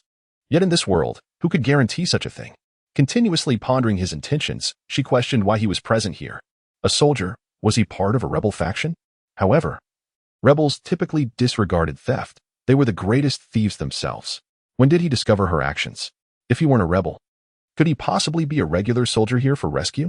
He remained crouched, counting the money, seemingly unconcerned about her slipping away. 100, 200, 300, 600. He lazily counted, then glanced at the price tag above, reading aloud. New National Standard Plastic Film, 62. 8 yuan per mu. A roll covers 10 mu. He stood, nonchalantly stuffing the money into his chest pocket, then approached Qiao Xuejun. "For 10 mu, it should be 628 yuan. Are you trying to shortchange me?" Feigning ignorance of his pocketing the money, she explained, "Sir, bulk purchases come with discounts. That's how it works in the countryside. You understand, right? It's for the benefit of farmers." Qiao Xuejun's intent in paying was to ease her conscience. She had never engaged in such overt thievery before. A payment could rationalize her actions as anything but theft. Yet she was always thrifty, unwilling to overpay, even if the merchant were present. She was confident she could secure the film for 600 yuan. Summoning her courage, she ventured, "Sir, might you let me return home? It's getting late. And it may not be safe soon. There's a risk of mad cow disease at night." The man stepped closer, glancing at the woven bag in her hands. Regarding her intently, "What do you need the plastic film for?" Qiao Xuejun's mind raced. "The water supply is stopped. I dug a pit to store water, and I intend to line it with this to prevent leakage." The man scrutinized her eyes, chuckling softly. "Madam, you are not being truthful." Qiao Xuejun's heart skipped a beat. He exhibited no triumph over uncovering her falsehood, nor did he display anger at being deceived. His expression remained relaxed, a subtle smile lingering as he lifted his eyelids. "Just be honest. I assure you I am a good person." He inquired with genuine interest, "Are you from a nearby farming family? A cultivator?" Qiao Xuejun hesitated. "Is this something I can reveal?" "Certainly not. In this intense heat. Who would be farming?" She opted for a half-truth. "It's for my home." The man scrutinized her expression, narrowing his eyes. "Not a farmer, then?" Qiao Xuejun reiterated, "To furnish my safe house." The man appeared skeptical. Qiao Xuejun attempted to foster rapport. "What is your surname, sir?" After a moment of silence, he twirled the dagger and replied, "Zhao Xian." Upon answering, Zhao Xian added, "I must trouble this lady to accompany me." Qiao Xuejun was taken aback, biting her lip, beads of sweat forming on her forehead. "What is this about?" She blurted, "Sir, I'm a divorcee with 2 children. They are waiting for me at home. Zhao Xian glanced back, urging, "Keep up. Madam, you are lying. I can see through it." Qiao Xuejun thought, what kind of skill is this? Can all soldiers do this? Is this some sort of cheat? In her mind, she called upon the system, "Can you do this?" The system replied, embarrassed, "I'm sorry. Host, I cannot." Qiao Xuejun felt exasperated, useless. The system remained silent. Trusting her instincts, she decided to pivot. "I'm not divorced. I'm unmarried with 2 children. Is that acceptable? The little carpenter, the plane, each could be counted as her child, could they not?" Zhao Xian cast another glance back. "Sir, this time I did not lie." Qiao Xuejun spoke with newfound confidence, unperturbed by his scrutiny. Zhao Xian remained indifferent, nodding, "Very well. However, you still need to accompany me. It won't take much time." He effortlessly lifted the bag of plastic film, as if it were but a trivial plastic sack, and proceeded ahead. Zhao Xuejun found herself unable to resist and had no choice but to follow Zhao Xian. "Commander, where are you taking me?" "I'm frightened," she said. "Do not be afraid." Zhao Xian replied in a gentle tone, "You possess agricultural skills, and our base is in dire need of an expert in this field. You will be employed with a formal position and enjoy the full protection of the base." When had she ever claimed to be skilled in farming? How had he discerned this? Was it his intuition or her own? Zhao Xuejun wrestled with her thoughts. "Commander, I never claimed to be an expert in agriculture." Zhao Xian, having seen through her ploy, nodded. "I know you didn't say it. You simply are." He turned to appraise her with sincerity, remarking, "An expert, yet modest. Quite admirable." As he spoke, he gave her a thumbs up, appearing genuinely earnest. Though it was not the first time someone had called her an expert, it was the first time it had irked her so deeply. However, her annoyance was fleeting. She quickly regained her composure. After all, she had survived numerous trials to reach this point, and if she could not endure this trivial irritation, she would have succumbed to despair the day she realized she could not return home after the apocalypse. Zhao Xian walked ahead while Qiao Xuejun followed, maintaining her pace. She discreetly reached into her pocket to extract the tip of her Swiss Army knife, her gaze fixed intently on Zhao Xian. To her astonishment, even the slightest protrusion of the blade caught Zhao Xian's attention as his ears twitched. How could he be so perceptive? Wasn't it more fitting for someone with such sensitivity to be a gambler in a Macau casino? It was perplexing. Qiao Xuejun thought that even if she pulled the knife out completely, he would surely notice. As she trailed behind him, her mind raced with ideas for escape while engaging him in idle conversation. Zhao Xian answered every question, effortlessly shifting topics when necessary. "We arrived 5 days ago," he mentioned. "The rebels? Merely a nuisance. Agricultural experts? They are all in the capital. We are truly short on personnel. I apologize for the inconvenience." As they proceeded, Qiao Xuejun recognized the path as the one she had taken to enter the town, with her motorcycle parked just ahead. A plan formed in her mind to rid herself of this man and ride away on her motorcycle. Her fingers absently brushed the protruding tip of the Swiss Army knife, a slight sting reminding her of its presence. Suddenly, an idea struck her. She raised her eyes to Zhao Xian, contemplating whether her trick would deceive him. Approaching a roadblock, and realizing she was less than 10 meters from her motorcycle, Qiao Xuejun resolved to take a gamble. Zhao Xian, amused by the large bag of plastic film he carried, 10 acres of it, wondered whether she intended to cultivate that much land. She dared to venture alone for supplies. Yet she appeared delicate and timid, easily frightened and compliant. It was quite intriguing. He pondered her farming skills and thought he might need to assess her abilities upon their return. If she proved inadequate, perhaps he could return her safely or even invite her 2 children to join them at the base. As Zhao Xian mused, he suddenly felt a twitch in his ear, detecting a swift metallic sound slicing through the air, unlike a bullet, more akin to a hidden weapon. He spun around just in time to see a bloodied steel ball was past him from the left, landing on the ground. Qiao Xuejun's wrist had been grievously injured, blood gushing forth. "She has been hit," he gasped, instinctively releasing the bag and raising his firearm to the direction from which the projectile had come. To the left lay a small thicket, dark and shadowy. Qiao Xuejun, pale and trembling, pointed towards the woods in panic. "Commander Zhao, there is someone over there. He wants to kill me." Zhao's skin felt a wave of doubt. The distance from which the steel ball had come seemed too close for comfort. Was there indeed someone lurking there? If not, then had she injured herself? It seemed improbable. Her wound was too severe for a frail girl to inflict upon herself. Nevertheless, caution dictated that he investigate. Retrieving a roll of bandages from his gear, he kept his gaze fixed on the woods as he handed them to Qiao Xuejun, whispering, "Wrap it up. I'll check over there." She took the bandages, quickly tearing a strip to staunch the bleeding from her wrist. Tears brimming in her eyes as she looked up at him. "Commander Zhao, I'm so scared. You must find that person. You can do it, right? Do not fear. Hide by the roadblock and wait for me," he instructed before sprinting towards the indicated direction. Zhao Xian scoured the thicket, finding no signs of disturbance. The ground offered no clues of an ambush. Furrowing his brow, he recalled that Qiao Xuejun's wound required immediate attention. After less than 2 minutes, he returned with his weapon at the ready. Yet, upon arrival, he frowned in confusion. Where had she gone? Had she hidden by the roadblock? He hastened to her last known position, hearing the distant roar of a motorcycle engine. When he looked up, he saw a figure speeding away. A large bag bouncing on the back of the motorcycle, the very bag filled with the plastic film. Damn it. She has escaped, he realized, feeling foolish for having been deceived. That wound was most likely self-inflicted. The motorcycle swerved erratically as if to dodge bullets. Zhao Xian remained unfazed. Such tricks were trivial to him. He steadily raised his firearm, aiming at the rear tire through the scope, finger resting on the trigger. One shot would ensure the tire exploded, sending the rider tumbling.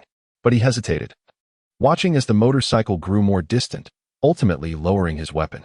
Gazing at the retreating figure of the agricultural expert, he shook his head in resignation, a wry smile forming on his lips. It was amusing to realize he had underestimated her. Yet, he had not anticipated her resourcefulness, such a grievous wound. And in that moment of chaos, he had instinctively dismissed the possibility that she had harmed herself. Her resistance suggested she was indeed a capable farmer, fearful of being conscripted. It mattered little. As long as she remained in the vicinity, their paths would cross again. With 10 acres at stake, the commotion would inevitably attract attention. He would gather more intelligence. Ouch. My hand hurts so badly. The cold blade had sliced through flesh, blood flowing freely, transitioning from physical pain to psychological panic. Qiao Xuejun and Appo's face turned ashen as she trembled uncontrollably. If only that wretched officer, Zhao Xian, hadn't Appo's insisted on dragging her along. She wouldn't have resorted to such desperate measures. Who were these robbers, anyway? As she fled on her motorcycle, she cursed Zhao Xian vehemently in her mind, nearly invoking the wrath of his ancestors. The pain in her hand was excruciating. To achieve authenticity, she had genuinely inflicted a deep cut on her wrist, using her right hand, which was accustomed to labor. Thankfully, the ruse had worked, and she had successfully evaded him. Finally, she sighed in relief. 10 minutes later, Qiao Xuejun arrived in front of her old house, pushing her motorcycle inside. Chapter 45. Suturing Qiao Xuejun's hand trembled incessantly. Indeed, her entire being quivered. She had bound her lacerated right wrist tightly with a bandage to staunch the bleeding, but the impeded circulation caused her palm to swell grotesquely. Qiao Xuejun hadn't anticipated such excruciating pain when she inflicted the wound. Perhaps due to the extensive laceration, the pain transcended the immediate injury, with her sensory nerves causing her entire body to shudder. Despite the sweltering heat, Qiao Xuejun began to feel a chill. Gazing down, she noticed the crimson stain seeping through the white gauze. "It's all right," she murmured, biting her lip. She had reached home. A physician resided within. This was indeed fortunate. A doctor and medicine, along with antiseptic, were within her abode. Her consciousness began to waver and blur. She had barely managed to push the motorcycle through the gate. After closing it, she disregarded the vehicle and the large bag of mulch. She vaguely sensed she was safe. Staggering towards the interior, she found herself struggling to discern the bamboo shards on the ground. "Xiao Mimi." She heard a familiar voice. Excellent. A doctor. She cheered inwardly, her thoughts disjointed. I'm saved. Upon regaining consciousness, Qiao Xuejun found herself in the shelter, lying in bed. A figure in a white coat sat beside her. It was Wang Wanfeng. Qiao Xuejun blinked, and her vision cleared. Wang Wanfeng, masked and gloved, held her hand, using gauze and cotton swabs to cleanse her wound with saline solution. She refocused, wincing in pain. Attempting to withdraw her hand, Wang Wanfeng firmly restrained her. Qiao. Hold still." Qiao Xuejun detected a tremor in Wang Wanfeng's voice. Pausing, she ceased her struggle. Behind Wang Wanfeng, the carpenter and Quang Qianli also observed her wrist with worried expressions. The carpenter hesitated, then whispered, "How did this happen, boss?" Qiao Xuejun recalled her encounter with the soldier, her face darkening. She closed her eyes briefly. "I encountered a slight mishap. It and Appo's, nothing." Before losing consciousness, she had been in a daze, then she abruptly remembered her mission. She suddenly opened her eyes and asked, Did I bring back the mulch? Wang Wanfeng sighed. Yes. A large bag of it. It was too heavy. In addition to the initial clean cut, your wound sustained further lacerations. Had you not been carrying that? It likely wouldn't be as severe. It's good that it's back. Qiao Xuejun refocused on her wound, examining it. The bloodstains having been washed away. The laceration was now more apparent. It ran horizontally across her wrist, with the edges uneven, likely the additional tears Wang Wanfeng had mentioned. Qiao Xuejun grew concerned. Will I be disabled? No, Wang Wanfeng replied, casting a look of sympathy at her, as she continued to cleanse the wound with cotton swabs held by tweezers, adding, It requires suturing, but fortunately, I have some lidocaine left in my medicine cabinet for anesthesia. As long as I won't be disabled. Qiao Xuejun relaxed, smiling at Wang Wanfeng. It's fortunate to have you. Wang Wanfeng couldn't muster a smile, only regret and distress. I should have accompanied you. If the motorcycle couldn't carry all 100 pounds at once, we could have transported 30 pounds at a time, making multiple trips. Why did I let you go alone? Let's forego that, Qiao Xuejun retorted, unwilling to return. One trip had been sufficient, another would be akin to delivering herself to Zhao. You too, leave. I need to suture, Wang Wanfeng urged, commanding, move gently. Avoid stirring up dust. The carpenter and Quang Qianli obediently departed. Wang Wanfeng sighed. These are the best conditions we can manage. We'll have to make do. The room was unsuitable for surgery. She had simply disinfected the bed, but given the circumstances, there was no time to delay. Wang Wanfeng completed the cleansing and began to suture Qiao Xuejun and Apo's wound. After administering the anesthetic, she retrieved the needle and commenced stitching the laceration. This was Qiao Xuejun's first experience with suturing. With the anesthesia, there was no pain, yet she could sense the foreign sensation of the sharp needle piercing her skin, akin to being gnawed by an animal's teeth. As Wang Wanfeng pulled the thread, she felt the flesh being drawn taut, slightly uncomfortable, yet novel. After suturing, Wang Wanfeng applied gauze, securing it with tape. Placing her hand back, she instructed, be careful, avoid getting it wet until it heals, and refrain from strenuous activity or lifting heavy objects. If you need anything, ask me. If I'm unable, Zhao Linlin and Quang Qianli are also available. She earnestly sought confirmation from Qiao Xuejun. Qiao, understood? Qiao Xuejun obediently replied, Thank you, Dr. Wang. I understand. Wang Wanfeng then departed with her medical instruments. Leaving behind a tray laden with bloodied gauze, Qiao Xuejun raised her wrist to examine it. Her palm was still swollen, but the pain had subsided. Having a physician as a companion was indeed fortunate, Qiao Xuejun mused. After a brief period of lucidity, Qiao Xuejun felt fatigued once more and soon drifted off to sleep. Upon awakening, she was unsure of the time. Host, you have slept for 26 hours, the system notified her. No wonder I feel more invigorated. I and Apos, been truly exhausted lately. Qiao Xuejun blinked, propping herself up in bed. However, upon moving her right hand, she felt pain. She frowned and slowly sat up. The anesthetic had worn off, leaving a slight ache, but it was not overwhelming. Dr. Wang's technique is excellent. Qiao Xuejun dismounted the bed and headed towards the exit, intending to fetch some water. Upon opening the door, she saw the carpenter washing his face outside. Spotting Qiao Xuejun, his eyes lit up, and he rushed over, setting down his wash basin. Boss, you're awake? Qiao Xuejun nodded. Is it 7 a.m.? The carpenter nodded. Yes, you've slept for nearly a day and a night. Sister Wang said you were too tired and should rest longer for the wound to heal. Are you hungry? Qiao Xuejun realized she was indeed peckish. However, she was more concerned about the mulch. Was it brought down? The mulch should have been applied immediately after planting the potatoes, but she had slept for an entire day. Still, it should be timely.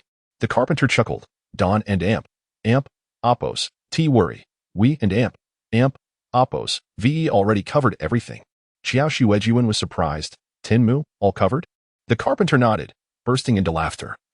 Paw Patrol to the rescue. We tied one end of the mulch to the head of the field and the other end to Bowsy's neck, letting him run to the other end. Swish, one patch covered. Swish, another patch covered. Bowsy had a blast. Qiao Xuejun. You guys are resourceful. However, she was still apprehensive and headed towards the planting area to personally inspect the work. Farming demanded diligence. The carpenter called out behind her, Boss, what do you want to eat? I'll make it for you. Qiao is awake. Wang Wanfeng emerged from the house, spotting Qiao Xuejun. She hastened over, her gaze fixed on her wrist. How are you feeling? Is your hand painful? Qiao Xuejun paused, raising her wrist. It's fine. Wang Wanfeng nodded. All right, Monitor it closely. Avoid getting it wet or lifting anything. Call me if you need anything. It and Oppos. Be troublesome if it becomes inflamed before the stitches are removed. It could lead to infection, possibly death in severe cases, or an unsightly scar if not. You understand? The medical conditions are limited. I can't provide an ICU for you. Wang Wanfeng sternly intimidated Qiao Xuejun, who nodded earnestly. Wang rolled up her sleeves and declared, once I finish freshening up, I will take charge of your meals for the time being. After Wang headed to the bathroom, Qiao continued her journey to the planting area, intending to inspect the state of the plastic film covering the fields. Upon her arrival, she beheld rows of white, semi-transparent film neatly laid over the ridges of soil, perfectly aligned from start to finish. Qiao was astonished to discover that indeed, every inch was covered. As she walked into the fields, she noted that not only had the film been laid from east to west as the carpenter had mentioned, but both edges were securely buried under clumps of earth. This is excellent. It will retain moisture effectively, she mused. The temperature was not a concern, as the system had previously assured that fertile fields had their own temperature regulation, preventing scorching heat from harming the seedlings. However, the additional layer of film would cause a slight increase in temperature, necessitating constant vigilance. In 10 days, when the seedlings began to sprout, she would need to puncture holes in the film to allow them to emerge. That would indeed be a significant undertaking. Yet, with their numbers, each person could manage over 2 acres, and they would likely complete the task in just a couple of days. Qiao meticulously inspected each plot, moving from one to the next, and once she confirmed everything was in order, she felt a sense of relief and returned to the living room. After her 30-minute inspection, Wang had efficiently prepared breakfast. It consisted of a bowl of lean meat and cabbage porridge, a boiled egg, and 6 small eggs resembling quail eggs, all from the Lu Ding chicken. Wang placed the meal before her, stating, "We have over 50 eggs stored. This should suffice for you to replenish your protein and aid your recovery. I also have vitamin supplements. I'll bring them to you shortly. And be sure to take them." With a spoon in hand, Qiao gazed at the porridge filled with diced luncheon meat, feeling a pang of sympathy. "You opened a can of luncheon meat?" Wang chuckled. "Enough with your lament for the canned goods. Once your wounds heal, we'll venture into the mountains together to set traps for hunting. We can catch some chickens and enjoy fresh chicken meat." Expressing her gratitude, Qiao finished the nourishing meal Wang had prepared and did not need to wash the dishes, as the carpenter volunteered to do so. Just as Qiao intended to check on the chicken coop and rabbit hutch, she heard the system's warning alert. Unfazed, she activated the surveillance feed in her mind.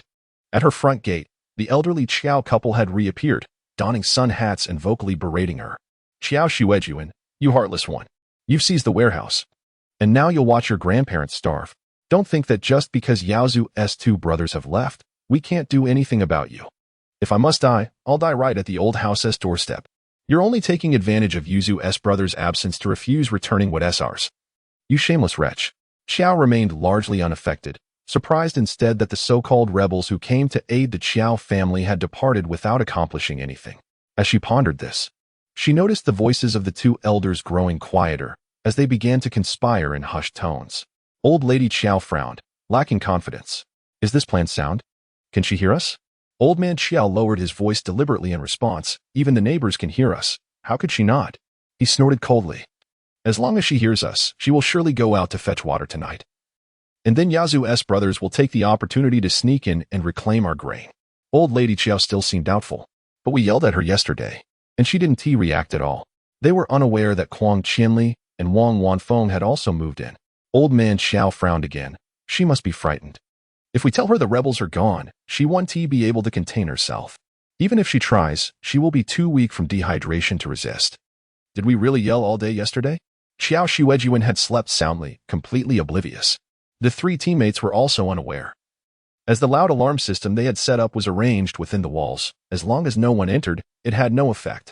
Qiao found the situation amusing. They seemed to be attempting to bait her into a trap, waiting for her to go out for water. She glanced toward the well, contemplating how long they had been waiting. Fortunately, they had sufficient water for now and did not need to venture out. As the 2 elders continued their incessant chatter, Qiao overheard new information. "The water we collected yesterday is nearly all used up," Old Lady Qiao lamented. "We'll have to go fetch more tomorrow." "Ah. Our precious grandson says he will accompany us." Old Man Qiao frowned. "We can't let him go. The water buckets are far too heavy." Old Lady Qiao replied, "I understand. I want to let him go. It's a pity we sent that girl back to the old house, otherwise we would have an extra pair of hands now. Old man Xiao nodded in agreement. Thanks to Yaozu's brothers, we can fetch water without offering tribute. We can just state their names and receive water without any cost. Unlike others, who have to provide something, or they won't get any water at all. Qiao was taken aback. She had been so busy tending to the fields and reinforcing the walls that she had realized how much had changed outside. Had the rebels truly secured control of the water supply? The Qiao couple exchanged a few more words before resuming their tirades. As the sun rose higher, they seemed unable to stand for long, likely recalling the lesson from their previous heat exhaustion, and soon they departed, leaning on their waists. According to their plan, they intended to scale the wall that evening. Qiao glanced at the white bandage on her wrist, feeling a sense of dread. She wouldn't be able to draw her bow in this condition, particularly since it was her right hand. Yet, there had been no time to adjust. All of this was Zhao Xian's fault.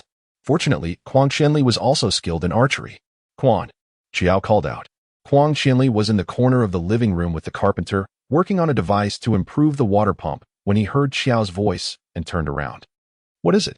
Can you shoot a bow? Qiao inquired. Huang Qianli stood up. I can't shoot from too far, but I can manage within 20 meters. That's perfect, she replied. My composite bow has a normal range of 100 meters, with an extreme range of over 200.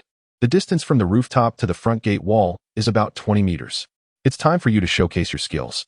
Earlier, when I left, I overheard someone plotting to come here and steal something. Chapter 46. Defending against external threats. The sun had long since set, and the night was deep. The air in Guangzhou offered little respite from the day's heat. As night descended, the temperature plummeted drastically. While the daytime highs could soar to 50 degrees, the temperature now was likely around 30 degrees. Within the bamboo enclosure on the second-floor terrace, Huang Qianli sighed in relief. There's a gentle night breeze. It's much cooler. Cooler? Wang Wanfeng and the young carpenter exchanged incredulous glances. Coming from a sweltering city, Huang Qianli found the contrast between day and night refreshing. However, for the locals accustomed to Guangzhou's climate, the weather remained oppressively hot. Qiao Xuejun and Huang Qianli, after ascending to the second floor, peered through the observation window, monitoring the area outside the main gate. Wang Wanfeng and the young carpenter followed suit. The young carpenter, clutching her chainsaw, jostled for space near the observation window. Craning her neck to see, she grumbled, this weather is unbearable. When will it cool down? Do we have to wait until winter? Winter 1 and oppos. Bring relief, Qiao Xuejun mused, contemplating that if the heat persisted for a full year, a change might not occur until late March. However, she refrained from voicing her thoughts, instead cautioning the young carpenter. Be careful not to damage the solar panels. The bamboo enclosure surrounding the second floor served to shield the rooftop solar panels, preventing them from being easily spotted by passersby. Initially, Qiao Xuejun had installed only 12 photovoltaic panels, reserving another 12 as replacements. Her calculations indicated that 12 would suffice to power the air conditioner she planned to install. However, the addition of Wang Zhuanfeng's medical cabinet necessitated the installation of 3 more. Now, with 15 panels, she had ample power to run both large appliances. The increased number of panels, however, slightly impinged on the available space. The young carpenter reassured her, I and oppos. LL be careful. I want and oppos. Bumped the solar panels.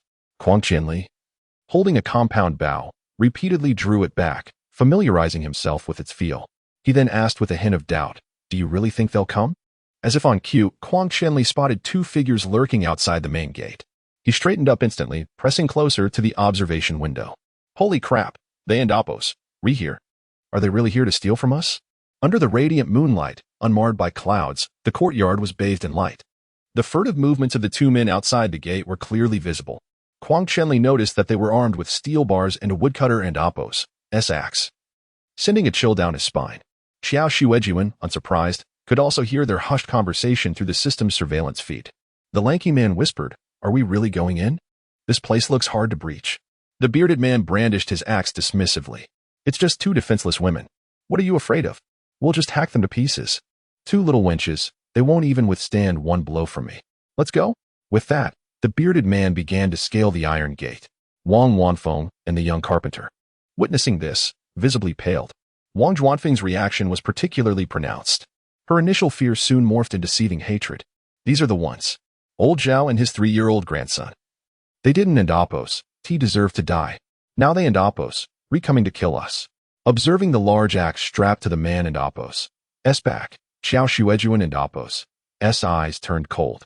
She commanded Quang Qianli, as soon as they cross the outer wall, shoot them immediately. Be quick, Don and Apos, to give them a chance to hide. Quang Qianli, now thoroughly tense, raised his bow, aiming at the two figures through the observation window. His voice was strained. Where should I aim? Qiao Xuejun, finding his question absurd, instructed him. Aim where I injured you before. First, incapacitate them, then we'll decide what to do next. The two men reached the top of the wall, and in the moonlight, they spotted the sharpened bamboo stakes covering the ground inside. Damn, this woman is vicious. These bamboo stakes are so sharp and cover such a wide area. If we jump down, we'll be impaled. The bearded man spat. I'll drag them out later and force them onto these stakes. Let them taste their own medicine. The night was still, but the bearded man and Apos' angry words were not hushed, and all four on the second floor heard them clearly. Despicable, shameful. Qiao Xuejun heard Wang Wanfeng mutter through gritted teeth. The previously hesitant and nervous Quang Qianli now had a resolute look in his eyes. The arrow was aimed directly at the bearded man. The two intruders identified a spot and jumped down, avoiding the bamboo stakes. Damn, there's another wall. Beyond the bamboo stakes lay the earthen wall. Qiao Xuejun and Apos' pupils dilated slightly as she intently watched the two men and Apos' movements. One more step. Yes. Bang. They triggered the warning device buried within the bamboo mat, creating a deafening explosion. The two men were stunned, frozen in place. Shoot. Qiao Xuejun urged immediately. The arrow flew from Quang Qianli and Apos' bow, aimed at the bearded man and Apos' shoulder. The bearded man happened to look up and, without even seeing what was coming, instinctively pulled his companion in front of himself as a shield. Thwack! The arrow pierced the man and Apos' throat. The arrow meant for the bearded man was deflected by his companion and fatally struck the man's throat. The man's eyes widened in disbelief, his mouth opened and closed soundlessly. In the next moment, blood gurgled from his throat, a profuse amount, quickly staining his clothes red. He's not going to make it. Qiao Xuejun's face darkened. Initially, she only intended to threaten and intimidate them, to inflict some pain and deter them from targeting this place again. But now that someone was dead, the situation could not be easily resolved.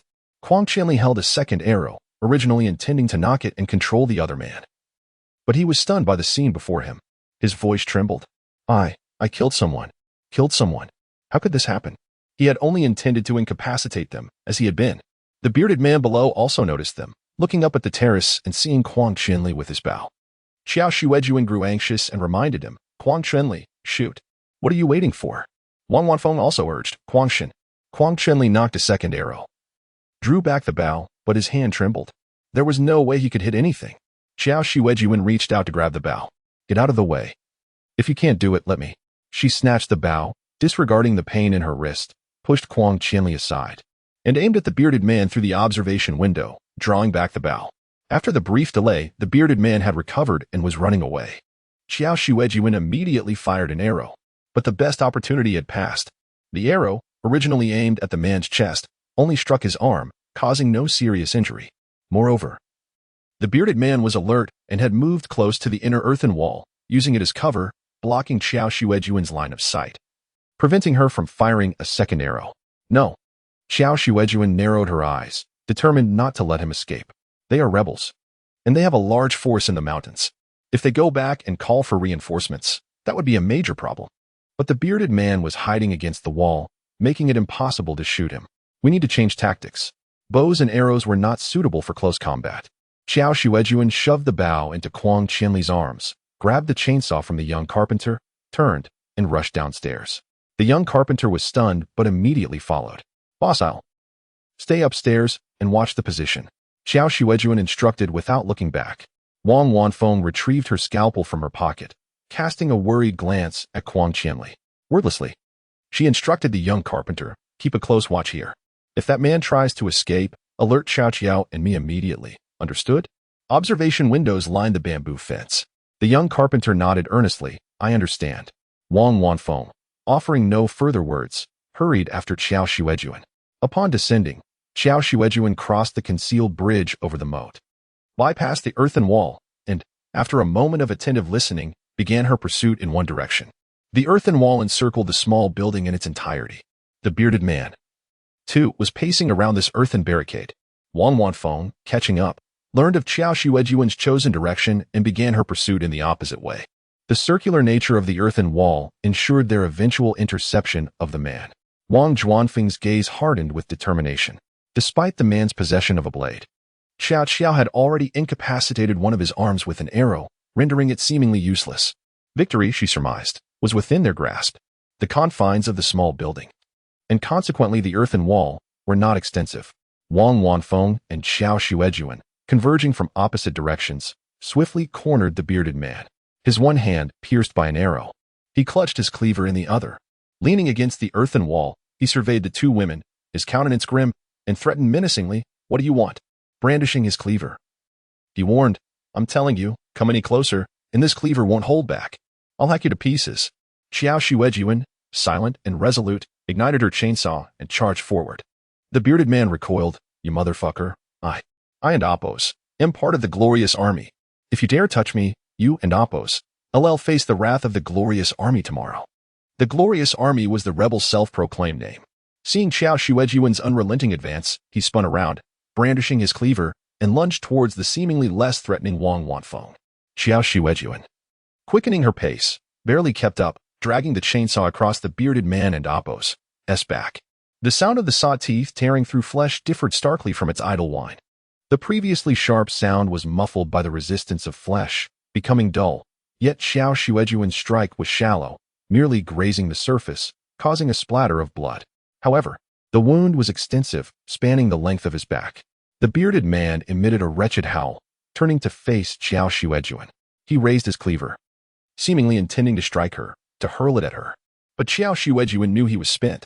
Maintaining her distance, she refrained from delivering the finishing blow, her heart pounding like a drum, threatening to burst from her chest. Her breathing became labored. Thwack! The sound of a sharp blade entering flesh echoed through the air.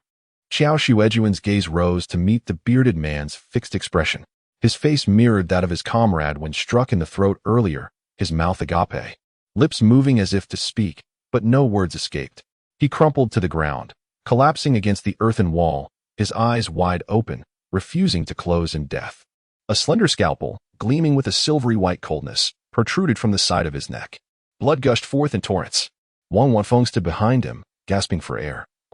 Her hands and body splattered with blood, her expression one of bewildered horror as she looked at Qiao Xuejun. She struggled to regain composure, her voice still trembling. "It's over." Qiao. As a doctor, she knew precisely where to strike for a swift kill, ensuring no possibility of recovery. Qiao Xuejun, glancing down at the bearded man on the ground, saw his eyes still fixed on the sky, his chest no longer rising and falling. Pain flared in Qiao Xuejun's wrist. She released her grip on the chainsaw and walked towards Wang Wanfeng. Suddenly, Wang Wanfeng reached out, embracing Qiao Xuejun tightly, as if seeking solace and strength. Qiao Xuejun, finally regaining her senses, returned the embrace, reassuring her, "It and Appos' over." Time for self-pity was a luxury they could not afford. The immediate task was to deal with the bodies. With the emergency lines still inaccessible, they decided that the young carpenter should stay at home while the remaining three, armed with shovels, carried the two corpses to the foot of the mountain for burial.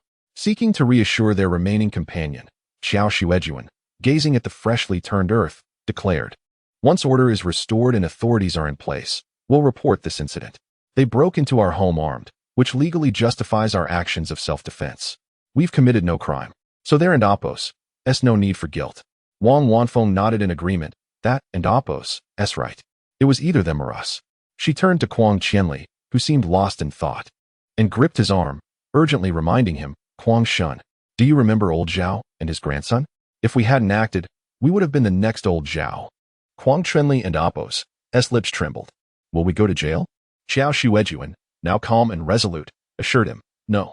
The apocalypse is upon us. This is just the beginning. Once the mutated creatures come ashore, killings, monsters killing humans, humans killing humans, humans killing monsters, will become commonplace." Qiao Xuejun understood Quang Qianli and Appos' state of mind. He was, after all, a pampered young master from a wealthy family, seeking a taste of adventure. She suspected he had approached his stay in her shelter with the mindset of a vacationer, never anticipating such a dire situation. Not only Quang Qianli, But Wang Wanfeng and the young carpenter had also harbored the belief that life would return to normal once the heat wave subsided. With such a mindset, no one would want to shoulder the burden of a manslaughter charge. I know, I'm just deeply shaken, still processing it, Huang Qianli confessed, covering his forehead. His voice still tinged with bewilderment. I'll pull myself together. Wang Wanfeng reached out, slowly and firmly, taking Huang Qianli's hand. We'll get through this together. Qiao Xuejun glanced at the sky. The night was still deep, with occasional monster howls echoing in the distance. Let's go back. We still need to clean up all the blood in the yard. They had all applied mugwort before venturing out, which had kept the rabid cows at bay. However, as they neared the house, they noticed the howls of the rabid cows becoming more frequent. How did they surround our house? Wang Wanfeng exclaimed in surprise. Several unmistakable rabid cow patients were loitering around their fence, pacing back and forth, despite the mugwort coating the walls. Could it be that the two men brushed off the mugwort powder when they jumped in? But why are there so many? Qiao Xuejun frowned. It might be the blood. The rabid cows are drawn to biting and consuming flesh and blood. There's been too much blood in the yard today, attracting these monsters. Chapter 47. Betrayal. The area besieged by mad cow disease was not at the entrance, but rather below the walls. Qiao Xuejun and her companions carried mugwort, which offered them a sense of security. Over time, they had come to realize that mad cow disease was not as terrifying as zombies. In fact, these creatures were rather fragile and had low defenses. A single blow could easily unbalance them, causing them to fall and remain incapacitated as long as they avoided being bitten. Nevertheless, the sight of these beings, who had lost their humanity, instinctively urged one to keep their distance. Previously, when the community was operational, the presence of mad cow disease would prompt a swift response. Staff would be dispatched to capture and remove the afflicted. However, with the community no longer functioning, the incidence of mad cow disease had begun to rise once more. While the sounds of their howls were absent in the shelter, they became all too audible upon returning to the surface. After evading the mad cows lurking beneath the walls, Qiao Xuejun and her companions hastily retreated indoors. It was only after they had entered that the mad cows realized, converging upon the iron gate and banging against it. Fortunately, the gate was reinforced. The four began to clean the courtyard, discovering numerous bloodstains between the outer wall and the bamboo mat. They toiled for quite some time, and as the bloodstains disappeared, the howling outside gradually diminished. Qiao Xuejun confirmed that these mad cows were likely attracted by the blood. Their fascination with it may even surpass the deterrent effect of the mugwort.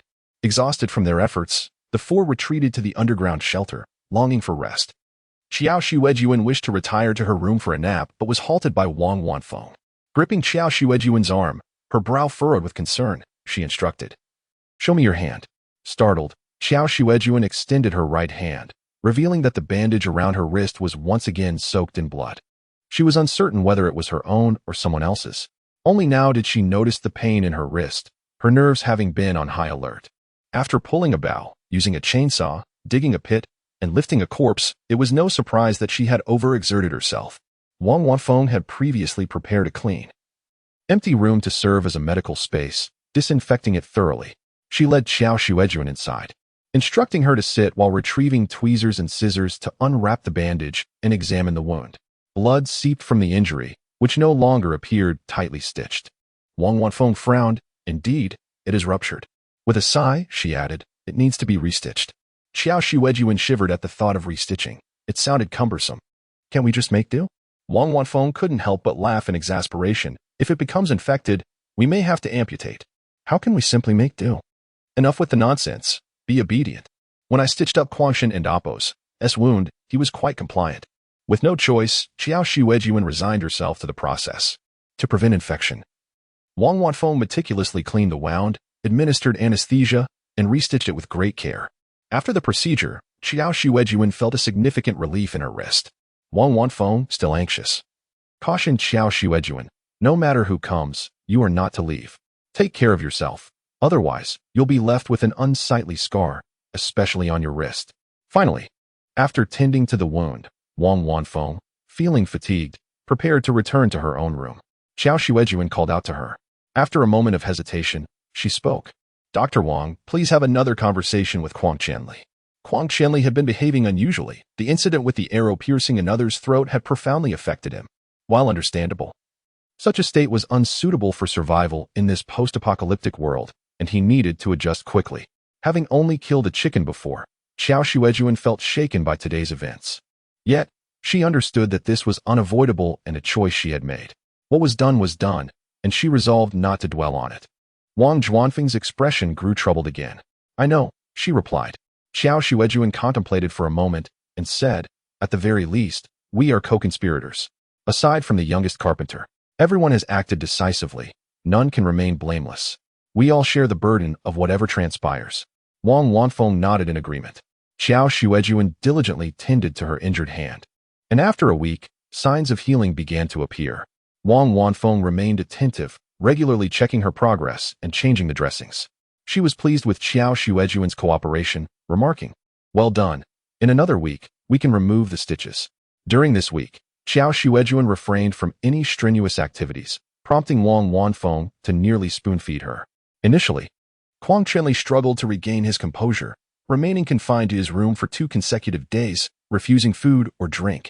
On the 3rd day, Wang Wanfeng entered his room and, after an unknown conversation, his demeanor shifted. No longer sullen, he gradually began to lighten up, collaborating with the carpenter to enhance their water pump.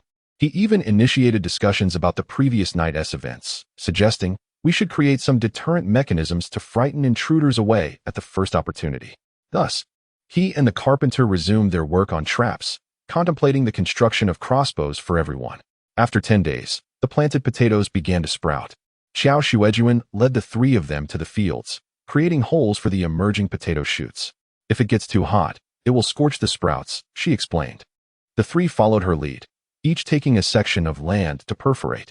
While doing so, Huang Qianli inquired, is this plastic film meant for single use? With holes like this, can it be used again? Do we need to go to town to get more? Qiao Xuejun nodded. Typically, it is single use. However, many farmers reuse it. She continued, while it can be deemed inexpensive, farmers often economize and reuse it. Huang Chenli looked puzzled. How can it be reused? Qiao Xuejun clarified. After harvest, you lay the film over the empty land and then plant seeds through the holes you've made. It can be a bit tedious. However, seeds are generally planted in a regular pattern, so the holes will align appropriately for planting later. While Qiao Xuejun and her companions remained secluded in the shelter. Tending to the potatoes, the Qiao family felt like ants on a hot pan, frantically moving about in confusion. Yuzu, haven't your brothers returned to the mountain? The elderly matriarch Qiao inquired anxiously. The 2 had claimed they would devise a plan to retrieve the food taken by Qiao Xuejun. Yet it had been quite some time without any news. Whenever asked about their intentions, they merely stated they had a plan, without disclosing any details. The family's food supplies had completely run out. They were relying on those brothers to bring back provisions from Qiao Xuejun. Qiao Yaozu was equally in the dark. His brothers had only assured him they would take action, promising to return with food swiftly. But over a week had passed without any word from them. Accompanying his grandparents to fetch water from the mountain spring, the stationed rebels reported they had not seen the brothers, reminding him that it was nearly their turn to be on duty, urging him to call them back if he encountered them. In the days that followed, Qiao Yazu visited the mountain daily, but each time, he received the same answer. Initially, he reassured his grandparents. They told me they have their plans in pace. We needn't worry. Just wait for them to bring back the food. Everything will be fine. As time passed, Qiao Yazu grew increasingly anxious, not to mention the constant nagging from his grandparents. Frustrated, he exclaimed, stop urging me. How am I to know where they have gone? They did not inform me. I am aware that we are out of food, yet there is nothing I can do. I will venture into the mountains to find some wild fruits. There are still trees on the western mountain that have not succumbed to the sun. Perhaps there are wild vegetables as well. Seeing their grandson's agitation, the elderly Qiao couple ceased their urging, merely sighing, it is not so simple. The mountains with favorable conditions are guarded by rebel forces. We cannot recklessly ascend the mountains, or else they may resort to violence. Qiao Yaozu could only respond, let us wait a little longer. Though the elderly couple wished to heed their grandson's words, the rice jar at home could not afford to wait any longer. When the rice jar could no longer sustain them for another day, the Qiao couple secretly ascended the mountain one morning without informing Qiao Yuzu. They arrived at the outskirts of the rebel encampment, hesitating. Granny Qiao asked, old man, do you think they will intervene? There is no evidence. Can they truly believe that Qiao Xuejun harmed those 2? Grandpa Qiao scoffed, what evidence do we need? As long as we claim that Qiao Xuejun possesses supplies, Hu Wuden and Amp, Oppos, do you want them? Granny Qiao frowned, perhaps we should let it go. if they discover we are deceiving them, we may attract trouble. Granny Qiao always felt a sense of insecurity. The two individuals who had ventured out had not returned. Initially, they did not think much of it. But as time passed, their absence became more concerning, and they had not returned to the camp in the mountains. It was unclear whether they had fled or returned to their hometown. They did not believe that Qiao Xuejun had harmed anyone. It was preposterous. Those two robust men could easily overpower Granny Qiao and her family of 3. They had always treated them with utmost respect, let alone Qiao Xuejun and that frail carpenter girl. Who would believe she could harm those men? Yet, Grandpa Qiao, gazing at the empty rice jar, conceived a plan. He proposed that they go to the mountain camp and falsely claim that the two men had entered Qiao Xuejun's dwelling and never returned. They would exploit the rebels' power to search the old house, ostensibly seeking the missing individuals while covertly scouring for food. Hearing Granny Qiao's repeated objections, Grandpa Qiao sneered. You are short-sighted. Do you think Yaozu's brothers came to help him for no reason? They are merely after the food that is losing us money. This tactic will surely work on his brothers, and it will undoubtedly work on the station soldiers as well. What is there to fear? After contemplating, Granny Qiao realized the logic in his words. Thus, they resolved to rush into the encampment, exclaiming, Commander, Commander, we have information to report. The rebel soldiers on duty turned to them, frowning, and pointed their clubs at them, demanding, Speak, what is it? What do you wish to report? Summoning her courage, Granny Qiao replied, We have some knowledge of the whereabouts of the 2 young men we inquired about earlier. The soldiers were already aware that the 2 men had been inquiring about the situation. However, the soldiers on duty did not care much. Those stationed here were not significant figures, and it was not unusual for them to defect to other units. Is that so? If you found them, then that is sufficient. We are due for a shift. Granny Qiao pressed on. They went to my granddaughter's place for supplies and have not returned. Upon hearing this, the soldiers became intrigued. Your granddaughter? She has supplies? What kind of supplies? Not only the soldiers on duty, but others began to gather, drawn in by her words. Grandpa Qiao seized the moment to embellish the items Qiao Xuejun had deceitfully taken from the warehouse. These are all consumables. That granddaughter is so cruel. Taking all the food and leaving us nothing. Yaozu and Appo's brothers only went to help us because they felt pity for us. The soldiers, however, were not interested in the latter part of his statement. Their focus lay solely on the mention of the supplies. One soldier pressed, Are you certain there are dehydrated vegetables? Unlike civilians, the rebels were not starving. They had military rations, but they consisted mainly of dry food such as compressed biscuits. After 2 months, they were thoroughly weary of it, and if vegetables truly existed, it would be a welcome change. Sensing the soldiers' interest, Grandpa Qiao breathed a sigh of relief and affirmed, Of course, it is true. She personally took them from the family's warehouse. We witnessed it ourselves. It cannot be false. The soldier's eyes gleamed as he continued to question, Does your granddaughter not live with you? Does she live alone? If she lived alone, he would genuinely wish to see for himself, perhaps even seize the supplies. Unfortunately, his comrades had gathered around, making it impossible to act independently. Granny Qiao nodded eagerly, providing clear directions to Qiao Xuejun's residence, adding, Yes, she is alone. No, she has a little girl with her, but she is quite small. You can rest assured to bring your men to find them. The soldier nodded. So, what did you initially say to those 2? How would the supplies be divided once obtained? Granny Qiao extended 5 fingers, appearing generous yet feeling the pang of loss. We would split it 50-50. The soldier suddenly laughed, a knowing smirk on his face as he asked, 50-50, are you certain? Granny Qiao affirmed, Absolutely. It is indeed 50-50. What nonsense. The soldier drew a military knife and plunged it into Granny Qiao's side, blood gushing forth as he chuckled, You should perish. Living this long only to compete with us for food. He swiftly turned and struck Grandpa Qiao down as well. The elderly couple, caught off guard and unable to evade, were abruptly met with excruciating pain as the realization dawned upon them that they had ventured into a den of thieves. The rebels, having conducted themselves as bandits, saw no necessity to share anything.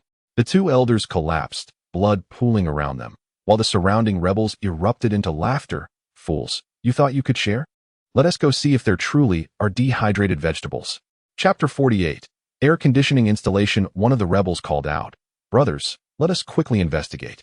Those 2 old fellows just revealed their location. Another rebel, whose expression displayed interest, hesitated and said, The higher-ups instructed us to guard the water source. It would be unwise to abandon our post. The intrigued rebel responded, What is the issue? Haven't you heard? Those two old fellows mentioned that the dehydrated vegetables could last us for years, not to mention other supplies, chocolate, which is an energy bomb. With these provisions, our team will have ample military rations moving forward. Their squad consisted of 20 men, and currently, 2 squads were stationed here, totaling 40. Rations were limited. Although they wouldn't starve, there was hardly enough to satiate their hunger. Recently, they had relied on the water source to procure food from the local townsfolk, enjoying a brief respite. However, as time passed, the townspeople had little stock left to offer. Once again, they faced the prospect of hunger. Go if you wish. I shall remain here to guard the water source. If the higher-ups discover our absence, we'll be in deep trouble. Although the mention of food stirred everyone's interest, not all dared to act on it. After all, they had come with a mission, and disobeying orders was not an option. Moreover, they were mere minor players in the military, without even a weapon to wield. Following orders was their primary duty, and being discovered for taking initiative could lead to expulsion. Or worse, military punishment. Yet, some could not contain their excitement and express their displeasure. What nonsense. I'm going to gather supplies. If we can seize those goods, it would be a significant achievement. How could we possibly face repercussions? If you do not wish to take credit, that is your choice. Those brothers who aspire to earn recognition, follow me, Wei Shanji declared, casting a disdainful glance at those who opposed him. Cowards. Didn't he, the old man and woman, say there are only 2 women, one barely an adult and the other utterly defenseless? It should be a trivial task to deal with them. As for the 2 old fellows' mention of comrades not returning, who cares? In these times, one's fate is in their own hands. Perhaps they merely encountered the guards. How could they be thwarted by 2 girls? Many were willing to join Wei Shanji in pursuit of glory, their eyes gleaming with ambition, yet they feigned nonchalance, stating, "We're merely going to take a look. It isn't my watch these days. If we find something, we can bring it back without any inconvenience." However, the oppressive heat made them hesitant, deciding to descend the mountain after sunset to seek out Qiao Xuejun. After the potato planting season, the group planned to alternate hunting and gathering firewood. Although they had electricity, firewood remained invaluable. The carpenter could craft wooden furniture, making tree felling an essential resource collection activity. They agreed on a rotation. One person would guard the home while the other 3 ventured out to gather supplies. Today, it was Wang Wanfeng's turn to stand guard, while the other 3 set out before dawn. Which mountain shall we go to? The one we hunted before? Quang Qianli pointed to the mountain they had previously hunted. That mountain had favorable conditions, shielded by larger mountains, preventing prolonged direct sunlight. Due to its terrain, it also enjoyed cooler breezes, making it a comfortable area to traverse. Qiao Xuejun surveyed the mountain and said, "No, that mountain has a water source, which surely attracts rebels. Let us choose another mountain. We shall focus on collecting firewood instead. After all, we have built chicken and rabbit pens, and even raised shrimp. Once conditions are right, we can breed them directly. So our need for hunting is not so urgent." The 3 selected a nearby mountain to chop wood. But this new location was far less promising than the previous hunting site. The vegetation was mostly dead, with trees lifeless and leafless. The ground transformed into muddy silt that kicked up dust with every step. However, due to the heat, the trees had low moisture content, making them easier to fell. Unlike before, they now had more manpower, preferring to chop down sturdy trees rather than gather scattered twigs. As Qiao Xuejun's hands were still in recovery, she couldn't lift the trees, so her task was to collect scattered seeds on the mountain. Previously, birds would eat the fruits and disperse the seeds throughout the forest. The mountain was home to various tree seeds, and Qiao Xuejun found numerous pine seeds and others, including flower seeds, though they appeared sun-bleached and nearly lifeless.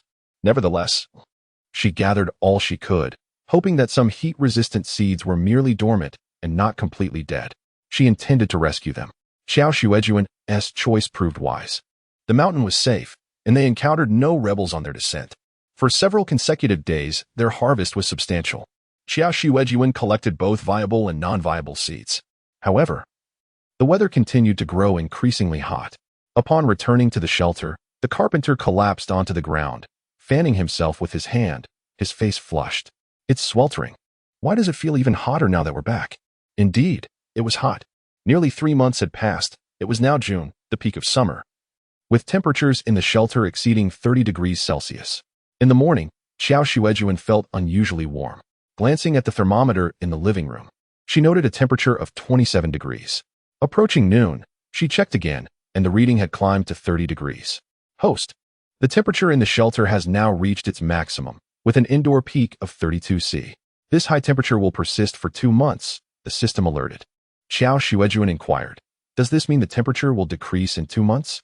The system confirmed, "Yes, this month represents the highest temperature during the extreme heat period, with outside temperatures reaching up to 54 C. After 2 months, it will decline, with external temperatures dropping to 45 C and the basement temperature returning to 25 C. Thus, the underground would only experience heat for these 2 months. The temperature in the basement remained relatively stable, fluctuating only 4 to 5 degrees daily, unlike outside, where it could soar to 52 degrees at noon and plummet to 26 degrees at night, a 20-degree variance. The highest and lowest temperatures in the underground shelter were not far apart. Yet, Qiao Xuejun, Wang Wanfeng, and the carpenter all felt the heat. Qiao Xuejun was somewhat better off, while the carpenter, red-faced, complained about the rising temperature as he went to fetch well water to cool off. Quang Qianli, on the other hand, seemed unaffected by the heat and mocked the carpenter, "You haven't seen real heat yet. Wait until you step outside." Qiao Xuejun ventured to the potato field to check the temperature, thinking that if the area had a temperature control system, living there could be feasible. However, she found the temperature no different from the living room. Although the potato sprouts felt slightly cooler, their tender green leaves seemingly unaffected by the indoor heat. The system prompted, "Host, the fertile land, including the chicken and rabbit pens, possesses its own temperature control system, so there is no need for concern." Qiao Xuejun felt a twinge of disappointment. It appeared she could not take advantage of the situation. The so-called temperature control was directly applicable to crops or livestock. The system also stated that it possessed a living temperature control module but required food to upgrade. Thus, they were left with no choice but to install air conditioning. A temperature of 30 C might not necessitate air conditioning, but it was inconsequential, as they were currently utilizing solar power rather than diesel, making it virtually free to operate. Knowing that it would be used underground, Qiao Xuejun opted for an all-in-one vertical air conditioner, avoiding the type that requires an external unit mounted on the wall. Following the installation manual, she assembled the components and plugged it in, ready to cool the space. However, this air conditioner was quite noisy. One unit was insufficient to cool a shelter meant for 10 people. Originally, if Qiao Xuejun had been living alone, she intended to place it in the small bedroom. But with 4 people now, that was no longer feasible. Quang Qianli completed the assembly of the air conditioner and connected it to electricity, allowing cool air to flow from its vents.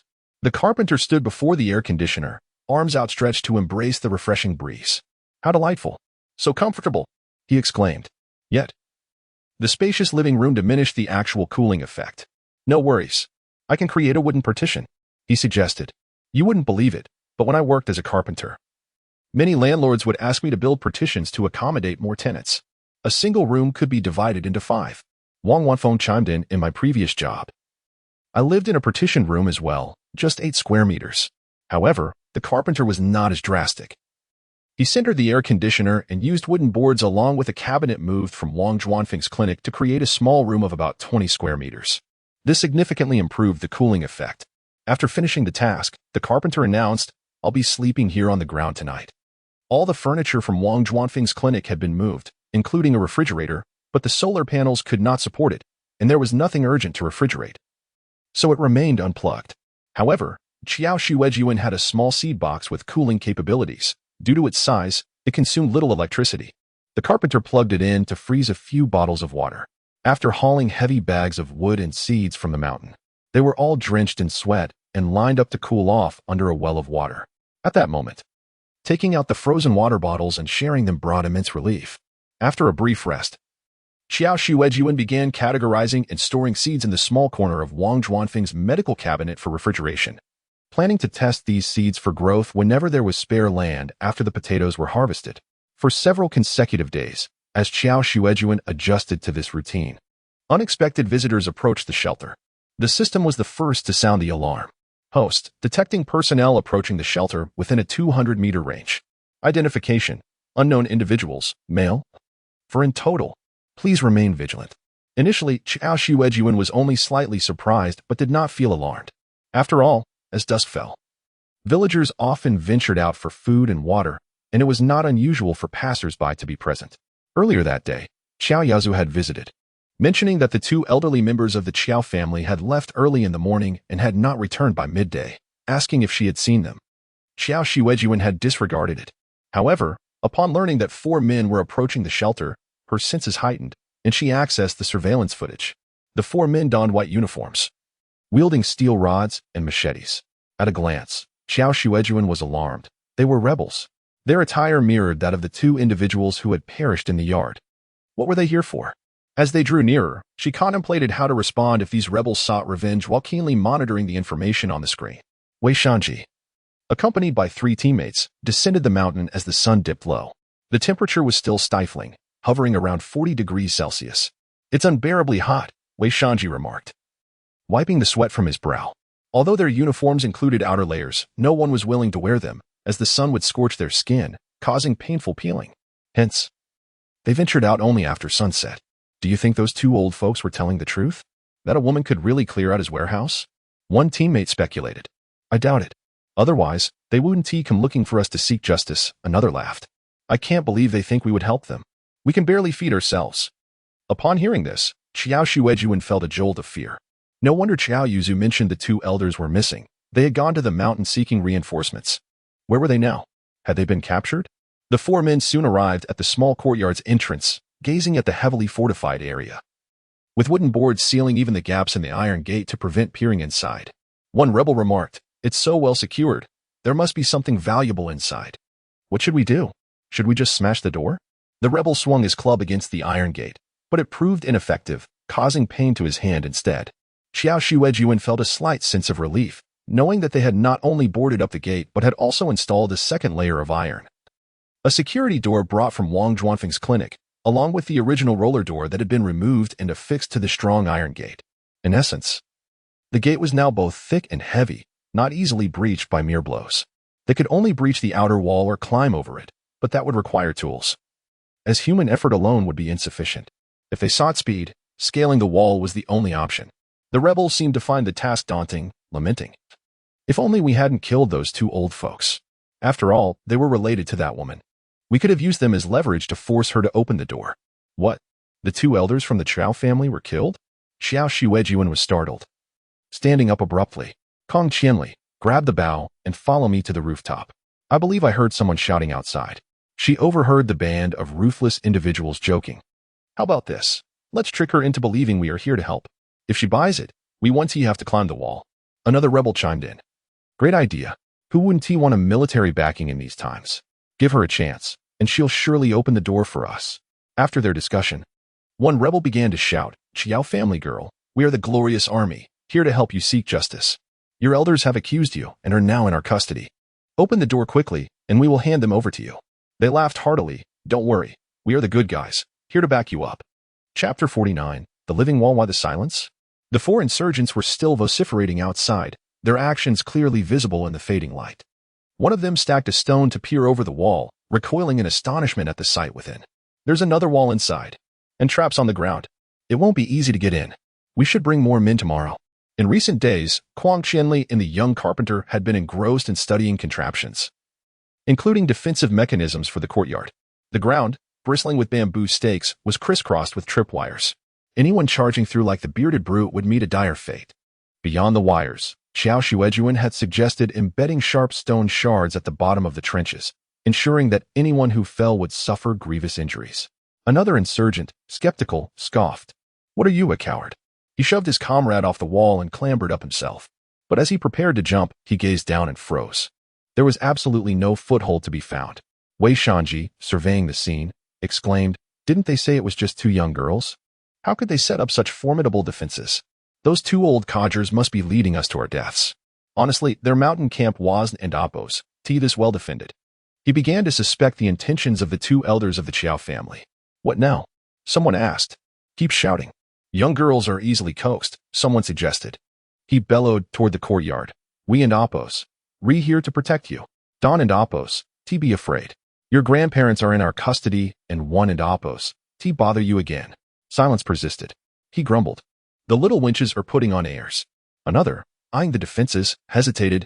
Those old geezers might not be telling the truth. Let's observe the situation, gather more intel. If they're telling the truth, we'll return tomorrow night. The courtyard isn't going anywhere. The fear was that if it wasn't 2 young girls living here, but an entire family, their 4-man team wouldn't last long. Wei Shanji concurred. When the townspeople come up the mountain for water, we'll glean information about this household. If everything checks out, we'll return. Let's withdraw for now.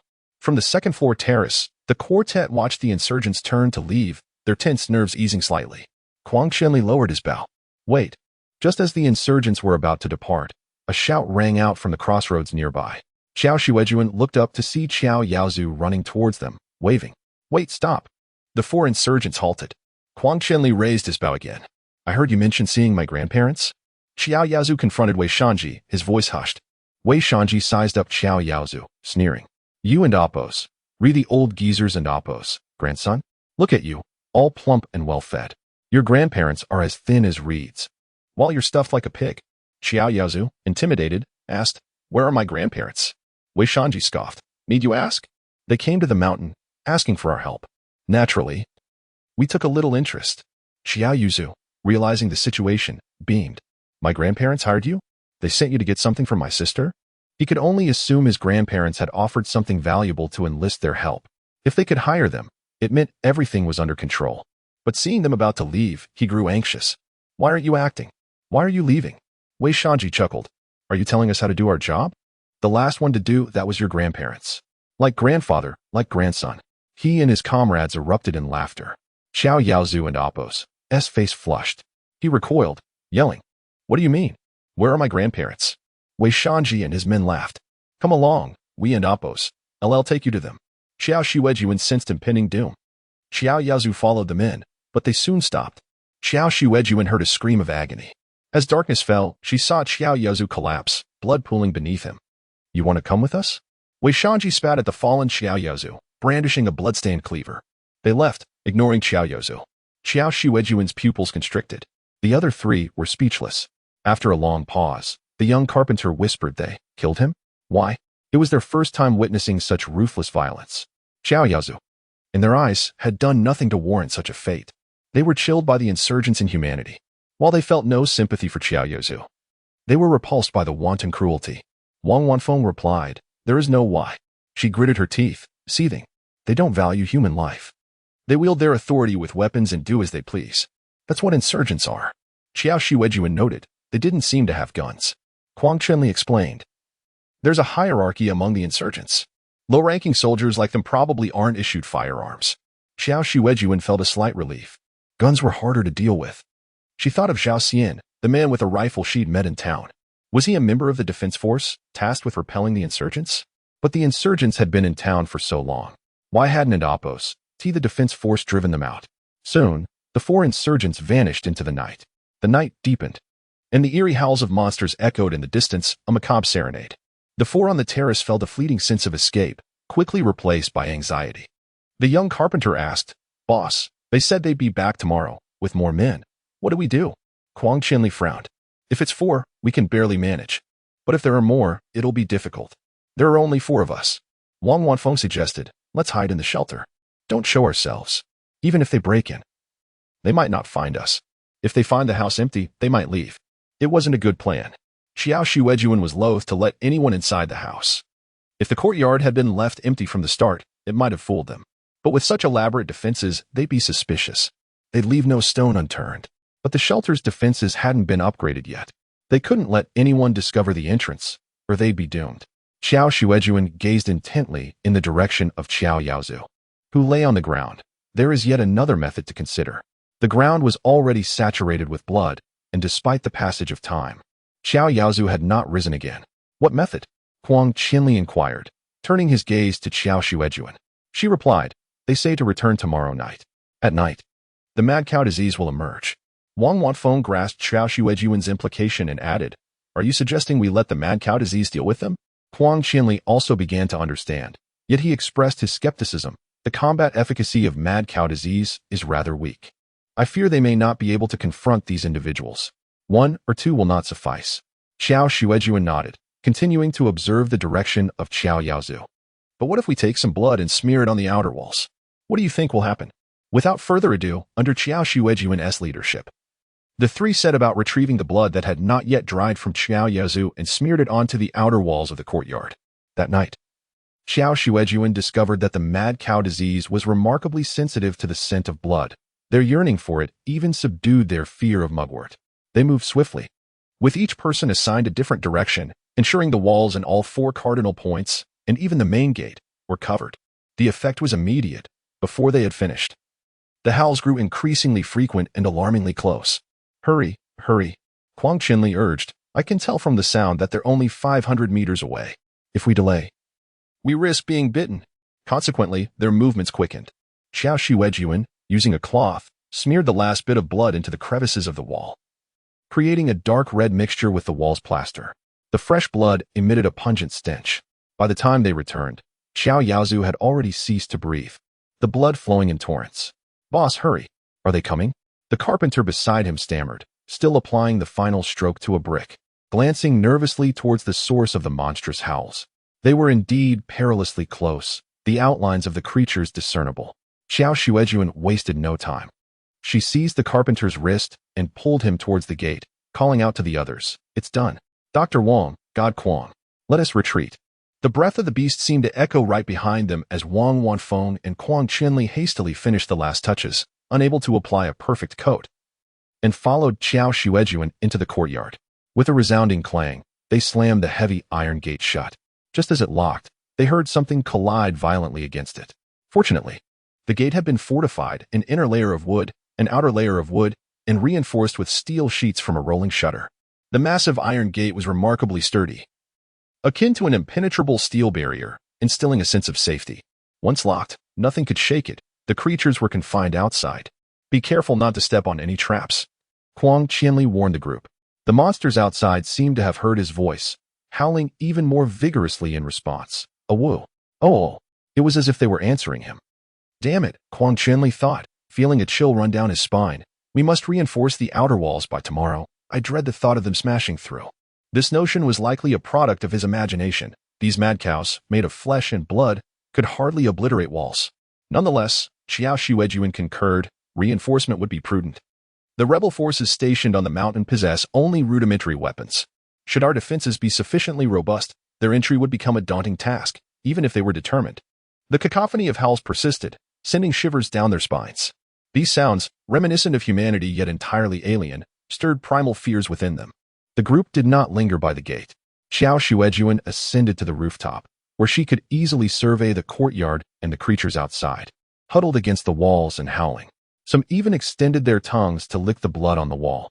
At a glance, she counted 7 or 8 mad cows, and the sounds indicated that more were being drawn in ceaselessly.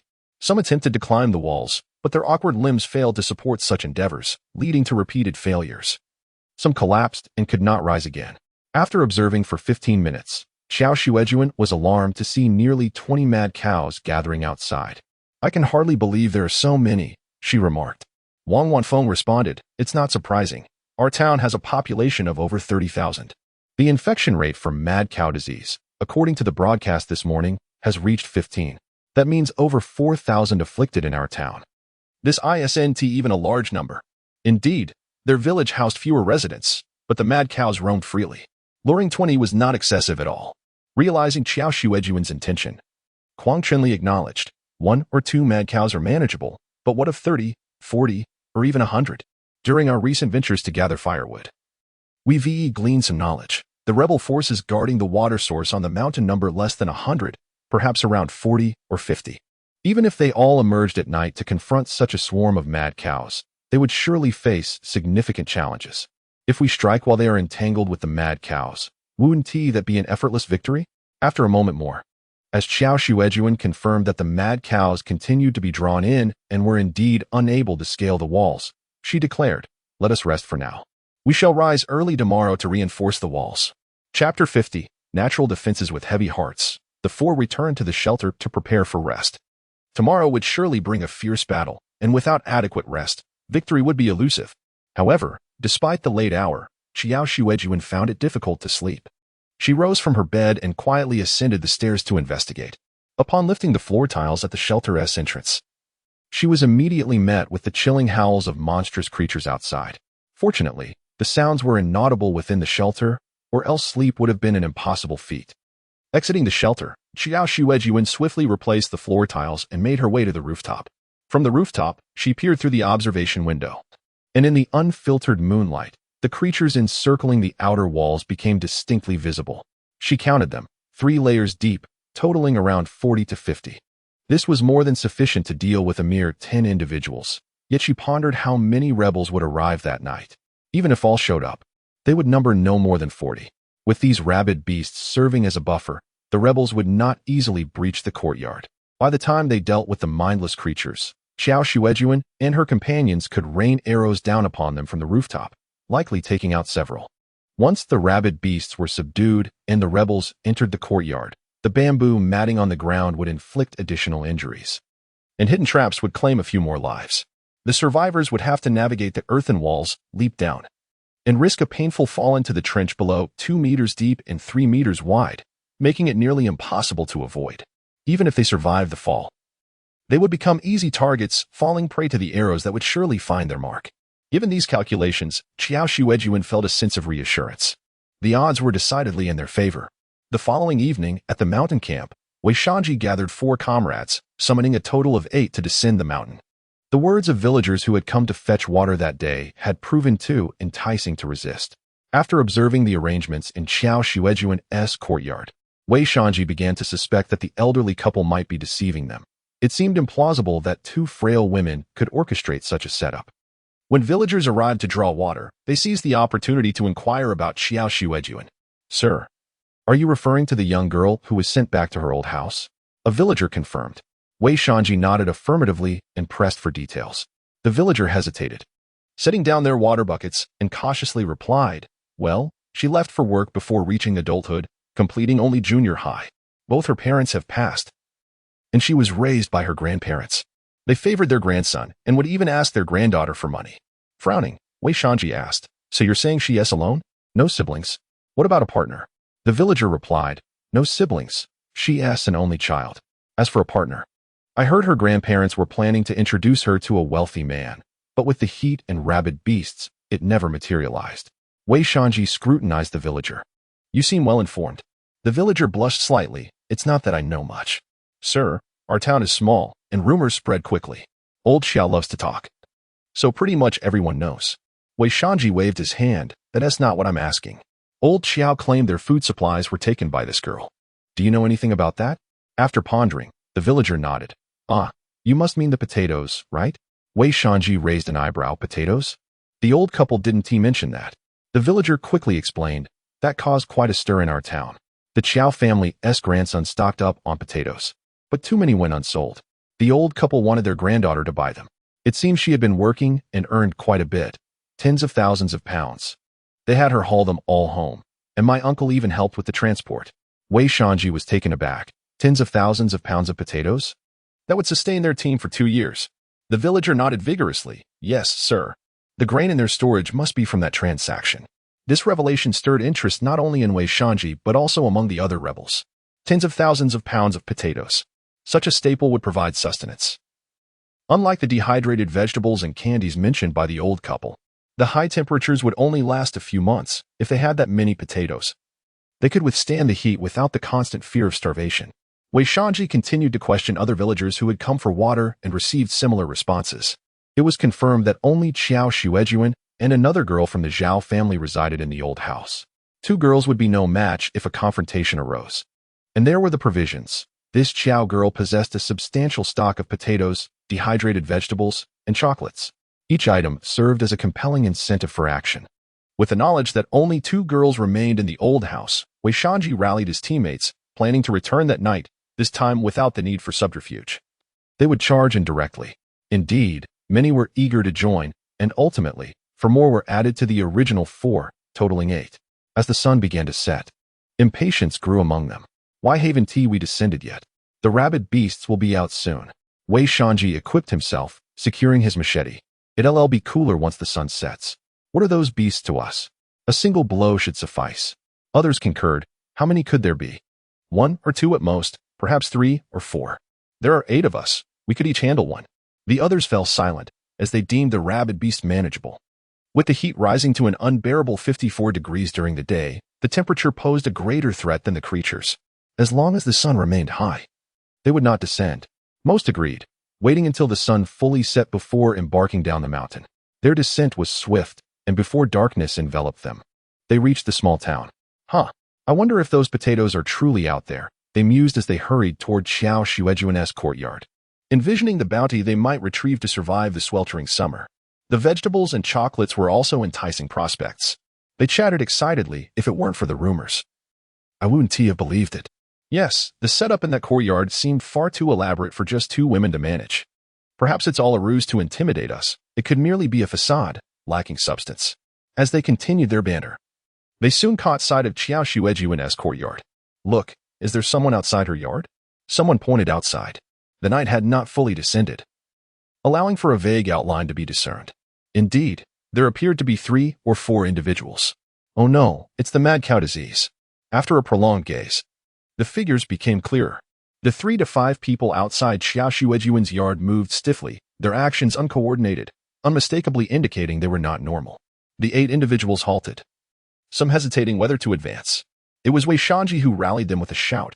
Brothers, what is there to fear? Didn't we agree? Just 3 or 4 mad cows, and we can each take one down with a knife. Let us go. Motivated by Wei Shanji's boldness, the remaining individuals surged forward to confront the mad cows. Meanwhile, Qiao Xuejun and her companions awaited on the second-floor terrace, with Quang Qianli already aiming his longbow at the yard below. Although Qiao Xuejun felt she could join the fray, Wang Wanfeng insisted, stay put. Your hand has only just begun to heal. Don't overexert yourself. If it becomes necessary, you can intervene. Thus, Qiao Xuejun complied, initially anxious. She recalled that the mad cows only appeared at night, retreating during the daytime light. Despite the rebels claiming they would arrive at night, if they came early, relying on the mad cows to counter them would be futile. Now, however, with the sun set and the mad cows gathering by the wall, Qiao Xuejun felt reassured. More would inevitably come. Here they come. Suddenly, Quang Qianli seemed to spot something through the bow's sight, standing even straighter. Qiao Xuejun followed his gaze, and indeed, nearly 10 men were advancing from the mountain path, their robust figures exuding a sense of overwhelming presence. As they neared, Qiao Xuejun heard one among them shout, just 3 or 4. Take them down. 3 or 4. She braced herself, knowing it would soon be more than that. With vigorous momentum, the newcomers swiftly dispatched 4 mad cows, blood spilling profusely onto the ground. Qiao Xuejun felt a surge of confidence. The blood would attract even more mad cows, hastening their arrival. Why are there more? Wei Shanji and the others soon realized the situation. Just as they celebrated their victory, 2 more mad cows charged at them. Startled, they were taken aback as several more emerged from seemingly nowhere. This is not good, Wei Shanji urged, brandishing his knife. Quickly, brothers, strike. In mere moments, they found themselves overwhelmed by 7 or 8 mad cows, their gaping maws poised to attack, scattering the group. Archers, fire at the isolated one, Qiao Xuejun commanded. Quang Qianli, targeting the lone figure, released an arrow that struck true, piercing the man's forehead. His eyes widened in shock as he collapsed without uttering a sound, the force of the arrow evident in the depth of its penetration. The man lay far from his comrades, unnoticed in the darkening night, mistaken for yet another casualty of the mad cows.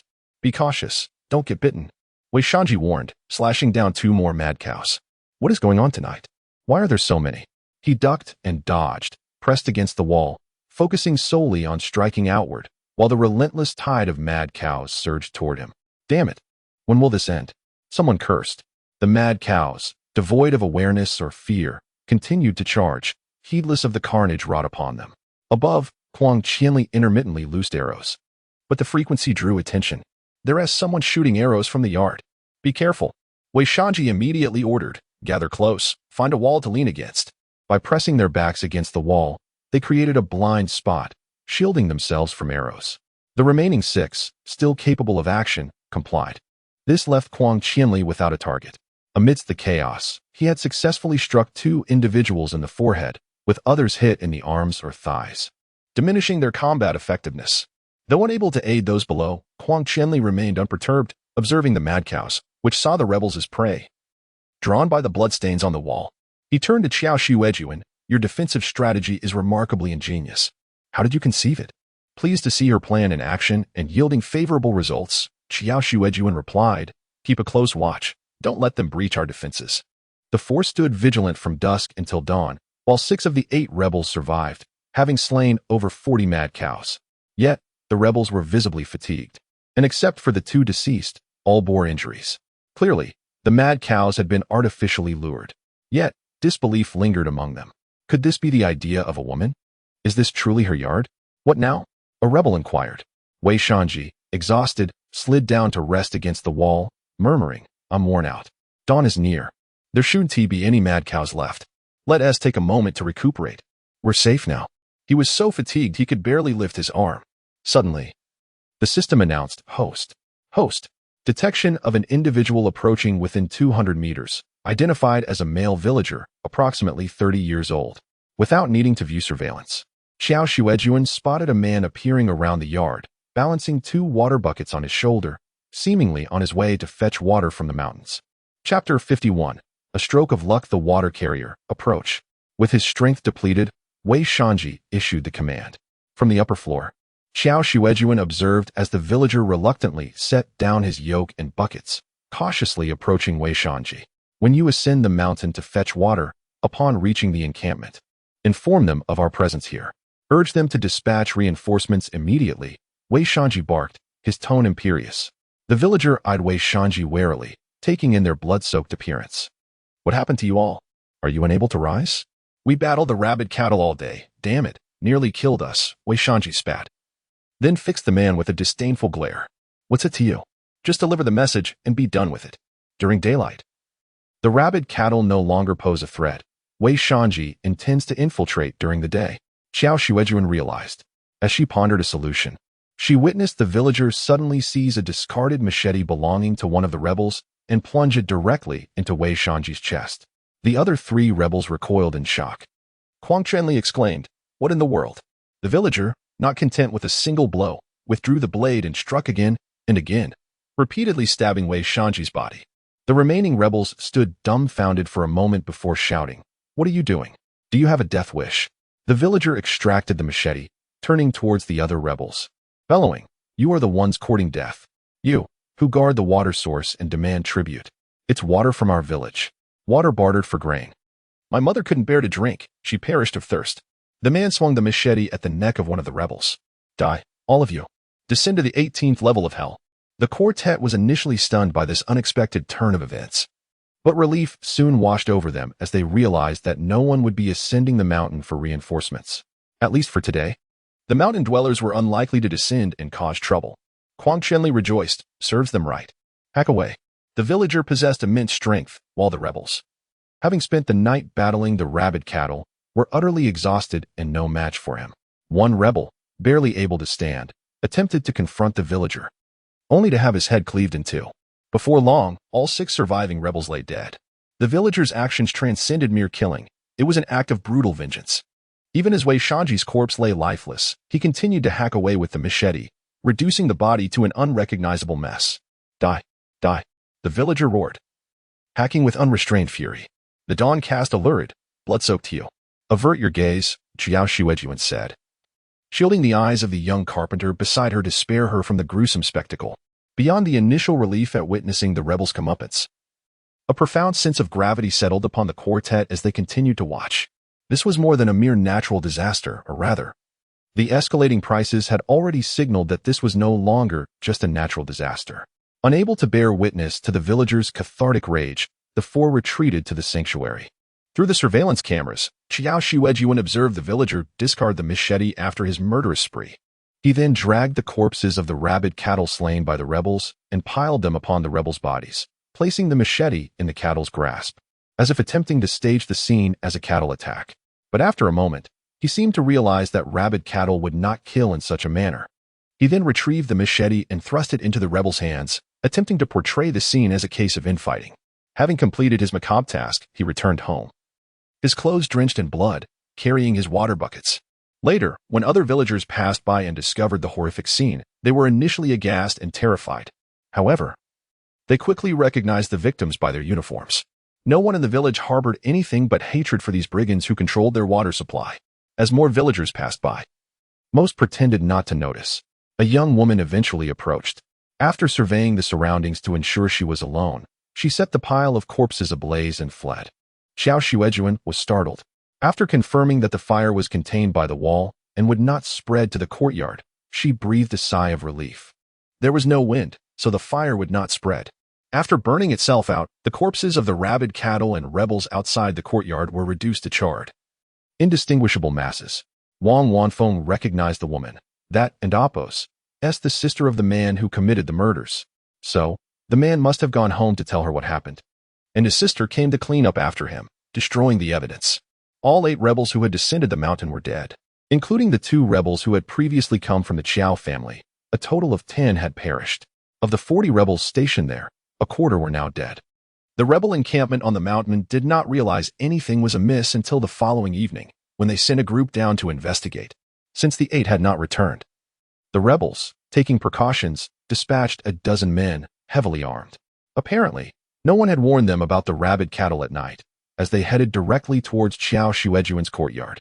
As night fell, the area around the courtyard had been scorched clean, but the lingering scent of blood still attracted some rabid cattle. The rebels easily dispatched the dozen or so that appeared. The rebels discovered the charred corpses, but were unable to identify them. They retreated to the mountain, presumably to discuss their next move. Qiao Xuejun and her companions were on the second-floor terrace, preparing to defend themselves against the rebels when they suddenly noticed a bright glow on the horizon. The light was intense. The rebels' water source on the mountain was ablaze. Someone set the mountain on fire. Wang Wanfeng speculated, gazing at the flames. Perhaps the fire distracted the rebels, as they did not bother Qiao Xuejun and her group for several days. The fire raged for a night, leaving half the mountain charred. Fortunately, there was no wind, and the fire soon died out. With the rebels absent, Qiao Xuejun and her companions returned to the sanctuary, remaining indoors for several days. Qiao Xuejun sat before the radio, adjusting the dial and listening to the broadcasts. Her 3 teammates sat beside her, equally attentive. Huang Qinli said, "Let's check the weather forecast." Qiao Xuejun tuned in to the weather report. Alliance, June 15, 2030, this station reports.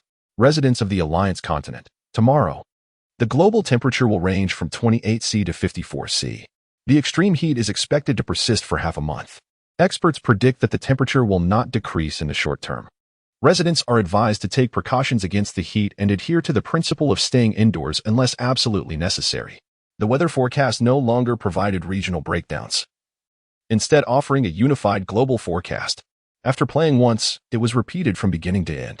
Huang Qinli, upon hearing the broadcast, slumped into his chair like a deflated balloon. No cooling, no cooling. The young carpenter sat directly in the path of the air conditioner and Apos. Flow, at least I and Apos, am not hot. As long as they stayed indoors, they didn't feel the heat. The sanctuary's power supply was supported by solar energy, and the days had been exceptionally long, so the storage batteries were full. With virtually no cost for electricity, there was no need to turn off the air conditioning. They were simply enjoying the luxury. Qiao Xuejun adjusted the dial again, tuning in to the news. The construction of bases across various regions has essentially been completed. Residents facing emergencies or survival difficulties are advised to seek assistance from the nearest Alliance bases. The specific locations of each base are now being announced. Residents are encouraged to note the survival bases and proximity to them. Huang Qinli sighed. The bases have emerged. It truly feels like the apocalypse. Qiao Xuejun retorted. It's not just a feeling. This is indeed the end of days. Huang Shun, with a serious demeanor and a hint of trepidation, remarked that we are not far from the so-called end of the world. The rebels control the water supply, while the rampant outbreak of mad cow disease and the death of numerous townsfolk are not issues that can be resolved swiftly. The situation is deteriorating. Huang Qinli remained silent, clearly unable to refute this grim reality. The broadcast continued. The first base is located to the southwest, in the summer resort city of Guangzhou, specifically at the central fountain square, overseen by Zhao Xian. The second base is situated in the northwest, in the inland lake city of Dalian, located at Yunhu Road, Tianqi Racetrack, managed by Tamur. The official announcement detailed a total of 6 bases, providing information about their locations, responsible personnel, and the available facilities and personnel needs at each site. The broadcast concluded with the channel numbers for each of the 6 bases. Upon hearing Zhao Xian's name for the first time, Qiao Xuejun was uncertain, but after the second mention, she was convinced it was indeed him. Wang Wanfeng expressed surprise. I can't believe we have a base in Guangzhou. Huang Qinli responded, it's not surprising. Guangzhou is the city with the lowest temperatures in the country, making it a natural choice for a base. Moreover, from the broadcast, it seems that Guangzhou's base is the first and the largest. Wang Wanfeng noted. It's in the city center, which would take an hour by car to reach for assistance. A subtle change crossed Qiao Xuejun's face. It appeared that Zhao Xian might be a reputable individual. She glanced at the wound on her right wrist, pondering whether the earlier knife incident had been in vain if Zhao Xian were indeed a good person. Wang Wanfeng adjusted the radio frequency, recalling that the first base and Oppo's S channel was F326. After tuning in, the static cleared, revealing a youthful voice emanating from the radio, cheerfully inviting listeners to join the construction of the first base in Guangzhou. A languid male voice chimed in, slightly deeper, yet more magnetic, capturing attention even through the distortion of the broadcast. Qiao Xuejun's expression subtly shifted. It was unmistakably the same voice. Boss, that agricultural expert. The cheerful voice interjected quietly. Clearing his throat, Zhao Xian's tone became serious as he introduced himself. I am Zhao Xian, the captain of the Mountain Leopard Special Operations Unit and the current manager of the first base. Huang Qianli exclaimed with excitement. Wow, he is from the Mountain Leopard Unit. Qiao Xuejun looked at him with confusion. Mountain Leopard Unit? Huang Qianli briefly elaborated. They are incredibly formidable special forces, reputed for accomplishing high-difficulty missions. One soldier is said to be worth an entire company. Though exaggerated, the claim underscored the unit's strength.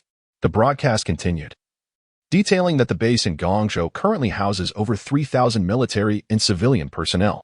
Zhao Xian, sounding as though he were reading from a script, extolled the base's advantages and announced recruitment needs for agricultural experts to develop heat-resistant crops, promising survival supplies and top-tier personal safety for each expert and their family. Zhao Xian's articulate delivery carried a hint of persuasion reminiscent of his earlier attempts to persuade Qiao Xuejun to return to the base, where he had suggested he could help care for her children.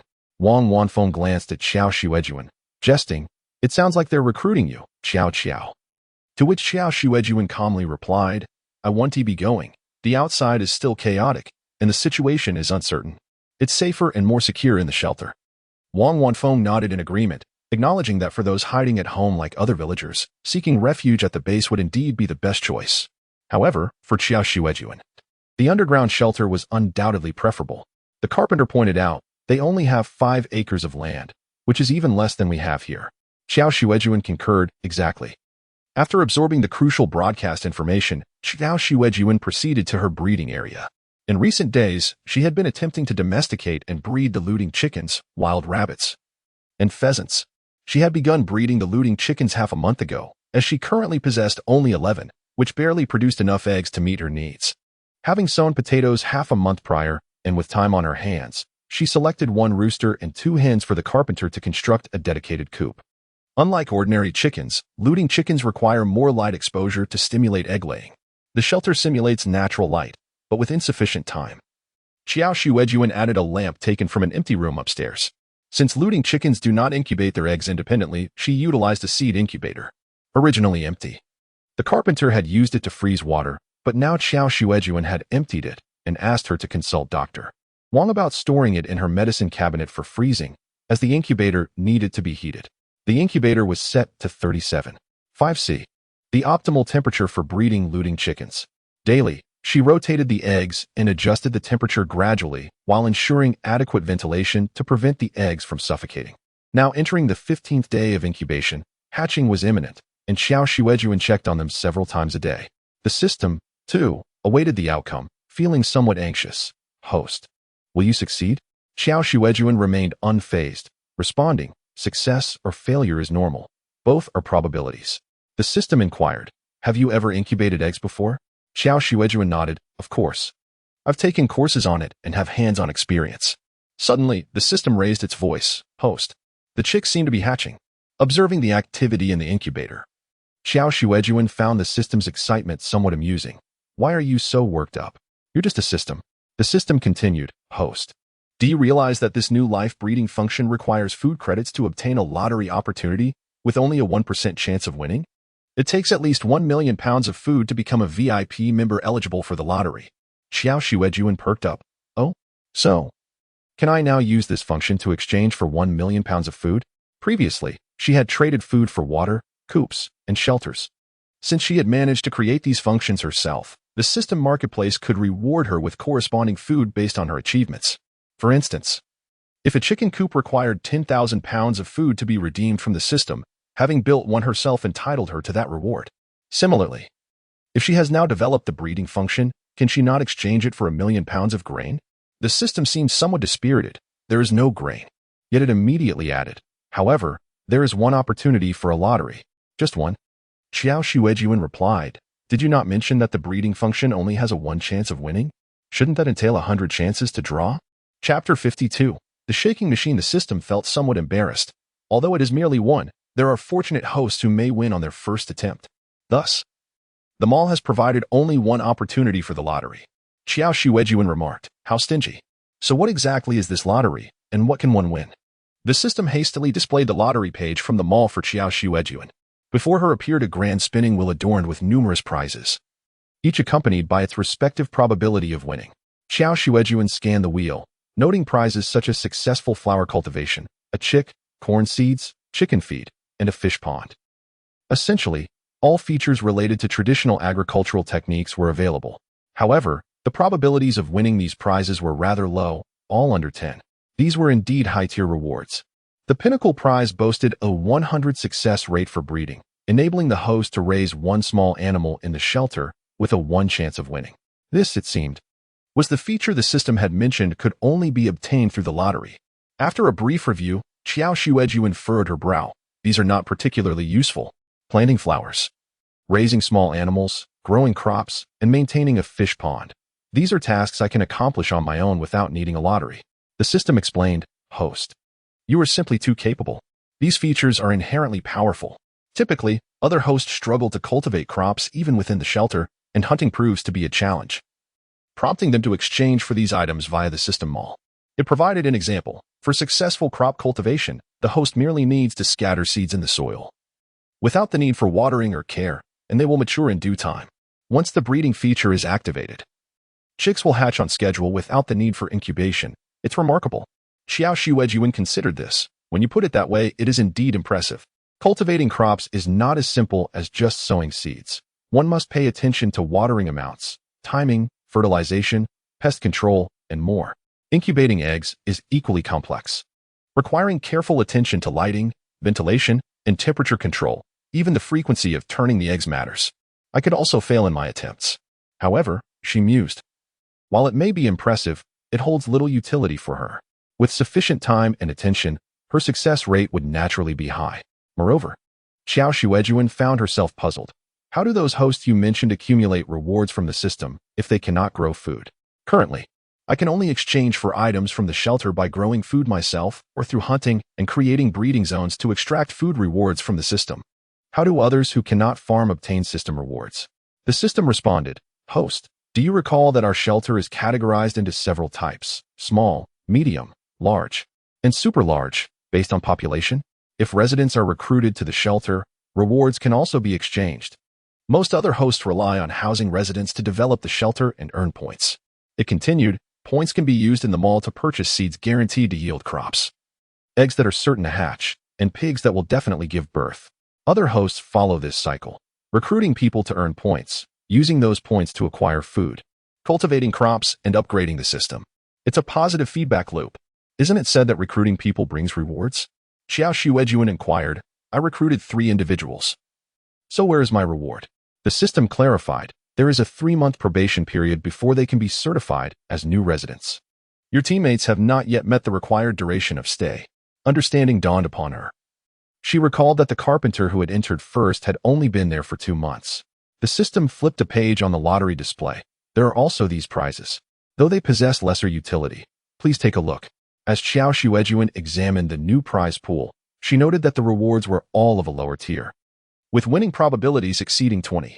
A dress to enhance your beauty 1, a cold-resistant outfit 1, a dagger 1, a large-screen television 1. Qiao Xuejun even spotted sports equipment, such as a billiards table and basketball. Well, these items are indeed less useful than crop seeds and hatching eggs. The system prompted. Shall we draw? Qiao Xuejun responded thoughtfully. What is the purpose of that large-screen television? The system replied. That is the mall's television. It can be installed in the shelter to display comprehensive surveillance footage. Qiao Xuejun queried, can it play movies? The system replied. You would need to win movie tickets to play films. That seems rather useless, Qiao Xuejun expressed, her expectations dwindling. Let us proceed with the draw. The system asked, Host, is there any specific prize you wish to draw? Would you like to make a wish first? Qiao Xuejun replied, as long as it's not the large television, I'm fine. Thank you. With that, she pressed the lottery button on the page.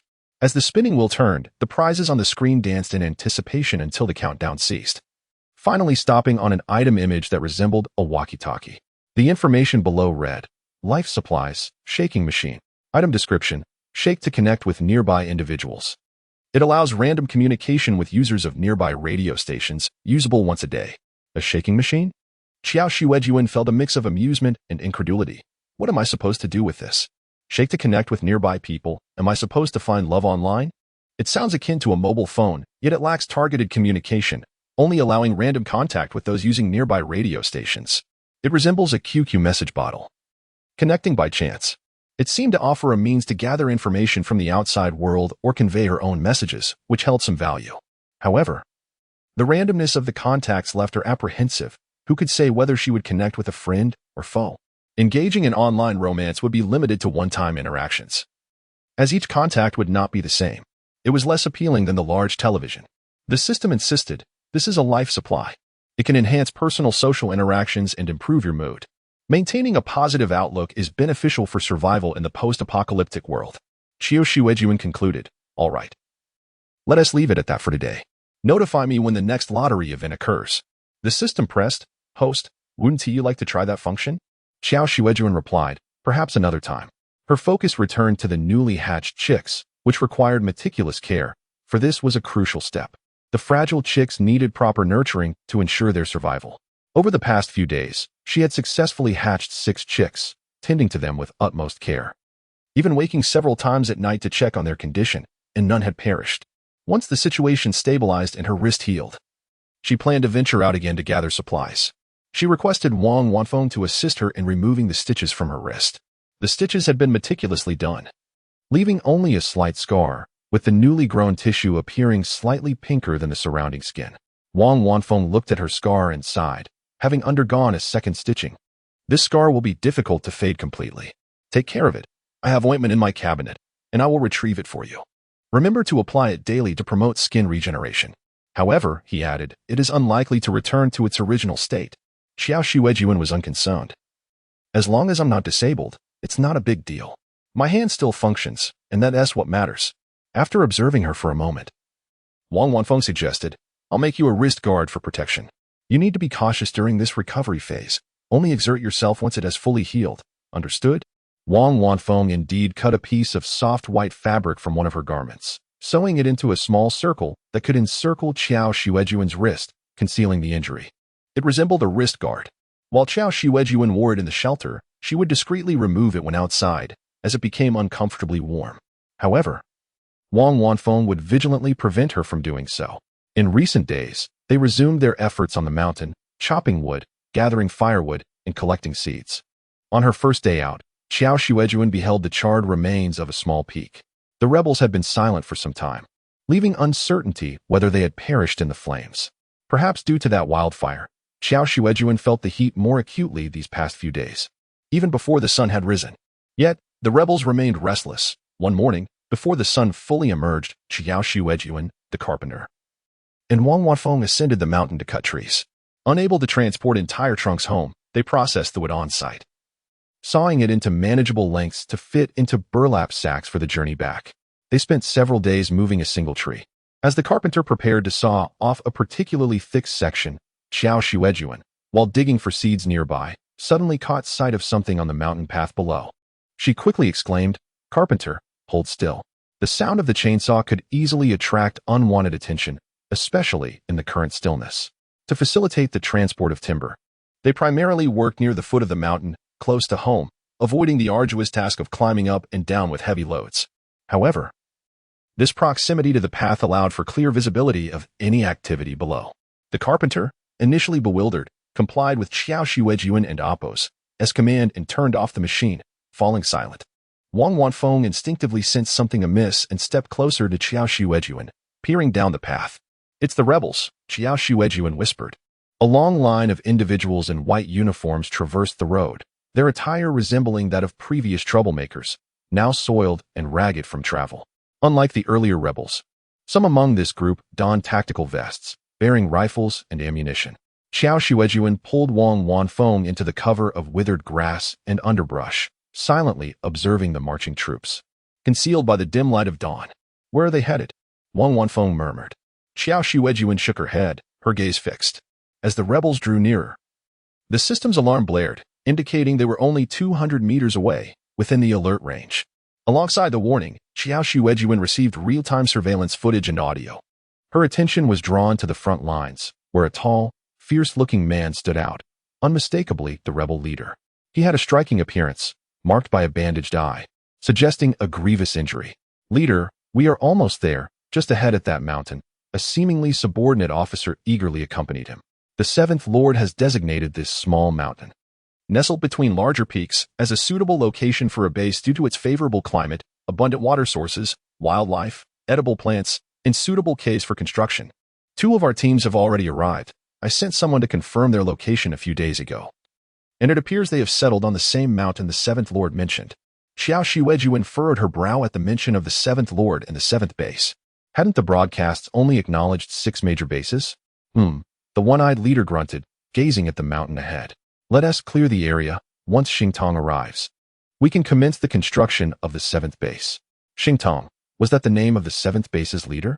She pondered the implications. The mountain had recently been scorched, along with the stationed rebels, leaving the flora and fauna likely obliterated. She wondered if the water sources had been tainted. Beyond that, the mountain held no advantages. It appeared they had not received the news.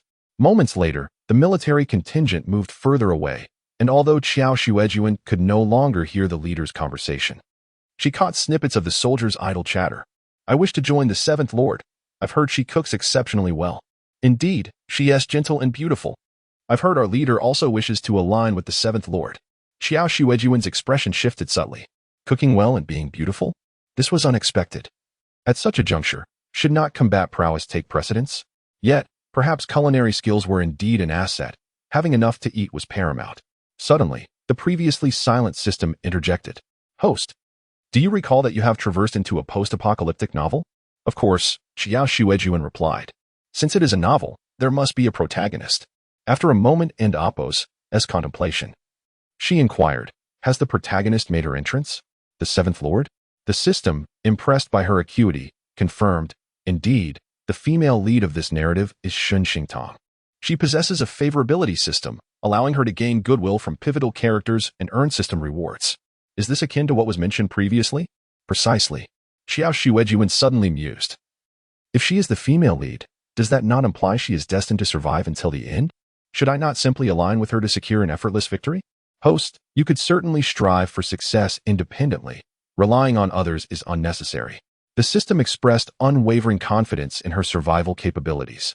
If victory can be easily attained, who would wish to toil like a beast of burden? Just tell me if it's feasible, she retorted. The female lead's base has the highest casualty rate among all bases. They are not reliable allies. Moreover, I am aware of the existence of the opposing system, which likely knows of my presence as well. Shun Xingtong will be aware that you carry a system. Chapter 53. Entering the city enough. It is not a matter of survival now. Qiao Xuejun relinquished her hopes of relying on the female protagonist for an effortless victory and began to listen to the murmurs of those below. It was said that this place was difficult to defend yet easy to invade. She felt a surge of frustration at being hounded by the guards like a cornered beast. The guards were not the issue. After all, hadn't there been a back-and-forth skirmish over time? What truly vexed her was that upon arriving in the south, the first base lord they encountered, belonging to the Mountain Leopard Brigade, had brazenly seized many of their belongings. Qiao Xuejun realized they were referring to Zhao Xian. The rebels grumbled a bit more before lamenting their insufficient rations. The rebel forces stretched out in a long line, and Qiao Xuejun cast a cursory glance over the formation, estimating that there were likely over 1,000 of them. She absorbed their words as they passed by. As the troops departed downhill, moving forward, Qiao Xuejun turned back. Uncertain of the situation, let us head home for now. The rebels aimed for the charred hill, stripped of resources. Perhaps they would seek refuge elsewhere. Furthermore, the 2 squads stationed here had perished in the flames. What would they do next? Wang Wanfeng and the carpenter, upon witnessing the passing troops, immediately grasped the gravity of the situation and hastily gathered the cut timber to return home. Huang Qianli was at home sharpening stone shards when he noticed their early return. Puzzled by the time, "Did the sun rise earlier today? You're back already?" They had returned at least an hour earlier than usual, having only just set out. Wang Wanfeng, visibly anxious, approached Huang Qianli and shared the alarming news of the rebel army they had encountered outside. It appeared there were at least 1,000 or 2,000 of them. Though such numbers were not exceedingly large for an army, they posed a significant threat to the townsfolk, who would hardly stand a chance against them.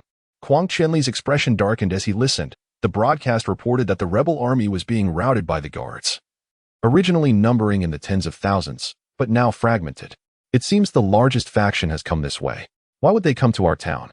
This place has scant resources and a sparse population. It is not a strategic military location. Qiao Xuejun had overheard something pertinent. The Seventh Lord had informed the rebel leader about the mountain's unique climate, which provided a respite from the heat and access to water. Hence their arrival. As for how the Seventh Lord knew, it must have been from her system's detection. They are headed toward the scorched mountain, Qiao Xuejun surmised.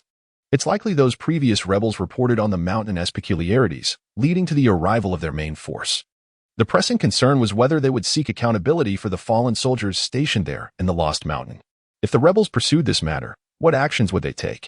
Fortunately, the rebels had perished along with the Qiao family members, who had always been at odds with Qiao Xuejun. Thus, the rebels were unlikely to trace the incident back to them, and if they weren't targeted, their vacant house might serve as a refuge. The expressions of the remaining trio grew anxious. Had it been merely 8 or 10 rebels, they might have managed. But this group was armed with firearms. Over 1,000 of them would easily overwhelm their small courtyard. "Turn on the radio and check for today's updates," Qiao Xuejun instructed. "It seems they have just been driven out from the first base." The carpenter hurried to the small table, activating the radio and tuning into the national emergency broadcast. On June 20th, the Guards, in conjunction with the first base, launched military operations to deliver precise strikes against the rebels. The rebel forces had been entirely routed, with numerous captives and weapons seized.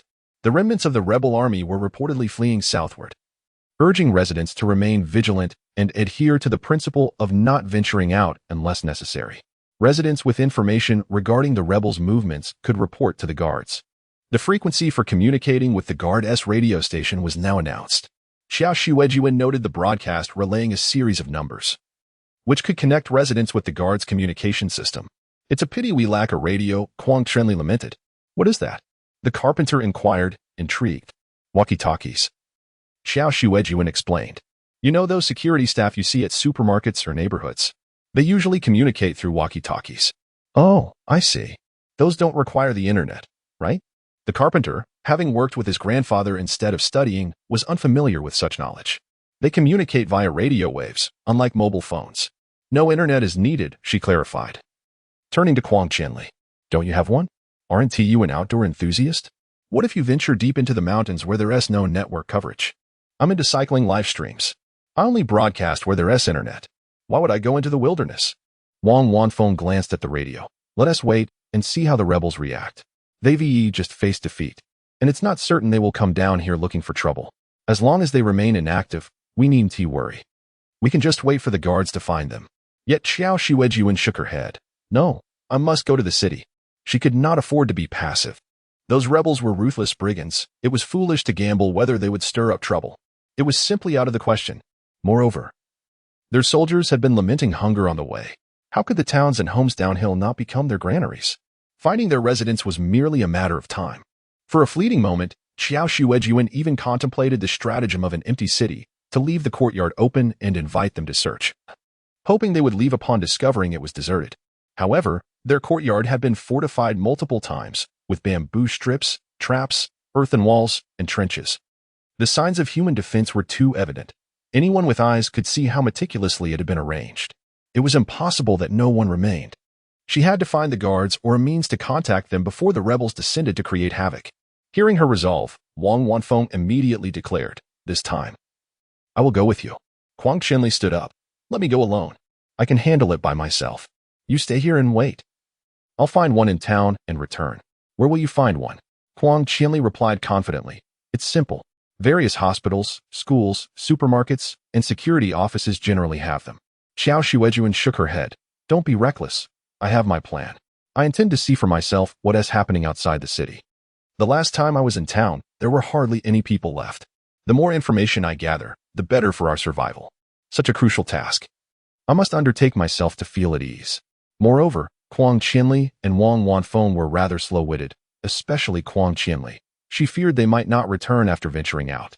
Wang Wanfeng disagreed and was about to persuade her when Qiao Xuejun met her gaze with unwavering determination.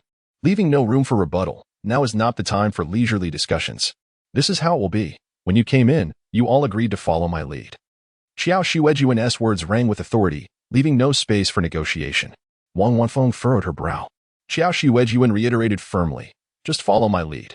With a resolute demeanor. Qiao Xuejun quelled any dissenting opinions, and they agreed to wait until nightfall before making their move. Although Qiao Xuejun felt anxious, she had no choice but to wait. For venturing out during the day was perilous. The sweltering heat posed one threat, while the uncertainty of whom she might encounter presented another, making discovery all too likely. Thus, she resolved to wait until nightfall. Wang Wanfeng attempted to reassure her, stating that with so many rebels, it would take them several days to settle in after their ascent. Especially since the mountain they intended to establish a base on had already been scorched, necessitating a search for a new location. Qiao Xuejun was well aware of this reality. However, as the sun dipped below the horizon, she heard the system's alert indicating that someone was approaching within 200 meters. Promptly followed by surveillance footage materializing in her mind. It was two rebels, unarmed with firearms, akin to the previous encounters. They were merely equipped with steel rods and machetes. They passed by her small courtyard, engaged in conversation, gesturing towards it. It was evident that this household lacked wealth. The house appeared to be at least 2 or 3 decades old, and every other home in the vicinity seemed newer. Over there, that villa clearly belonged to affluent individuals. They were likely to investigate what was inside. Qiao Xuejun observed as the two rebels disdainfully sauntered past her small courtyard. Seemingly devoid of any interest in approaching or pushing the door, they proceeded to another location. Indeed, from outside the surrounding wall, one could not perceive the intricate defenses within. All that was visible was a modest exterior wall shielding a 2-story building, which, unlike other villas adorned with tiles, bore the remnants of its once white paint. Now faded and mottled after 2 decades of exposure to wind and sun, rendering it quite dilapidated. The only seemingly new feature was a bamboo wall on the rooftop. But it was evident that the two rebels had not paid it any heed.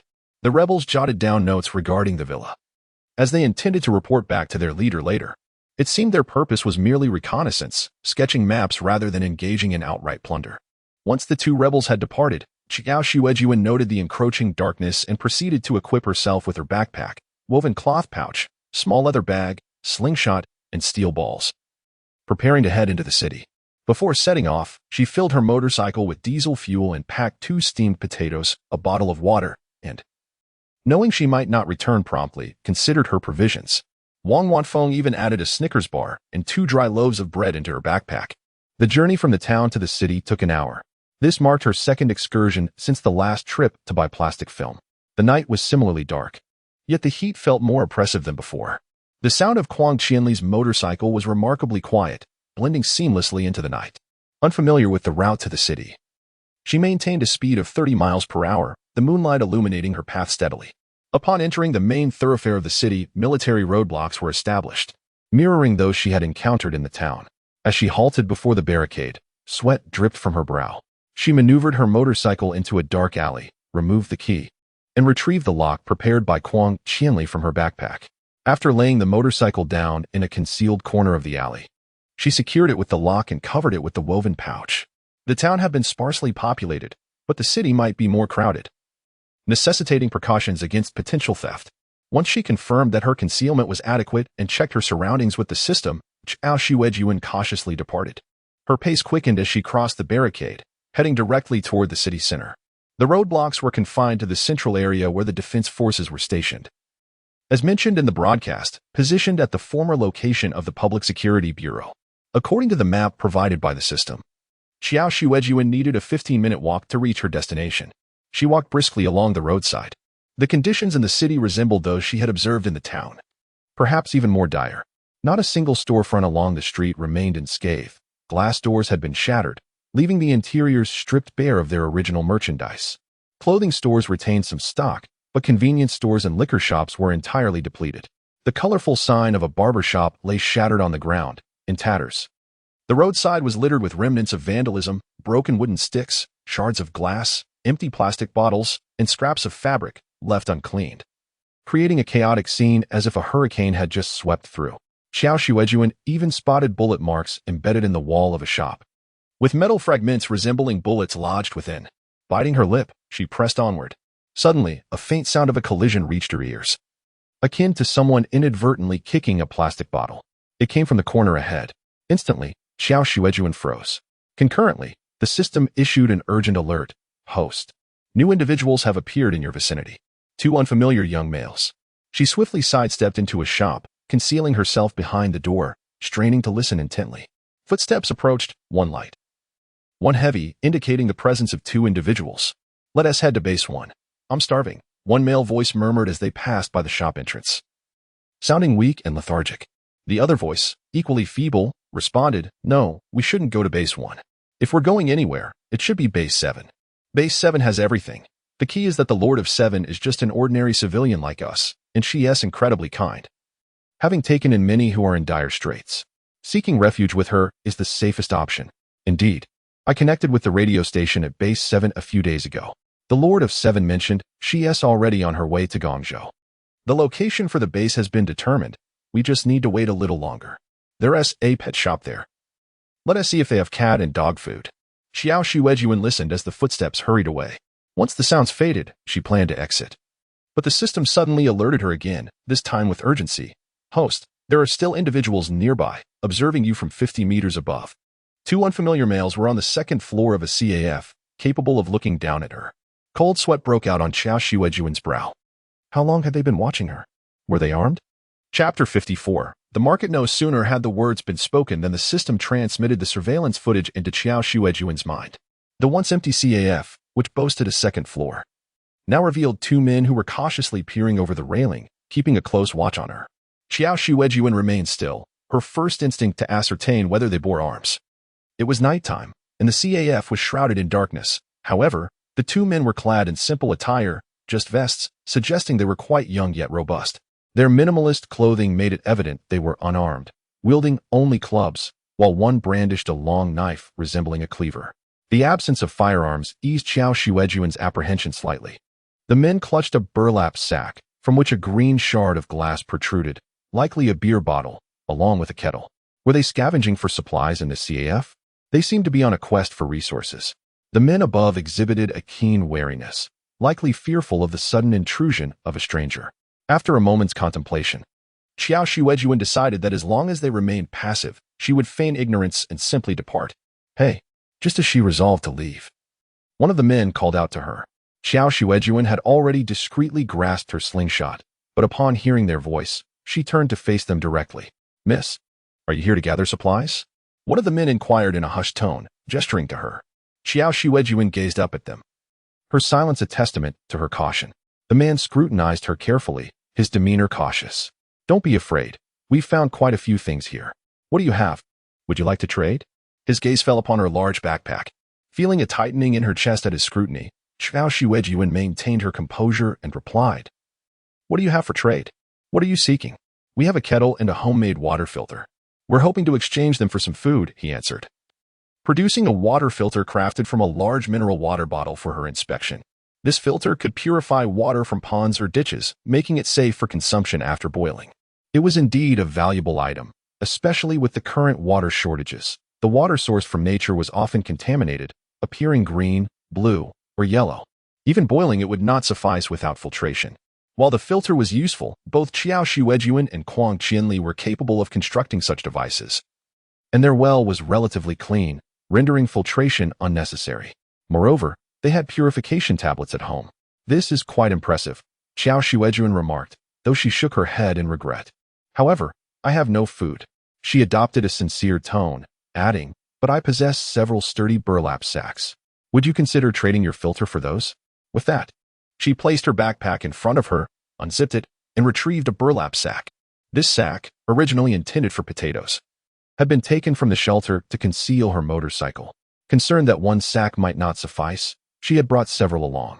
Alongside the burlap sack, Her backpack contained a Snickers bar, dry bread, and 2 boiled potatoes. Essential sustenance in an apocalyptic world, capable of inciting envy in others. Thus she concealed them beneath the burlap. Had she known such trading would occur in the city, she would have prepared additional items for exchange. Seeing that Qiao Xuejun had only produced a burlap sack from her large backpack, the man and Apos' expression shifted to disappointment. Sorry, we don't and Apos, need any sacks, he replied. Their filter, though homemade, was too valuable to trade for merely 1 or 2 sacks. Realizing he believed her, Qiao Xuejun returned the burlap sack to her backpack and zipped it up again. Yet, she continued to feign interest. Her eyes eagerly fixed on the water filter in the man's hand. He sighed, we can only exchange for food. We cannot simply give it to you. However, you might want to check the market nearby. Perhaps someone there could use your burlap sacks. They did not suspect that her backpack contained only the burlap sack, as such a situation was commonplace in these desperate times. Everyone was scavenging, armed with burlap sacks to collect resources. The market? What is it for? She inquired, suspecting it was not merely for purchasing vegetables, but rather for trading. The large agricultural market on Shizhong Road, the man replied, slightly surprised by her question. Everyone is trading there for what they need. Haven't you been? Feeling embarrassed, Qiao Xuejun admitted, I've never been. We have nothing to exchange. We merely collect what we can find. The man nodded, sighing, indeed, it's tough to find anything to trade for food. It's more reliable to gather supplies. Qiao Xuejun glanced at the man's sack. So, did you manage to collect a bottle of beer on this trip? He chuckled, visibly pleased. Yes. We found it in this CAF, on the 2nd floor, tucked away under the liquor cabinet, an unopened bottle. It must have been overlooked when the rebels raided. We plan to trade it for food at the market since food is scarce. He continued, however, we've thoroughly searched the CAF, so you needn't and amp, Apos, look here. You can explore other locations. Qiao Xuejun nodded appreciatively. Thank you, brother. I shall take my leave now. She bid farewell to the 2 scavengers and set her sights once more on the Public Security Bureau. This time, she moved with greater caution, her movements nearly silent in the cloak of night. Host. Caution. New individuals have appeared nearby. After taking just a few steps, Qiao Xuejun heard the system's alarm. Surveillance footage filled her mind once more. Ahead, a shop stood with its door vanished, and someone was rummaging beneath the tables and cabinets within. Should she proceed? She would inevitably be spotted by the person searching inside. Qiao Xuejun deftly maneuvered around an abandoned vehicle parked at the roadside, circumventing the store's blind spot. Host. New individuals have appeared nearby. The system alerted again. What? The surveillance display reappeared, revealing a young woman searching for supplies atop a small 3-story building. The system commented. In the dead of night, so many people are out. Host, would it be less crowded if you had come during the day? Qiao Xuejun smirked slightly. Can you guess why they avoid the daytime? Is it out of preference? It's because the heat is unbearable and daytime brings forth even greater dangers. The system, without questioning her judgment, engaged in casual banter. There are indeed many survivors in the city. Qiao Xuejun remained silent for a moment, then sighed. Most are enduring hunger. This too explained the multitude of individuals venturing out at night. Without foraging for food, they would surely starve. For those studying agriculture, this was undeniably the most tragic and powerless circumstance. An overwhelming majority of humanity was facing starvation. At this juncture, the trust among individuals has plummeted significantly. Some may still flee to the base, while others only place their faith in themselves, relying on personal networks for survival and gathering supplies. Qiao Xuejun continued to chart a safe route forward. The police station was not far off. Along the way, the system's alarms incessantly blared, assisting Qiao Xuejun in evading the gaze of others. She spotted the blue and white emblem of the police station in the distance and complimented the system. You were quite useful today. The system, feeling a tad embarrassed, responded, thank you. However, it's merely a visual feed. My surveillance is akin to having a camera installed on you. Theoretically, I can only see what you see. The only perspectives I possess beyond yours are those above and behind. If your head and nape had eyes, you would perceive as much as I do. The system's surveillance mechanism relies on visuals. If a shop were shut with a person inside, the system would remain oblivious. Even if someone stood motionless nearby, the system could not discern their presence. It cannot directly detect living beings. The police station's door was ajar, but perhaps in an effort to conserve energy. The lights were off, rendering it shrouded in darkness, with no indication of occupancy. Host, there are many people here. Quickly hide. The The system suddenly emitted a warning, accompanied by the blaring of sirens, and a red light in her mind began to pulse ominously. What is happening? Qiao Xuejun was startled. It was her first experience with such intense alerts from the system. However, she did not delve deeper into the cause. Instead of hiding in the adjacent building, she scanned her surroundings and swiftly identified a suitable refuge. A police car was parked nearby. She instinctively pulled the door open. Such vehicles are notoriously secure. Qiao Xuejun had seen educational material stating that police cars are even bulletproof. Initially intending to take refuge, she found herself sitting in the driver's seat, shutting the door behind her. The surveillance visuals in her mind became clearer. This was the police station, with few commercial establishments nearby, surrounded by residential areas and narrow alleys. Suddenly, images emerged from a side alley next to the police station, revealing individuals clad in standard uniforms, armed and seemingly preparing to assault the station. All fixated on its direction. Armed, Qiao Xuejun's tension escalated as her grip tightened around her slingshot. The night was dark, obscuring details, yet their uniforms appeared peculiar, resembling those of the rebels but in a different hue, green instead of white. She recalled the recent official broadcast stating that the rebels had scattered after their defeat. This implied that not all had been captured. The main forces had fled to establish dominance in their town, leaving behind scattered remnants, possibly other factions as well. In the surveillance footage, the leading soldier, holding a firearm, whispered, "Attention. Take your positions. The defense forces will patrol shortly. Once they emerge, open fire and seize the police station." Understood? Qiao Xuejun's pupils dilated. Were they planning an ambush? If the defense forces were attacked, what would happen to the rebels in the town? Suddenly, a thought struck her, and she called out to the system, "Shake it. Get me something." As soon as she spoke, a black, walkie-talkie-like device materialized in her hand. She remembered the description from when she had drawn this prize. Shake it to connect with someone nearby through radio waves. It had to be in proximity and reliant on radio communication. Being at the police station's entrance significantly increased her chances of contacting the defense forces inside, especially since the broadcast mentioned that communication could be established via radio frequencies. If she could alert the defense forces inside, it might prevent greater casualties. With resolve, Qiao Xuejun grasped the walkie-talkie and began to shake it. Beep, beep, beep. She heard a notification sound from the device, clear inside the car. But it was not emanating from her own machine. "Ah, expert, do you need something?" A teasing voice emerged simultaneously from both behind her and the device in her hand. The voice from behind was unmistakably clear, while the one from the walkie-talkie had a faint static overlay. Yet, there was no doubt that both belonged to the same individual, who was positioned right behind her seat. "Shake it. Reach out to someone nearby. This is very nearby, directly behind you." Qiao Xuejun was taken aback. "System." The system blared a sharp warning. "Host, caution.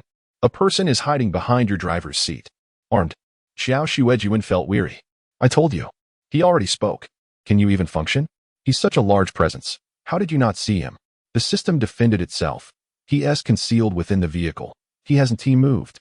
The visuals didn't capture him. Without hesitation, Qiao Xuejun made a swift decision to attempt to negotiate using the potatoes and Snickers bar in her bag. With the other party armed, her only option was to employ cunning and inducements to buy time for survival. In a post-apocalyptic world, no one could resist the allure of potatoes.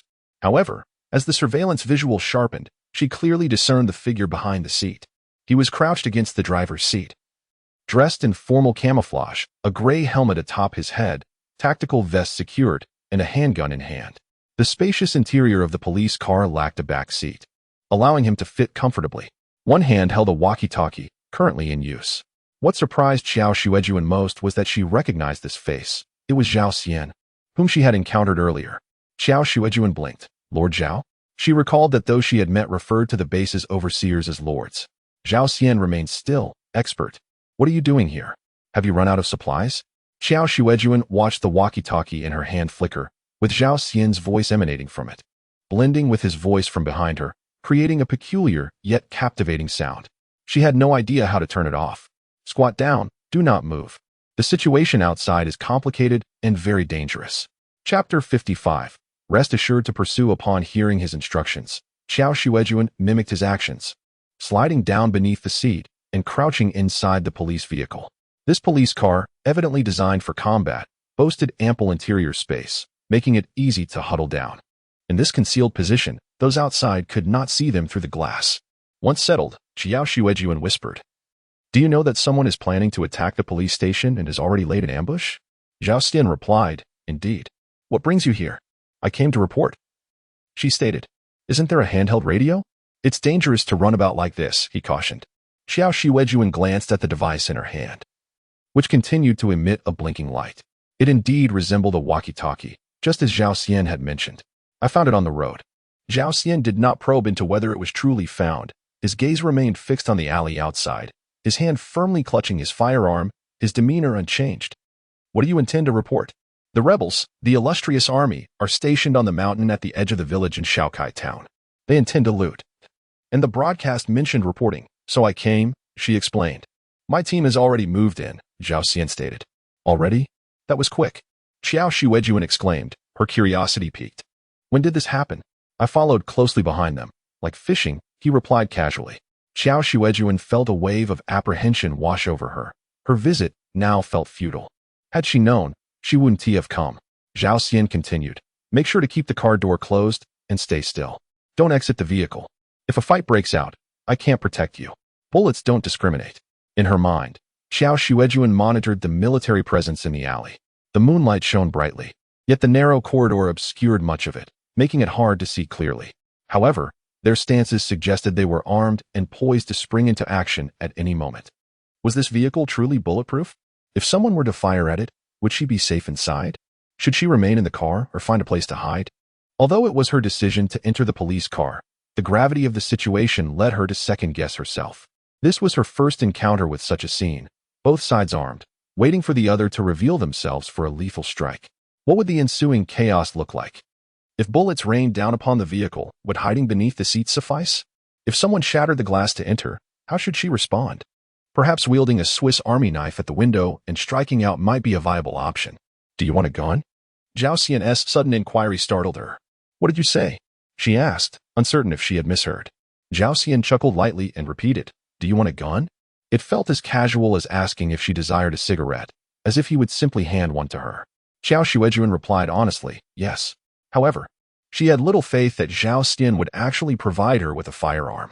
In this era, not even a loaf of bread was easily shared, even among the rebels. Not everyone had access to a gun. Why would Qiao Xuejun ask such a question? Before she could ponder further, an object was suddenly tossed her way. Landing in her lap, she instinctively caught it. Upon closer inspection, her breath caught in her throat. It was indeed a handgun, black, heavy, and solid like a lump of iron. It felt substantial in her grasp. Is this real? She wondered, feeling the cold metal as she held the compact weapon. Its simple design belied its weighty presence. There was no mistaking its authenticity. Do you know how to use it? Qiao Xuejun asked. Her heart raced as she absorbed the gravity of the moment. After a brief pause, she shook her head. No, I don't. Come here, watch me, he instructed. Unable to resist, she maneuvered around the back of the driver's seat and leaned closer to Qiao Xuejun. He held the handgun, striking a part of it, causing the magazine to detach. He deftly caught it, checking the bullets within. Your Glock has a double-stack magazine containing a total of 17 rounds. He reinserted the magazine with a crisp click. Then, holding the grip with one hand and pulling back the slide with the other, he chambered a round with another audible click.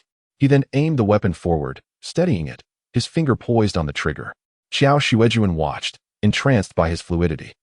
Qiao Xuejun's movements rendered the act of firing a weapon appear effortless. His gaze remained fixed outside, never once glancing at her. Just remember to chamber a round and pull the trigger. Don't worry about anything else for now. Qiao Xuejun nodded, committing his words to memory. Yet, she remained puzzled. Why did Qiao Xuejun trust her so implicitly? Did he know her identity? Why hand her a gun without fear that she might turn it against him or use it for nefarious purposes? Use it carefully. If someone approaches, fire. Keep the muzzle away from yourself. Don't exit the vehicle. Wait for my return, he instructed, swiftly grabbing the radio, disconnecting from their channel, and relaying commands to the team. All units confirm position. Responses came in crisply, revealing their training and discipline. Eagle has flanked from the southern rear of Yunxia Alley. Leopard will provide sniping from the second floor. Monkey, maintain frontal suppression. The rest of you, form heavy formation. Pay attention to my position and move. All units confirm operational orders. The radio crackled with succinct replies from the warriors, each response sharp and orderly. Qiao Xuejun flung open the car door and leapt out. The sound of gunfire erupted like thunder, overwhelming her senses and rendering her briefly deaf. The cacophony of shots rang out like 100 firecrackers, illuminating the night as bullets and grenades sent bright flashes into the air, turning the exterior into a scene akin to day. Qiao Xuejun and Appo's ears buzzed in silence as she hastily covered them. The sudden onset of war enveloped her, the acrid scent of gunpowder and blood saturating the air. The air thickened with smoke, punctuated by the sharp sounds of stray bullets striking the police vehicle, producing a series of jarring metallic clinks. As bullets whizzed by, the air split with sharp cracks. Hiding beneath the vehicle, Qiao Xuejun found it surprisingly sturdy. She watched as the door warped under the impact of gunfire, the metal twisting. Yet no bullet penetrated its defenses. The battle raged fiercely outside, mingled with cries and moans of the wounded. The scent of blood grew more pungent, and the atmosphere thickened, unsettling her. After what felt like 10 minutes, or perhaps longer, she noticed the gunfire gradually subsiding. The cries of anguish have vanished, and the sound of scattered footsteps begins to echo. Has it come to an end? Qiao Xuejun waited for a moment before cautiously peering outside. She beheld Zhao Xian leading a contingent of men. With a gesture, he directed them to split into several groups, dispersing in various directions as if in pursuit of fleeing soldiers. The ground was stained with blood, and the fallen were predominantly from the group that had attempted a surprise attack, while it appeared that none of Zhao Xian and Appo's soldiers had suffered casualties. Qiao Xuejun suddenly recalled Zhao Xian's earlier disdainful remark regarding the rebel forces, mere rabble. His demeanor at that time was one of utter contempt. The current scene was a testament to the overwhelming nature of the conflict. The opposition was utterly powerless against Zhao Xian's onslaught, forced to retreat in disarray. Zhao Xian, accompanied by his warriors, pursued the remnants of the enemy, leaving behind a profound silence. Qiao Xuejun's erratic heartbeat gradually settled. She glanced outside once more, under the moonlight. The grotesque, bloodied corpses on the ground were starkly visible, instilling a sense of dread. Zhao Xian had said to wait for his return. Clutching her handgun, she hesitated momentarily. Should she wait for him? Perhaps she should. After all, given Zhao Xian's amiable demeanor today, there was potential for collaboration. Zhao Xian's primary base was seeking agricultural specialists. While she had no interest in working there, she could certainly offer professional advice if he required assistance with his land's research priorities. Zhao Xian was reasonable, so she could engage in discourse with him, ensuring a favorable encounter in the future. Moreover, Zhao Xian possessed weapons and strength. Fostering a good relationship with him would be far more advantageous than enmity. There might come a time when she would need his assistance, and it was prudent to avoid making an enemy. Qiao Xuejun, having lost her parents at an early age, had navigated through life on her own terms. Suddenly, the system alarm blared. Host, alert. Someone is approaching. The system resumed its urgent beeping. Qiao Xuejun felt little concern. After all, she had just endured a barrage of gunfire. Her threshold for fear significantly heightened, and presently, she felt secure with a firearm in hand. It was the original protagonist, Shen Xingtong. The system, noticing her indifference, continued anxiously. I can sense their location, and they can sense ours. Qiao Xuejun was somewhat taken aback. Are you afraid of her? The system replied, a bit apprehensive. As she is the protagonist. Host, do you understand what a protagonist is? They possess a halo of privilege, able to eliminate anyone they choose. I can sense the malice from their system. The system added, she is approaching us directly, on foot, at a rapid pace, approximately 500 meters away. Qiao Xuejun inquired. Aren't you limited to monitoring within a 200-meter radius? The system clarified, the opposing side also has a system with energy levels comparable to mine, thus allowing for a broader detection range. They can sense us from 500 meters. There are many individuals accompanying her. Host, I advise you to flee at once. Feeling the system and Appo's urgency, Qiao Xuejun contemplated the situation. If it were just Shen Xingtong alone, she would not be overly concerned. After all, she wielded a firearm. However, if Shen Xingtong was accompanied by a multitude of people, her advantage with the gun would be significantly diminished, as she was not particularly adept with it. Heeding the system and Appo's advice, retreat seemed to be the wisest course of action. Yet, Zhao Xian had not yet returned. Disregarding her hesitation, Qiao Xuejun opened her backpack, removing the Snickers and potatoes, placing them behind the driver's seat where Zhao Xian had previously crouched. She kept her gun firmly in hand. It was time to leave. Qiao Xuejun pushed the car door open and sprinted towards the exit. She had rested sufficiently in the vehicle, her stamina restored, and she dashed towards the location where she had parked her motorcycle, moving swiftly. The streets were much less crowded than before. unlike her earlier arrival, when people were everywhere.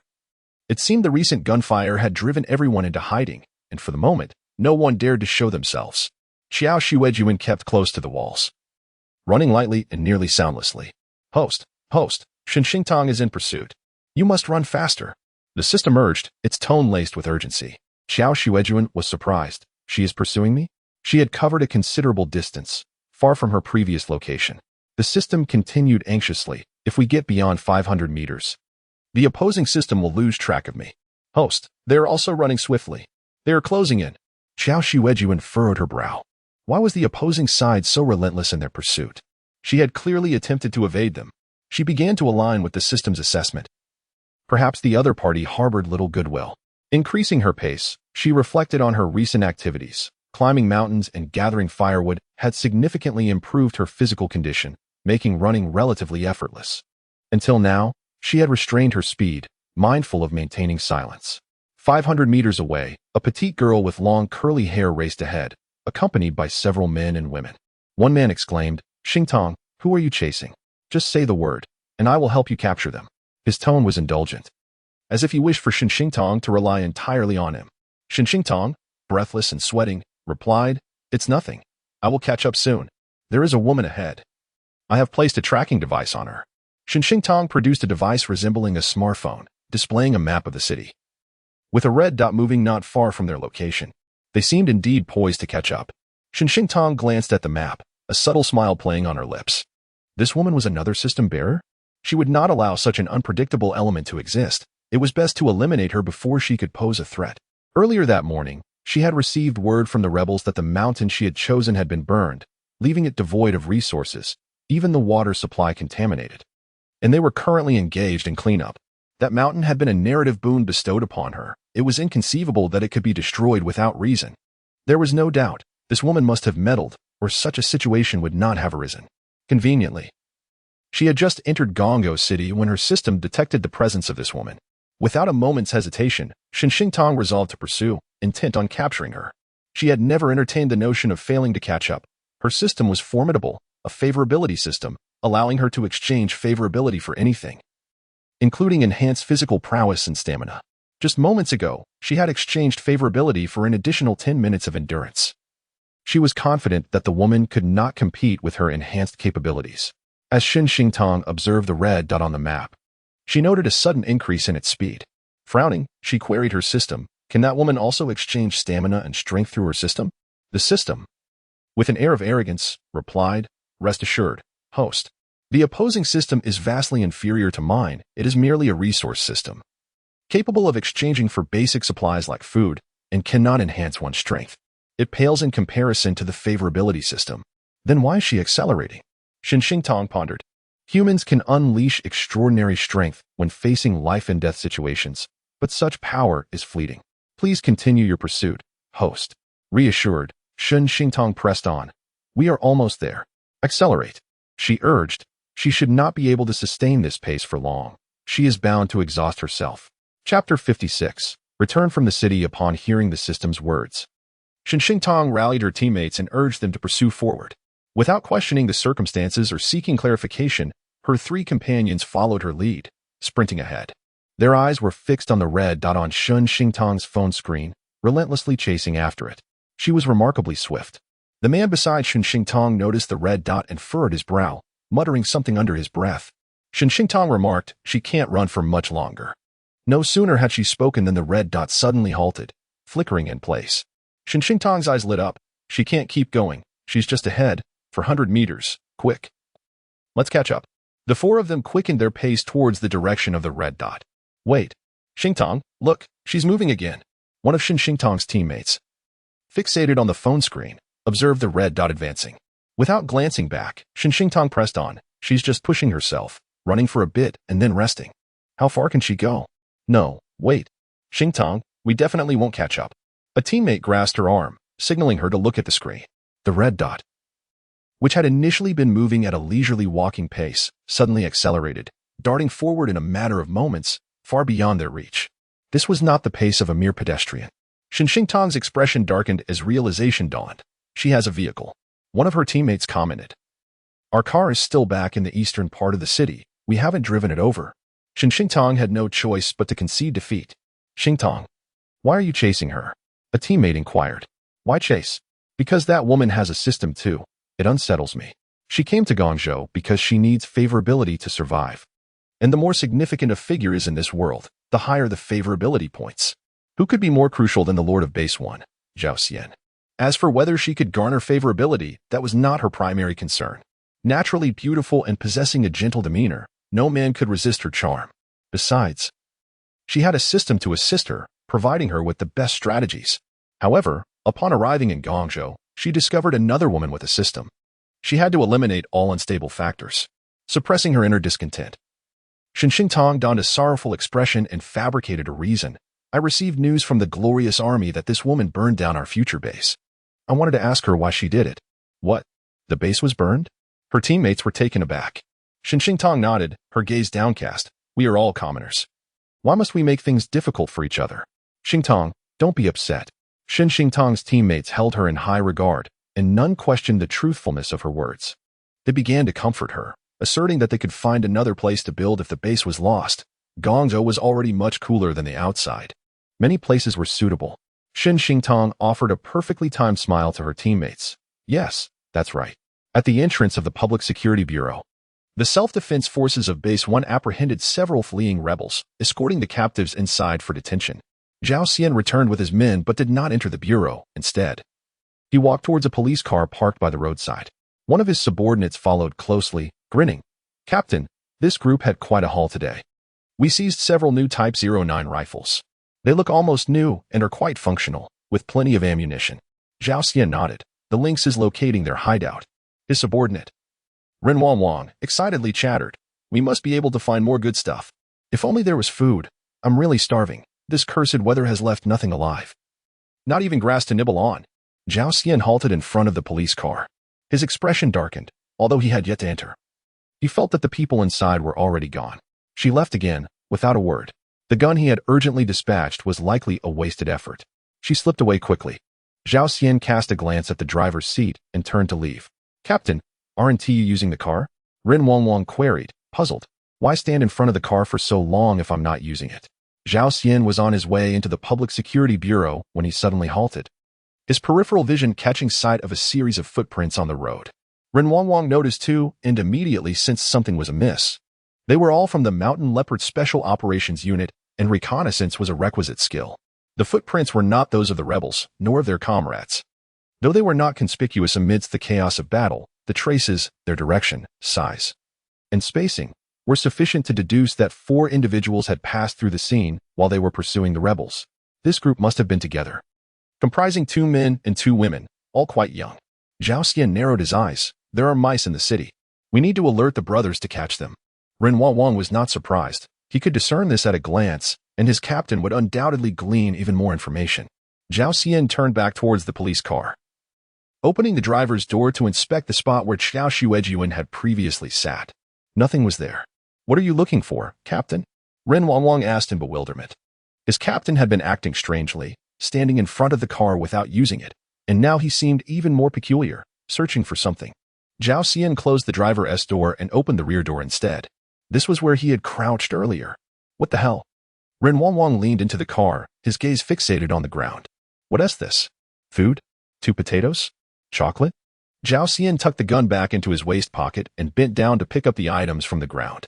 2 plump, golden potatoes, well cooked, along with a few red-wrapped Snickers bars.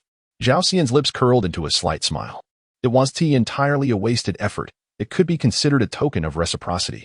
Qiao Xuejun rode her motorcycle home. She had hidden the bike in an alley, covered with a burlap sack, ensuring it was well concealed, and no one had come by.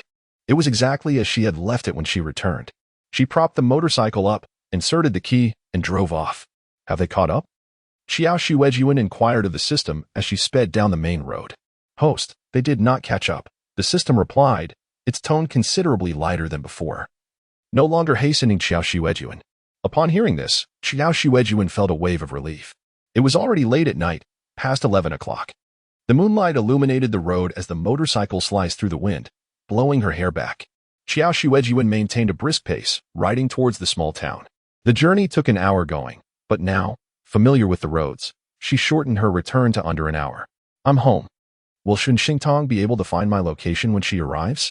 Qiao Xuejun pondered. After all, Shun Xingtong had chosen to establish the base on the mountain bordering the town, and now that she was in the city, she would likely arrive swiftly. If she passed by the entrance of the small courtyard, just 400 meters, wouldn't she be able to sense the location of her refuge? The system reassured her. No, host. If you remain in the refuge, other systems cannot spy on us. Qiao Xuejun responded. So, if I step outside, I might be detected, but in the refuge, I will not. Indeed, the system confirmed. Upon arriving home, Qiao Xuejun was greeted by her anxiously awaiting teammates, none of whom had retired for the night. Boss, you're back so soon, exclaimed the carpenter, who was crafting arrows in the shelter's living room. He paused his work upon seeing Qiao Xuejun's entrance, immediately rising to meet her. Wang Wanfeng and Kuang Qianli, equally engrossed in their tasks, also turned towards the commotion. You're back? And unharmed? Wang Wanfeng inquired with a blend of surprise and relief. Scrutinizing Qiao Xuejun from head to toe, they had anticipated a prolonged absence, given the hour-long journey to the city and the potential for unforeseen delays. The team had even packed provisions, fearing she might run short. Qiao Xuejun unburdened herself of her backpack, tossing it onto the table before collapsing into a chair. Yes, it went rather smoothly. The rebels will be dealt with. I've already alerted the authorities. Though brief, the expedition was far from uneventful. She recounted her encounters with fellow citizens scavenging for supplies, the fierce skirmish near the Public Security Bureau, and the relentless pursuit by the female protagonist. Yet, fortune favored her at every turn. Omitting the details of Shun Xingtang, Qiao Xuejun shared the rest of her experiences with her comrades. The city has devolved to this state? Kuang Qianli asked, astounded. Qiao Xuejun affirmed. Everyone is foraging for supplies. They even hold regular exchanges at the market. If we ever have surplus goods or require something, we can try trading there. I had hoped that with the rebels scattered, the city would revert to order. Kuang Qianli confessed, incredulous. Not at all, Qiao Xuejun encountered. The city is still rife with chaos, with various factions vying for control. Many distrust the first base and prefer to survive independently with their loved ones. Much like us, the carpenter chimed in. Indeed, Qiao Xuejun agreed, though not entirely. The four of you aren't related, nor were you initially friends. Wang Wanfeng and Kuang Qianli are essentially newfound acquaintances, having known each other for less than 3 months. The city dwellers, on the other hand, are mostly close-knit families and friends. Were you caught in the crossfire during the skirmish? Wang Wanfeng inquired.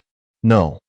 But the city is teeming with not only remnants of the glorious army but also other factions, unaffiliated with either the first base or the guard. They seem unsavory. So we must exercise caution when venturing out. It's far too chaotic, Qiao Xuejun warned. The city's turmoil appeared deeply entrenched and unlikely to dissipate anytime soon. Wang Wanfeng nodded in agreement. Let's refrain from going out for a while and stay put. The rebels acted swiftly. The previous day's harrowing events prevented Qiao Xuejun from waking up on time. It was the system's alarm that roused her. Hearing the system's alert about someone approaching, Qiao Xuejun jolted upright. Who is it? She wondered. Her sleep had been restless, her mind a cacophony of gunfire from the previous day's battle. Only upon being awakened by the system did she realize it was a dream. Qiao Xuejun was among the last to rise, discovering that her teammates were already stirring. Stay in bed a bit longer. There's no rush, Wang Wanfeng advised. It's quite noisy outside. We'll head up to the rooftop terrace to assess the situation. Recalling the system's warning about her vulnerability to the female protagonist system, Qiao Xuejun relented. All right, I'll rest a while longer. Be careful and call me if anything happens. As her teammates ascended, Qiao Xuejun activated the surveillance feed in her mind. Outside the courtyard, a squad of rebels stood before their residence, though their attention seemed directed towards the neighboring villa. Everyone come out and confess. Who started the fire? Who committed the murders? It's best to admit it willingly, or we'll search every house. Qiao Xuejun recognized the one-eyed leader from the previous day, now accompanied by a young woman. She was exquisitely beautiful, with fair skin, a petite frame, and long, golden-brown curls cascading down her back. Her eyes sparkled with a captivating brilliance. Qiao Xuejun found her strikingly attractive. This must be Shun Xingtang. Even before the system's prompt, she realized that anyone possessing such radiance in this world was likely the female protagonist who had pursued her. Xingtang, return to the base and rest. The sun will be out soon, the one-eyed leader said, addressing her by name. So it was indeed Shun Xingtang. The female protagonist lives up to her reputation, Qiao Xuejun mused. Even in the apocalypse, she manages to maintain such elegance, her white dress practically glowing. Xinxing smiled.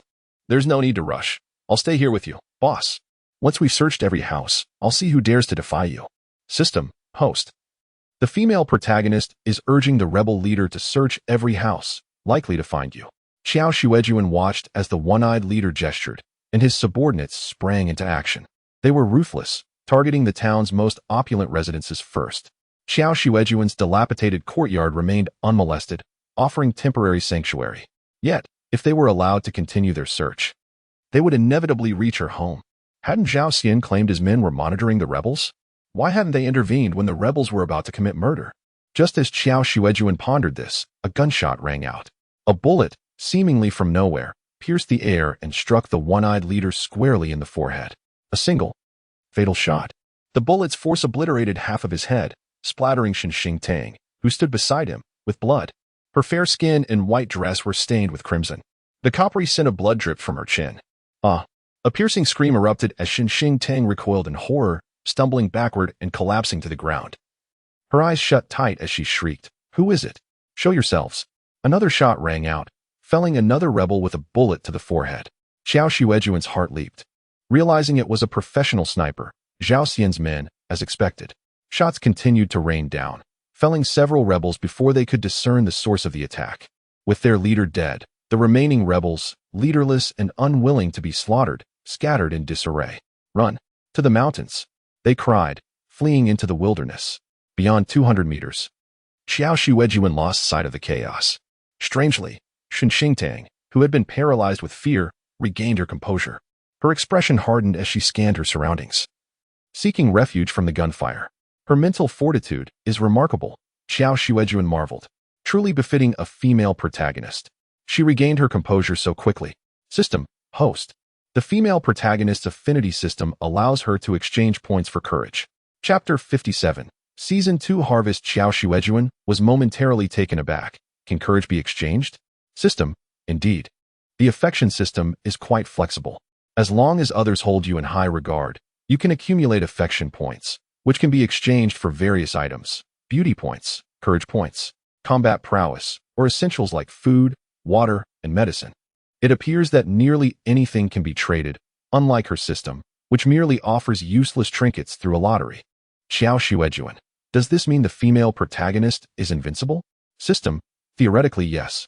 However, the more powerful the system, the greater the restrictions. For instance, exchanging for food requires 100 points, but to enhance one's courage or combat prowess, one must spend 10,000 points. Furthermore, the effects of such enhancements are often temporary, lasting only 10 minutes to an hour. Qiao Xuejun nodded. The system continued. If it were you, you would likely hesitate to make any exchanges. Qiao Xuejun chuckled. Not necessarily. Who wouldn't want courage and combat prowess? Yet the system's assumption was not entirely inaccurate. If offered freely, Qiao Xuejun would gladly accept. But trading her hard-earned food would seem unjust. Courage can be summoned with a moment of bravery, and combat prowess can be developed through practice.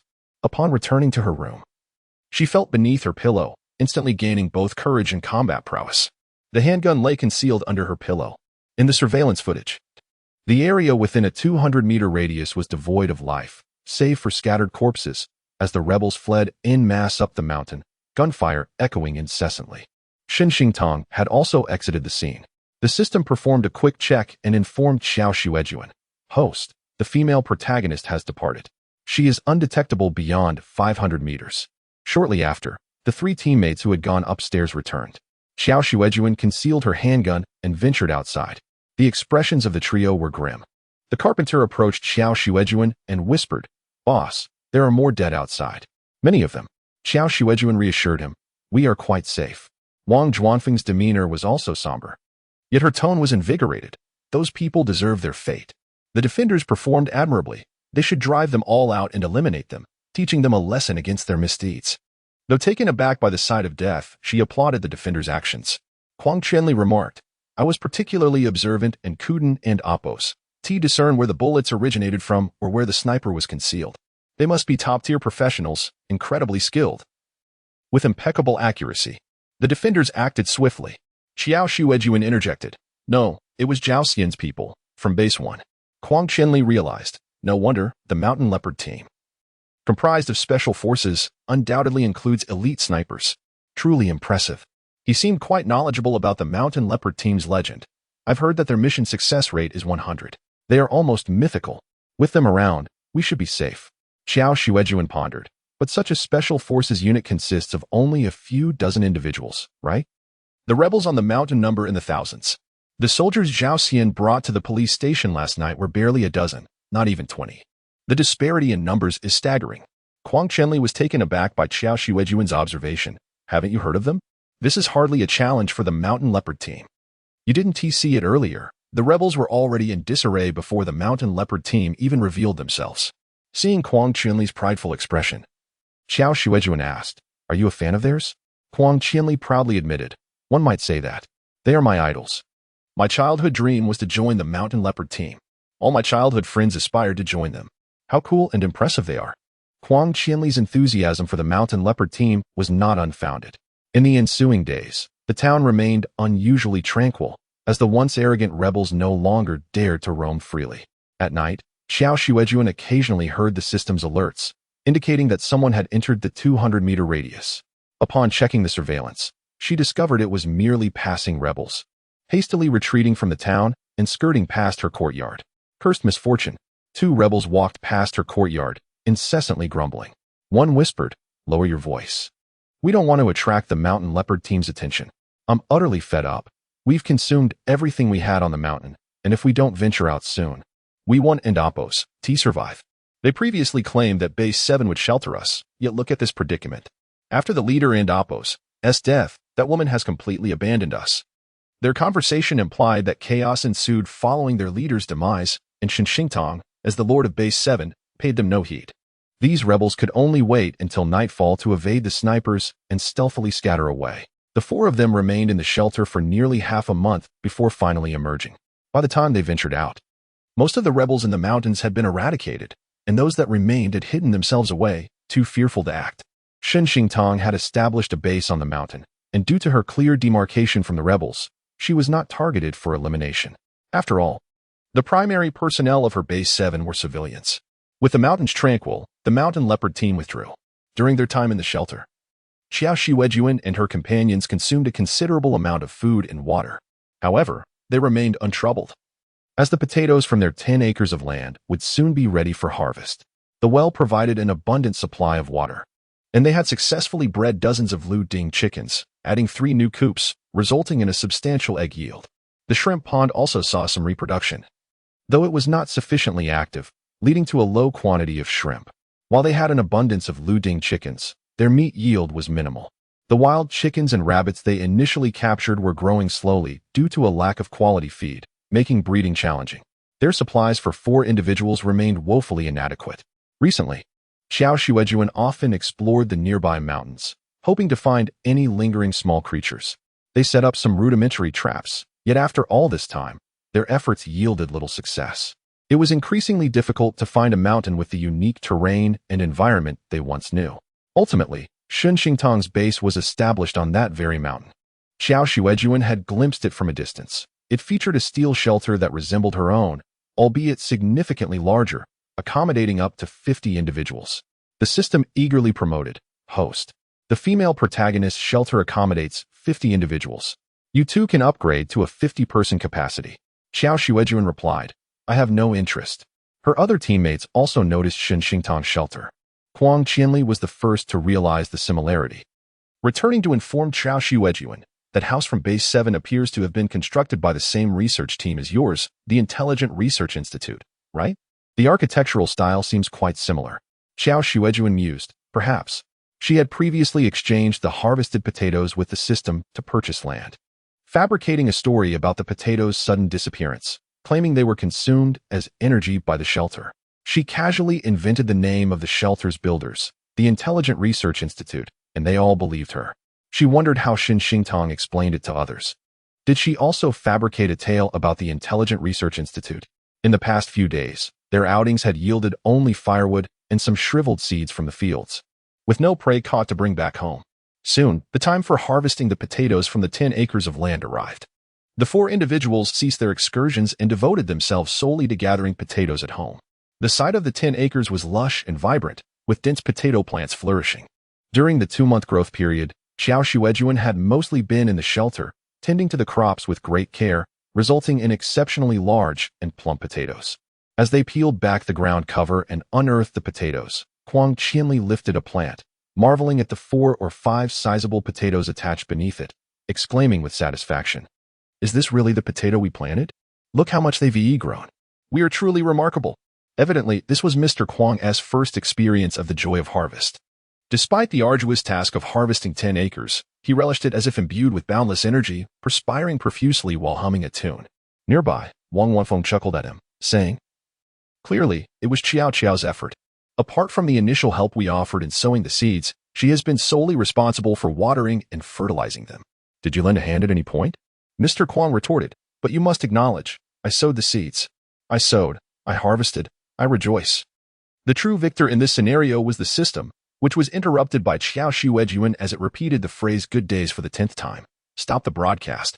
The system quieted but remained exhilarated, proclaiming, "Host, you have truly achieved it. 100,000 pounds of potatoes. This allows for an upgrade of the defense capabilities. With such enhancements, we can contend with the forthcoming mutated creatures. Host, you are extraordinary."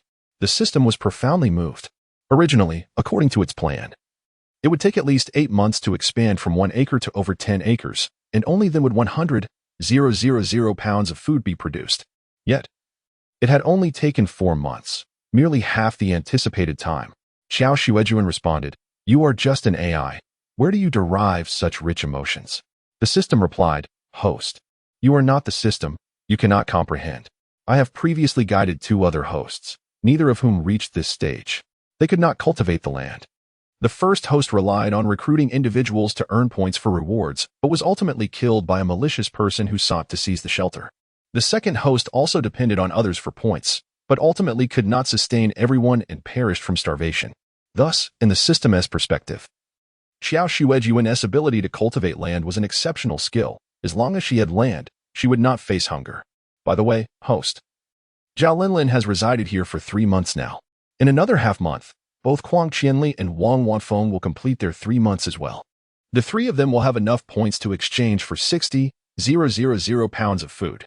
Qiao Xuejun mused, "That means we will have an additional 60,000 pounds of food, which can be exchanged for other items in the system." The system presented her with various vegetable seeds available for exchange, such as green peppers, eggplants, and cabbage. Qiao Xuejun had already prepared cabbage seeds in advance due to their ease of cultivation and long-term storage. However, she had not amassed many seeds for the other vegetables, given her limited funds at the outset.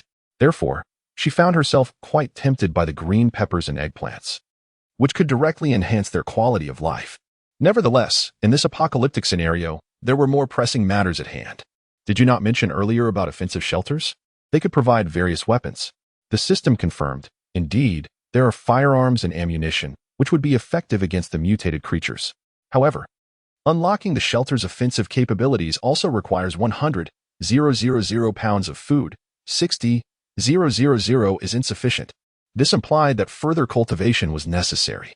The system suggested, alternatively, host, you could recruit additional teammates. Acquiring 2 more individuals would suffice. Qiao Xuejun declined this proposal, stating, "For now, I will not recruit anyone. The current trio of teammates came together by chance, and I cannot guarantee who I might recruit next. Moreover, would new recruits not require sustenance? Furthermore, the system just mentioned that its first host was killed due to poor judgment in selecting individuals. Thus, she chose not to contemplate expanding her team at this time. The system merely offered feasible suggestions, and upon receiving no acceptance, it refrained from further commentary. After approximately 4 to 5 days, the 4 individuals had completely harvested the 10 acres. The potatoes were piled high between the furrows, reminiscent of a bountiful harvest. During these days, they feasted on roasted potatoes, which possessed a unique aroma and a soft, delicate texture, markedly different from those that had been stored for some time. The system calculated that they had excess potatoes. After submitting 100,000 pounds, they would still retain around 5,000 pounds.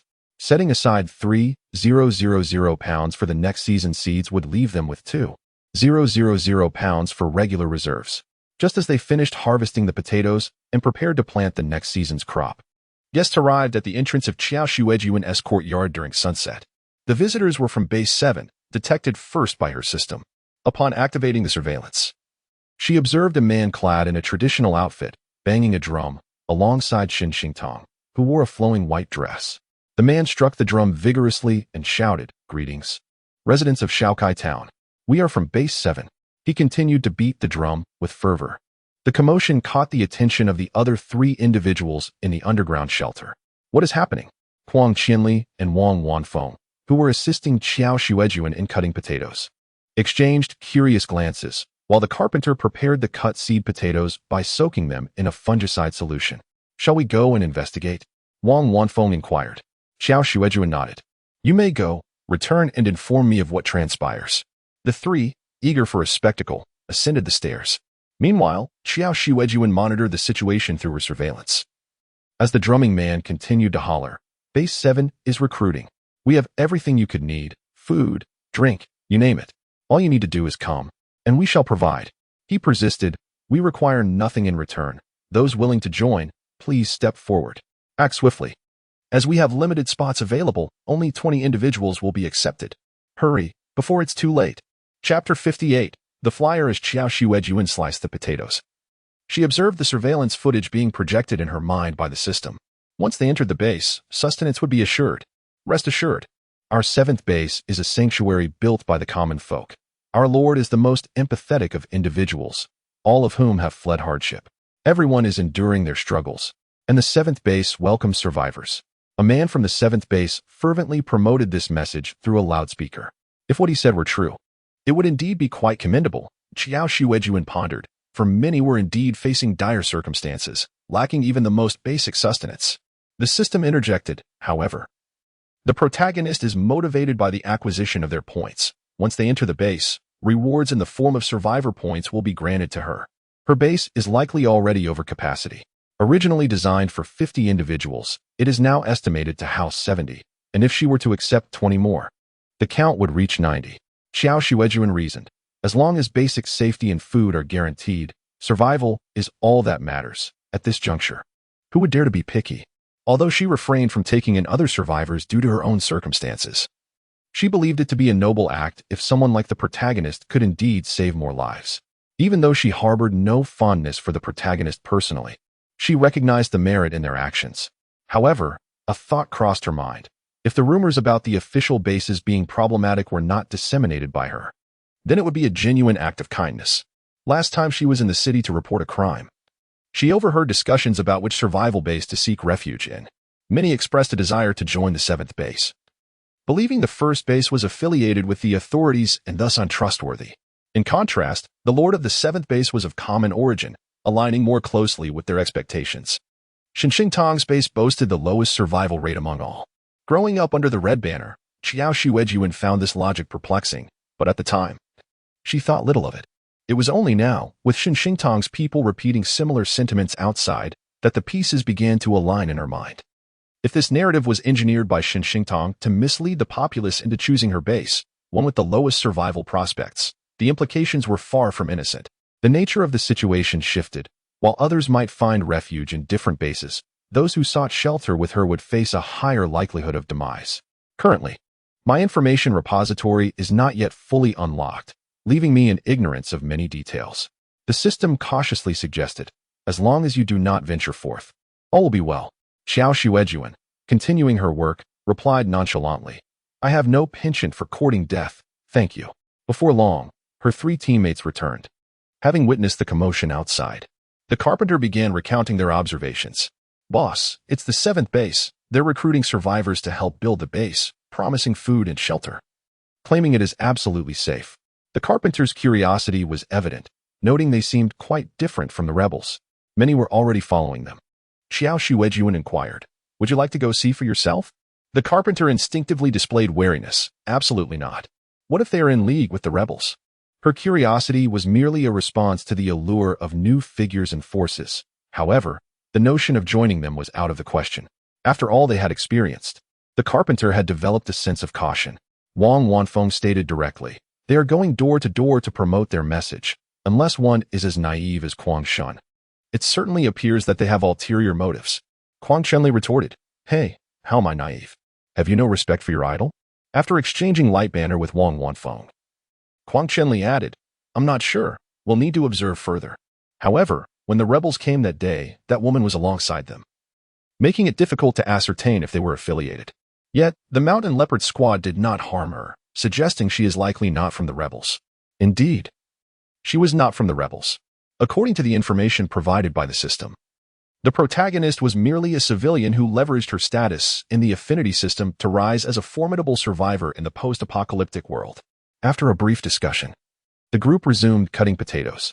This time, Qiao Xuejun intended to plant 6 acres of potatoes, requiring 300 pounds of seed per acre, necessitating each individual to cut 500 to 600 pounds of potatoes to suffice. The remaining 3 acres would be allocated for corn, with half an acre designated for vegetables, and another half for the seeds she had collected from the mountains. If those seeds had not completely perished, their cultivation would significantly contribute to the restoration of the post-disaster ecosystem. As for the 3 acres of corn, it was imperative to expand their poultry farming, as corn served as an ideal feed. This harvest yielded over 100,000 pounds of potatoes. Aside from the 10,000 pounds surrendered to the system for upgrading defensive capabilities, the remaining thousands would be reserved for seed and daily provisions, with 3 teammates on board. She could also acquire 60,000 pounds from the system, sufficient to exchange for some corn seeds. When she initially purchased seeds, she had been meticulous, however. Corn seeds were eliminated due to unsatisfactory planting conditions. Corn typically required 3 to 4 months to grow, yielding 2,000 pounds per acre, which paled in comparison to potatoes that matured in 2 months and could yield up to 10,000 pounds per acre. Furthermore, corn demanded ample space and meticulous care. By the time she had potatoes, Qiao Xuejun had conserved her funds to procure some vegetable and fruit tree seeds. Fortunately, the system's marketplace offered corn seeds for purchase. Albeit at a steep price, 1 pound of corn seeds required the exchange of 100 pounds of grain. For 3 acres, approximately 10 pounds of seeds were necessary, translating to 1,000 pounds of grain for just 10 pounds of corn seeds. It was exorbitant, and Qiao Xuejun had expressed her disdain. Yet the system fervently argued, "Host, these are seeds. Planting 10 pounds will yield an abundance of grain across 3 acres. Qiao Xuejun retorted, "Spare me. The variety in your system is Danghai 605, which yields a maximum of 2,000 pounds per acre. That is only 6,000 pounds for 3 acres. And I would still need to spend 1,000 pounds of grain to buy it. If I had my own seeds, it would be more cost-effective, as only 3 pounds are needed per acre, whereas potatoes require 300 pounds per acre." However, she lacked corn seeds. Moreover, these seeds could not be scavenged in the wild or from villagers' homes, as the current corn was hybridized, with unstable genetic traits that might not breed successfully.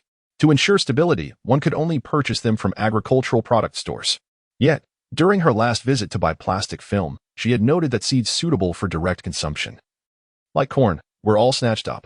Now, unless you were exceptionally lucky to find a rare gem in the agricultural store, her only recourse was to procure them from the system's marketplace. Nevertheless, Qiao Xuejun remained resolute in primarily planting potatoes on her 6 acres. With a high yield of potatoes, she felt assured in her provisions.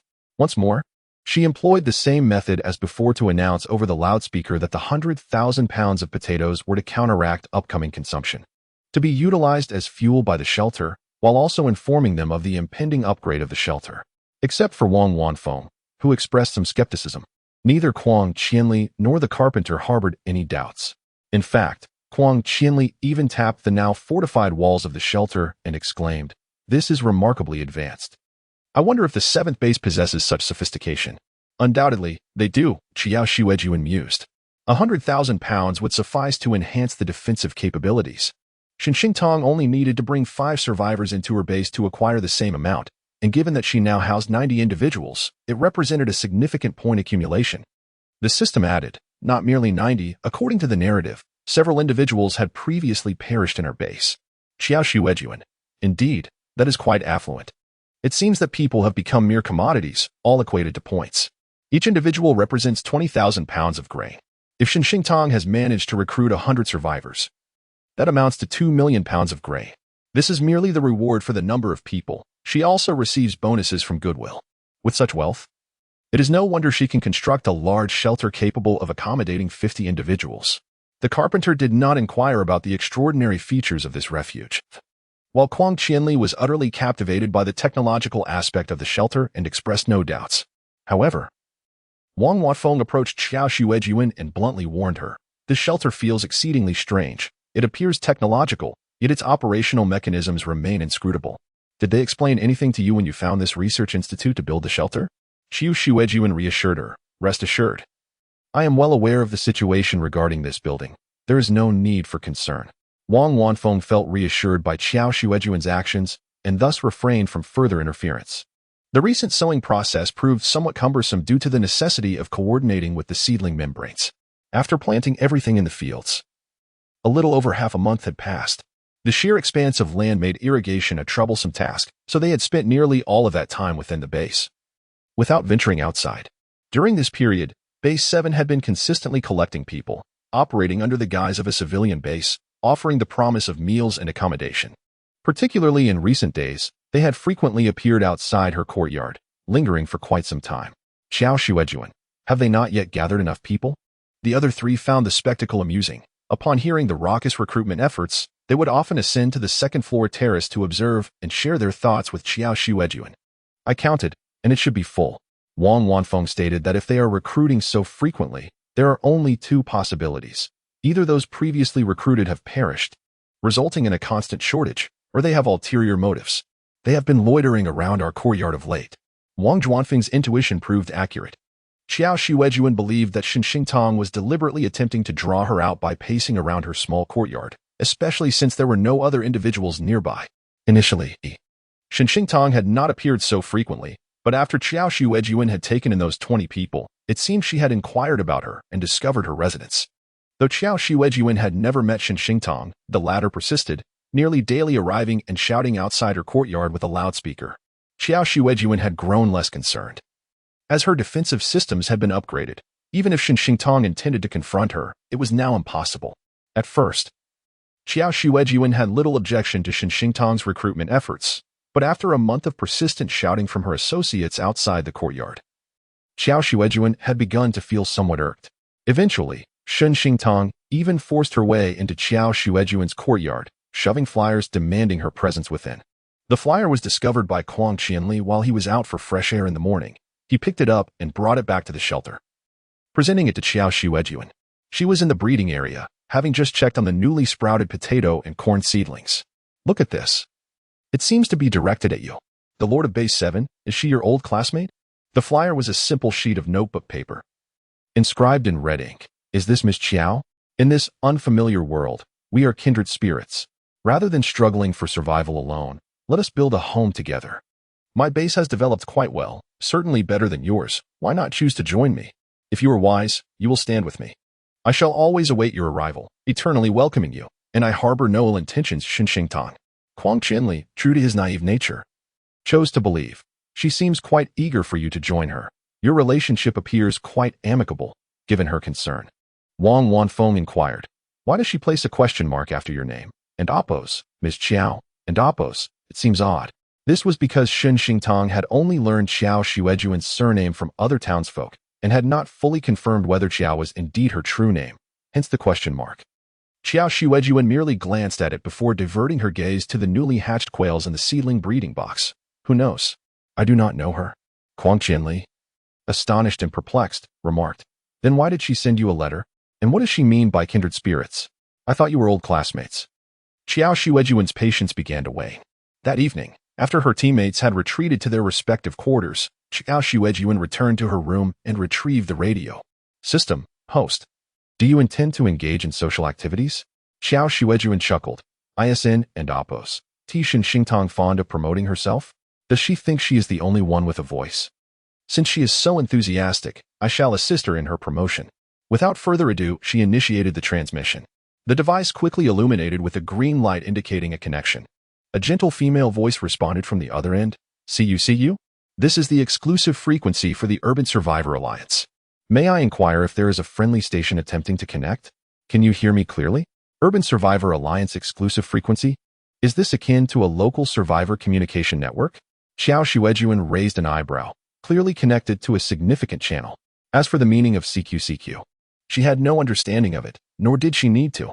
The system kindly elucidated that is radio jargon, signifying a request for a response. It indicates a proactive outreach. And you have fortuitously connected to this frequency. Qiao Xuejun was indifferent. I can hear you clearly. Is this the Survivor Alliance? This is the Survivor of Shaokai Town. After briefly introducing herself, she proceeded to address the matter at hand. I wish to expose a situation regarding Base 7, concerning the true conditions of survival. Chapter 59. Radio communication. The survival conditions of Base 7 have become a topic of great interest among the survivors, who are eager for information.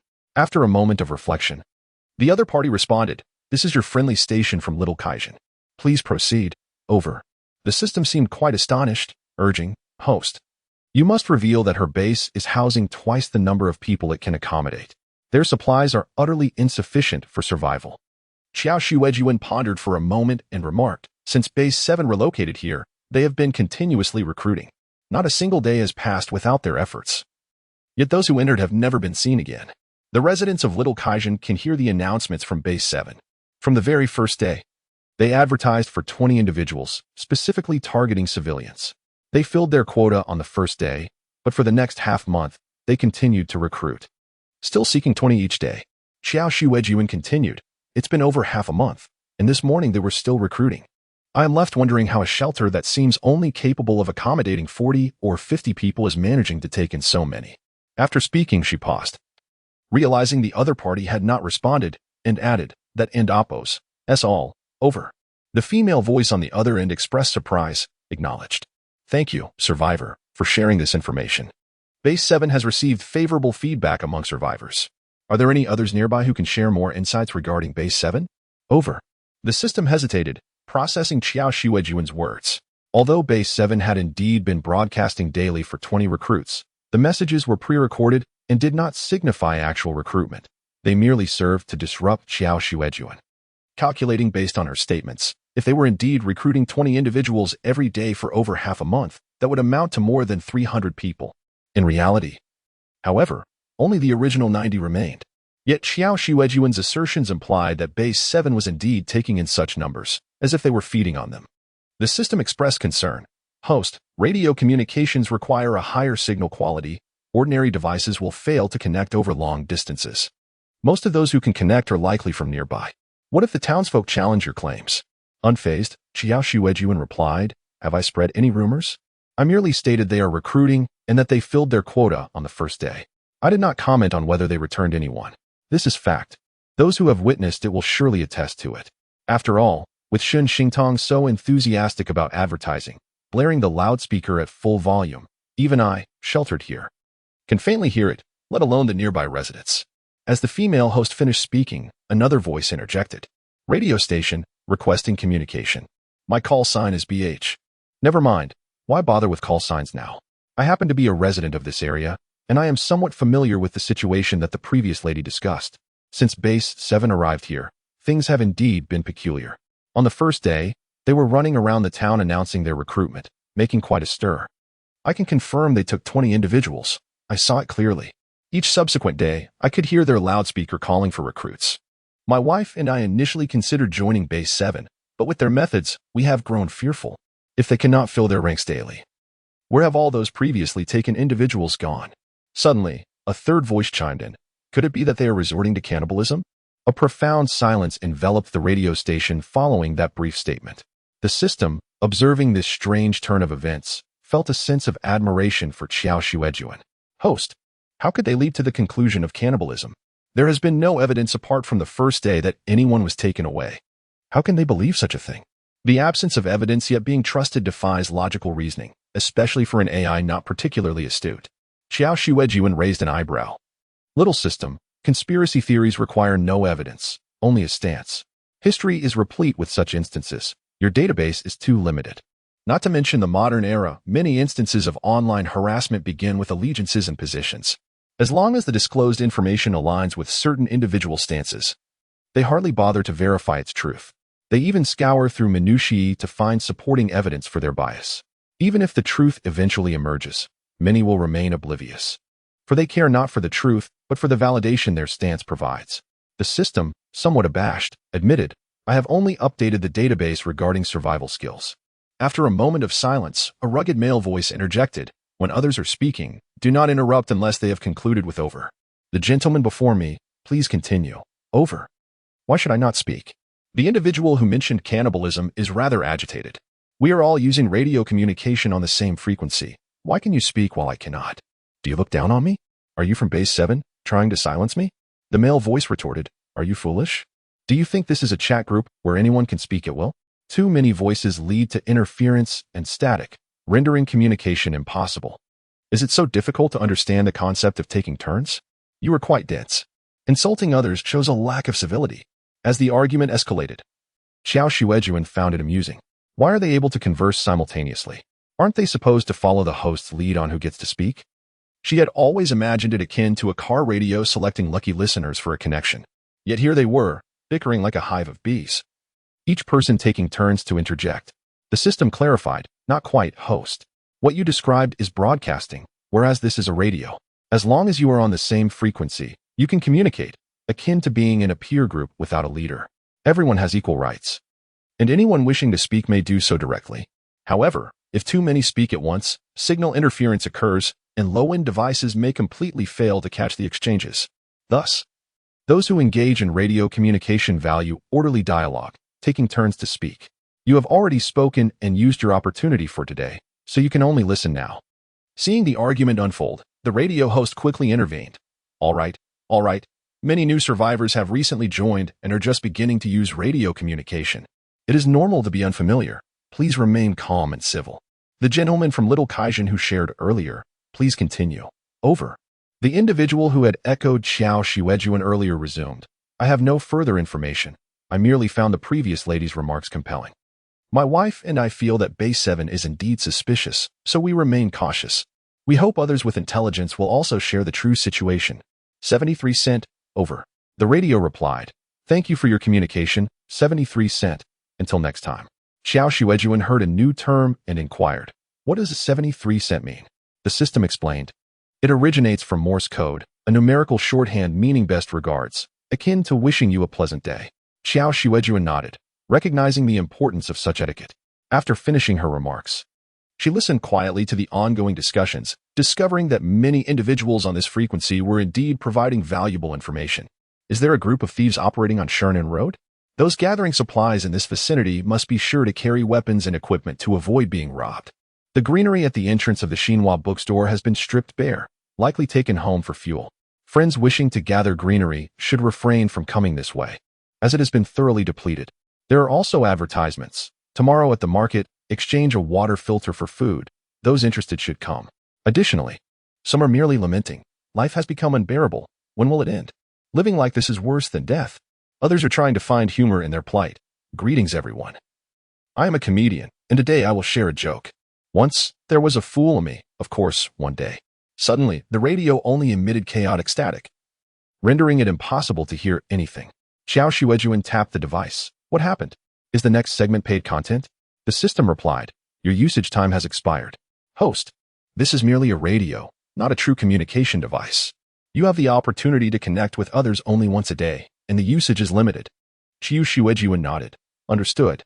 After establishing contact with this radio station, she realized that having a radio could indeed be quite beneficial, and it was imperative to acquire a two-way radio.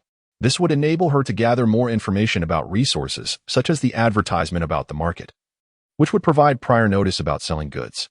In the future, under suitable conditions, she could use this method to exchange her grains for essential survival supplies.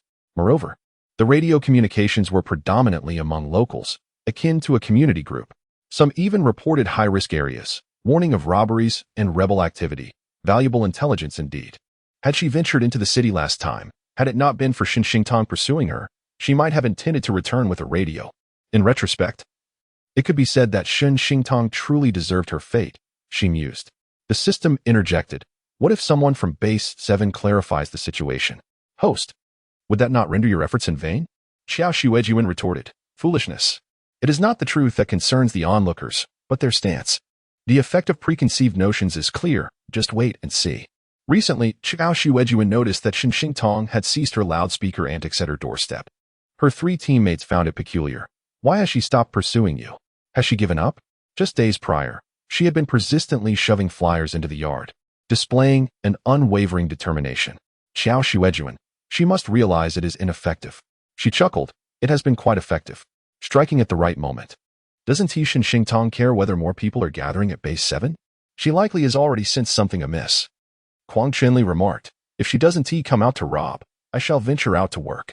I plan to search for some rebar or scrap metal to create equipment and tools, perhaps to reinforce the outer yard. Qiao Xuejun, reinforcement is not essential. Have you not noticed? Since the shelter underwent a comprehensive upgrade, even if someone enters the yard, they cannot access the shelter. The entry points now require identity verification. After all, it is 10,000 pounds of grain.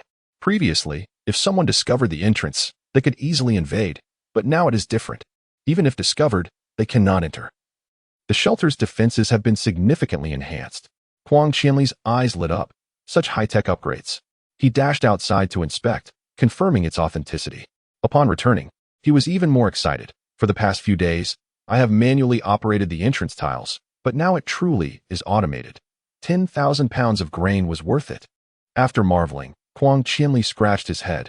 Yet, I feel more secure with additional reinforcement. I also wish to craft some armor, helmets, gloves, and other defensive gear. And regarding the two-way radio, you mentioned you could not find one last time? We could search for that as well. While all these items are important, they are not urgent and can be collected gradually. Qiao Xuejun contemplated and agreed. Let us go tomorrow, before sunrise. We mustn't venture too far. Many houses in town are now abandoned and empty. We will search these areas. The outbreaks of mad cow disease, heat waves, famine, water shortages, and rebel activities have drastically reduced the town's population, leaving many houses deserted. However, Qiao Xuejun had never searched these areas before, but after connecting to the radio station, she discovered many others had already begun. In the past few nights, Qiao Xuejun had been randomly reaching out using the radio, but the quality of information received recently had been subpar. For 4 or 5 consecutive days, she contacted different individuals, but none were like the previous local community. For instance, she had stumbled upon the frequency of a neighborhood committee, where a group was deliberating on which house should patrol next. She also intercepted a conversation among a security company, where they lamented the difficulties of the current state of affairs. Furthermore, she encountered a private frequency, exchanging brief updates. Tonight, Qiao Xuejun prepared to use the radio again. The system proudly asserted, I told you the radio was excellent, didn't I? Host, are you not satisfied? This lottery is remarkable. Qiao Xuejun indeed had her perspective altered. Praising the system, quite impressive indeed. The system, elated by the praise, began to play a cheerful tune in her mind. Qiao Xuejun, enough of that. Once I fall asleep, you can listen to it. Turn it off now. I am about to make a call. The system complied and silenced the music. She turned the dial twice, and the green light on the radio illuminated, revealing a female voice. Hello, can you hear me? This is Base 7. Xingtong. Chapter 60. Water Pollution Xingtong? Qiao Xuejun was somewhat taken aback. However, it was not entirely surprising. After all, the range of radio stations was limited. Some devices could barely communicate over 4 or 5 kilometers. Xingtong was quite close to her, and if they used the radio simultaneously, the probability of connecting was indeed quite high according to the rules of the shaking machine. After contemplating Xingtong and Appo's unawareness of her own voice, Qiao Xuejun replied naturally, Hello. I am a survivor from Shernan Road. Are you the lord of Base 7, Xingtong? Xingtong chuckled. You flatter me. I am not a lord. The base is a collective effort, and everyone is a leader in their own right. We are all equal here. Her response was as friendly as her rumored persona, embodying a spirit of egalitarianism. Qiao Xuejun remarked, that and Appo's. That's wonderful. I heard that Base 7 welcomes new members with provisions and accommodation. Is that true? The system interjected, surprised. Host. Although only you two are conversing on this frequency, it is entirely possible that others are eavesdropping. Why are you promoting the base? Ignoring the system, Qiao Xuejun continued. We are struggling to find supplies since food has run out. Xingtong sighed, it is indeed difficult. That was all she said, showing no inclination to recruit Qiao Xuejun. Qiao Xuejun added, I can only fix air conditioners and cars, and now I can't even find work to earn a meal. The identity of a mechanic was indeed a sought-after skill in this post-apocalyptic world. When things broke down, such as radios, purchasing new ones was impossible. but a mechanic could repair what was damaged. Understanding the value of Qiao Xuejun and Appo's words, Shen Tong raised her voice. Then you should come. Base 7 always welcomes survivors like us. We are more than capable of providing food. Her tone was warm and inviting. Qiao Xuejun inquired, what do you have to eat and drink at Base 7? Can you share? Shen Tong assured, as long as you come, you will have enough to eat and drink. You won't starve or thirst. It is certainly better than wandering outside. Qiao Xuejun stated, I am closer to Base 1 and am still hesitating about where to go. Without hesitation, Shen Tong urged, you should definitely come to Base 7. We are all similar here. There is no hierarchy, and everyone is treated equally. Qiao Xuejun questioned, are you implying that there is a distinction of status within Base 1? Her tone was calm, as if engaging in a normal discussion. Shen Tong was taken aback by the directness of the question. Such matters were typically implied rather than openly discussed. Haha, I didn't end Appo's. To say that. I merely meant that Base 7 treats everyone equally. Sister, you are truly welcome here. Suddenly, a man in Appo's voice interrupted Shen Tong, halting her cheerful tone.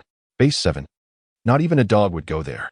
Qiao Xuejun was startled, realizing the truth in the system's warning about public frequencies where others might be listening. After a moment of silence, Shen Tong suppressed her smile and feigned calm. Sir, you certainly have a sense of humor. Base 7 is a wonderful place, with provisions and accommodations that are quite generous. The man merely snorted in disdain, unwilling to engage further. When someone attacks you, you can argue back, highlighting their flaws. But when they say nothing, you find no angle to defend yourself. Fuming, Shen Tong demanded, what do you mean by that snort? Do you look down on common folk? Or are you from Base 1? She was now dragging Base 1 into the conversation, losing her composure. Qiao Xuejun thought to herself, if someone from Base 1 overheard, it would certainly make for an interesting scene. The bystander ignored her, leaving Shen Tong to regain her composure. I refuse to converse with foolish individuals. What about that lady mechanic? You should come to Base 7. After her words, there was no response. She waited, sister? Why aren't and Appo's to you speaking? The frequency was empty except for Shen Tong and Appo's voice, which hung awkwardly in the air. Sister? Qiao Xuejun remained silent. It was not that she did not wish to speak, but she had exhausted her opportunity for the day. Shen Tong, filled with frustration, exclaimed into the shaking machine, who was spreading rumors about Base 7. This is the umpteenth time. I am truly speechless. Do those people lack common sense? Who has claimed that my base is cannibalistic? What do I have to eat people? If I were to invite so many in, wouldn't I be the one to be consumed? All right, Tang Yang, let us not engage with the ignorant. A man's voice comforted her, asserting the protection of Shen Tong and Base 7 with a possessive tone. Qiao Xuejun raised an eyebrow. Shen Tong and Appo's companions seemed rather foolish. Everyone was already doubting whether the base was cannibalistic, and yet he insisted that they were fully occupied. If they were indeed full, why were they recruiting 20 new members? That is not entirely fair, Shen Tong countered. I still hope everyone can dispel their misunderstandings about us. I simply wish for all survivors to live together, protecting and supporting one another. Shen Tong managed to regain her composure, and her words sounded sincere. The man, however, was less accommodating. Some people are simply unwilling to listen. Tang Yang, don't let them anger you. Could this man be the male lead? Qiao Xuejun mused. Since Shen Tong was the female lead, perhaps there would indeed be a male lead. The system responded, no, he is merely a companion of the female lead. Qiao Xuejun, curious, inquired. Then if there is a male lead, who is he? The system replied, host, have you forgotten?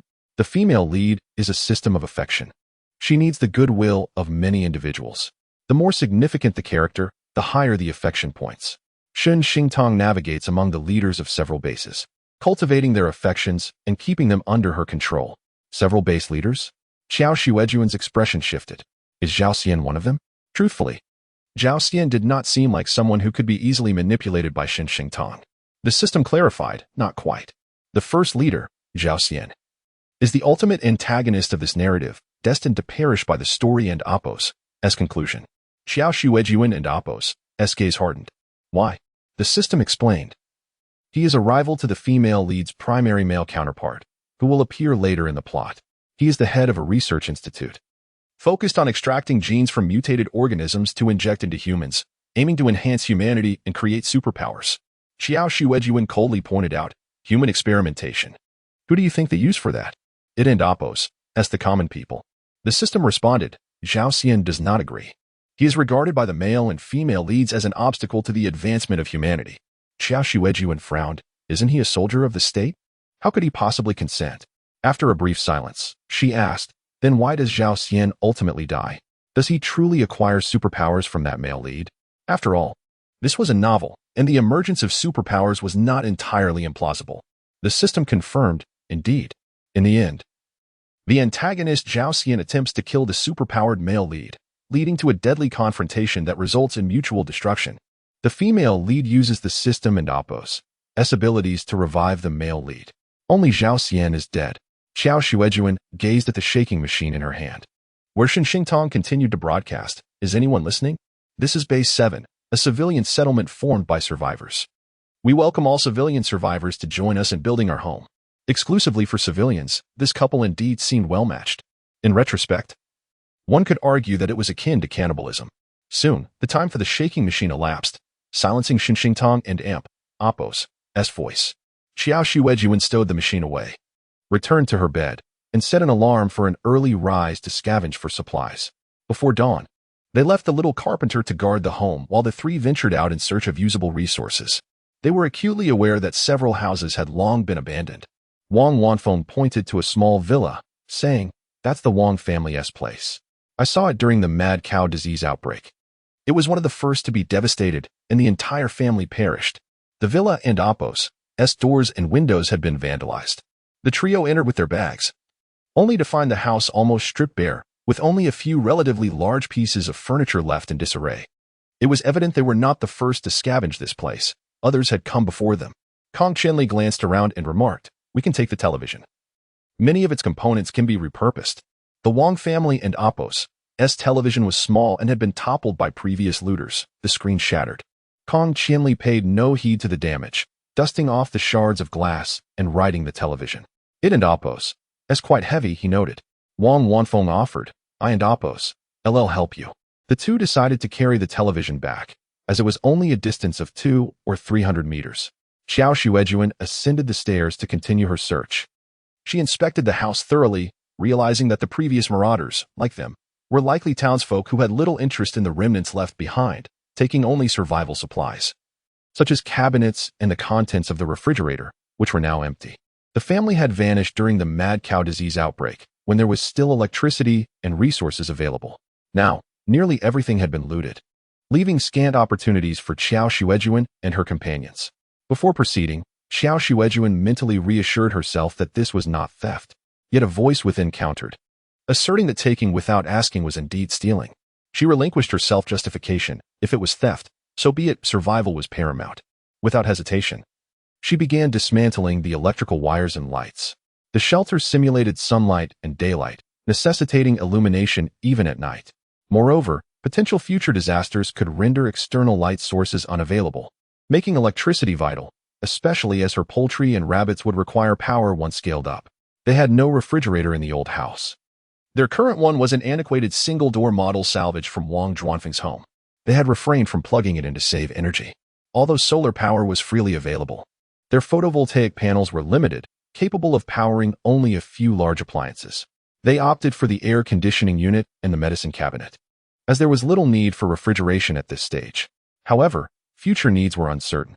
Qiao Xuejun calculated meticulously what items to take. Embracing her new identity as a looter brought her a sense of ease. By the time Kong Qianli and Wang Wanfeng returned, Qiao Xuejun had efficiently dismantled all the accessible electrical wires on the first floor.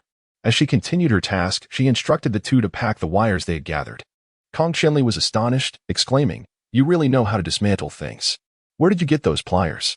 They had only brought a sack when they left the shelter. Qiao Xuejun replied, "I found them in the storage room." She then produced a Swiss Army knife from her pocket, extracting a screwdriver to unscrew the bolts from the wall. As the screws fell, she continued to remove the wires, snipping them at the power strip with her pliers. Kong Qianli asked, "What did you do before? Were you an electrician? Focus on your work. Look at Dr. Wang. He and Apos' busy," Qiao Xuejun replied. Wang Wanfeng was nearby, extracting cotton from the sofa, appearing even more adept than Qiao Xuejun. She looked up, observing, "This cotton is useful. We can process it for tourniquets." Kong Qianli then joined in, concentrating on various appliances, collecting anything salvageable, even the remote controls. If an item couldn't be taken, they dismantled it on the spot, extracting useful components. Before the sun rose, they had nearly stripped the house bare. For several consecutive days, they continued to scour these abandoned homes. On this particular morning, they arrived at an empty house roughly 800 meters from their own.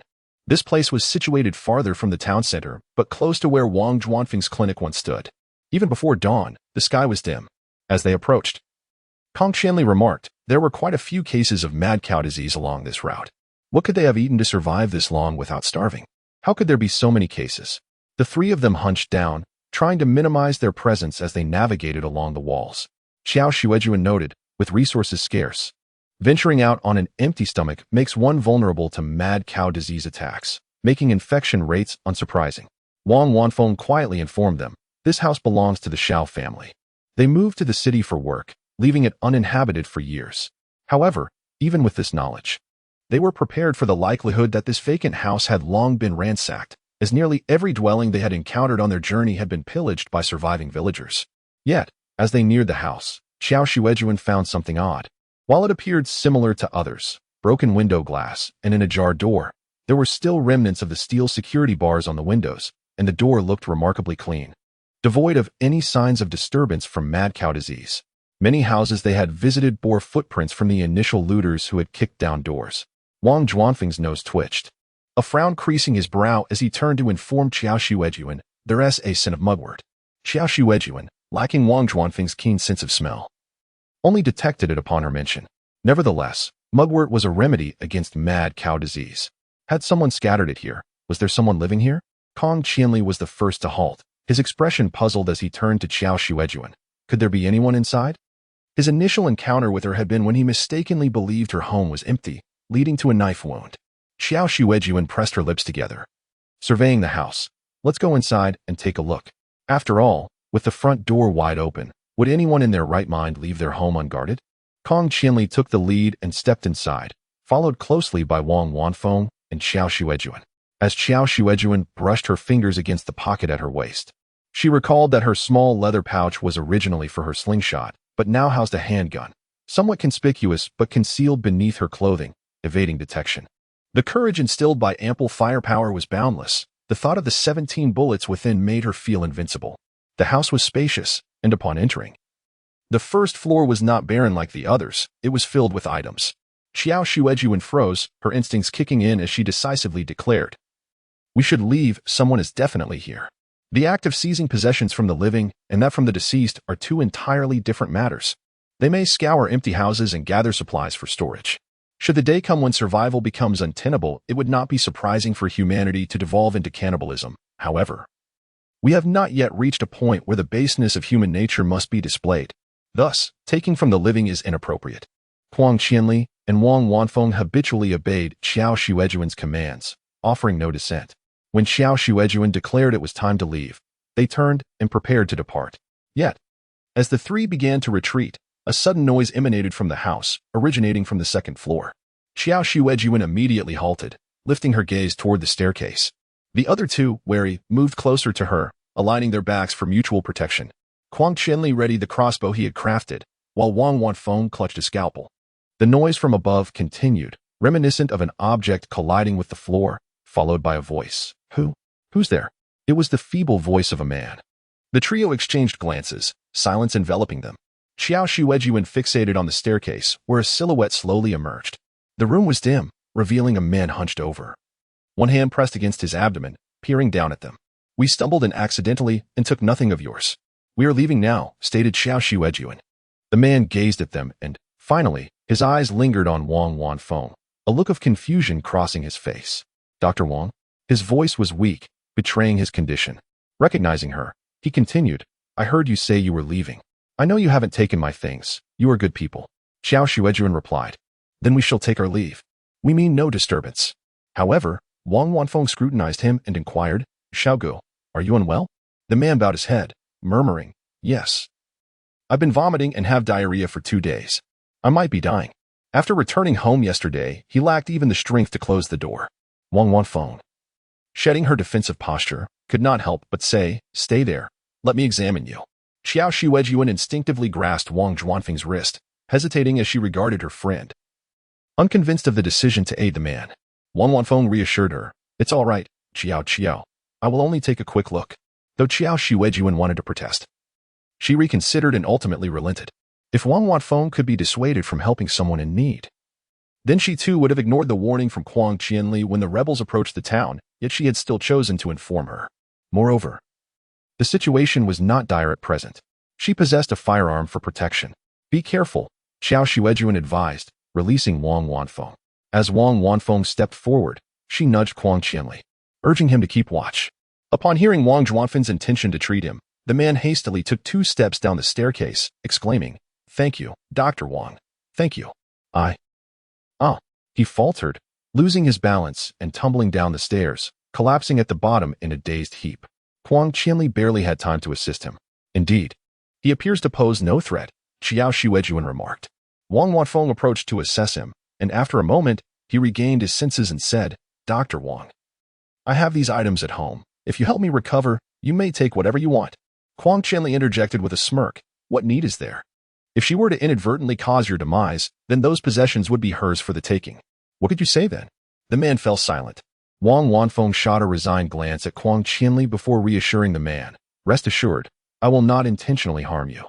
As medical students, they take an oath to preserve life. It is beyond their nature to cause death." Wang Wanfeng inquired about his symptoms and finally asked, "What have you eaten or drunk in the past few days?"